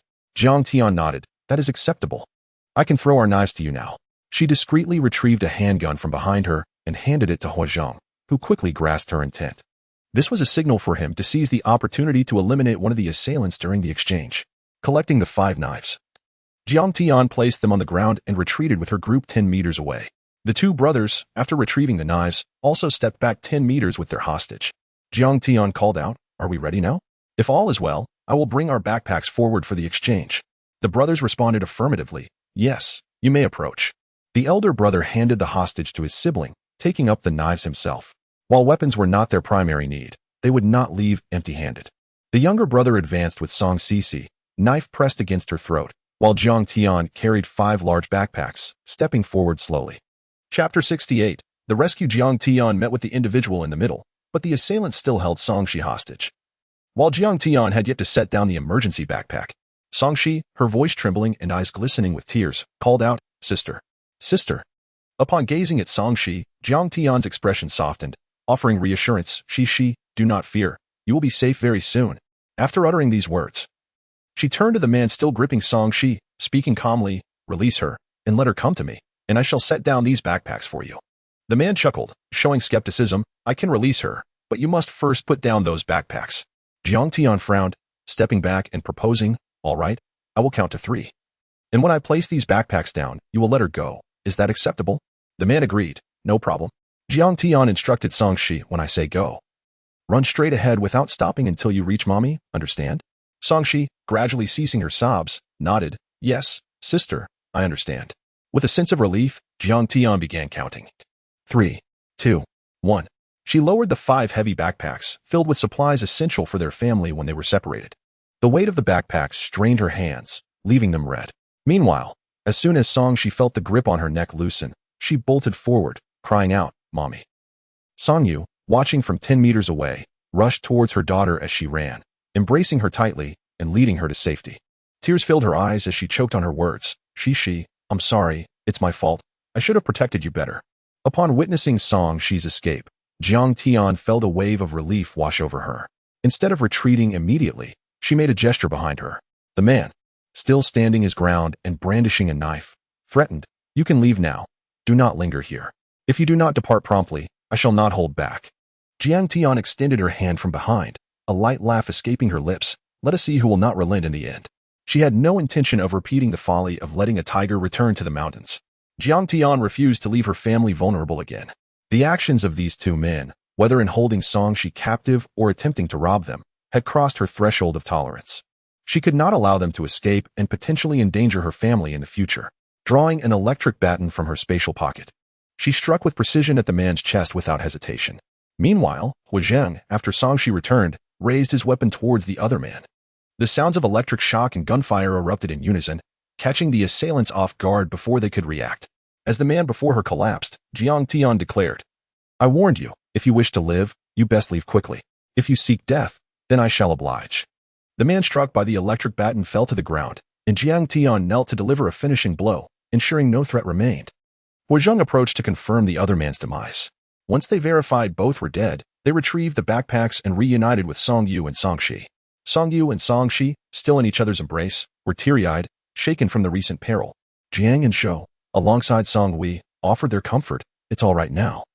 Do not cry, everything is fine." In this post-apocalyptic world, danger lurked everywhere. Initially, Songhui and Songyu had contemplated showing mercy to the assailants, even considering offering them food. However, their kindness had been met with betrayal. Ultimately, their inexperience and lack of resolve had led them astray. Having spent so long sheltered within the safety of their home, they had been ill-prepared for the harsh realities outside. The initial 2 thieves had been dealt with using the electric baton through the door, and subsequent threats had been similarly neutralized. As for the fire, they had already retreated to their spatial sanctuary, avoiding any genuine danger. The time spent separating and reuniting had been merely a couple of hours. They had anticipated a return to tranquility, free from the threat of natural disasters, only to face the treachery of their fellow humans. Now that those two are dead, we must remain vigilant, Jiang Tian advised, handing over the retrieved backpacks. She then produced a piece of candy from her spatial pocket. A treat Song she had long desired but had not been allowed to indulge due to concerns over her teeth. Jiang Tian cooed, She, dear, we are safe now. I have candy for you, so please stop crying." With sparkling eyes, Songshi gratefully accepted the candy. "Thank you, sister." At this moment, Songyu set aside her worries about dental health, allowing Songshi to eat her fill. Yet, she vowed never to let her out of her sight again, holding her tightly in her embrace. Jiang Tian sighed internally, proposing, if you are still concerned, Annie, we could place Shishi in the spatial sanctuary. It would ensure her safety. Their group was indeed eye-catching, comprised of both adults and children, all well-nourished, appearing unscathed by the apocalypse. Keeping Songshi in the spatial sanctuary would alleviate their concerns for her safety. Without this vulnerability, it would be far more challenging for others to harm them. This attack had been a cunning ploy, targeting the most defenseless member of their team, Songshi. Jiang Tian believed that placing Songshi in the spatial sanctuary was a viable option. A person could remain there for 24 hours without significant time loss. Once they found a suitable refuge, they could allow Songshi to emerge. Songyu glanced at the child in her arms and nodded, all right. Let us keep Shishi safe in the spatial sanctuary. Chapter 69, The Stronghold. In truth, Songyu should not have agreed to this. It was selfish to squander precious space in the island realm on account of them. However, having just endured the harrowing experience of her daughter being kidnapped and nearly losing her life to a criminal's blade, she found herself utterly unable to refuse the proposal. She gently stroked Songshi's head and said, Cece, would you please go into the island realm? You will be safe there, far away from any ill-intentioned individuals. Once your mother and sister find a secure place, we will come back to bring you out, all right? Songshi hugged Songyu's neck and nuzzled against her. Then I'll wait for you to come and get me, Mama. It was evident that she too had been frightened. While Jiang Tian and the others had already begun to adapt to the survival mode of the apocalyptic disaster, Songshi still retained the innocence of life before the calamity. She had been well protected at home since the onset of the disaster, starting from the Great Blizzard. Her knowledge of the outside world was limited. Her greatest concern was merely the inability to venture outside, confined to a small room or a caravan. Who could have imagined that, upon finally being allowed outside, she would encounter such dire circumstances? How could she not feel fear, being forcibly separated from her mother and taken hostage? The image of that knife poised at her throat haunted her thoughts, how close it had come to slicing her skin. Though she was still young and perhaps did not fully comprehend death, she understood that a knife cutting into her neck would bring pain. Such an experience was one she wished never to endure again. Songyu recalled the cattle and sheep that roamed freely within the island realm, as well as the sandy beaches.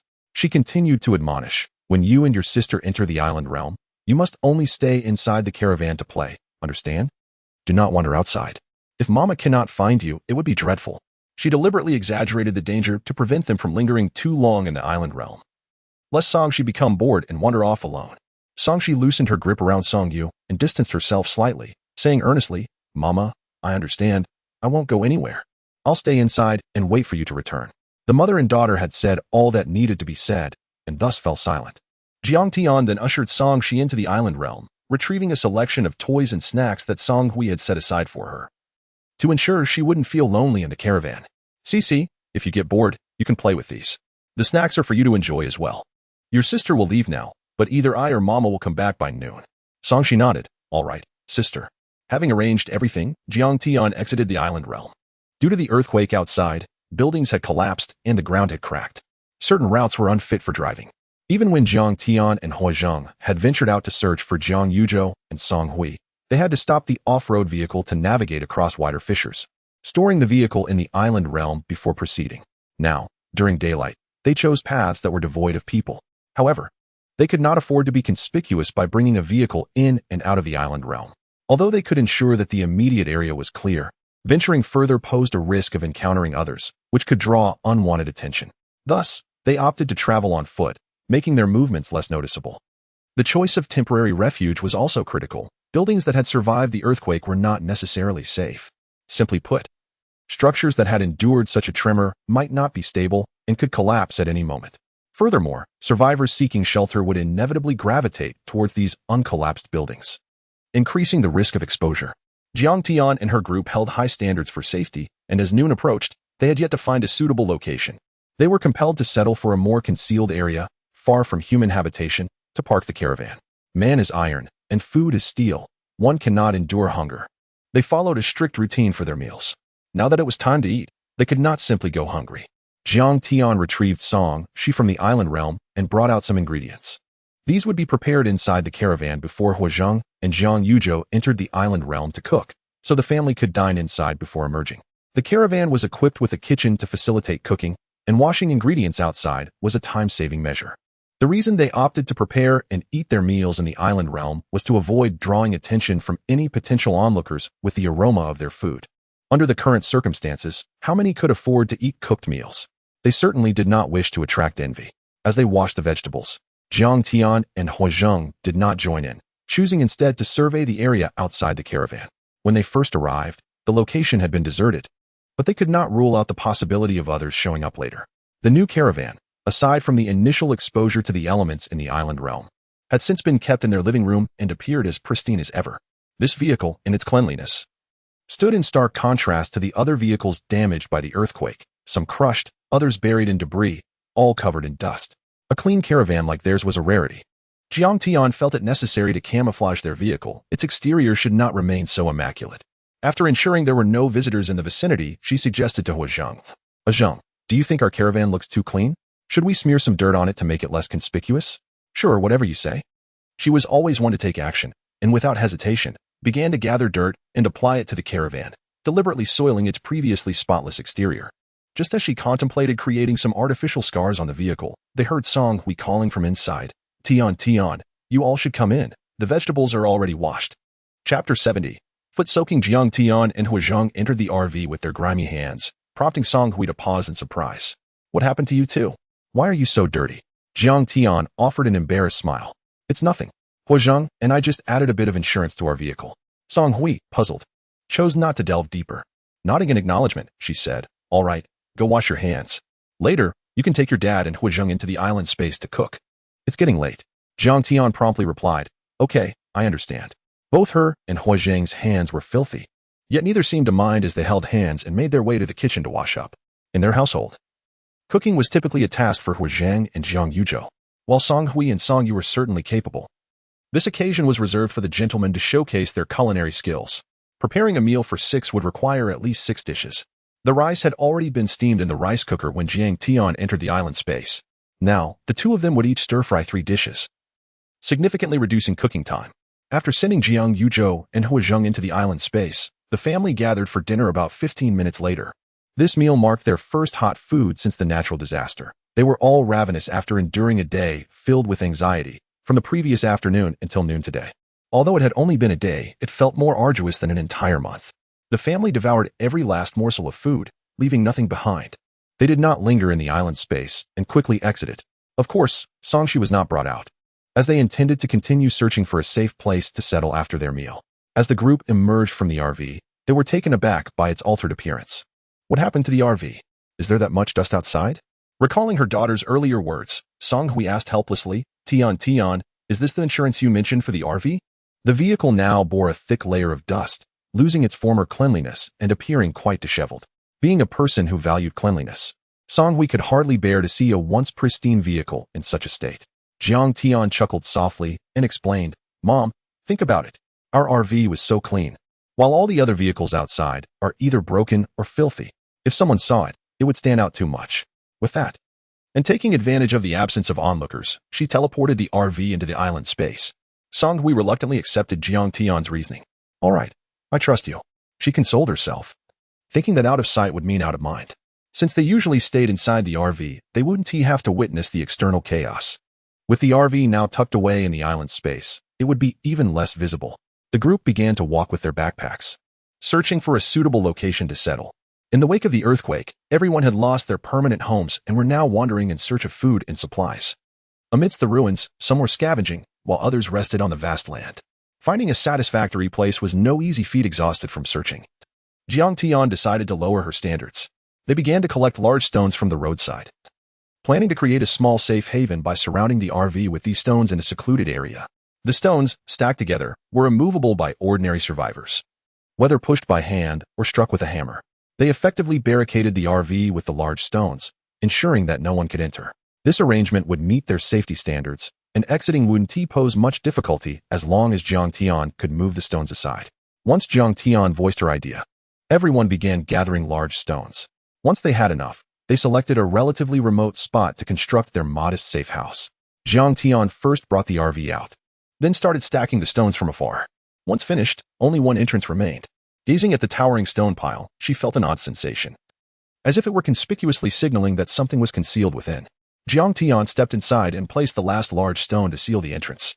She decided to leave it as is for now, reasoning that even if someone sensed something unusual, they would be unable to climb over the high stone barricade to enter.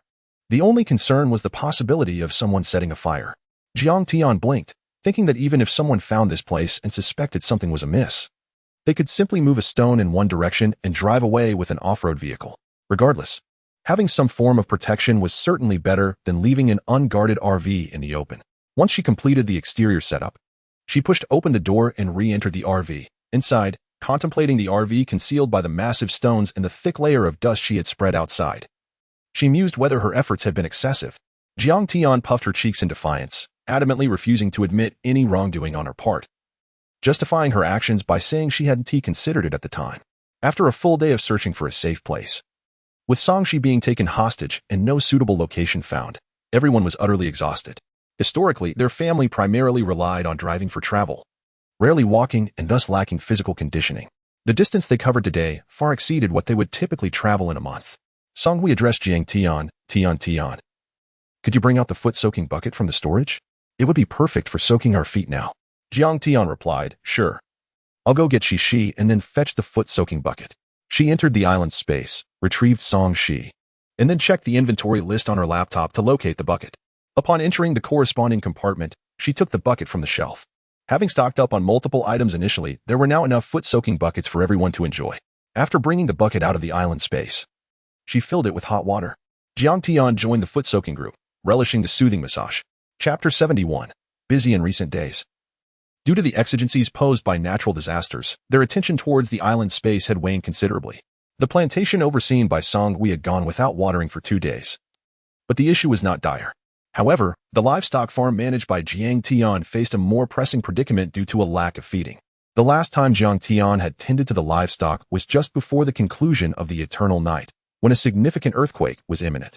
Before descending from the 18th floor, she had generously supplied the pinned pigs, ducks, and chickens with ample food. Since then, she had been unable to tend to their needs. A quick calculation revealed that it had been a full day without nourishment, now that the situation had stabilized.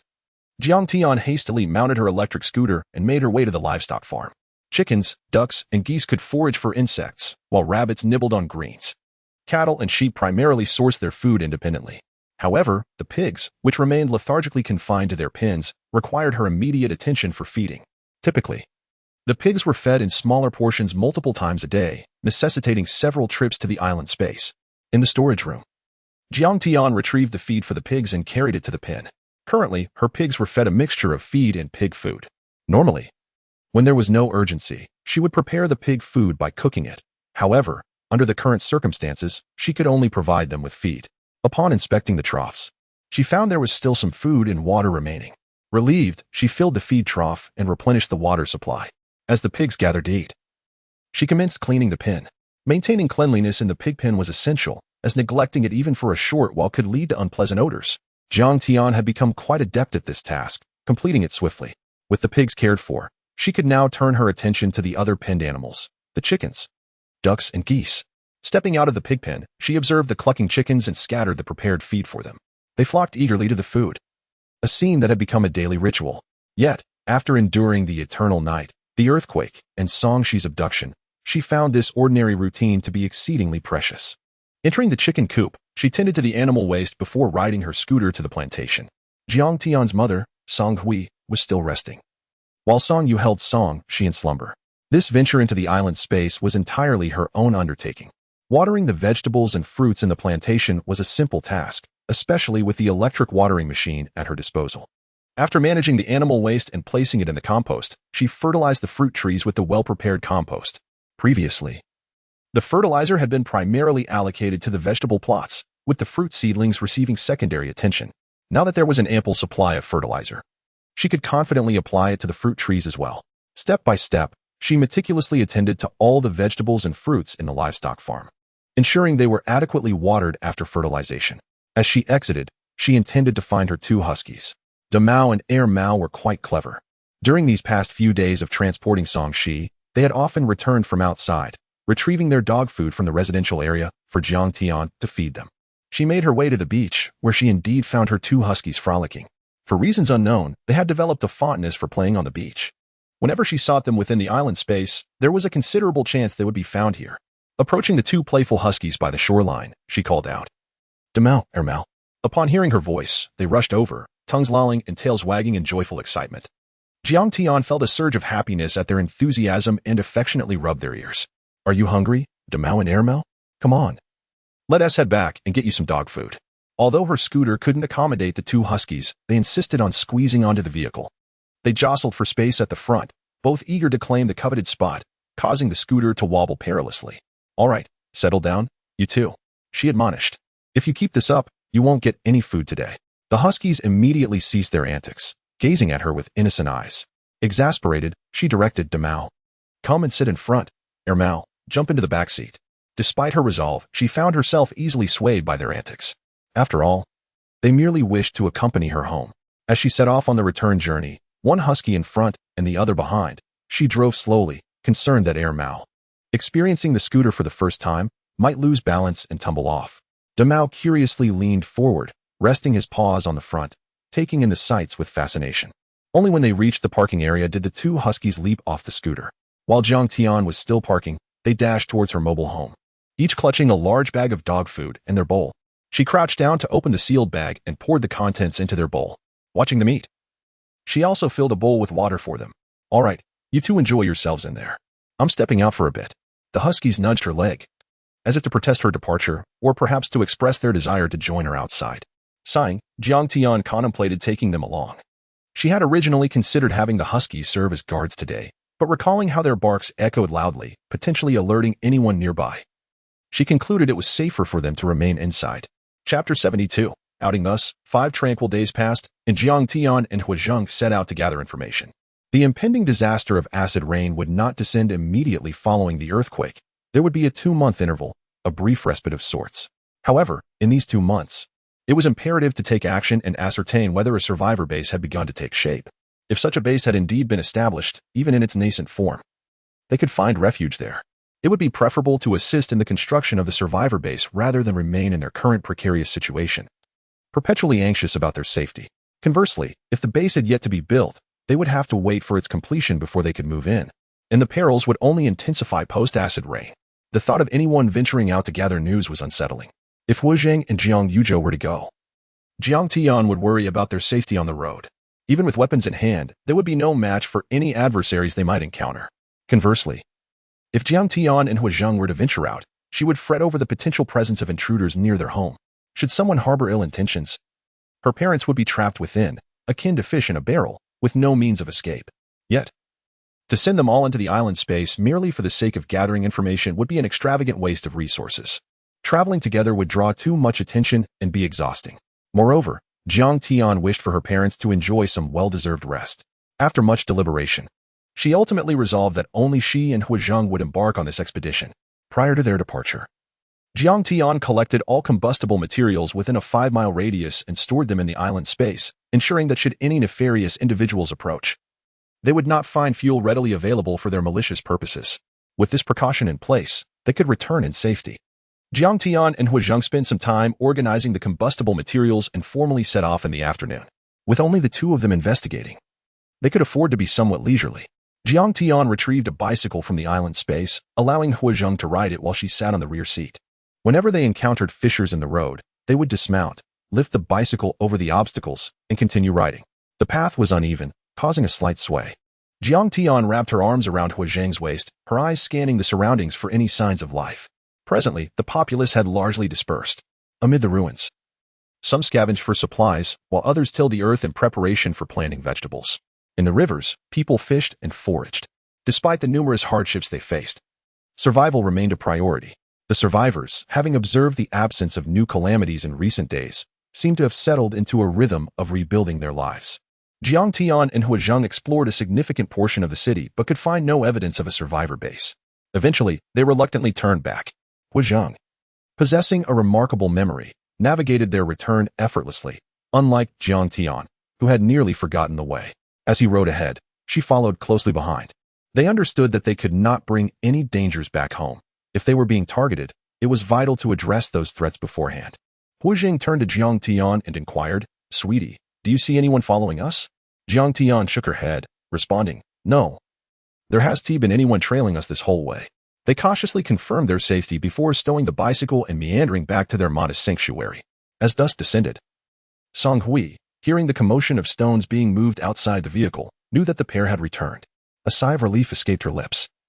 Their return was all that mattered. She opened the door to greet them, asking, "How did it go? Did you see anything? What is the situation outside?" Jiang Tian shook her head, replying, "I didn't see any signs of a survivor base being established. However, people are beginning to forage for food, fish in the river, and cultivate vegetables." She provided her family with an overview of their findings so that those who had remained indoors could grasp the state of the outside world. Her family, who seldom ventured outside, listened with keen interest as Jiang Tian shared tales of the world beyond their walls while they prepared the evening meal. By the time she concluded her narrative, the vegetables were ready for cooking. Song Hui then stood up, saying, "Tian, please send your father and me into the island space." Jiang Tian nodded in agreement, instructing, "All right, Dad and Mom, hold on to my hand." Previously, it had been Jiang Yuzhou and Hua Zheng preparing the meal, but now, it was Jiang Yuzhou and Song Hui taking over the cooking duties. This shift was prompted by Hua Zheng's constant exertion outdoors. They did not wish for him to return only to prepare dinner for the family. With Song Hui willing to assist, she assumed the cooking responsibilities from Hua Zheng. Dinner consisted of shredded pork and garlic sauce, stir-fried lettuce, braised chicken, sautéed mushrooms with meat, and tomato egg soup. The produce from the island space had yielded a bountiful harvest. They processed vegetables such as water spinach, green beans, and radishes, which could be dried and preserved, while others that could not be processed were consumed promptly. Song Hui had meticulously planned the vegetable cultivation, designating specific plots for different types of produce, planting only small quantities to ensure variety without overwhelming the family with monotony. After months of hands-on experience, she had become adept at managing the number of vegetables and their growth cycles. Regularly rotating crops ensured a steady supply of fresh produce. Now, the family gathered around the outdoor table in the island space, illuminated by a large lamp, enjoying a peaceful dinner together. In these unassuming moments, there was a serene beauty to their everyday lives. Chapter 73. The base. During this period, Jiang Tian and Hua Zheng ventured out sporadically, exploring their surroundings in search of any news regarding survivor bases. Just as they were nearing the end of their exploration of the city, fortune favored the diligent, and they finally discovered a burgeoning survivor base. This newly established sanctuary appeared to be formed by surviving military officers, exuding a sense of security at first glance. It matched perfectly with the base that appeared in Jiang Tian's dreams. There was no doubt about it. As Jiang Tian and Hua Zheng approached, bicycles in tow, they intended to inquire about the requirements for joining the base. At the entrance, a soldier stood guard, embodying the steadfast spirit of a military man. Jiang Tian stepped forward and asked, "Hello, may I inquire about the requirements for joining your survivor base?" The guard responded with a salute, "Comrade, if you wish to join our base, you must adhere to the rules within. No stealing, no fighting, and no disorderly conduct. Additionally, each person is required to contribute either 20 jin of food or engage in 20 days of post-disaster reconstruction work at the base." He paused briefly before continuing. "If you choose to participate in the reconstruction, the base will provide basic meals." A smile graced Jiang Tian's lips. "Thank you. This is precisely the survivor base I was looking for." The rules enforced within the base would be beneficial for them, rather than detrimental. The stipulation of contributing food or labor posed no challenge to them. Once they settled into the survivor base, they would no longer have to live in constant fear. As thoughts of a brighter future filled her mind, Jiang Tian urged Hua Zheng, "Zheng, let us hurry back and share this wonderful news with Mom and Dad, as well as my aunt." Hua Zheng, observing the joy radiating from Jiang Tian, felt a surge of happiness in his heart. "All right, hop on. I'll ride a bit faster this time." Upon returning to their temporary residence, Jiang Tian eagerly shared the good news with Jiang Yuzhou and Song Hui. With palpable excitement, she announced, "Dad, Mom, Auntie, we found the survivor base. Should we go there tomorrow? Or perhaps we should head over today?" Song Hui's eyes widened in surprise. "Really? Then let us start packing right now." The establishment of the survivor base and the discovery of the safest sanctuary from her dreams was exhilarating. Previously, while residing in Building 16, they could scarcely sleep soundly at night, taking turns to keep watch, even though their current temporary dwelling was shielded by tall stones. Providing an illusion of security, living outdoors still left them a bit uneasy. However, if it was indeed the safest survivor base from her dreams, they would no longer have to fret about nighttime disturbances. While it could not be guaranteed that they would be free from trouble at night within the base, the likelihood of encountering such issues would undoubtedly diminish significantly. A survivor base established by military personnel was inherently trustworthy. Their strict adherence to discipline ensured that any misconduct would be addressed, thus safeguarding the well-being of its residents. They were committed to following the rules and would not engage in any behavior that violated the regulations. Therefore, This requirement posed no difficulty for them, and they were more than willing to comply. As Songhui began to pack their belongings, Jiang Yuzhou turned to Jiang Tian and inquired, Tian, what did you find out about the conditions for entering the survivor base? What do we need to bring? Jiang Yuzhou pondered the matter more deeply. Hearing her father's question, Jiang Tian recounted all she had gathered. Dad, it's just like the survivor base I dreamed of. To enter, one must adhere to the base's regulations and refrain from any actions that violate these rules. Otherwise, there will be consequences. She blinked, recalling her impressions of the base from the entrance. Currently, it seems the base isn't very crowded. I think many believe the disaster has passed and feel that living alone is manageable, which might explain why fewer people have moved in. She continued. To become a resident of the survivor base, there are requirements.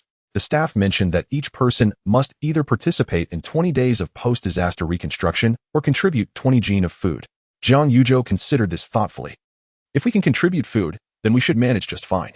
He surmised the reason fewer individuals were inclined to enter the base at present, the requirement for labor or food contributions, coupled with the illusion that the disaster had subsided, deterred many from complying.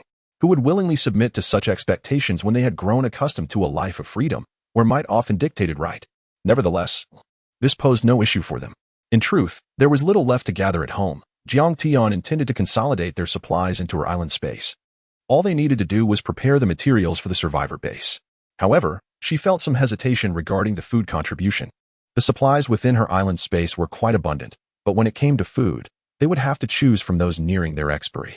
Fresh produce was out of the question, as the harsh conditions of freezing temperatures and heat had rendered them unviable. The livestock they had raised, such as chickens, ducks, cows, sheep, pigs, and geese, could not be taken out either. Now, where would one even find such livestock? This left them with a limited selection of remaining resources.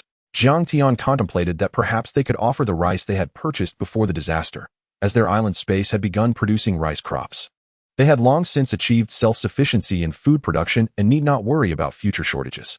The old supplies, having lingered for too long, could be cleared out as contributions. She proposed and decisively settled on using the pre-disaster rice for their required contribution. Chapter 74. Supplies. The survivor base was situated at a considerable distance from their temporary accommodation. Reaching the base was not merely a matter of walking there. Jiang Tian stored the caravan in the island space, then retrieved a van from within. They disguised the van modestly, rendering it less conspicuous for their journey outside. The van could comfortably accommodate 6 individuals, with additional space for the food supplies they intended to submit, alongside some essential goods that could serve as a guise for their entry into the survivor base. Jiang Tian had previously resolved to provide rice as the food supply for the base, as a staple food necessary for daily sustenance. It was undoubtedly required by the survivor base. However, she made slight modifications to the rice. Presenting clean rice directly as a supply might arouse suspicion, especially in a time of calamity when it was rare for anyone to have preserved food in such pristine condition. Thus, Jiang Tian ingeniously gathered handfuls of dirt and mixed it into the rice, making it appear as if the rice had been scavenged from refuse. Since rice needs to be washed before cooking, a bit of dirt would not matter, just requiring extra rinsing before consumption. With 6 individuals, each required to submit 20 pounds of food, they needed to provide a total of 120 pounds. It was improbable that they could all submit rice alone in such dire circumstances where food was scarce. Jiang Tian also planned to include some dried vegetables in the mix. She held the officers who established the survivor base in high regard and admiration. Aware of the current food scarcity, she felt that since she had the means, it was within her capacity to extend a small act of kindness without drawing attention. For the remaining portion of their food supply, Jiang Tian selected lightweight dried vegetables. This was her subtle strategy to contribute as much food as possible to the survivor base within reasonable limits. Within the island space, she could gather kelp during low tide, which, once dried, weighed only 1/10 of its wet counterpart. Thus, 1 pound of dried kelp was equivalent to 4 pounds of wet kelp, making it ideal for their supply submission. Additionally, dried mushrooms followed the same principle, becoming incredibly lightweight when desiccated. Recently, Songhui had watched videos saved before the disasters, which inspired her to start cultivating mushrooms at home. Jiang Tian was entirely confident in her mother, Ms. Songhui, to successfully grow mushrooms. Therefore, she added the remaining wood-ear mushrooms and shiitake mushrooms purchased for home use into the bag of supplies. This brought both joy and exasperation to Songhui. After weighing their gathered supplies, they realized they still needed additional weight. Jiang Tian then added some dried snow cabbage, yellow vegetables, radish, and soybeans to the mix. Hu Zheng drove the caravan slowly towards the survivor base, taking some time to reach the entrance. The group exited the van, each carrying a dirty sack from the back. Jiang Tian and Huazheng had been there before, so they led the way. She politely addressed the registrar. "Hello, we wish to join the survivor base. Could you please assist us with the registration?" The registrar, pleased to see the food supplies they brought, responded favorably, with food collection becoming increasingly challenging. New residents bringing supplies was a welcome sight. She retrieved a form for them to fill out, smiling as she said, "All right, please provide your basic information here. To enter the survivor base, you must adhere to the base's regulations. You may want to review the guidelines posted on the wall to avoid any inadvertent violations." As Jiang Tian filled out the required information, Song Hui and Jiang Yuzhou examined the regulations displayed on the wall. The rules were not overly burdensome, with varying penalties based on the severity of violations. Minor infractions would result in community service, while severe breaches could lead to expulsion from the base. Jiang Yuzhou, Song Hui, and Song Yu nodded frequently, reassured by the content of the regulations presented. Once Jiang Tian completed the registration form, she handed it to the registrar. After confirming its details, the registrar kindly stated, to enter the survivor base, each person must submit 20 pounds of food or contribute 20 days to post-disaster reconstruction. Which option do you prefer? Without hesitation, Jiang Tian replied, "We will submit supplies. Please check and verify our contributions." The registrar nodded. "All right, please hold on a moment." Jiang Tian lifted the supplies from the ground and placed them on the table for the registrar to examine and weigh. Following suit, Song Hui and Song Yu placed their sacks of food on the table as well. The registrar stood up, untying the sacks to inspect their contents, ensuring no one was attempting to pass off refuses food. Upon confirming that the bags contained dried vegetables and rice, her spirits lifted. These were indeed valuable supplies. She weighed the items and, upon confirming they met the requirements, set them down. One by one, she weighed their bags of food, and after verifying that both the contents and weights were correct, she issued them resident identification cards, stamped with the official seal. Their names and identification numbers were also recorded within the base's internal registry. The registrar handed them the stamped cards, advising, "Please take good care of this resident pass. If lost, you must report it immediately to obtain a replacement.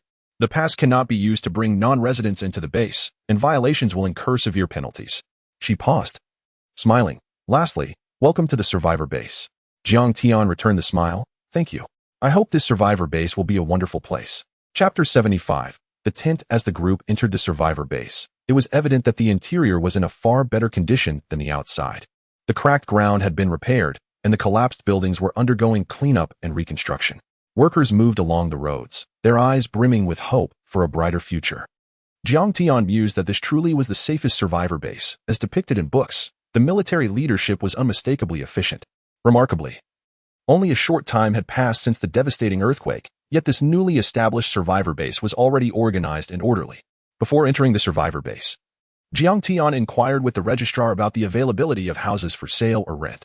The earthquake had caused widespread destruction, and despite the high efficiency of the management, the lack of skilled labor, construction machinery, and materials made the prospect of building new houses unrealistic in the short term. The registrar shook his head and informed her that all the houses had collapsed in the earthquake. The few that remained were deemed unsafe and required demolition. They had begun construction on new houses, but it would take time to complete them. He added that, if necessary, they could temporarily rent tents. Upon entering, they would find a section of tents to the left where they could seek further information. Although the inability to rent a house immediately was disappointing, arriving early at the survivor base was still a fortunate circumstance. Jiang Tian and her family walked to the left and soon spotted a large area filled with green tents. This must be the tent section the registrar had mentioned. In fact, her island space also contained tents that she had purchased while gathering supplies some time ago. However, retrieving those tents from her island space was cumbersome. It would be more practical to rent a tent here and stay for a few days to assess the situation. Approaching the tent area, Jiang Tian asked, "Hello, could you please explain the rental process for these tents?" The personnel responsible for the tents displayed a courteous demeanor. He replied, "We have 4-person tents and 8-person tents available. If you wish to rent, the ladies can share a tent, while the gentlemen will need to share with others. The cost is 1 pound of food per day, regardless of whether it's an adult or child."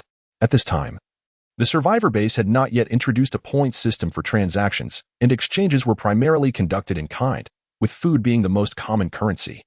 Jiang Tian contemplated that she, along with Song Hui, Song Yu, and Song Shi, could indeed share a tent. After confirming that this arrangement was agreeable, she turned to her father, Jiang Yuzhou, and Huazheng, asking, "What do you think, Dad Ajeng?" Jiang Yuzhou nodded in approval. Huazheng added, "No problem." They were all aware of the current circumstances and were not overly concerned about sharing accommodations. As long as his wife and daughter were comfortable, that was what mattered most. Nevertheless, some security concerns needed to be addressed. The family patriarch, Jiang Yuzhou, inquired of the tent rental personnel, "Hello, we have no objections to this arrangement. But I would like to ask whether the tents for men and women are segregated?" The distinction between separate and mixed accommodations was crucial. If segregated, men and women would occupy different areas. If mixed, they would share tents, which posed greater safety risks. The individual nodded and confirmed, "Yes. We have separate accommodations for men and women. You can see that the women are on that side, and the men are on this side. You need not worry about security within the survivor base. We have guards patrolling at night to ensure your safety." This assurance alleviated Jiang Yuzhou's concerns. He instructed Song Hui to retrieve the remaining food supplies they had paid upon entering the survivor base. "All right, thank you. We will rent for 1 day to see how it goes. Please arrange for 2 tents for us." Ultimately, only first-hand experience would reveal the safety of their accommodations. It was prudent to try living there temporarily. They could manage the daily cost of 1 pound of food, but the cumulative expense over time could add up significantly. If the tents provided a secure environment, they could stay until new houses were constructed in the base. Otherwise, they would have to resort to living in their RV outside. The attendant collected the food supplies and issued them tents. The tents for men and women were distinctly separated, allowing the group to part ways as they walked to their respective accommodations. With emergency packs containing weapons ready, they felt relatively secure, knowing they could defend themselves if necessary. After all, self-defense was permissible under the base's regulations. However, living in a tent could not compare to the comfort of their RV or a proper house. The cramped space, confined environment, and hard ground made sleep elusive. Nonetheless, the presence of patrolling guards at night provided some reassurance. Jiang Tian refrained from unpacking any belongings in the tent. All her essentials remained in her island space. Upon waking in the morning, she donned her emergency pack and ventured out, still uneasy about leaving her possessions in the tent, fearing they might be lost or stolen. The group reconvened and explored the survivor base, observing its current state. The task hall featured a bulletin board displaying various job postings, such as recruiting construction workers, laborers for manual tasks, electricians, farmers, and teams for gathering supplies. Professions that were once undervalued before the disaster had suddenly become highly sought after. This illustrated the advantage of possessing a skill. With expertise, one could find opportunities anywhere. Jiang Tian, reflecting on her experience with bricklaying in her island space, considered signing up for construction work. Pointing to the housing task on the bulletin board, she joked to Jiang Yuzhou and Song Hui, "Dad, Mom, what do you think about me taking on this task?" Chapter 76. The mission. Jiang Tian initially made a jesting remark, not realizing that Jiang Yuzhou and Song Hui took her seriously, contemplating the feasibility of undertaking tasks at the survivor's base. Jiang Yuzhou nodded, expressing his belief that they should give it a try. He felt that since they were already residing within the survivor's base, idling away their time was rather dull. Engaging in some tasks would not only occupy their time, but also provide them with useful skills. Moreover, it remained uncertain whether they would awaken any extraordinary abilities after the acid rain. Thus, seizing the opportunity to acquire practical skills seemed prudent, as it would enable them to handle future repairs on their own homes with greater ease. Jiang Yuzhou had already acquired skills in installing doors and windows previously, while overseeing the installation of a security door at their new home. He had learned from the craftsman how to install such doors and had even managed to install one himself. Jiang Tian thought that since her father was keen on learning, she would not discourage him. In truth, she held a degree of faith in his abilities. Learning how to build houses could allow them to construct a quaint little courtyard in their island space. Thus, she said to Jiang Yuzhou, "I'll go and inquire if the construction workers are accepting apprentices. I wish to learn how to build houses as well." In contrast to Jiang Yuzhou's approval, Song Hui expressed her disapproval, exclaiming, Tian, don't listen to your father. Building houses is exhausting. It's nothing like the small tasks you used to do. When working for others, you cannot slack off or take breaks. It's laborious and strenuous." She nearly let slip the words island space, but fortunately caught herself in time. Jiang Tian pondered for a moment, feeling uncertain about claiming she was unafraid of hard work. Before the calamities, she had observed construction sites, witnessing the arduous labor of moving bricks and steel, which was not something she could simply decide to do. However, the rare opportunity to learn on-site was too valuable to abandon. An idea sparked in her mind. I could ask if I could volunteer without pay, just to learn a skill and lend a hand. Song Hui shook her head in resignation, ultimately saying nothing more, allowing her daughter to pursue her wish. Huazheng reassured Song Hui, "Mom, don't worry. If Tian wants to learn, let her. I'll accompany her to sign up." Encouraged by Huazheng's support, Jiang Tian could not help but take his hand, smiling at him. While Jiang Tian and Huazheng planned to learn construction, Jiang Yuzhou intended to explore electrical repairs. Meanwhile, Song Hui and Song Yu had no such ambitions. They simply wished to rest and avoid unnecessary exertion. The two of them, holding on to Song Shi, awaited their return from the inquiries. Jiang Tian led Huazheng to speak with the official in charge, inquiring about the feasibility of their plan. Addressing the staff at the registration counter, she said, "Hello. I noticed the announcement seeking construction workers. We would like to know if it's possible for us to learn while assisting, without expecting payment." The staff member, taken aback by such a request, hesitated before responding. "Hello. If you only wish to learn about building houses, it may hinder the progress of the project. We are currently under pressure to complete the work, so this may not be feasible at the moment." Jiang Tian felt disheartened. "Oh, I see. My apologies for the trouble." She had hoped that offering to work for free would make them more inclined to accept her, but instead, they had declined outright. The staff member then added, however, "If you merely wish to learn about building houses, you might consider posting a task. Perhaps someone will be willing to take it on." Upon hearing this suggestion, Jiang Tian realized it was indeed a viable option. She smiled at the staff member, saying, "Thank you. I'll think about it." While she felt it unnecessary to post a task seeking someone to teach her how to build houses, she considered that if the land within the base could be purchased, she could hire someone to assist her while learning. Building a small flat would not take much time. She estimated it could be accomplished in about a month. Jiang Tian thought that instead of living indefinitely in tents, it would be better to construct their own home, which might even be quicker than the base recruiting labor for construction. Continuously living in tents was not a sustainable solution for their family, and it would be far more comfortable for them to reside together.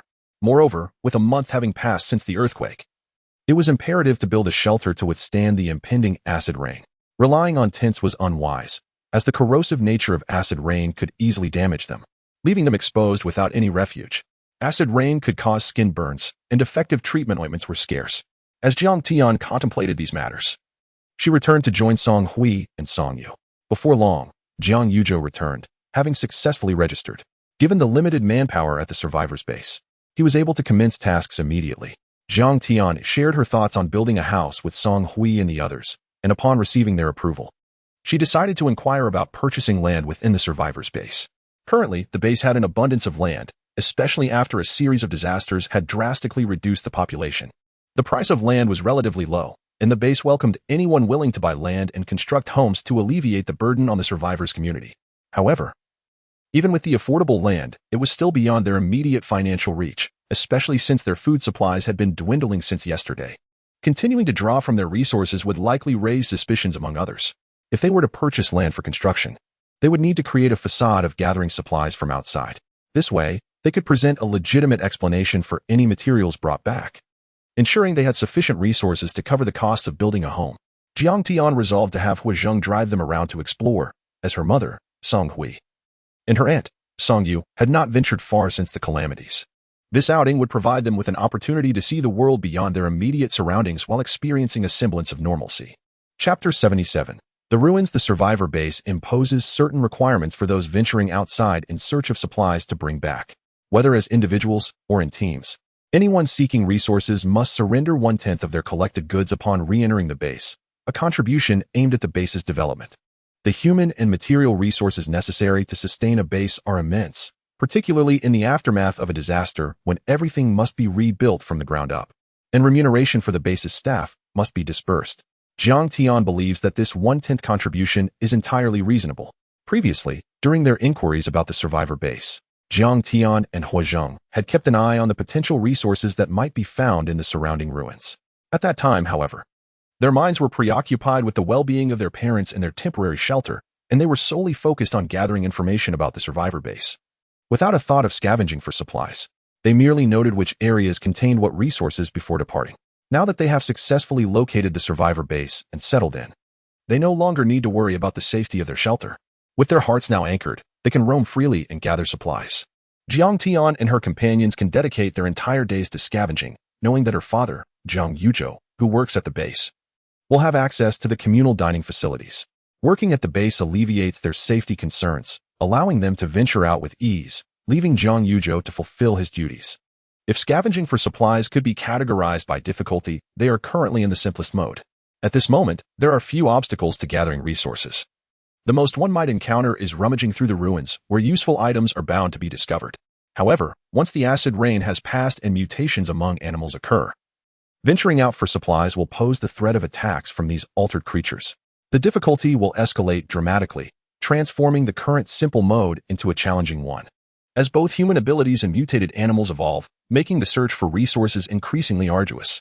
Huazheng navigated the van along the roads etched in his memory, occasionally encountering wide fissures that necessitated detours or the placement of a board to cross. Young Song-shi, seated in the vehicle, felt a profound sense of security. The memories of her earlier abduction instinctively faded as she gazed curiously at the landscape outside.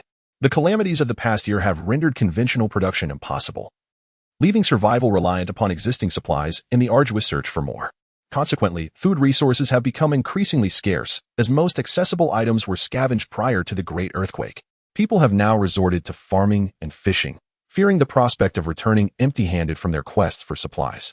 Jiang Tian and her group were not in search of food. Her island space contained ample provisions to sustain her family daily, making competition for resources unnecessary. It was prudent to reserve these limited supplies for ordinary survivors. They had a stockpile of other materials, but this did not deter them from their quest for resources. Items they could store for sale in the base post-acid rain would surely not be a loss. As women, Jiang Tian, Song Hui, and Song Yu naturally focused their scavenging efforts on personal hygiene and daily necessities. Nevertheless, before pursuing these items, they first intended to assess the materials needed for construction. Huazheng drove them to the building materials center, where tiles, planks, doors, windows, and glass remained largely untouched, save for the planks, which might have been collected as firewood during severe snowstorms. In the aftermath of the earthquake, the ruins had left the building materials in disarray, with flooring, windows, and glass shattered. Upon reaching their destination, they secured Song-shi in the safety of the island space before commencing their scavenging efforts. The rubble was strewn with sharp stones, glass, and floor tiles, necessitating caution with each step to avoid injury. The four of them, excluding the young Song-shi, donned sturdy shoes, safety gloves, and carried empty bags and small shovels to collect their findings. The abundance of shattered tiles, glass, and windows did not negate the possibility of discovering intact materials. Since most people flocked to markets and supermarkets in search of food, they were unlikely to venture into the building materials center. Thus, finding substantial and somewhat cumbersome materials that could be directly stored in the island space proved to be advantageous, sparing them the effort of transporting them back. Jiang Tian discovered what appeared to be a warehouse amidst the debris. She crouched down and utilized the island space's teleportation function to clear away the rubble, revealing various building materials beneath. Her eyes sparkled as she beheld the relatively undamaged cement, paint, sand, and electrical wiring. Without a second thought, she transported these treasures into her island space and returned the rubble back. With her bounty secured, she made her way over to Huazheng, Song Yu, and Song Hui, eager to share her findings and advise them to search for similar warehouse locations, enabling her to amass a greater quantity of materials in the island space. This approach would undoubtedly be more efficient than aimlessly sifting through the ruins. Following Jiang Tian's guidance, Song Yu began searching the debris for potential warehouse sites, and her efforts paid off. Overjoyed, she called out to Jiang Tian, Tian, I found rebar. Jiang Tian quickly responded, great. I'm coming over. She repeated her earlier steps, collecting the rebar, drill bits, and cutting machines from what seemed to be a hardware store warehouse into her island space. The ease of gathering supplies was exhilarating, far more efficient than purchasing each item individually before the disaster. Most importantly, their current method of collection allowed them to amass a wealth of useful resources without the anxiety of being discovered or suspected, as they had experienced prior to the calamity. Chapter 78. Women. After gathering supplies at the building materials center, they set off for their next destination. Jiang Tian, Song Hui, and Song Yu planned to collect female bathing products and daily necessities.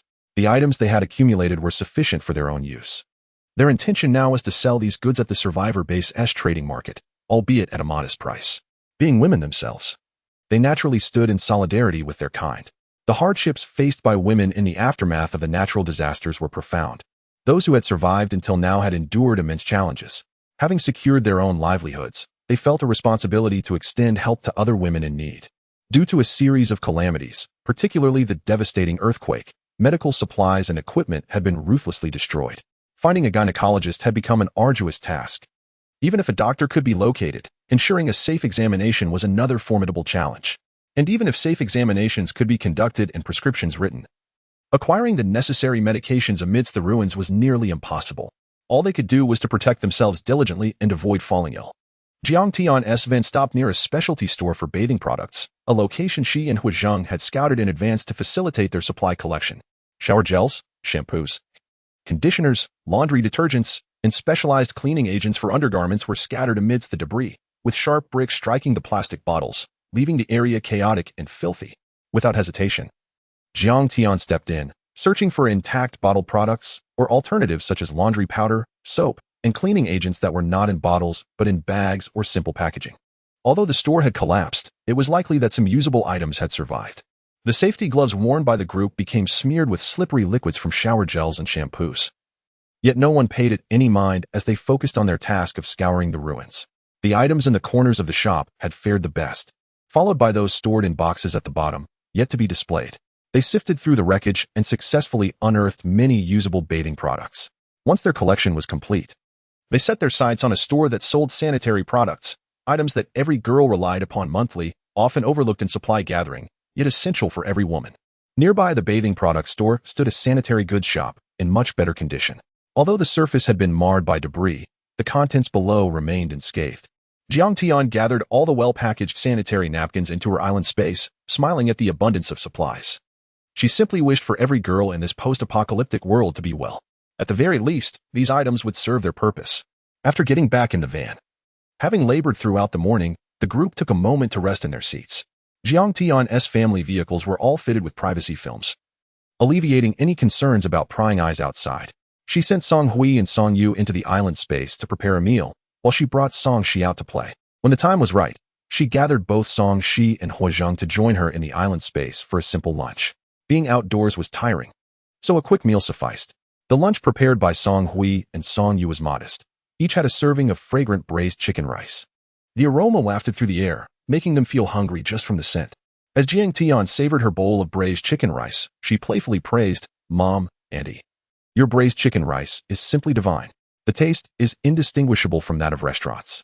Unable to resist, she added, "I must have a taste right away."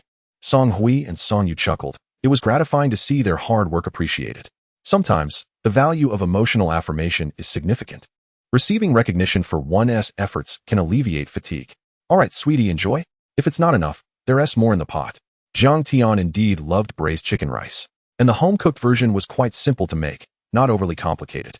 However, she personally did not cook, relishing the dishes prepared by her family instead. Compliments were the least she could offer. Moreover, her mother and aunt's meals were genuinely delicious. Sated after her meal, Jiang Tian patted her belly and led them out of the island space. Being outside, they hastened their dining pace, finishing their meal within 10 minutes before exiting the island space. Jiang Tian opened the car door and stepped out, intending to take a leisurely walk to aid digestion while scouting for additional supplies in the vicinity. To her surprise, she indeed stumbled upon a store, a women's lingerie shop. Standing atop the ruins, she bent to pick up a tag from the ground, brushing off the dust to read the brand inscribed upon it. This was a reputable brand of lingerie, ensuring quality. She waved to Song Hui and Song Yu, calling, "Mom, Auntie, come here and help me look for clothes." Having gathered bathing products and sanitary items, they were on the verge of forgetting about clothing. Though it may seem trivial in the apocalypse, not every girl shares the same sentiment. There would always be a demand. Their plan was to find intact, well-packaged undergarments to sell at a low price to those in need. Aside from the items displayed on the counter that had been soiled, the goods stored in the lower cabinets, wrapped in packaging, remained clean and undamaged. These products were typically individually packaged, unlike plastic bottles that were easily broken. Excluding the soiled items on the surface, the remaining goods were collectible, making their task considerably easier. Chapter 79. Installments. The group diligently gathered supplies until the sun began its descent towards the western horizon. As Huazhang drove the van back to the survivors' base, Jiang Tian released some construction materials from her island space, followed by processed rice, disheveled seaweed, and salted fish. The materials, steel bars, cement, and bricks, served as a FAAD for their preparations to construct a dwelling, while the food would be utilized to purchase land within the base. However, storing such items was a challenge, especially since they resided in tents. Cramming everything inside would compromise their rest, as they would be perpetually anxious about potential theft. Jiang Tian contemplated inquiring at the survivors' base administrative hall about the possibility of paying for land in installments, allowing for daily contributions of food. By depositing all these supplies at the administrative hall, they could alleviate their concerns over theft. During this period, they would continue to search for materials, ensuring that the food and construction items were acquired gradually, thereby avoiding unnecessary suspicion. Upon reaching the entrance of the survivors' base, they disembarked, allowing the registration clerk to collect the 1/20th of their gathered supplies required for entry before easing the van into the base. They proceeded directly to the administrative hall, feeling uneasy about leaving a van full of materials unattended, opting for prompt resolution. Huazheng, Songhui, Songyu, and Songshi remained in the van to guard the supplies, while Jiang Tian entered the administrative hall alone to discuss matters with the clerk responsible for land rental and sales. She addressed the clerk. "Hello, I am the person who visited earlier to inquire about purchasing land. I wish to ask if I can buy land now and sign an agreement for installment payments, as I have gathered some supplies but have no place to store them in the tent area." The clerk recognized Jiang Tian, recalling that she was the only individual seeking to purchase land since the establishment of the survivors' base a few days prior. While installment payments were not a novel concept, having existed even before the calamity, they typically involved bank loans with buyers repaying over time. Direct installment payments to the survivors' base was beyond the clerk's authority to decide. After a moment's contemplation, the clerk replied, "I cannot make that decision. Please wait a moment while I consult with my superior." Jiang Tian understood the necessity of this procedure, given the substantial nature of the materials involved, and responded, "Thank you for your assistance." The clerk nodded and departed to seek approval from her superior. Shortly thereafter, she returned with a manager. Upon seeing Jiang Tian, the manager greeted her warmly. "Comrade, you wish to purchase land in installments, correct? While we have no precedent for this, it is not impossible. We would need to draft an agreement for the installment payments." Jiang Tian nodded, affirming her willingness to sign the agreement. The manager continued, "However, it is imperative that payments are made punctually with sufficient quantities of food. Failure to comply or any attempts to occupy the land without payment will result in a report to the official storage of the survivors' base, potentially leading to your inclusion on a blacklist, expulsion from the base, and permanent loss of residency rights." Pausing, she added, "Do you find these terms acceptable? If so, we can proceed with the installment service." Though the conditions appeared stringent, they posed no issue for Jiang Tian. Her preference for installment payments stemmed from her current tent living situation, which rendered storage of supplies inconvenient. Without hesitation, she affirmed, "I accept these terms. They pose no problem for me, and I am confident I can fulfill them." After confirming the installment arrangement, the manager hurriedly departed, leaving the clerk to discuss further details with Jiang Tian. The clerk retrieved a booklet from her drawer and presented it to Jiang Tian, saying, "Here's the current planning layout of our survivors' base. The residential areas are designated in these locations. Certain sections will be uniformly planned. For self-built homes, you may select from this area. Please consider how much land you require." Jiang Tian blinked, realizing this would be their lifelong residence, and thus, a spacious plot would be preferable. Recalling the villa she once lived in, she proposed a sizable square meter figure she believed adequate. The clerk nodded, recording the number on a piece of paper. "As we discussed, 1 square meter requires a certain amount of food. Thus, you will need this quantity. Payments must be completed within 6 months, translating to an average weekly contribution of course, early payments are also acceptable. I will keep a record of the daily contributions in the ledger to ensure accuracy." Listening attentively, Jiang Tian confirmed, "That sounds good. Shall we sign the agreement now?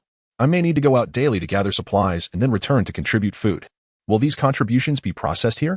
Eager to finalize the arrangements, the clerk responded succinctly, "Yes, if you have no objections, we can proceed to sign the installment agreement and then the land purchase contract.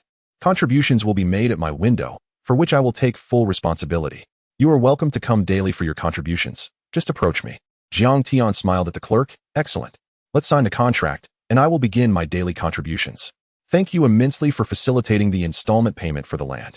Chapter 80. The contract. The clerk produced a contract for the purchase of land and requested Jiang Tian to fill in the necessary information. Concurrently, she drafted the installment payment agreement as per the previous supervisor's requirements, neatly inscribing it on an A4 sheet. Once both parties signed and stamped the agreement, it would hold legal weight within the base. After Jiang Tian completed the signing of both the contract and the installment agreement, she proceeded outside the administrative hall to her family's van. She opened the van and addressed Songhui, Songyu, and Huazheng inside. "Mother, aunt, the administrative hall has approved our request. We can purchase the land through installment payments. Let's move these supplies inside so that the clerk can register them." Songhui and Songyu nodded in agreement. "All right, let's get down from the vehicle." Jiang Tian beckoned them to assist in transferring the supplies and facilitating the registration with the clerk.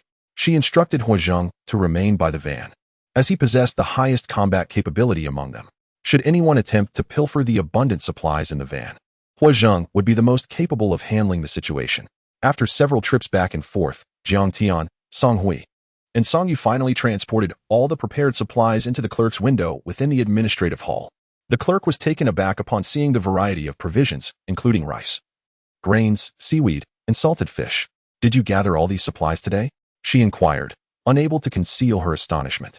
Although the supplies were somewhat tainted with dirt, the sheer volume was impressive. After all, items like rice and salted fish merely required washing before consumption. Prior to her tenure at the survivor base, the clerk had also scavenged for supplies. In the beginning, collecting provisions was relatively easy. She could find ample supplies at any store without much effort.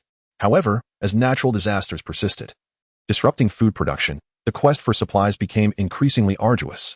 Stores in urban areas gradually emptied, forcing scavengers to venture farther afield. Whenever she found a small shop with remaining stock, she had to contend with the threat of extortion on her return journey. Each day was a grueling endeavor to procure supplies, necessitating a day of toughness to safeguard her hard-earned provisions. Reflecting on those challenging days, the clerk shook her head. Fortunately, she lived nearby and was among the first to join the survivor base. Subsequently, she was recruited to work within the base, alleviating her concerns about food scarcity. Now, witnessing Jiang Tian's family collect such a significant quantity of supplies, she felt a mix of surprise and understanding. After all, with a vehicle and a group, they faced far fewer dangers compared to her solitary scavenging. After verifying the supplies and weighing them, she documented the date and quantity of provisions in the installment agreement. "All your supplies have been recorded. Next time, you can simply bring the provisions directly to me for inspection and weighing," she concluded. Jiang Tian nodded appreciatively. "Thank you." Having completed the processing of their supplies, she exhaled in relief. Only the construction materials in the van remained, which were less likely to attract thieves, unlike food items. The group returned to the tent area, picked up Jiang Yuzhou, and drove directly to the plot of land they had purchased. This land would soon become their future home. Gazing at the unkempt and debris-laden terrain, they envisioned the house they would build. After spending their last night in the tent, they retrieved their RV while scavenging for supplies, treating it as part of their collection efforts.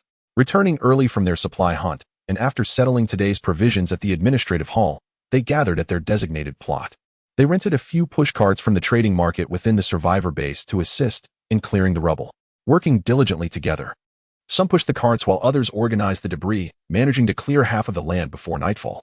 Of course, this progress was also attributed to Jiang Tian's occasional use of her island space to transport collapsed structures, significantly expediting the cleanup process. With half of the land cleared, they could now park their RV and van on their property. After several nights in tents, they were finally able to return to the comfort of their soft beds. Compared to the tents, the RV offered significantly more comfort, ease for sleeping, bathing, and changing clothes, along with ample space. With privacy film applied, they no longer had to worry about prying eyes. However, they remained cautious of potential petty sabotage, fearing someone might puncture their RV's tires out of spite. Despite the survivor base's regulations against disturbances, such silent acts of vandalism often went unnoticed. Jiang Tian contemplated this possibility but felt indifferent. She had no intention of driving the vehicle away, as it could remain on the property without issue. The center of the land would not be necessary for the house's foundation, so its presence was inconsequential. Once the entire area was cleared, they would need to invite builders to assist in constructing their home, taking the opportunity to learn in the process. Currently, her plan was to erect a single-story structure to withstand the impending acid rain, with the possibility of adding additional floors later, post-storm. As thoughts of the approaching acid rain filled her with anxiety, Jiang Tian hesitated over whether to share this information with the survivor base. Observing the gradual recovery of the base, she wished to protect it from further setbacks. Although this base was intended to be the safest haven, experiencing fewer challenges during its establishment would undoubtedly be beneficial. Having previously contributed little beyond ensuring her family's well-being, she considered sending an anonymous letter to inform them of the forthcoming situation, especially in this unmonitored environment. Regardless of whether the base's leadership would believe her, she felt it was her responsibility to inform them. Chapter 81. Information. If the leader of the survivor base were to take this anonymous letter seriously and choose to believe its contents, it could lead to significant preventative measures. Whether it involves evacuating the crowd, dismantling tents, or sheltering the inhabitants beneath sturdy structures, as well as implementing protective measures for the newly planted crops, all would effectively mitigate losses within the base. By ensuring that no lives are lost, safeguarding the base's assets, and allowing the flourishing crops to thrive, the survivor base could indeed avert considerable damage. Jiang Tian, within the confines of the survivor base, had previously filled out registration forms and installment agreements. If her handwriting were to be recognized, it would surely raise suspicion. Reflecting on her island space, she recalled the printer she had acquired for creating a photo album, which now seemed to have found its purpose. She retrieved the printer from her island space and connected it to her computer, typing out a lengthy message warning of the impending acid rain and urging the survivor base to prepare in advance. Once she confirmed the text was free of errors, she pressed print. The printer whirred, slowly producing an A4 sheet emblazoned with her warning. As she reached for the paper, she hesitated, opting to don gloves to avoid leaving fingerprints that could potentially expose her identity. Currently, the survivor base was impoverished, still in the throes of post-disaster reconstruction, lacking even surveillance cameras. Leaving behind fingerprints could lead to unforeseen consequences, so prudence was essential. Jiang Tian folded the A4 sheet and placed it within a handmade envelope. The dilemma of how to deliver this letter weighed heavily on her mind. There were mailboxes at both the entrance of the survivor base and within the administrative hall. Yet both locations were monitored throughout the day and night. During the day, staff were present, and at night, patrol guards ensured security, making any attempt to deliver the letter perilous. Jiang Tian found herself at a loss for a solution. She wished to convey this message without compromising her safety. If delivering the letter would expose her, she would certainly refrain from doing so, focusing solely on protecting her family. After pondering for quite some time, she decided to take a break and went to the farm to feed the chickens, ducks, pigs, geese, rabbits, fish, and shrimp, hoping to clear her mind. While feeding the chicks, an idea suddenly sparked within her. She realized she could remain incognito while still transmitting the information. By attaching the message to the leg of a chicken or duck, she could send them to deliver the news. However, given the unpredictable nature of these creatures, it was uncertain whether they would follow her instructions. Writing a letter did not necessitate depositing it in a mailbox. She could simply hand it to the staff in the administrative hall. With this thought, she hastened her feeding, allowing herself more time to contemplate which animal would be best suited for this task. Fish and shrimp were quickly dismissed, leaving her to choose among the chickens, ducks, geese, rabbits, cows, sheep, and pigs. The smaller birds would likely go unnoticed in the administrative hall, but if she sought a more conspicuous messenger, a larger animal would be necessary to attract attention. To create an air of mystery that would draw greater focus, she decided to consider the pigs, cows, or sheep. All three were substantial in size, and their appearance in the administrative hall would undoubtedly stir curiosity. Among her livestock in the island space, the sows were the most prolific, capable of giving birth multiple times a year, while the gestation periods for ewes and cows were longer, leading her to conclude that sacrificing a boar would be the most pragmatic choice. With this plan solidified, a smile crept across Jiang Tian's face. She selected a sizable boar from the pen, ensuring it was thoroughly cleaned. After being neutered, the boar was remarkably docile and posed no threat of aggression. The other boars in the pen had also undergone similar procedures to make them more manageable and to mitigate any unpleasant odors. Recalling how she had learned the trade from the pig farmers, she couldn't help but chuckle at her initial reluctance. However, mastering these skills was a necessity. Once the boar was spotless, she placed it alone in a separate pen and securely tied the note to its back. Jiang Tian was ready to implement her plan for disseminating the information. She enlisted the help of Huazhang, driving a van to circle around the survivor base and gather some supplies for installment payment, timing her return for when the administrative hall was bustling. She entered to settle her grain payment. From her island space, she produced items that did not need to be visibly present at all times, as she could control their manifestation. While feigning interest in the grain being weighed by the staff, she discreetly summoned the prepared boar to the entrance of the administrative hall. This was the farthest distance she could transport an item from her island space, and for Jiang Tian, it was more than sufficient. The sudden appearance of the boar caused quite a commotion. "What is that? How did a pig end up here?" exclaimed one person, bewildered. "I just walked in, and it was suddenly right in front of me. How strange." Hearing the uproar, Jiang Tian and Huazhang exchanged glances, observing the crowd gathering around the boar. Huazhang, aware of Jiang Tian's plan, remained composed. Jiang Tian feigned surprise, exclaiming, "Huazhang, I believe I just heard someone mention there's a pig over there. Shall we go take a look?" Huazhang played along, replying, "You go ahead. I'll wait here for the grain to be checked." Jiang Tian nodded. "All right. I'll check it out." The stir in the hall had not gone unnoticed by the staff. Though they were curious, they prioritized their duties and refrained from abandoning their work to investigate. As Jiang Tian approached, she overheard discussions among the crowd. "Look at the pig's back. There seems to be a letter. Who will go over and see what it says?" The staff member promptly stepped forward, calling out, "Everyone, please step aside so we can inspect it." Chapter 82. Handling the unexpected appearance of the boar in the administrative hall startled the employees, who felt the need to handle the situation with caution. Onlookers were captivated by the sudden sight of the robust male pig. Yet none dared to presume they could take it home simply because they had spotted it. As the staff approached, the crowd instinctively stepped back, allowing them to assess the situation. One of the employees moved forward and extracted a letter tied to the pig's back. Upon opening the envelope, his expression shifted dramatically. Curiosity rippled through the gathered crowd, prompting various inquiries. "Comrade, what does the letter say? Please share it with us," they urged, their intrigue palpable. The staff member, maintaining a serious demeanor, folded the letter back into its envelope. "The contents of this letter are of significant importance, and I cannot divulge them at this moment. Can anyone who first spotted this pig recount the circumstances?" The letter was printed and warned of impending acid rain, suggesting that afterward, animals would mutate and begin to attack humans. Such alarming news could easily incite panic, and he wished fervently that it were a jest rather than a grim reality. The thought of their previously stable lives devolving into a struggle for survival was daunting.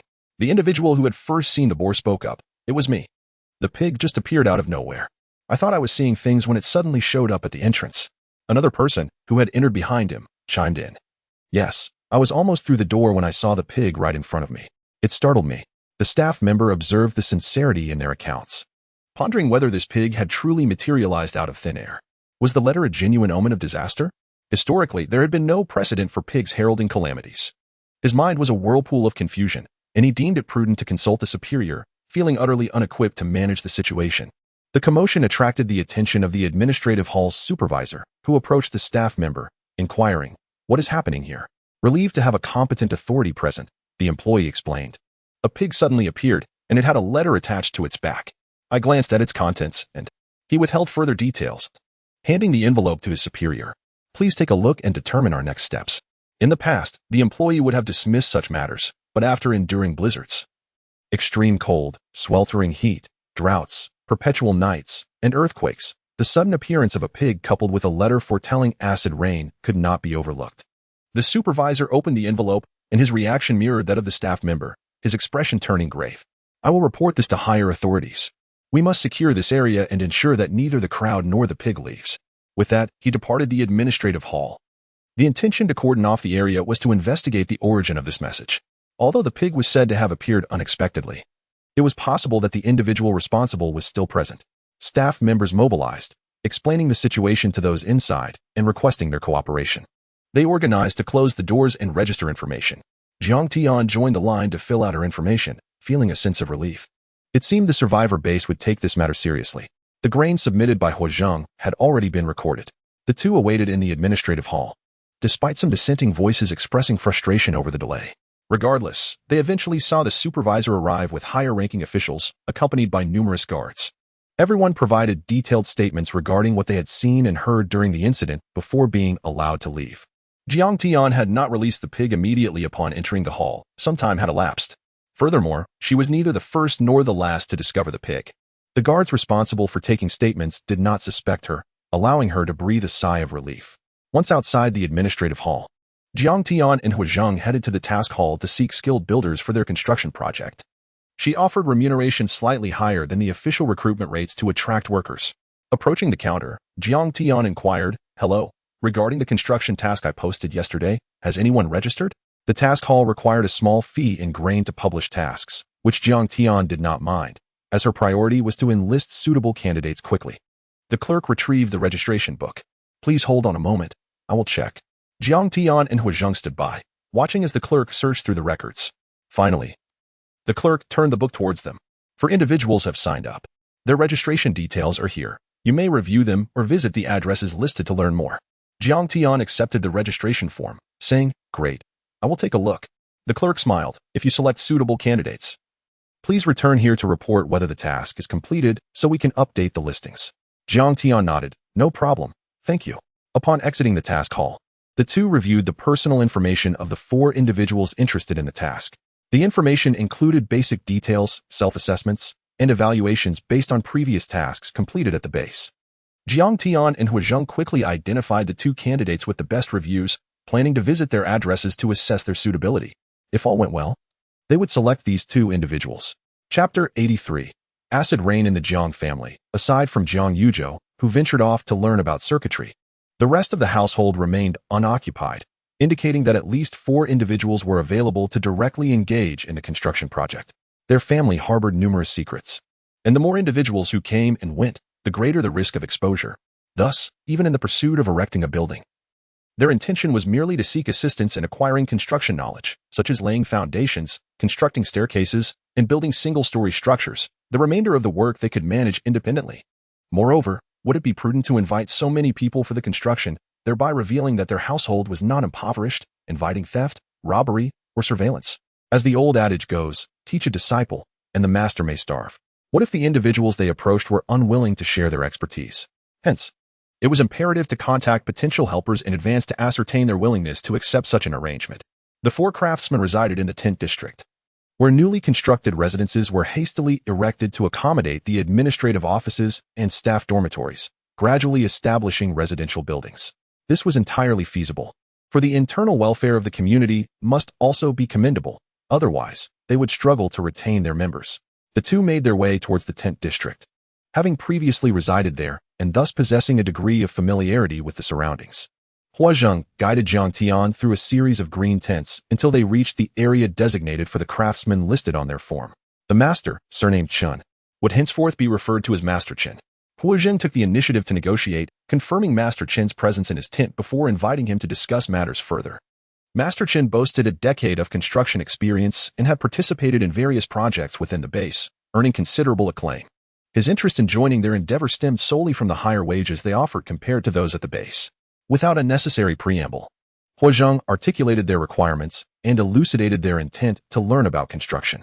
They merely wished to acquire knowledge and had no intention of undertaking similar tasks at the administrative hall, alleviating any concerns Master Chen might have regarding job security. Master Chen appeared contemplative, responding, "If you merely wish to learn how to construct, I would be more than willing to teach you. I am knowledgeable in every aspect of building. However, should you only want to learn for personal construction, I can accommodate you, along with my wife." Exchanging glances with Jiang Tian, Huazheng nodded in agreement, indicating their readiness to proceed to the administrative hall to formalize their contract. Earlier that morning, they had intended to engage 2 construction experts, harboring concerns that they might be deceived due to their inexperience. They had not anticipated that Master Chen's commendations would lead him to seek to impart his skills. With a prompt acceptance from him, they felt reassured. The group returned to the administrative hall to sign the contract for the task and then proceeded to their plot of land. Master Chen, accompanied by his wife, Jiang Tian, Jiang Yuzhou, along with Song Hui and Song Yu, set about excavating the foundation on that very day. Over the course of several weeks, they diligently followed Master Chen, engaging in foundational work, backfilling, constructing the main structure, erecting walls, and implementing waterproofing measures, gradually bringing the single-story dwelling to fruition. While the labor was arduous, the sense of accomplishment was profound.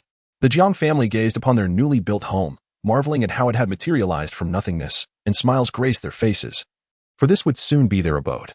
As the days leading to the anticipated acid rain drew nearer, the upper echelons of the base organized measures to combat the impending disaster, disseminating information about the forthcoming acid rain to both internal and external parties. Whether others chose to believe it was uncertain, yet they themselves held faith in the warning. The public announcement made within the administrative hall, accompanied by a printed missive detailing the approximate timing of the acid rain, was likely of human origin rather than divine intervention. Nevertheless, even if it were a fabrication, they were unable to identify the source amidst the throng of individuals present that day. Rather than exhaust themselves in futile searches, they deemed it wiser to heed the prophecy and prepare for the forthcoming calamity. As the saying goes, better to believe in its existence than to dismiss it. They proceeded to make arrangements based on this belief, and within a matter of days, even if the acid rain ultimately did not arrive, their losses would be minimal. Conversely, if the rain did manifest, it would certainly mitigate significant damages. Jiang Tian observed the base employees conducting outreach to residents and implementing protective measures for their agricultural lands. Her heart swelling with joy, she believed that this time, the base would not falter as it had in the initial stages. Tick-tock, drip, drop. As the first droplets cascaded from the sky, every individual within the base lifted their gazes towards the heavens, their expressions a mixture of astonishment and trepidation. Some, emboldened by curiosity, extended their hands only to recoil in pain, exclaiming, "Ah, my hand, it hurts." Such incidents were merely the folly of curiosity. The timeline for the arrival of the acid rain could not be precisely determined, only approximated. Thus, as the event loomed, the survivor base arranged for those residing in the tent district to be temporarily sheltered within the completed buildings of the survivor base. At this juncture, the Jiang family had also taken residence in their newly constructed single-story home, eagerly awaiting the impending acid rain. Their house, though modest with only a cement finish and no decorative plaster, provided a shelter from the elements. Despite having procured formaldehyde-free latex paint, apprehension lingered. With the acid rain approaching, they were unwilling to share close quarters with other residents, hastily seeking refuge within their own space, leaving little time for ventilation. Consequently, their home, with its bare cement walls, appeared exceedingly rudimentary. They planned to inhabit the first floor for the time being, intending to gradually add a second floor and embark on interior renovations once the acid rain had passed, allowing them the freedom to design their living space as they desired. Free from prying eyes. As the acid rain persisted over several days, the inhabitants of the base were temporarily housed in the administrative and task halls, managing to accommodate everyone. Jiang Tian did not disclose to the base that following the acid rain, not only would animals begin to mutate, but humanity would also awaken latent abilities. The struggle for survival between humans and animals was about to commence. Chapter 84. Afterward, among the leaders of the survivor base, several need not worry, for they are individuals who will awaken extraordinary abilities, becoming formidable supernatural beings within the base. If it were otherwise, this survivor base would not have emerged as the safest haven for its inhabitants. It is precisely due to their existence and the protection they provide to this new sanctuary that the safety of the survivor base is greatly enhanced. Jiang Tian's family now possesses a house and is free from concerns regarding food and drink. They no longer fret about their future, and their spirits have lifted considerably.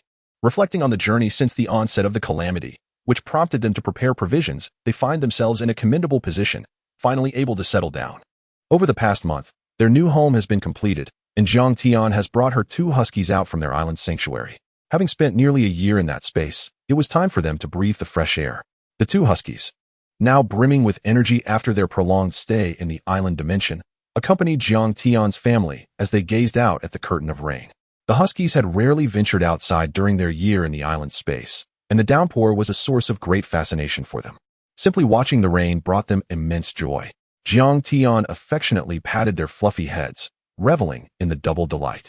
Cooking, however, still took place within the sanctuary, as their new home lacked a range hood. The tantalizing aroma of their dishes wafted through the air, an enticing fragrance that would surely attract attention. Who else, after such a disaster, could indulge in meals so rich in flavor and appeal? It was inconceivable for them to settle for tasteless fare. The acid rain continued to fall relentlessly, and as mealtime approached, Huazhang and Jiang Yuzhou retreated to the island space to prepare the meal. Meanwhile, Song Hui and Song Yu, weary of the relentless rain, lacked the courage to test its corrosive effects and opted to return to their rooms. Jiang Tian rose to close the door, leading her 2 huskies to find Song Shi for some playful interaction. Song Shi had visited their home before the calamity, and upon seeing the huskies emerge from the island space, she greeted them warmly, unafraid and eager to pet and embrace them. Meanwhile, Song Yu paused her zombie movie, which was conveniently downloaded and readily accessible via a USB converter. As she observed Jiang Tian entering the room, she suddenly inquired, Tian, do you think we might awaken extraordinary abilities? Song Yu's thoughts drifted to the awakening of human powers following the acid rain, and she felt a flicker of anticipation. Previously consumed by worries about survival amidst the disasters, she could now entertain fanciful thoughts about the future, as their new home had been established. Jiang Tian blinked, uncertain. I don't know either. In her dreams, her family was absent. The narrative revolved solely around the protagonist, leaving no mention of their fates, even as a mere supporting character. She had not yet reached the point in her dreams where she could ascertain whether she would awaken any abilities. Song Yu chuckled, her imagination soaring. If we could choose, what ability would you desire to awaken? Jiang Tian pondered the possibilities. If awakening extraordinary powers were indeed a choice, she would want an array of abilities. The power of invisibility seemed intriguing, while lightning abilities would possess formidable offensive potential. Water manipulation could resolve their hydration needs, and plant abilities could facilitate the growth of fruits and vegetables in the island space. Jokingly, she remarked, if I could choose, I would want to awaken every ability imaginable. It was merely a whimsical thought. If forced to select, she would desire them all. Song Yu laughed in agreement, adding, if it were me, I would want just one offensive ability, so I could protect Shi. She glanced toward her daughter, playing joyfully with the 2 huskies, wishing for her continued carefree existence. The memory of that day when Song Shi was kidnapped haunted her, an unshakable nightmare. The thought of her child being taken away was unbearable. Without strength, how could she protect her daughter? Thus, even in the safety of their base, with their own house, she could not suppress her worries. After all, the visions Jiang Tian had shared from her dream journal revealed a future where might reign supreme. If no one in their family awakened extraordinary abilities and they remained ordinary, What good was having a home in the base? Without power, there was no true security. Jiang Tian reassured her, Annie, do not worry. Our family consists of 6 members. Surely someone will awaken abilities. We will protect Shishi. Her optimism stemmed from the belief that their fates had already shifted. They had survived the frigid weather, and their family's future would only improve. Song Yu sighed, acknowledging, that may be true, but without awakening abilities, I still feel uneasy. She shifted her gaze from her daughter, who was happily playing with the huskies, resolving to protect her diligently. The acid rain persisted for 3 consecutive days, sporadically falling without respite. During this time, the streets were devoid of passers-by. Everyone remained safely within the confines of the base, in the temporary accommodations designated for them. Jiang Tian's family had adapted to this homebound existence, finding ways to keep themselves occupied. After days of study, Jiang Yuzhou had mastered the intricacies of electrical circuits, having taken responsibility for the wiring within their home. They anxiously awaited the end of the acid rain to drive their van around, retrieving their solar panels to restore electricity to their lives. However, as their family was the only one with power, it would draw too much attention. Jiang Tian resolved that when they ventured out in the van, she would also search for any usable generators or solar panels amidst the ruins. If they found anything, they could bring it back to the base for resale, ensuring that not only their family would have power, but that it would not be so conspicuous. Chapter 85, Street Stall. When the acid rain subsided, Jiang Tian and Huazheng took advantage of the gradual awakening of animal mutation and human abilities to venture outside the survivor base in search of supplies. Although it is said that animals would mutate after the acid rain and humans would slowly learn their powers, this process is indeed gradual. It does not mean that the moment the rain ceases, animals will be fully transformed. Thus, they seize the opportunity to scour the area surrounding the survivor base for resources, discovering some overlooked solar panels that they needed to search for on short notice. Fortunately, luck was on their side, as they unearthed several generators and solar panels packed in sturdy cardboard boxes amidst the ruins, which they transported back to the survivor base. Upon their return, the base's registrar found themselves in a quandary regarding the allocation of these supplies, particularly since these generators and solar panels represented a mere 1/20th of the total resources. How could such items be divided into 1/20th portions?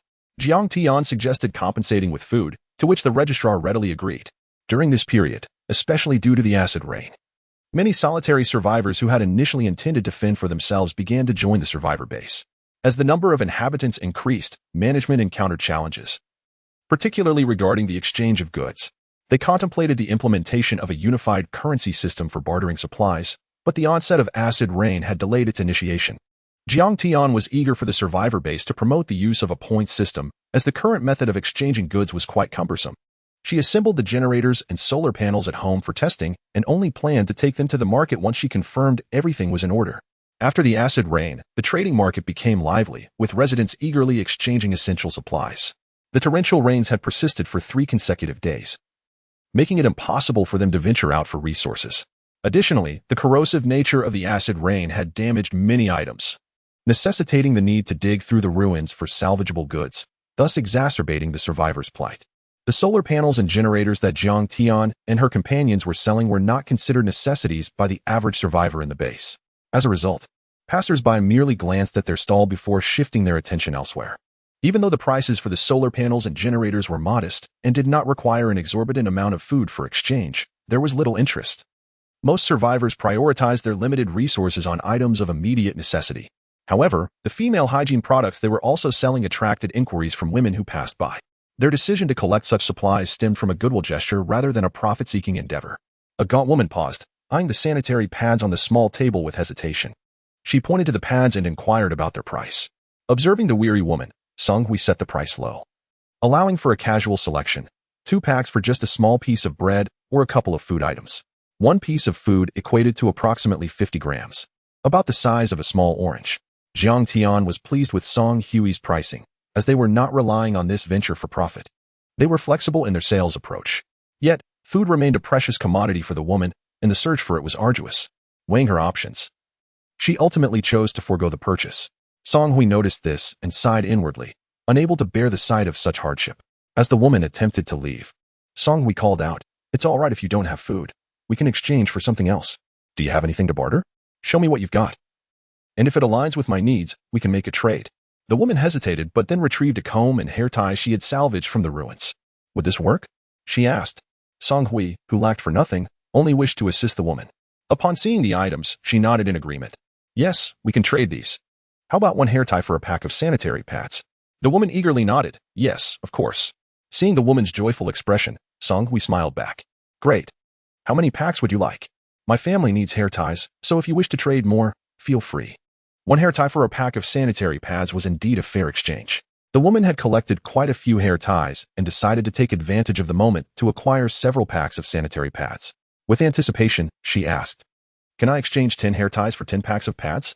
Sanitary pads are consumable items required nearly every month. And missing this opportunity might mean a long wait before finding someone else selling them.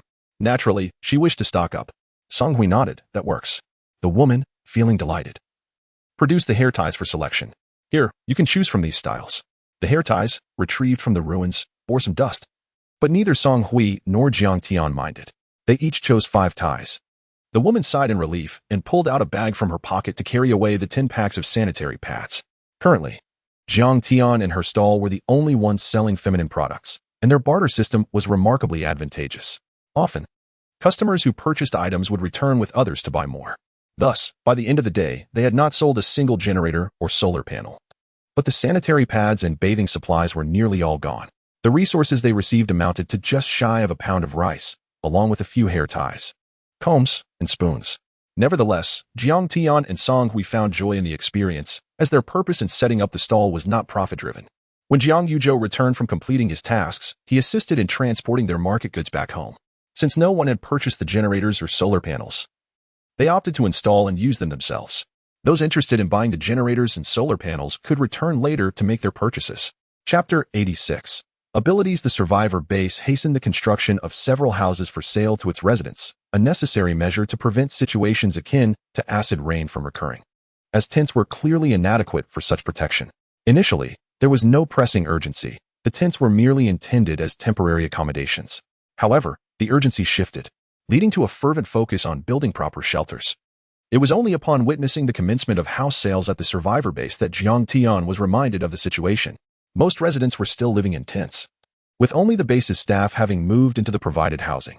This explained why her stall selling solar panels and generators had garnered little interest. Who would invest in such equipment while residing in a tent? It was only logical that those living in proper homes would have the means and time to consider such purchases. Now, Jiang Tian's home had been equipped with solar panels, illuminating the interior. Those capable of buying homes at the survivor base, or those opting for installment plans, gradually began to approach her stall to inquire about the prices of generators and solar panels. Jiang Tian had priced her goods modestly to avoid drawing too much attention to her family within the base, as exorbitant prices would hinder sales. After all, generators required diesel to operate, and the electricity generated by solar panels was not particularly abundant, making it unnecessary to price them too high. With her reasonable pricing, Jiang Tian sold several solar panels over the past few days, appealing to those interested in harnessing solar energy. In the current apocalyptic context, entertainment options were scarce, and the minimal electricity needed for daily lighting made solar panels a practical choice. Conversely, the generator, as she previously mentioned, was less appealing due to its reliance on diesel and its noisy operation. As a result, aside from Jiang Tian's household, other areas within the survivor base began to light up, allowing her family to blend in without drawing undue attention. Feeling a sense of comfort, Jiang Tian turned over in bed, contemplating her plans to sell goods at the trading market. When she turned to look at Huazheng, she noticed he appeared somewhat distracted and inquired, Huazheng, what is on your mind? Huazheng, gazing at his hands, expressed his confusion. I think I may have awakened an ability. His tone was as casual as discussing what to eat for the day. Jiang Tian, unable to maintain her composure, sat up excitedly and grasped his hand. Really? What ability did you awaken? Auntie was just worried about not being able to go out. And now you've awakened an ability. This was the 3rd day following the acid rain, and others at the survivor base had begun to notice their own changes. However, the newly awakened abilities were not particularly powerful and lacked endurance. Aside from their astonishment, no significant reactions had occurred yet. Huazheng raised his hand, and a shimmering blue light emanated from it. Jiang Tian exclaimed in delight, This must be a healing ability. It's exceedingly rare. Huazheng, you're amazing. Now, if anyone in our family falls ill, we need not worry at all. This is wonderful. Seeing Jiang Tian's joy, Huazheng's earlier disappointment at not having an offensive ability gradually faded. He smiled, saying, From now on, I'll take care of your health. Initially, he He had hoped to awaken a more offensive ability to protect Jiang Tian and her family, but after hearing her say this, he felt content with his healing ability. At the very least, it ensured their safety. News of awakened abilities spread rapidly. In addition to Hua Zhang's healing ability, Song Hui awakened a plant-related ability, and the youngest, Song Shi, even manifested an electrical ability. This left Song Yu perplexed. She had aimed to protect her daughter, only to find her daughter now capable of protecting her. Unable to contain her thoughts, she complained to Jiang Tian, "Sweetie, what is going on? She has awakened an ability. Yet we haven't seen a trace of one ourselves." Though Jiang Tian had not awakened an ability, she remained calm. "Ani, if you think of it this way, it's not so bad. If she has an ability, she can protect herself and us, right?" Song Yu nodded, though still troubled. "But she is so young. How can she possibly use her ability? And it's such a dangerous electrical one. I fear she might accidentally shock herself." Imagining that scenario made Jiang Tian chuckle. "Oh, come on, she is clever." Contrasting Song Yu's concerns, Song Hui was elated. She had not anticipated awakening an ability, particularly one that could promote plant growth. This was precisely what she needed for her vegetable and fruit garden. She first thought of the fruit trees in her garden, lychees, cherries, and durians, which her daughter adored. If she could use her ability to accelerate their growth and hasten their fruiting, her daughter would soon enjoy those delicious fruits. The most surprising development was that 2 huskies had quietly transformed from ordinary dogs into mutant huskies. However, they showed no significant changes in demeanor, remaining as goofy as ever. Yet, their speed had increased considerably, and they could now breathe fire. Jiang Tian felt both excitement and concern. With the huskies' newfound abilities, she worried they might inadvertently cause chaos in the house. She earnestly cautioned them, "Demao, Ermao. You must not breathe fire in the house or in the island space, understand? If you do, I will be extremely, extremely angry." The huskies, not lacking in intelligence, especially after their mutation, quickly comprehended her words. They stuck out their tongues in acknowledgement, signifying their understanding. Chapter 87. The Mice Nevertheless. Awakening supernatural abilities is undeniably a fortuitous event. In Jiang Tian's household, Hua Zhang, Song Shi, and Song Hui have all manifested their powers, alongside 2 huskies that have morphed into fire-breathing mutants.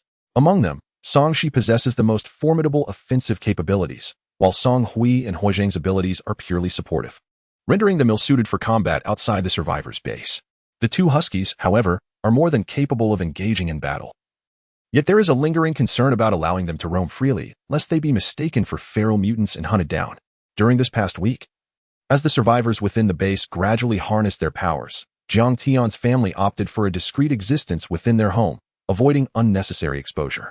As some individuals began to reveal their true natures, shedding the facade of humility and simplicity, aspirations to dominate the base emerged. Jiang Tian perceived these ambitions as nothing more than mere daydreams, believing their success to be improbable. Nonetheless, to avoid collateral damage, they resolved to remain silent, biding their time until the storm subsided and focusing on their own lives.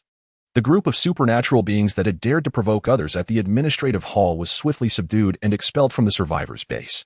This rapid response extinguished the ambitions of those within the base who had harbored dreams of supremacy. Consequently, Jiang Tian's family merely listened to the gossip, allowing it to pass without further concern. Within the survivors' base, an increasing number of official personnel had awakened their powers, many of which were significantly more potent, rendering them impervious to bullying by lesser individuals. In the island space, 2 ducks that had accompanied Jiang Tian emerged alongside her, having followed her eagerly during feeding time.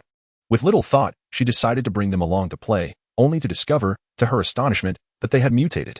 Jiang Tian stared incredulously at the 2 ducks, now enlarged and capable of launching water projectiles from their beaks. While she could accept her own lack of abilities, the question loomed: how had these ducks successfully transformed? A twinge of resentment bubbled within her. The 2 huskies had mutated into fire beings, while the ducks had developed water-based powers. Was she now expected to lead her canine and avian companions into battle against mutated creatures? They had all settled into the survivors' base. Yet the prospect of awakening their powers compelled the need for real-world experience. Regardless of circumstances, one must possess the capacity to defend oneself. Simultaneously, as humans awakened their abilities, animals were undergoing mutations as well. The most ubiquitous of these were the rats. As social creatures, the sight of a single rat often indicated the presence of many more. This was true both outside and inside the survivors' base. Locations with buildings were likely to harbor rats, particularly those with kitchens producing enticing aromas. At this juncture, the survivors' base could hardly be deemed secure. Jiang Tian's home had taken measures to thwart the entry of these mutated creatures, outfitting their windows with anti-theft grills. This initiative was spearheaded by her father, Jiang Yuzhou, who had learned from the professionals during the installation of their new home.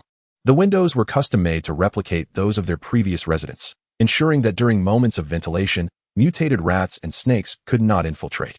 While the family prepared their meals in the island's space, thus eliminating the enticing smells that might attract rodents, the same could not be said for other areas, particularly the dining hall, which had become a hotspot for infestation. The incessant squeaking of rats initially went unnoticed, mistaken for a mere increase in their audacity. Many were oblivious to the potential for mutation among these creatures, engrossed in the delight of their own awakened abilities and believing they could withstand any forthcoming disaster. It was not until a horde of mutated rats launched an assault that panic erupted within the dining hall, accompanied by shrieks of terror. "Ah, there are rats. So many of them. They're coming. Look at that huge one. Run. Help. These rats are dangerous. How terrifying." At midday, the dining hall was bustling with patrons, and the sudden surge of rats took everyone by surprise. The supernatural beings momentarily forgot their powers, consumed by the instinct to flee. Jiang Tian and her family, safely distanced at home, could hear the commotion from the dining hall, unsure of the cause, as the protagonist of her dreams had not yet arrived at the survivor's base.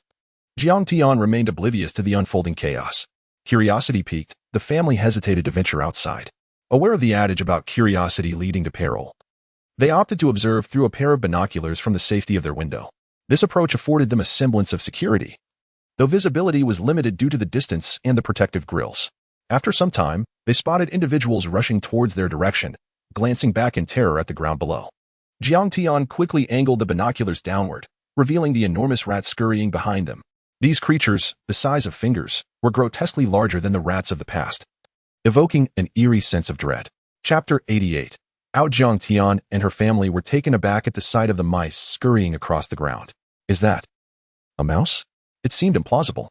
Despite their awareness of the mutations that followed acid rain, they had not anticipated such a grotesque transformation. The size of these creatures was utterly absurd. Even their two huskies had undergone no significant change, while the two mutated ducks were far less ferocious than the aberrant mice outside. Was this the distinction between domesticated and wild animal mutations? As Jiang Tian pondered this, her huskies were eagerly anticipating action. The two huskies stood on their hind legs, barking twice before unleashing a fireball towards the window, seemingly intending to incinerate the mutated mice on the street. The dual fireball shot towards the window, nearly igniting the glass. The sudden outburst startled those gathered by the window, causing them to retreat several steps. "Hey, Demel, Ermel, stop causing trouble. You're going to burn the house down." Jiang Tian and Huazheng quickly each scooped up a duck, instructing the awakened water-powered ducks to extinguish the flames emitted by the mutated huskies. Bending down, she gently patted the heads of the two altered huskies, displaying her displeasure. "Demel, Ermel, what are you doing? Didn't I tell you not to breathe fire indoors? How could you forget?" The two huskies, panting innocently, barked a few times as if to justify their actions. They had merely intended to aid their owner by targeting the mutated mice outside, momentarily forgetting about the glass barrier. Seeing their innocent demeanor, Jiang Tian squeezed their chins and reiterated her warning. "All right, no more mischief. Do you understand?" The flames on the glass had been extinguished by the duck's water blasts, leaving only faint cracks to signify the prior scorching. Once the fire was quelled, the family turned their attention back to the commotion outside. The initial shock at the mutated mice had faded, replaced by the growing number of people rushing from the direction of the cafeteria. Unfortunately, some of them had fallen victim to the bites of the mutated mice.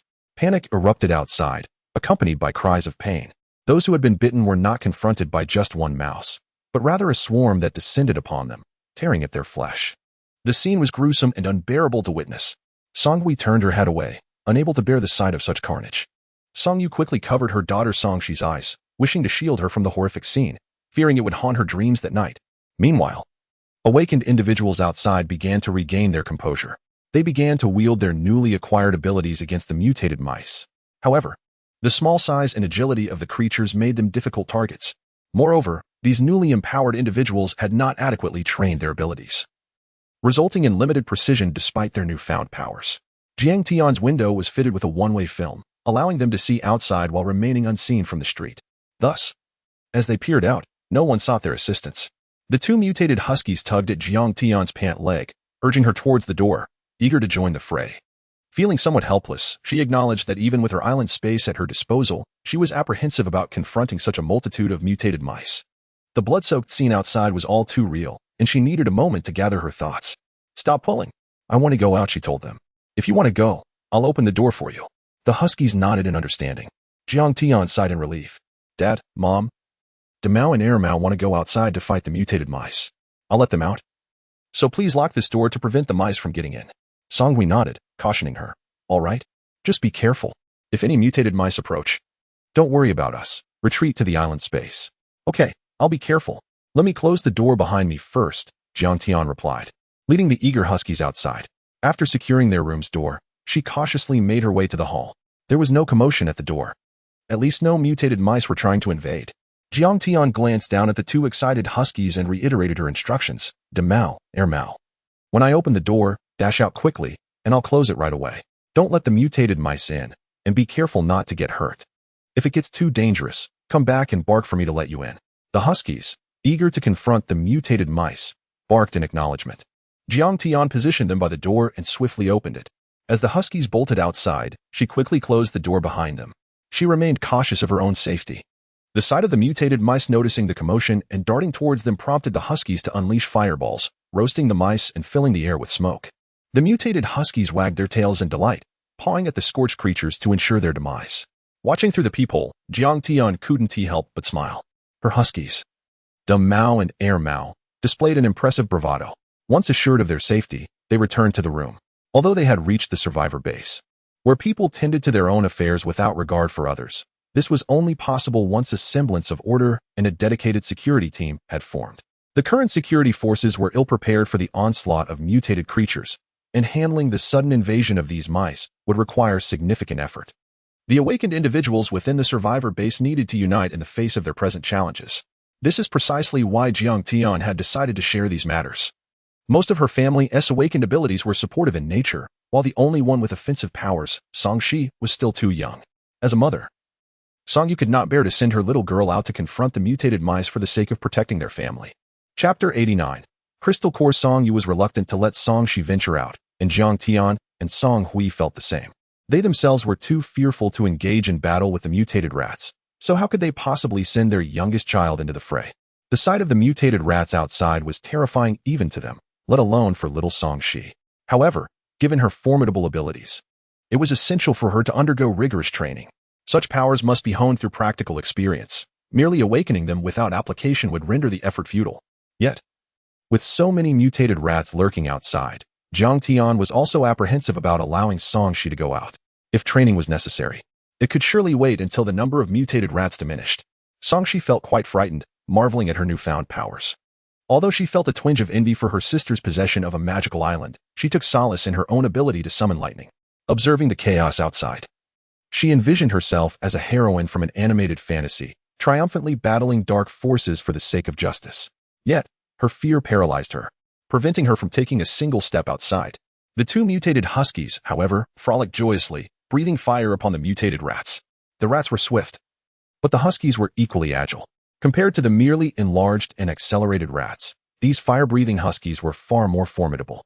After the two huskies had ventured out, the ground was soon littered with charred remains of the mutated rats. The surviving onlookers gasped in relief, their grateful gazes fixed upon the two huskies. The huskies, oblivious to the survivors' expressions of gratitude, scampered back, barking to indicate they had cleared the area and were ready to return. They wagged their tails as if seeking praise. Jiang Tian opened the door to usher her huskies back inside, promptly shutting the door behind them. It was evident that mutated animals would typically prey on other mutated creatures. Yet these huskies had only consumed their regular rations. The recently incinerated rats were teeming with viruses, and the thought of consuming them never crossed the huskies' minds. Jiang Tian felt a sense of relief that her huskies refrained from eating the mutated rats. After all, their appearance was utterly grotesque and repulsive. While ordinary mutated rats might not pose much of a problem due to their size, these particular creatures seemed as if they had been drenched in acidic rain. Their fur singed and stained a ghastly crimson. The thought of her huskies, even contemplating a taste of such abominations, filled her with dread, fearing contamination from the rat's essence. The mutated rats scattered throughout the survivor's base, and those endowed with abilities gradually gained experience in combating the creatures after numerous encounters. They began accepting missions to eradicate the audacious rats that roamed the base. Jiang Tian recalled that each mutated animal was likely to possess a crystal core, and in her haste to retrieve her huskies, she had completely forgotten about the crucial cores. She spoke up. Should we go and collect the cores from those rats outside? Although these particular rats were newly mutated and likely possessed only low-level cores, every bit counted. Even the smallest mosquito is still flesh. When amassed, the number of crystal cores could be quite considerable, especially since they were obtained through the efforts of her two huskies. They had worked diligently, and naturally, they deserved some form of reward. The mutated crystal cores could be utilized by the ability users to absorb energy and enhance their powers, making them invaluable. If Jiang Tian could procure these cores, she could provide them to her family's ability users and mutated animals, thereby eliminating the need to purchase cores from the base. However, while the number of mutated rats outside had indeed decreased, it did not mean they were entirely absent. It remained unsafe for those without powers or those with weaker abilities to venture out. Song Hui and the others also desired the mutated crystal cores, but the thought of having to go outside to retrieve them made them hesitate. But it's still unsafe out there. Can we really go out? Jiang Tian contemplated sending the huskies to fetch the cores, but upon considering that they would have to use their teeth, she shook her head.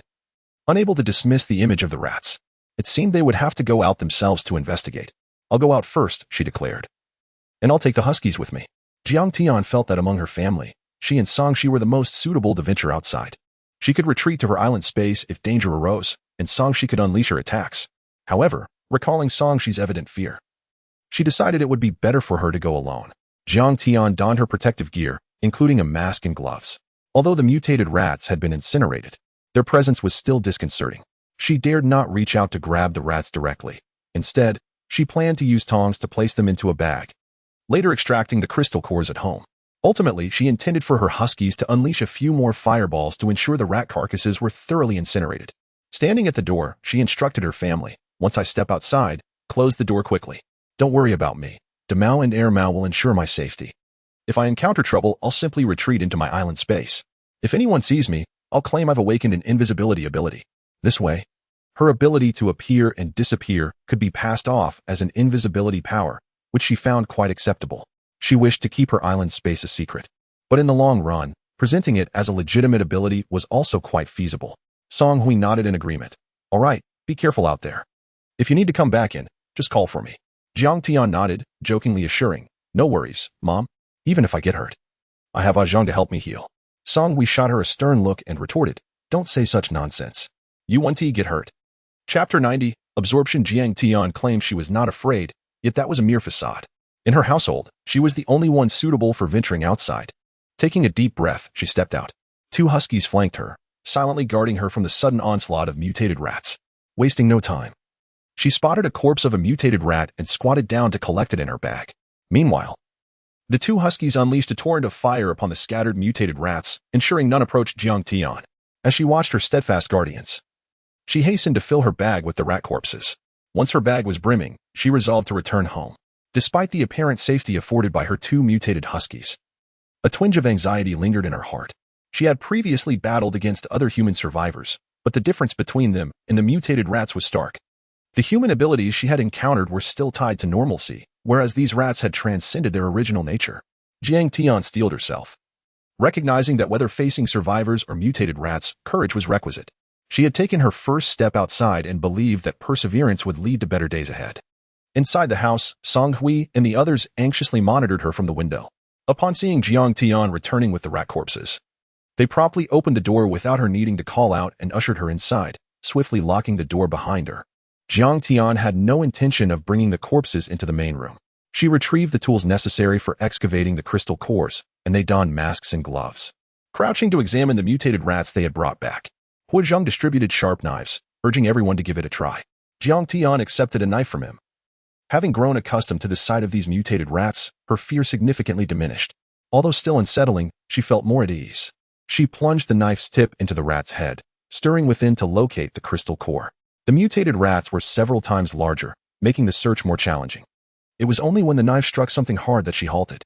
Looking up in excitement, Jiang Tian called out to Hu Zheng, Zheng, I believe I've unearthed the crystal core. Come help me. With just one knife stirring inside, the entire rat's body became unstable.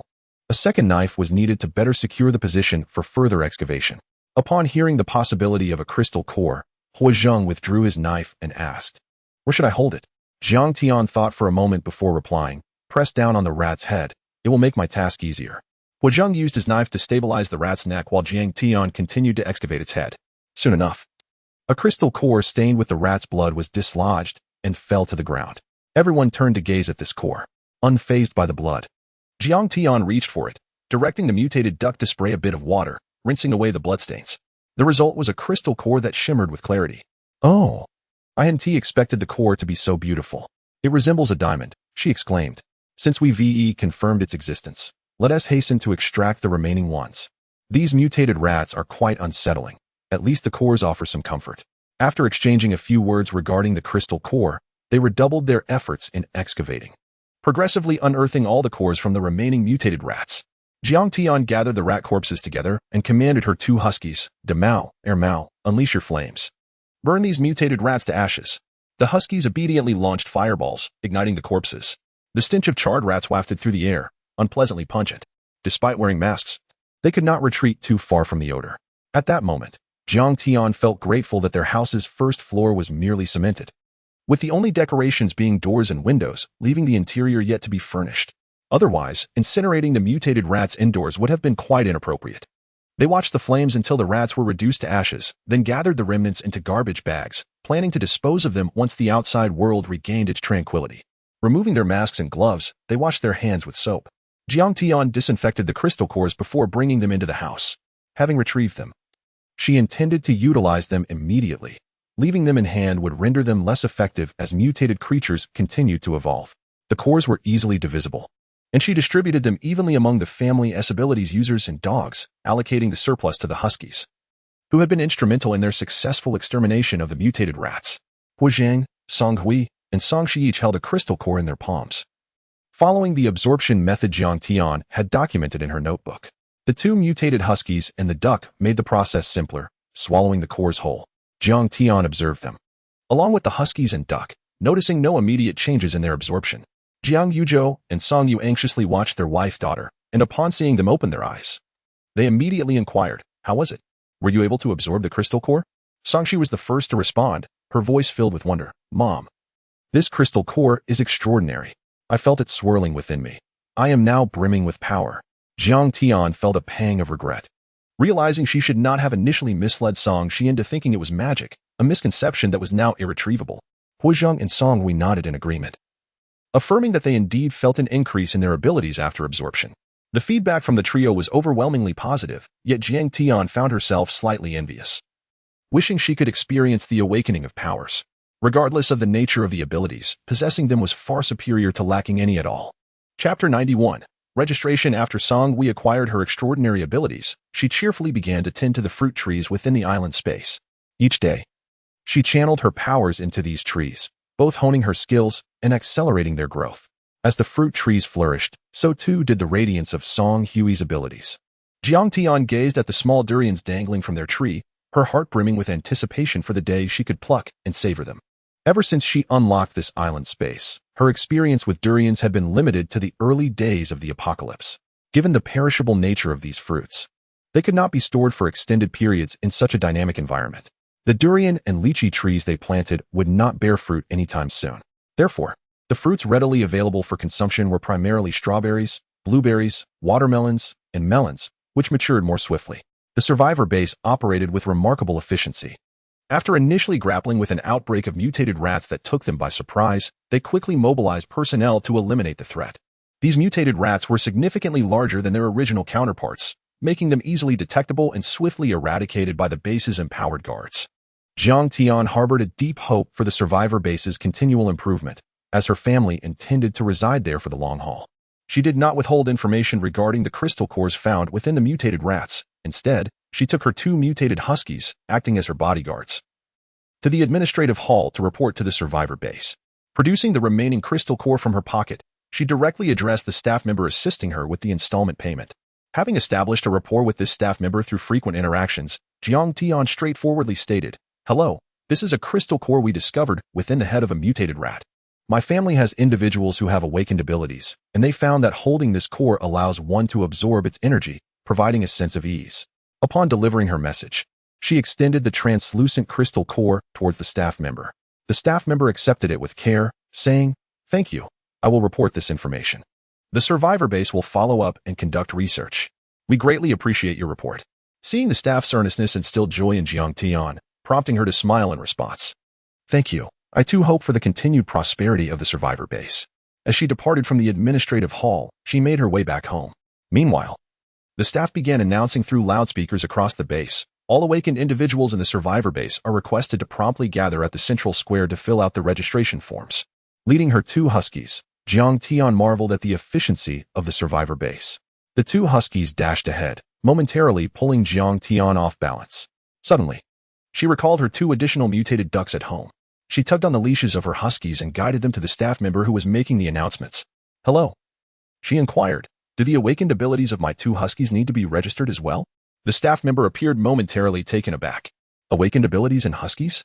He looked down at the two dogs tethered by leashes, then his expression shifted to realization. Oh, I've heard of them. These two huskies are quite remarkable. They've saved many lives in the face of the mutated rats. Jiang Tian chuckled, acknowledging the bond between humans and their canine companions. The staff member smiled back. All right then, you may take your huskies to register. Perhaps we can issue them a certificate as mutated dogs, so their presence in the base won't incite panic. The incident involving the mutated rats had left a lingering shadow over the survivor base, as even non-mutated insects elicited reflexive fears among the residents, who dreaded the possibility of further mutations. Jiang Tian nodded. Thank you. I will go register with my family. Upon returning home, she called everyone to join her outside. Despite being within the safety of the survivor base, ordinary individuals without abilities were not necessarily secure at home. No one could predict if a rogue-empowered individual might cause trouble. It was wiser to venture out together, ensuring the safety of the ordinary members of her family, while also taking the opportunity to explore the survivor base. Upon reaching the central square, they found others already registering their abilities, with some even showcasing their powers publicly. They joined the queue for registration. Not many had come forward to register their abilities, as many preferred to keep a few cards close to their chest or had their own agendas. Jiang Tian's family, however, did not share such reservations, for they knew the leaders of this survivor base were commendable individuals. Furthermore, as this base was established by military personnel, they felt a sense of trust and were eager to cooperate with the base's operations. They registered their awakened abilities, although they did not disclose Jiang Tian's activated island space. Nevertheless, the revelation of the abilities possessed by Huazhang, Song Shi, and Song Hui astonished the staff members at the survivor base. Healing abilities, plant growth abilities. As these two extraordinary powers appeared on the registration forms, the staff's eyes widened in amazement, envisioning the potential contributions these individuals could make to the survivor base.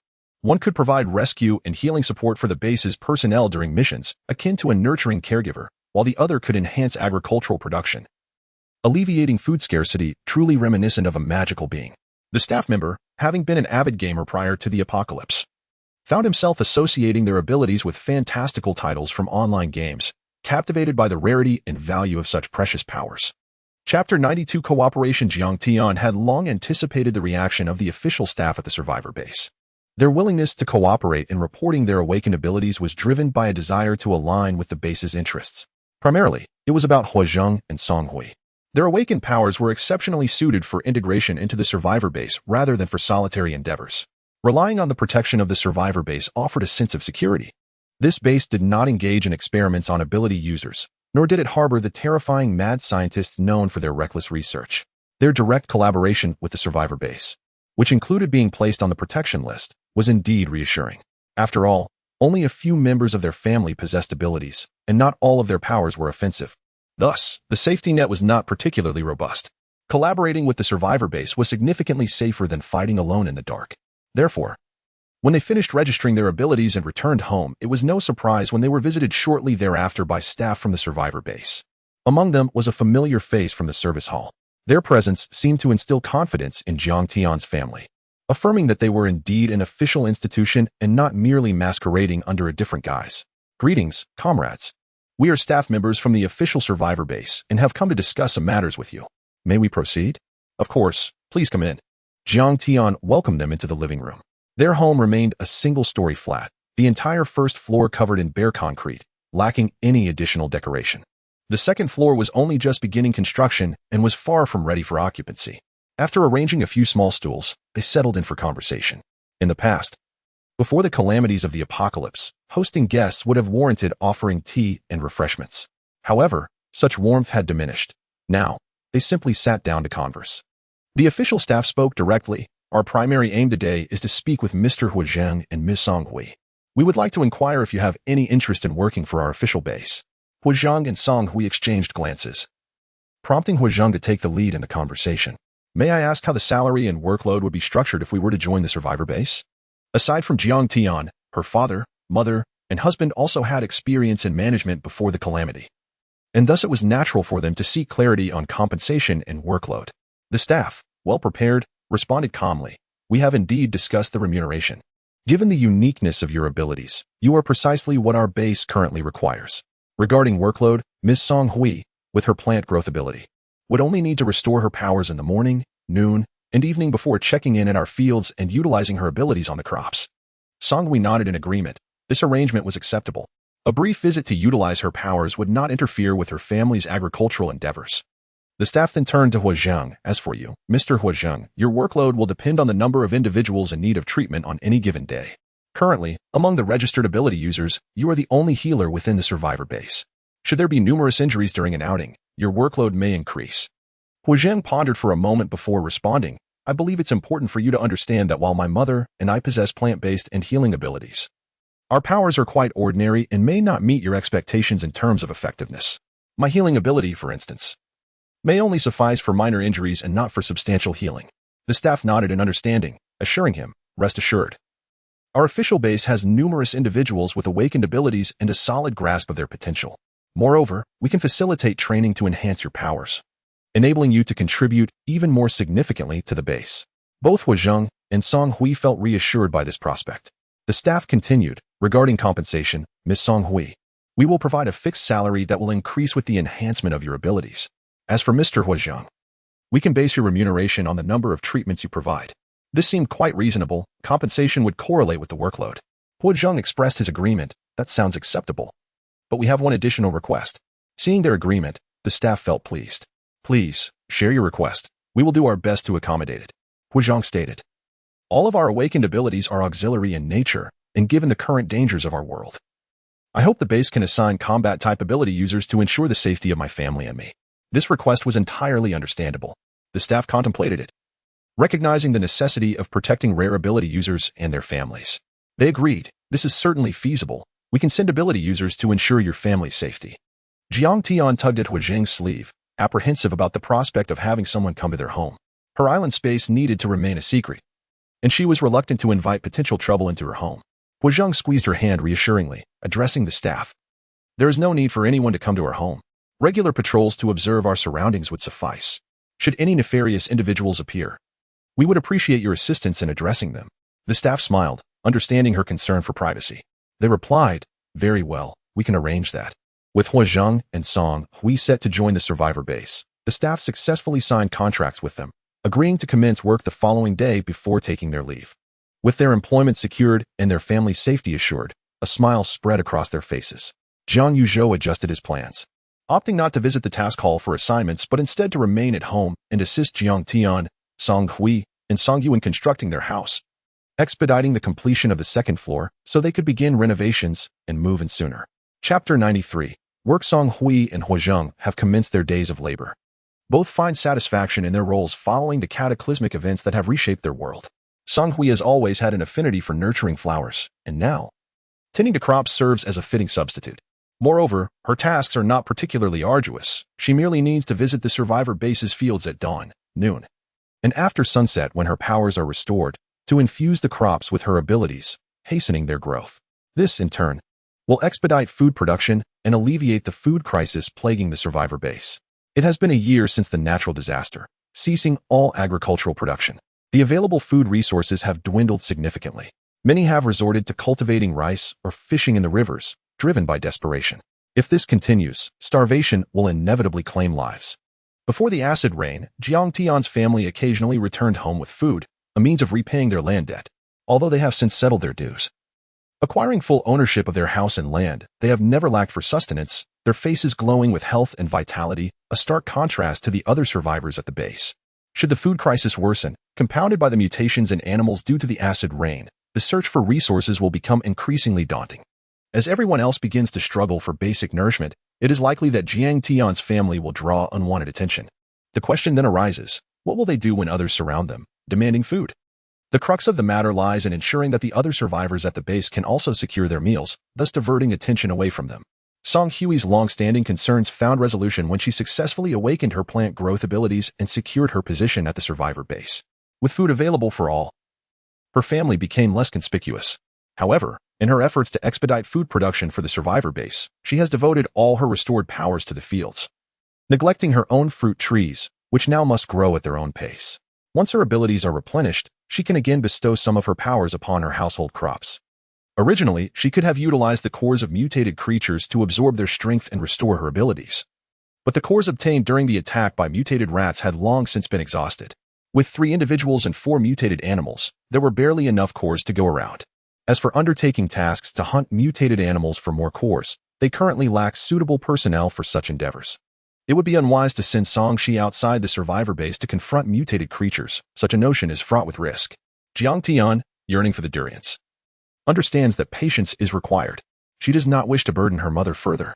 Instead, she hopes for a swift validation of the information she submitted to the administrative hall, which would facilitate the procurement of mutated animal cores through proper channels.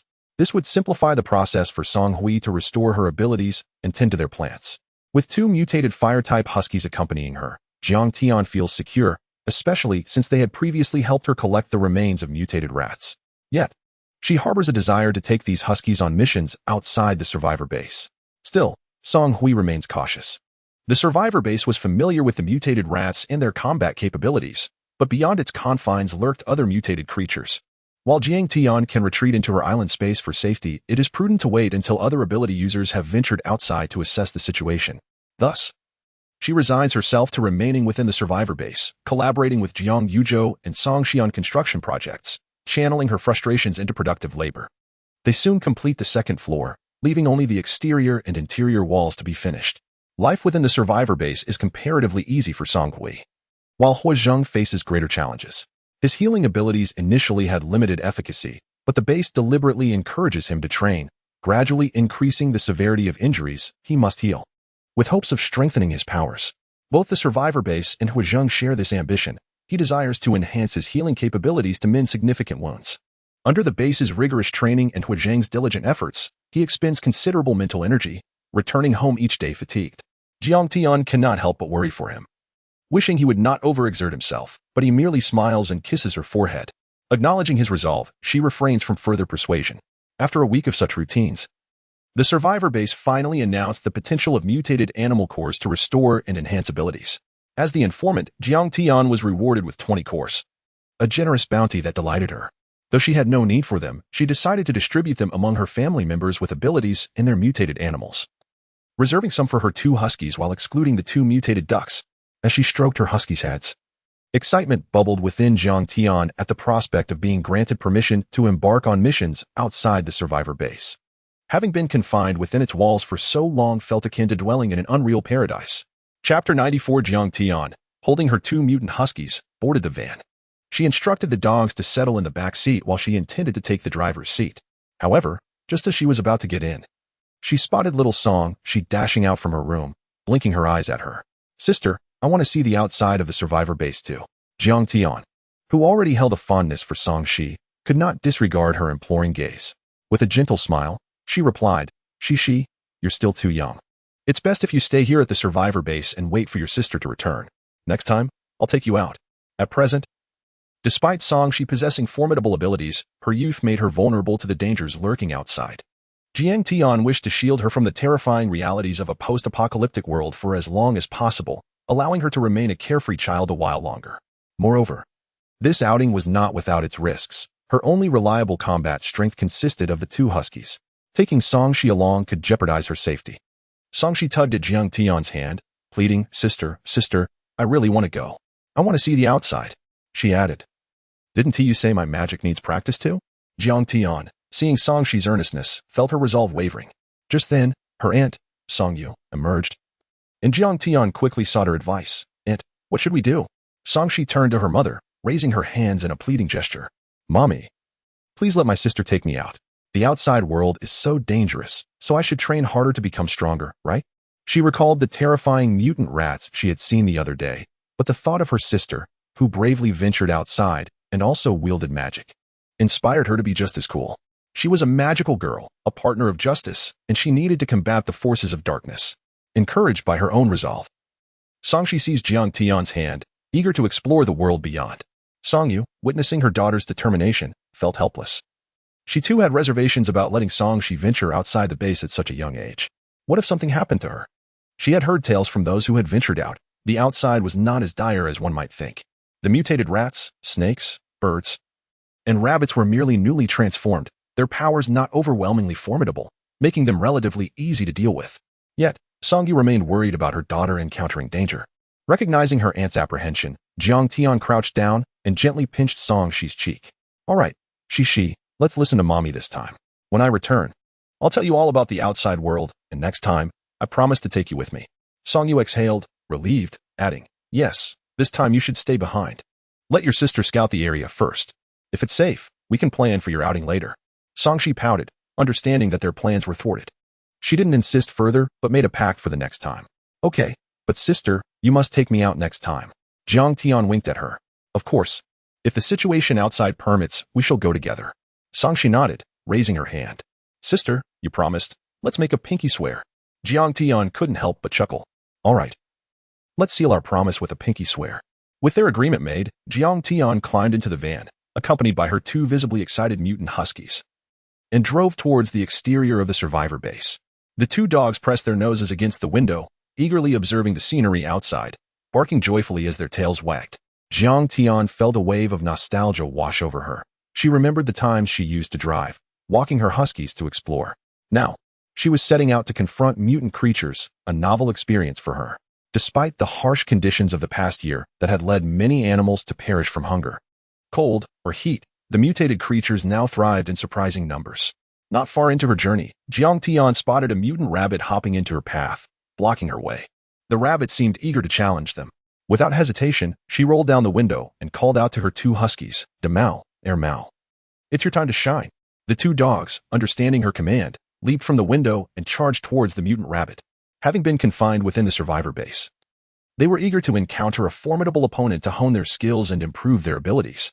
Once the huskies had jumped out, Jiang Tian quickly rolled up the back window to prevent any other mutant creatures from entering the van while she trained her dogs. As for when the two huskies would return after their skirmish, she could simply open the door for them later. She had no need to worry about their safety. As an ordinary person without abilities, Jiang Tian merely sought to cultivate her husky's prowess, knowing she could not stand a chance against the mutant creatures herself. Gazing out the window, she watched as her two huskies engaged the mutant rabbit in battle. It's just a mutant rabbit, she thought, and I have two huskies on my side. Surely, a single rabbit cannot be a match for them. The huskies unleashed fireballs at the mutant rabbit, only to discover that it was a wind-type mutant. As the fireballs approached, the rabbit kicked up a gust of wind, redirecting the flames back towards the huskies. The counterattack nearly singed the two dogs. Jiang Tian watched anxiously from the van. Realizing that this mutant rabbit was far more formidable than the mutant rats, she felt a pang of concern for her huskies, wondering if they could indeed prevail in this battle. Chapter 95. The two mutated huskies swiftly dodged the retaliatory fireballs. Upon witnessing this, Jiang Tian also breathed a sigh of relief. Huskies possess an innate hunting instinct and have a penchant for teasing smaller creatures. At least, that is the case with her two at home. Previously, they had frolicked on the beach, where the tide had washed up seafood, which subsequently fell victim to their claws. Not to mention, they had taken a particular delight in tormenting two ducks upon their first encounter, a situation that only improved once she confined the ducks for their own safety. Now, those two ducks had transformed into mutated waterfowl, and she had released them from confinement. Currently, the two huskies and the two mutated ducks frequently engaged in playful antics, with the huskies launching fireballs at the ducks, who retaliated by spraying water back. Fire and water clashed, neither side gaining a definitive advantage. Nevertheless, her two mutated huskies gained substantial combat experience. They flanked a mutated rabbit, unleashing fireballs relentlessly, forcing the rabbit to focus on one side while ignoring the other. Eventually, a fireball struck the rabbit, igniting its once fluffy white fur. As Jiang Tian observed the live spectacle of her huskies battling the mutated rabbit, she felt increasingly at ease. After all, she had two huskies. What threat could a wind-type mutated rabbit pose? In terms of sheer numbers, her huskies were more than capable of overcoming the creature without the need for undue anxiety. The huskies, having defeated the mutated rabbit, did not cease their assault. They rushed toward the fallen creature, raising their sharp claws and mercilessly dismembering it. claiming it as their prize and consuming it entirely, leaving only a small mutated rabbit crystal core, which Damao dutifully brought over to Jiang Tian. Jiang Tian felt a swell of gratitude. She had not instructed Damao and Ermao to bring her the mutated animal's crystal core. To her surprise, the two huskies had instinctively retained the core for her. The fact that they finished the rabbit in mere 2 minutes yet still remembered to bring back the core, rather than absorbing it themselves, was genuinely touching. She opened the car door, and Damao hopped inside, followed closely by Ermao. The three of them squeezed into the cramped driver's seat, creating quite a tight fit. Jiang Quan was also put in a bind, accepting the crystal core from Damao. She gestured toward the passenger seat, saying, Damao, Ermao, why don't you sit over there? The two huskies scrambled to the passenger side, cramming together in the seat. The area beside Jiang Quan became spacious, and noticing the two huskies huddled together, she added, if you feel cramped, you can sit in the back. The huskies barked in response, acknowledging her words. With the pesky mutated rabbit dealt with, the path ahead was clear, and they continued their search for the next mutated creature in the van. After a prolonged drive, however, they encountered no solitary mutated animals, only seeing ability users nearby hunting mutated creatures. Naturally, the mutated animals already targeted by hunters were off-limits to the huskies, preventing them from snatching someone else's prey. Jiang Tian had no choice but to drive further afield until they stumbled upon a mutated sparrow. This audacious mutated sparrow circled in the air, believing itself invulnerable at such heights, and audaciously dropped feces onto her van, igniting Jiang Tian's fury. Damao and Ermao, seated in the passenger side, also felt provoked, barking loudly as they sought permission to confront the sparrow. Jiang Tian readily consented, rolling down the window for the two huskies to leap out.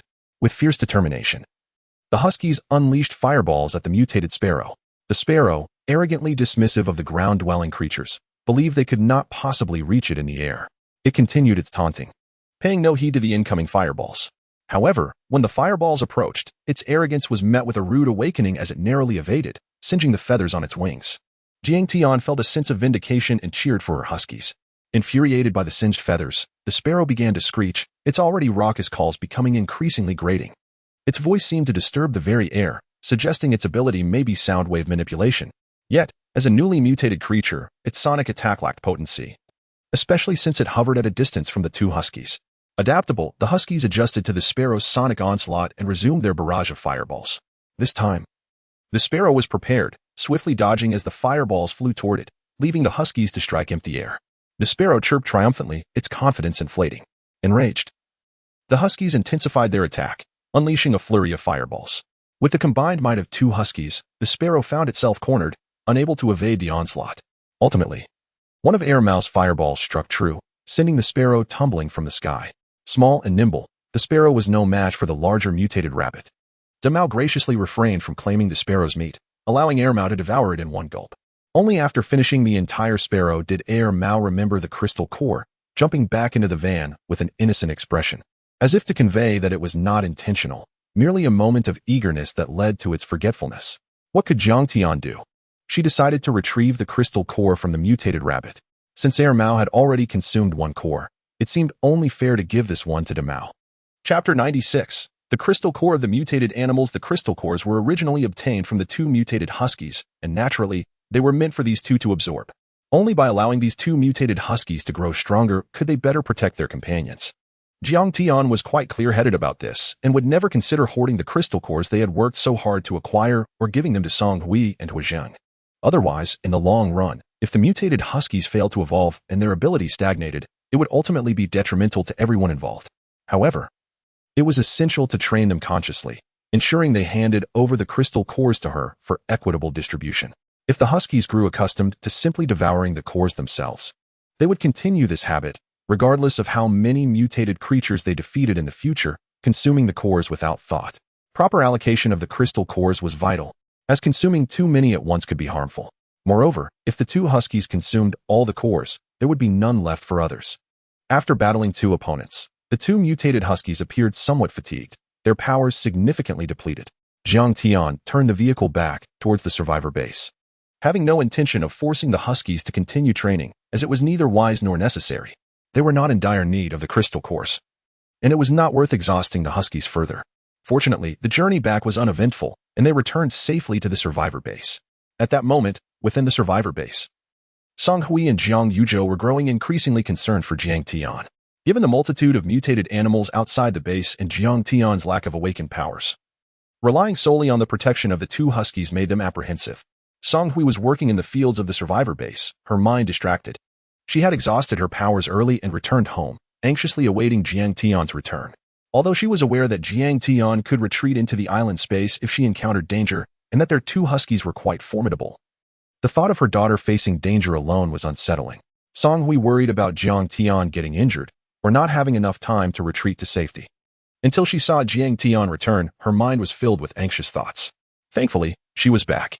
Jiang Tian had only engaged in 2 battles with mutated rabbits and sparrows, without collecting additional supplies or bringing back any carcasses, so upon entering the survivor base, she had nothing to declare. After the guards at the base checked her vehicle, Jiang Tian drove straight home. Eagerly anticipating her daughter's return, Song Hui rushed to meet her as soon as she saw the van approaching. She scrutinized Jiang Tian with concern, asking, "Sweetie, how did it go outside? Are you hurt?" As Jiang Tian opened the car door and stepped out, she felt her mother's concern envelop her like a warm embrace, yet she couldn't help but feel a bit exasperated. "Mom, I'm fine. Let's go inside and talk." In her perspective, the events of the day were not particularly significant or dangerous. She preferred discussing her experiences within the comfort of their home rather than standing outside. The two made their way into the house, and upon hearing the commotion, Song Shi also approached, eager to hear about the day's events. Jiang Yuzhou, who had been working upstairs, joined them as well. While they were all worried about Jiang Tian, they expressed it differently than Song Hui. Now, aside from Huozhong, the family was gathered together. Having spent so long outside, Jiang Tian took some snacks from the island space as storage and shared them with everyone present. She began recounting her experiences, assuring them that the outside world was relatively safe. "I had Demao and Airmao protecting me, so I didn't get hurt at all." Upon hearing their names, Demao and Airmao barked in agreement, as if to say they had everything under control. Jiang Tian smiled and nodded at them. "Earlier, after I drove the van out, I encountered a mutated rabbit. It seemed to be a wind-type rabbit, and at first, it was quite troublesome. But it was no match for Demao and Airmao." Song Shi listened intently, nodding enthusiastically. As Jiang Tian continued, her family slowly relaxed, reassured by her light-hearted recounting. After sharing the story of the mutated rabbit, Jiang Tian proceeded to narrate her encounter with a mutated sparrow, which had initially acted arrogantly, even defecating on her van window, believing it could evade them by hiding in the sky. "Then what happened, sister?" Song Shi inquired eagerly. Jiang Tian, without skipping a beat, described how Demao and Airmao felt provoked and wanted to confront the sparrow. "I let them out of the car, but surprisingly, those 2 mutated sparrows attacked using sound." Song Shi nodded vigorously, her eyes sparkling with intrigue. Jiang Tian opened a bag of chips and munched on them, noting that the sparrow's incessant chattering was merely annoying and posed no real threat. Eventually, Demao and Airmao mastered the sparrow's tactics and swiftly defeated them. "That's amazing. Demao and Airmao are so strong," Song Shi exclaimed, jumping off her chair to pet the 2 huskies, her admiration for them growing. These were no ordinary dogs. They could combat the wicked creatures outside. As Jiang Tian continued to crunch on her chips, she suddenly remembered something and added, "So, you guys don't need to worry. I stayed inside the van the whole time. I never got out. There was absolutely no chance for me to get hurt, especially with Demao and Airmao guarding me. I was perfectly safe." Hearing this, her family could only nod in agreement. Jiang Yuzhou cautioned, "This is just the beginning. We must ensure it remains this way. When you go outside, don't let your guard down. Always be cautious." Jiang Tian blinked and replied, "Dad, I understand that safety is paramount." She valued her life greatly, having narrowly escaped the tragic endings of her dreams. Naturally, she wished to live well alongside her parents. Chapter 97. At home, Jiang Tian had established a survivor base for her family. She ventured out to hunt mutated creatures and returned each time without incident, leading her family to worry less as her outings increased. Gradually, Song Yu also began to relax. After several discussions with Song Shi, she agreed to let Jiang Tian take Song Shi outside the survivor base to explore. Song Shi, being the youngest ability user in the family, was also arguably the strongest, though her powers had yet to be fully developed and she might not match the strength of the 2 mutated huskies. Initially, Jiang Tian entrusted the 2 huskies to aid Song Shi in dealing with mutated animals. Since she had not awakened her own abilities, she would be unable to assist Song Shi if they encountered a mutated creature. Thus, she hoped that Song Shi would gradually grow stronger under the protection of the huskies until she could face such threats on her own. Fortunately, Song Shi possessed a natural talent in this regard. After engaging in several battles with mutated creatures, she began to accumulate experience. transforming her initial clumsiness into a composed demeanor when confronting these beasts. During this time, the two mutated huskies developed the habit of bringing back the cores from the creatures they hunted, diligently presenting them to Jiang Tian. Meanwhile, Songshi would keep the cores she successfully obtained for herself, while the remains of the animals were given to the huskies as sustenance. Once the huskies tasted the flesh of mutated animals, they refused to eat dog food any longer, opting instead for their newfound diet. The cores collected by the huskies were primarily absorbed by them, though Jiang Tian ensured a balanced allocation of their daily intake, preventing them from consuming too many at once. Occasionally, she would even share a few with the two mutated ducks. As for Hua Zheng and Song Hui, who worked at the survivor base, Jiang Tian felt no need to worry. The base was far more invested in enhancing their abilities and provided cores for them to absorb, ensuring they could better contribute to the base's development. Therefore, Jiang Tian focused on nurturing her two huskies, allowing them to grow stronger. After renovating the second floor of their home, Zhang Yuzhou and Song Yu grew restless and occasionally expressed a desire to accompany Jiang Tian and Songshi outside the base. Having remained within the confines of the survivor base since the acid rain, they yearned to explore the current state of the outside world. With two mutated ducks at home, they could also train them. After some contemplation, Jiang Tian did not hastily agree.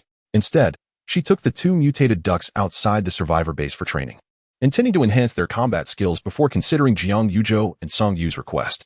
Despite lacking abilities themselves, having obedient mutated animals allowed them to venture beyond the survivor base for combat.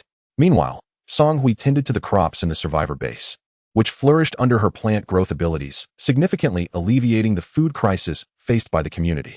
With the food situation improving, the inhabitants of the survivor base began exchanging meat for the flesh of mutated animals. While no one consumed mutated rats, they contemplated the merits of mutated rabbits, pigs, cows, and sheep. The mutated pig initially brought in to deliver messages had been well cared for and had undergone changes post-acid rain, enhancing its reproductive capabilities. After learning of this, Jiang Tian discreetly provided a boar for breeding. With both meat and vegetables available, the survivors' diets began to improve, transforming their gaunt appearances into healthier ones. As their nutrition stabilized, Jiang Tian's family no longer stood out in the base. Later, they successfully traded a batch of vegetable, fruit, and seasoning seeds, fully resolving the food issues within the survivor base. Gradually, the family transitioned from cooking in the island space back to their home, as the back and forth became cumbersome. This change allowed Jiang Tian to forego the rigid cooking schedule of mornings, noon, and evenings in the island space. Life within the survivor base grew increasingly better. The unified currency they had long desired was finally realized, with cores now serving as their medium of exchange. The cores varied in color based on their grade, symbolizing different values. As cores could only be obtained from the brains of mutated animals, the risk of counterfeit was eliminated. As long as ability users were willing to hunt for cores, they could trade them for essential supplies, ensuring a good quality of life. Ordinary individuals, while unable to hunt, found other means of livelihood, such as opening restaurants within the survivor base, farming in the fields, or taking on construction tasks in the mission hall. Thus, industrious individuals were assured of 3 meals a day without issue.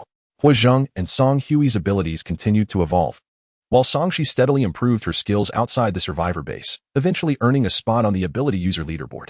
As the new year approached, although fireworks were absent from the celebrations, they managed to hang couplets. They cleaned their home, prepared a lavish feast, and gathered to celebrate the arrival of the new year. Cheers filled the air. This year, Jiang Tian's family moved into the survivor base and established a small home, living harmoniously together. They regarded this newfound togetherness as more precious than anything else. Observing her family gathered around the table, Jiang Tian felt profoundly fortunate to be bound to the island space and to have foreseen her future. Now, they had irrevocably altered that future. Chapter 98 Years after the apocalypse, the survivor base has undergone a remarkable transformation, far removed from its original rudimentary state. Various residential and office buildings have been completed, and even some entertainment venues have emerged. The survivor base has subtly begun to resemble the world before the cataclysm. The faces of the survivors are adorned with smiles, filled with aspirations for a brighter future. The natural disasters that plagued the early days of the apocalypse have long since faded, leaving only the mutated creatures outside to contend with. Life has become relatively manageable. In addition to Song Hui, more survivors have gradually joined the base, including those like her who have awakened plant-based abilities. This development has enabled the survivor base to achieve self-sufficiency in food production, alleviating their concerns about hunger.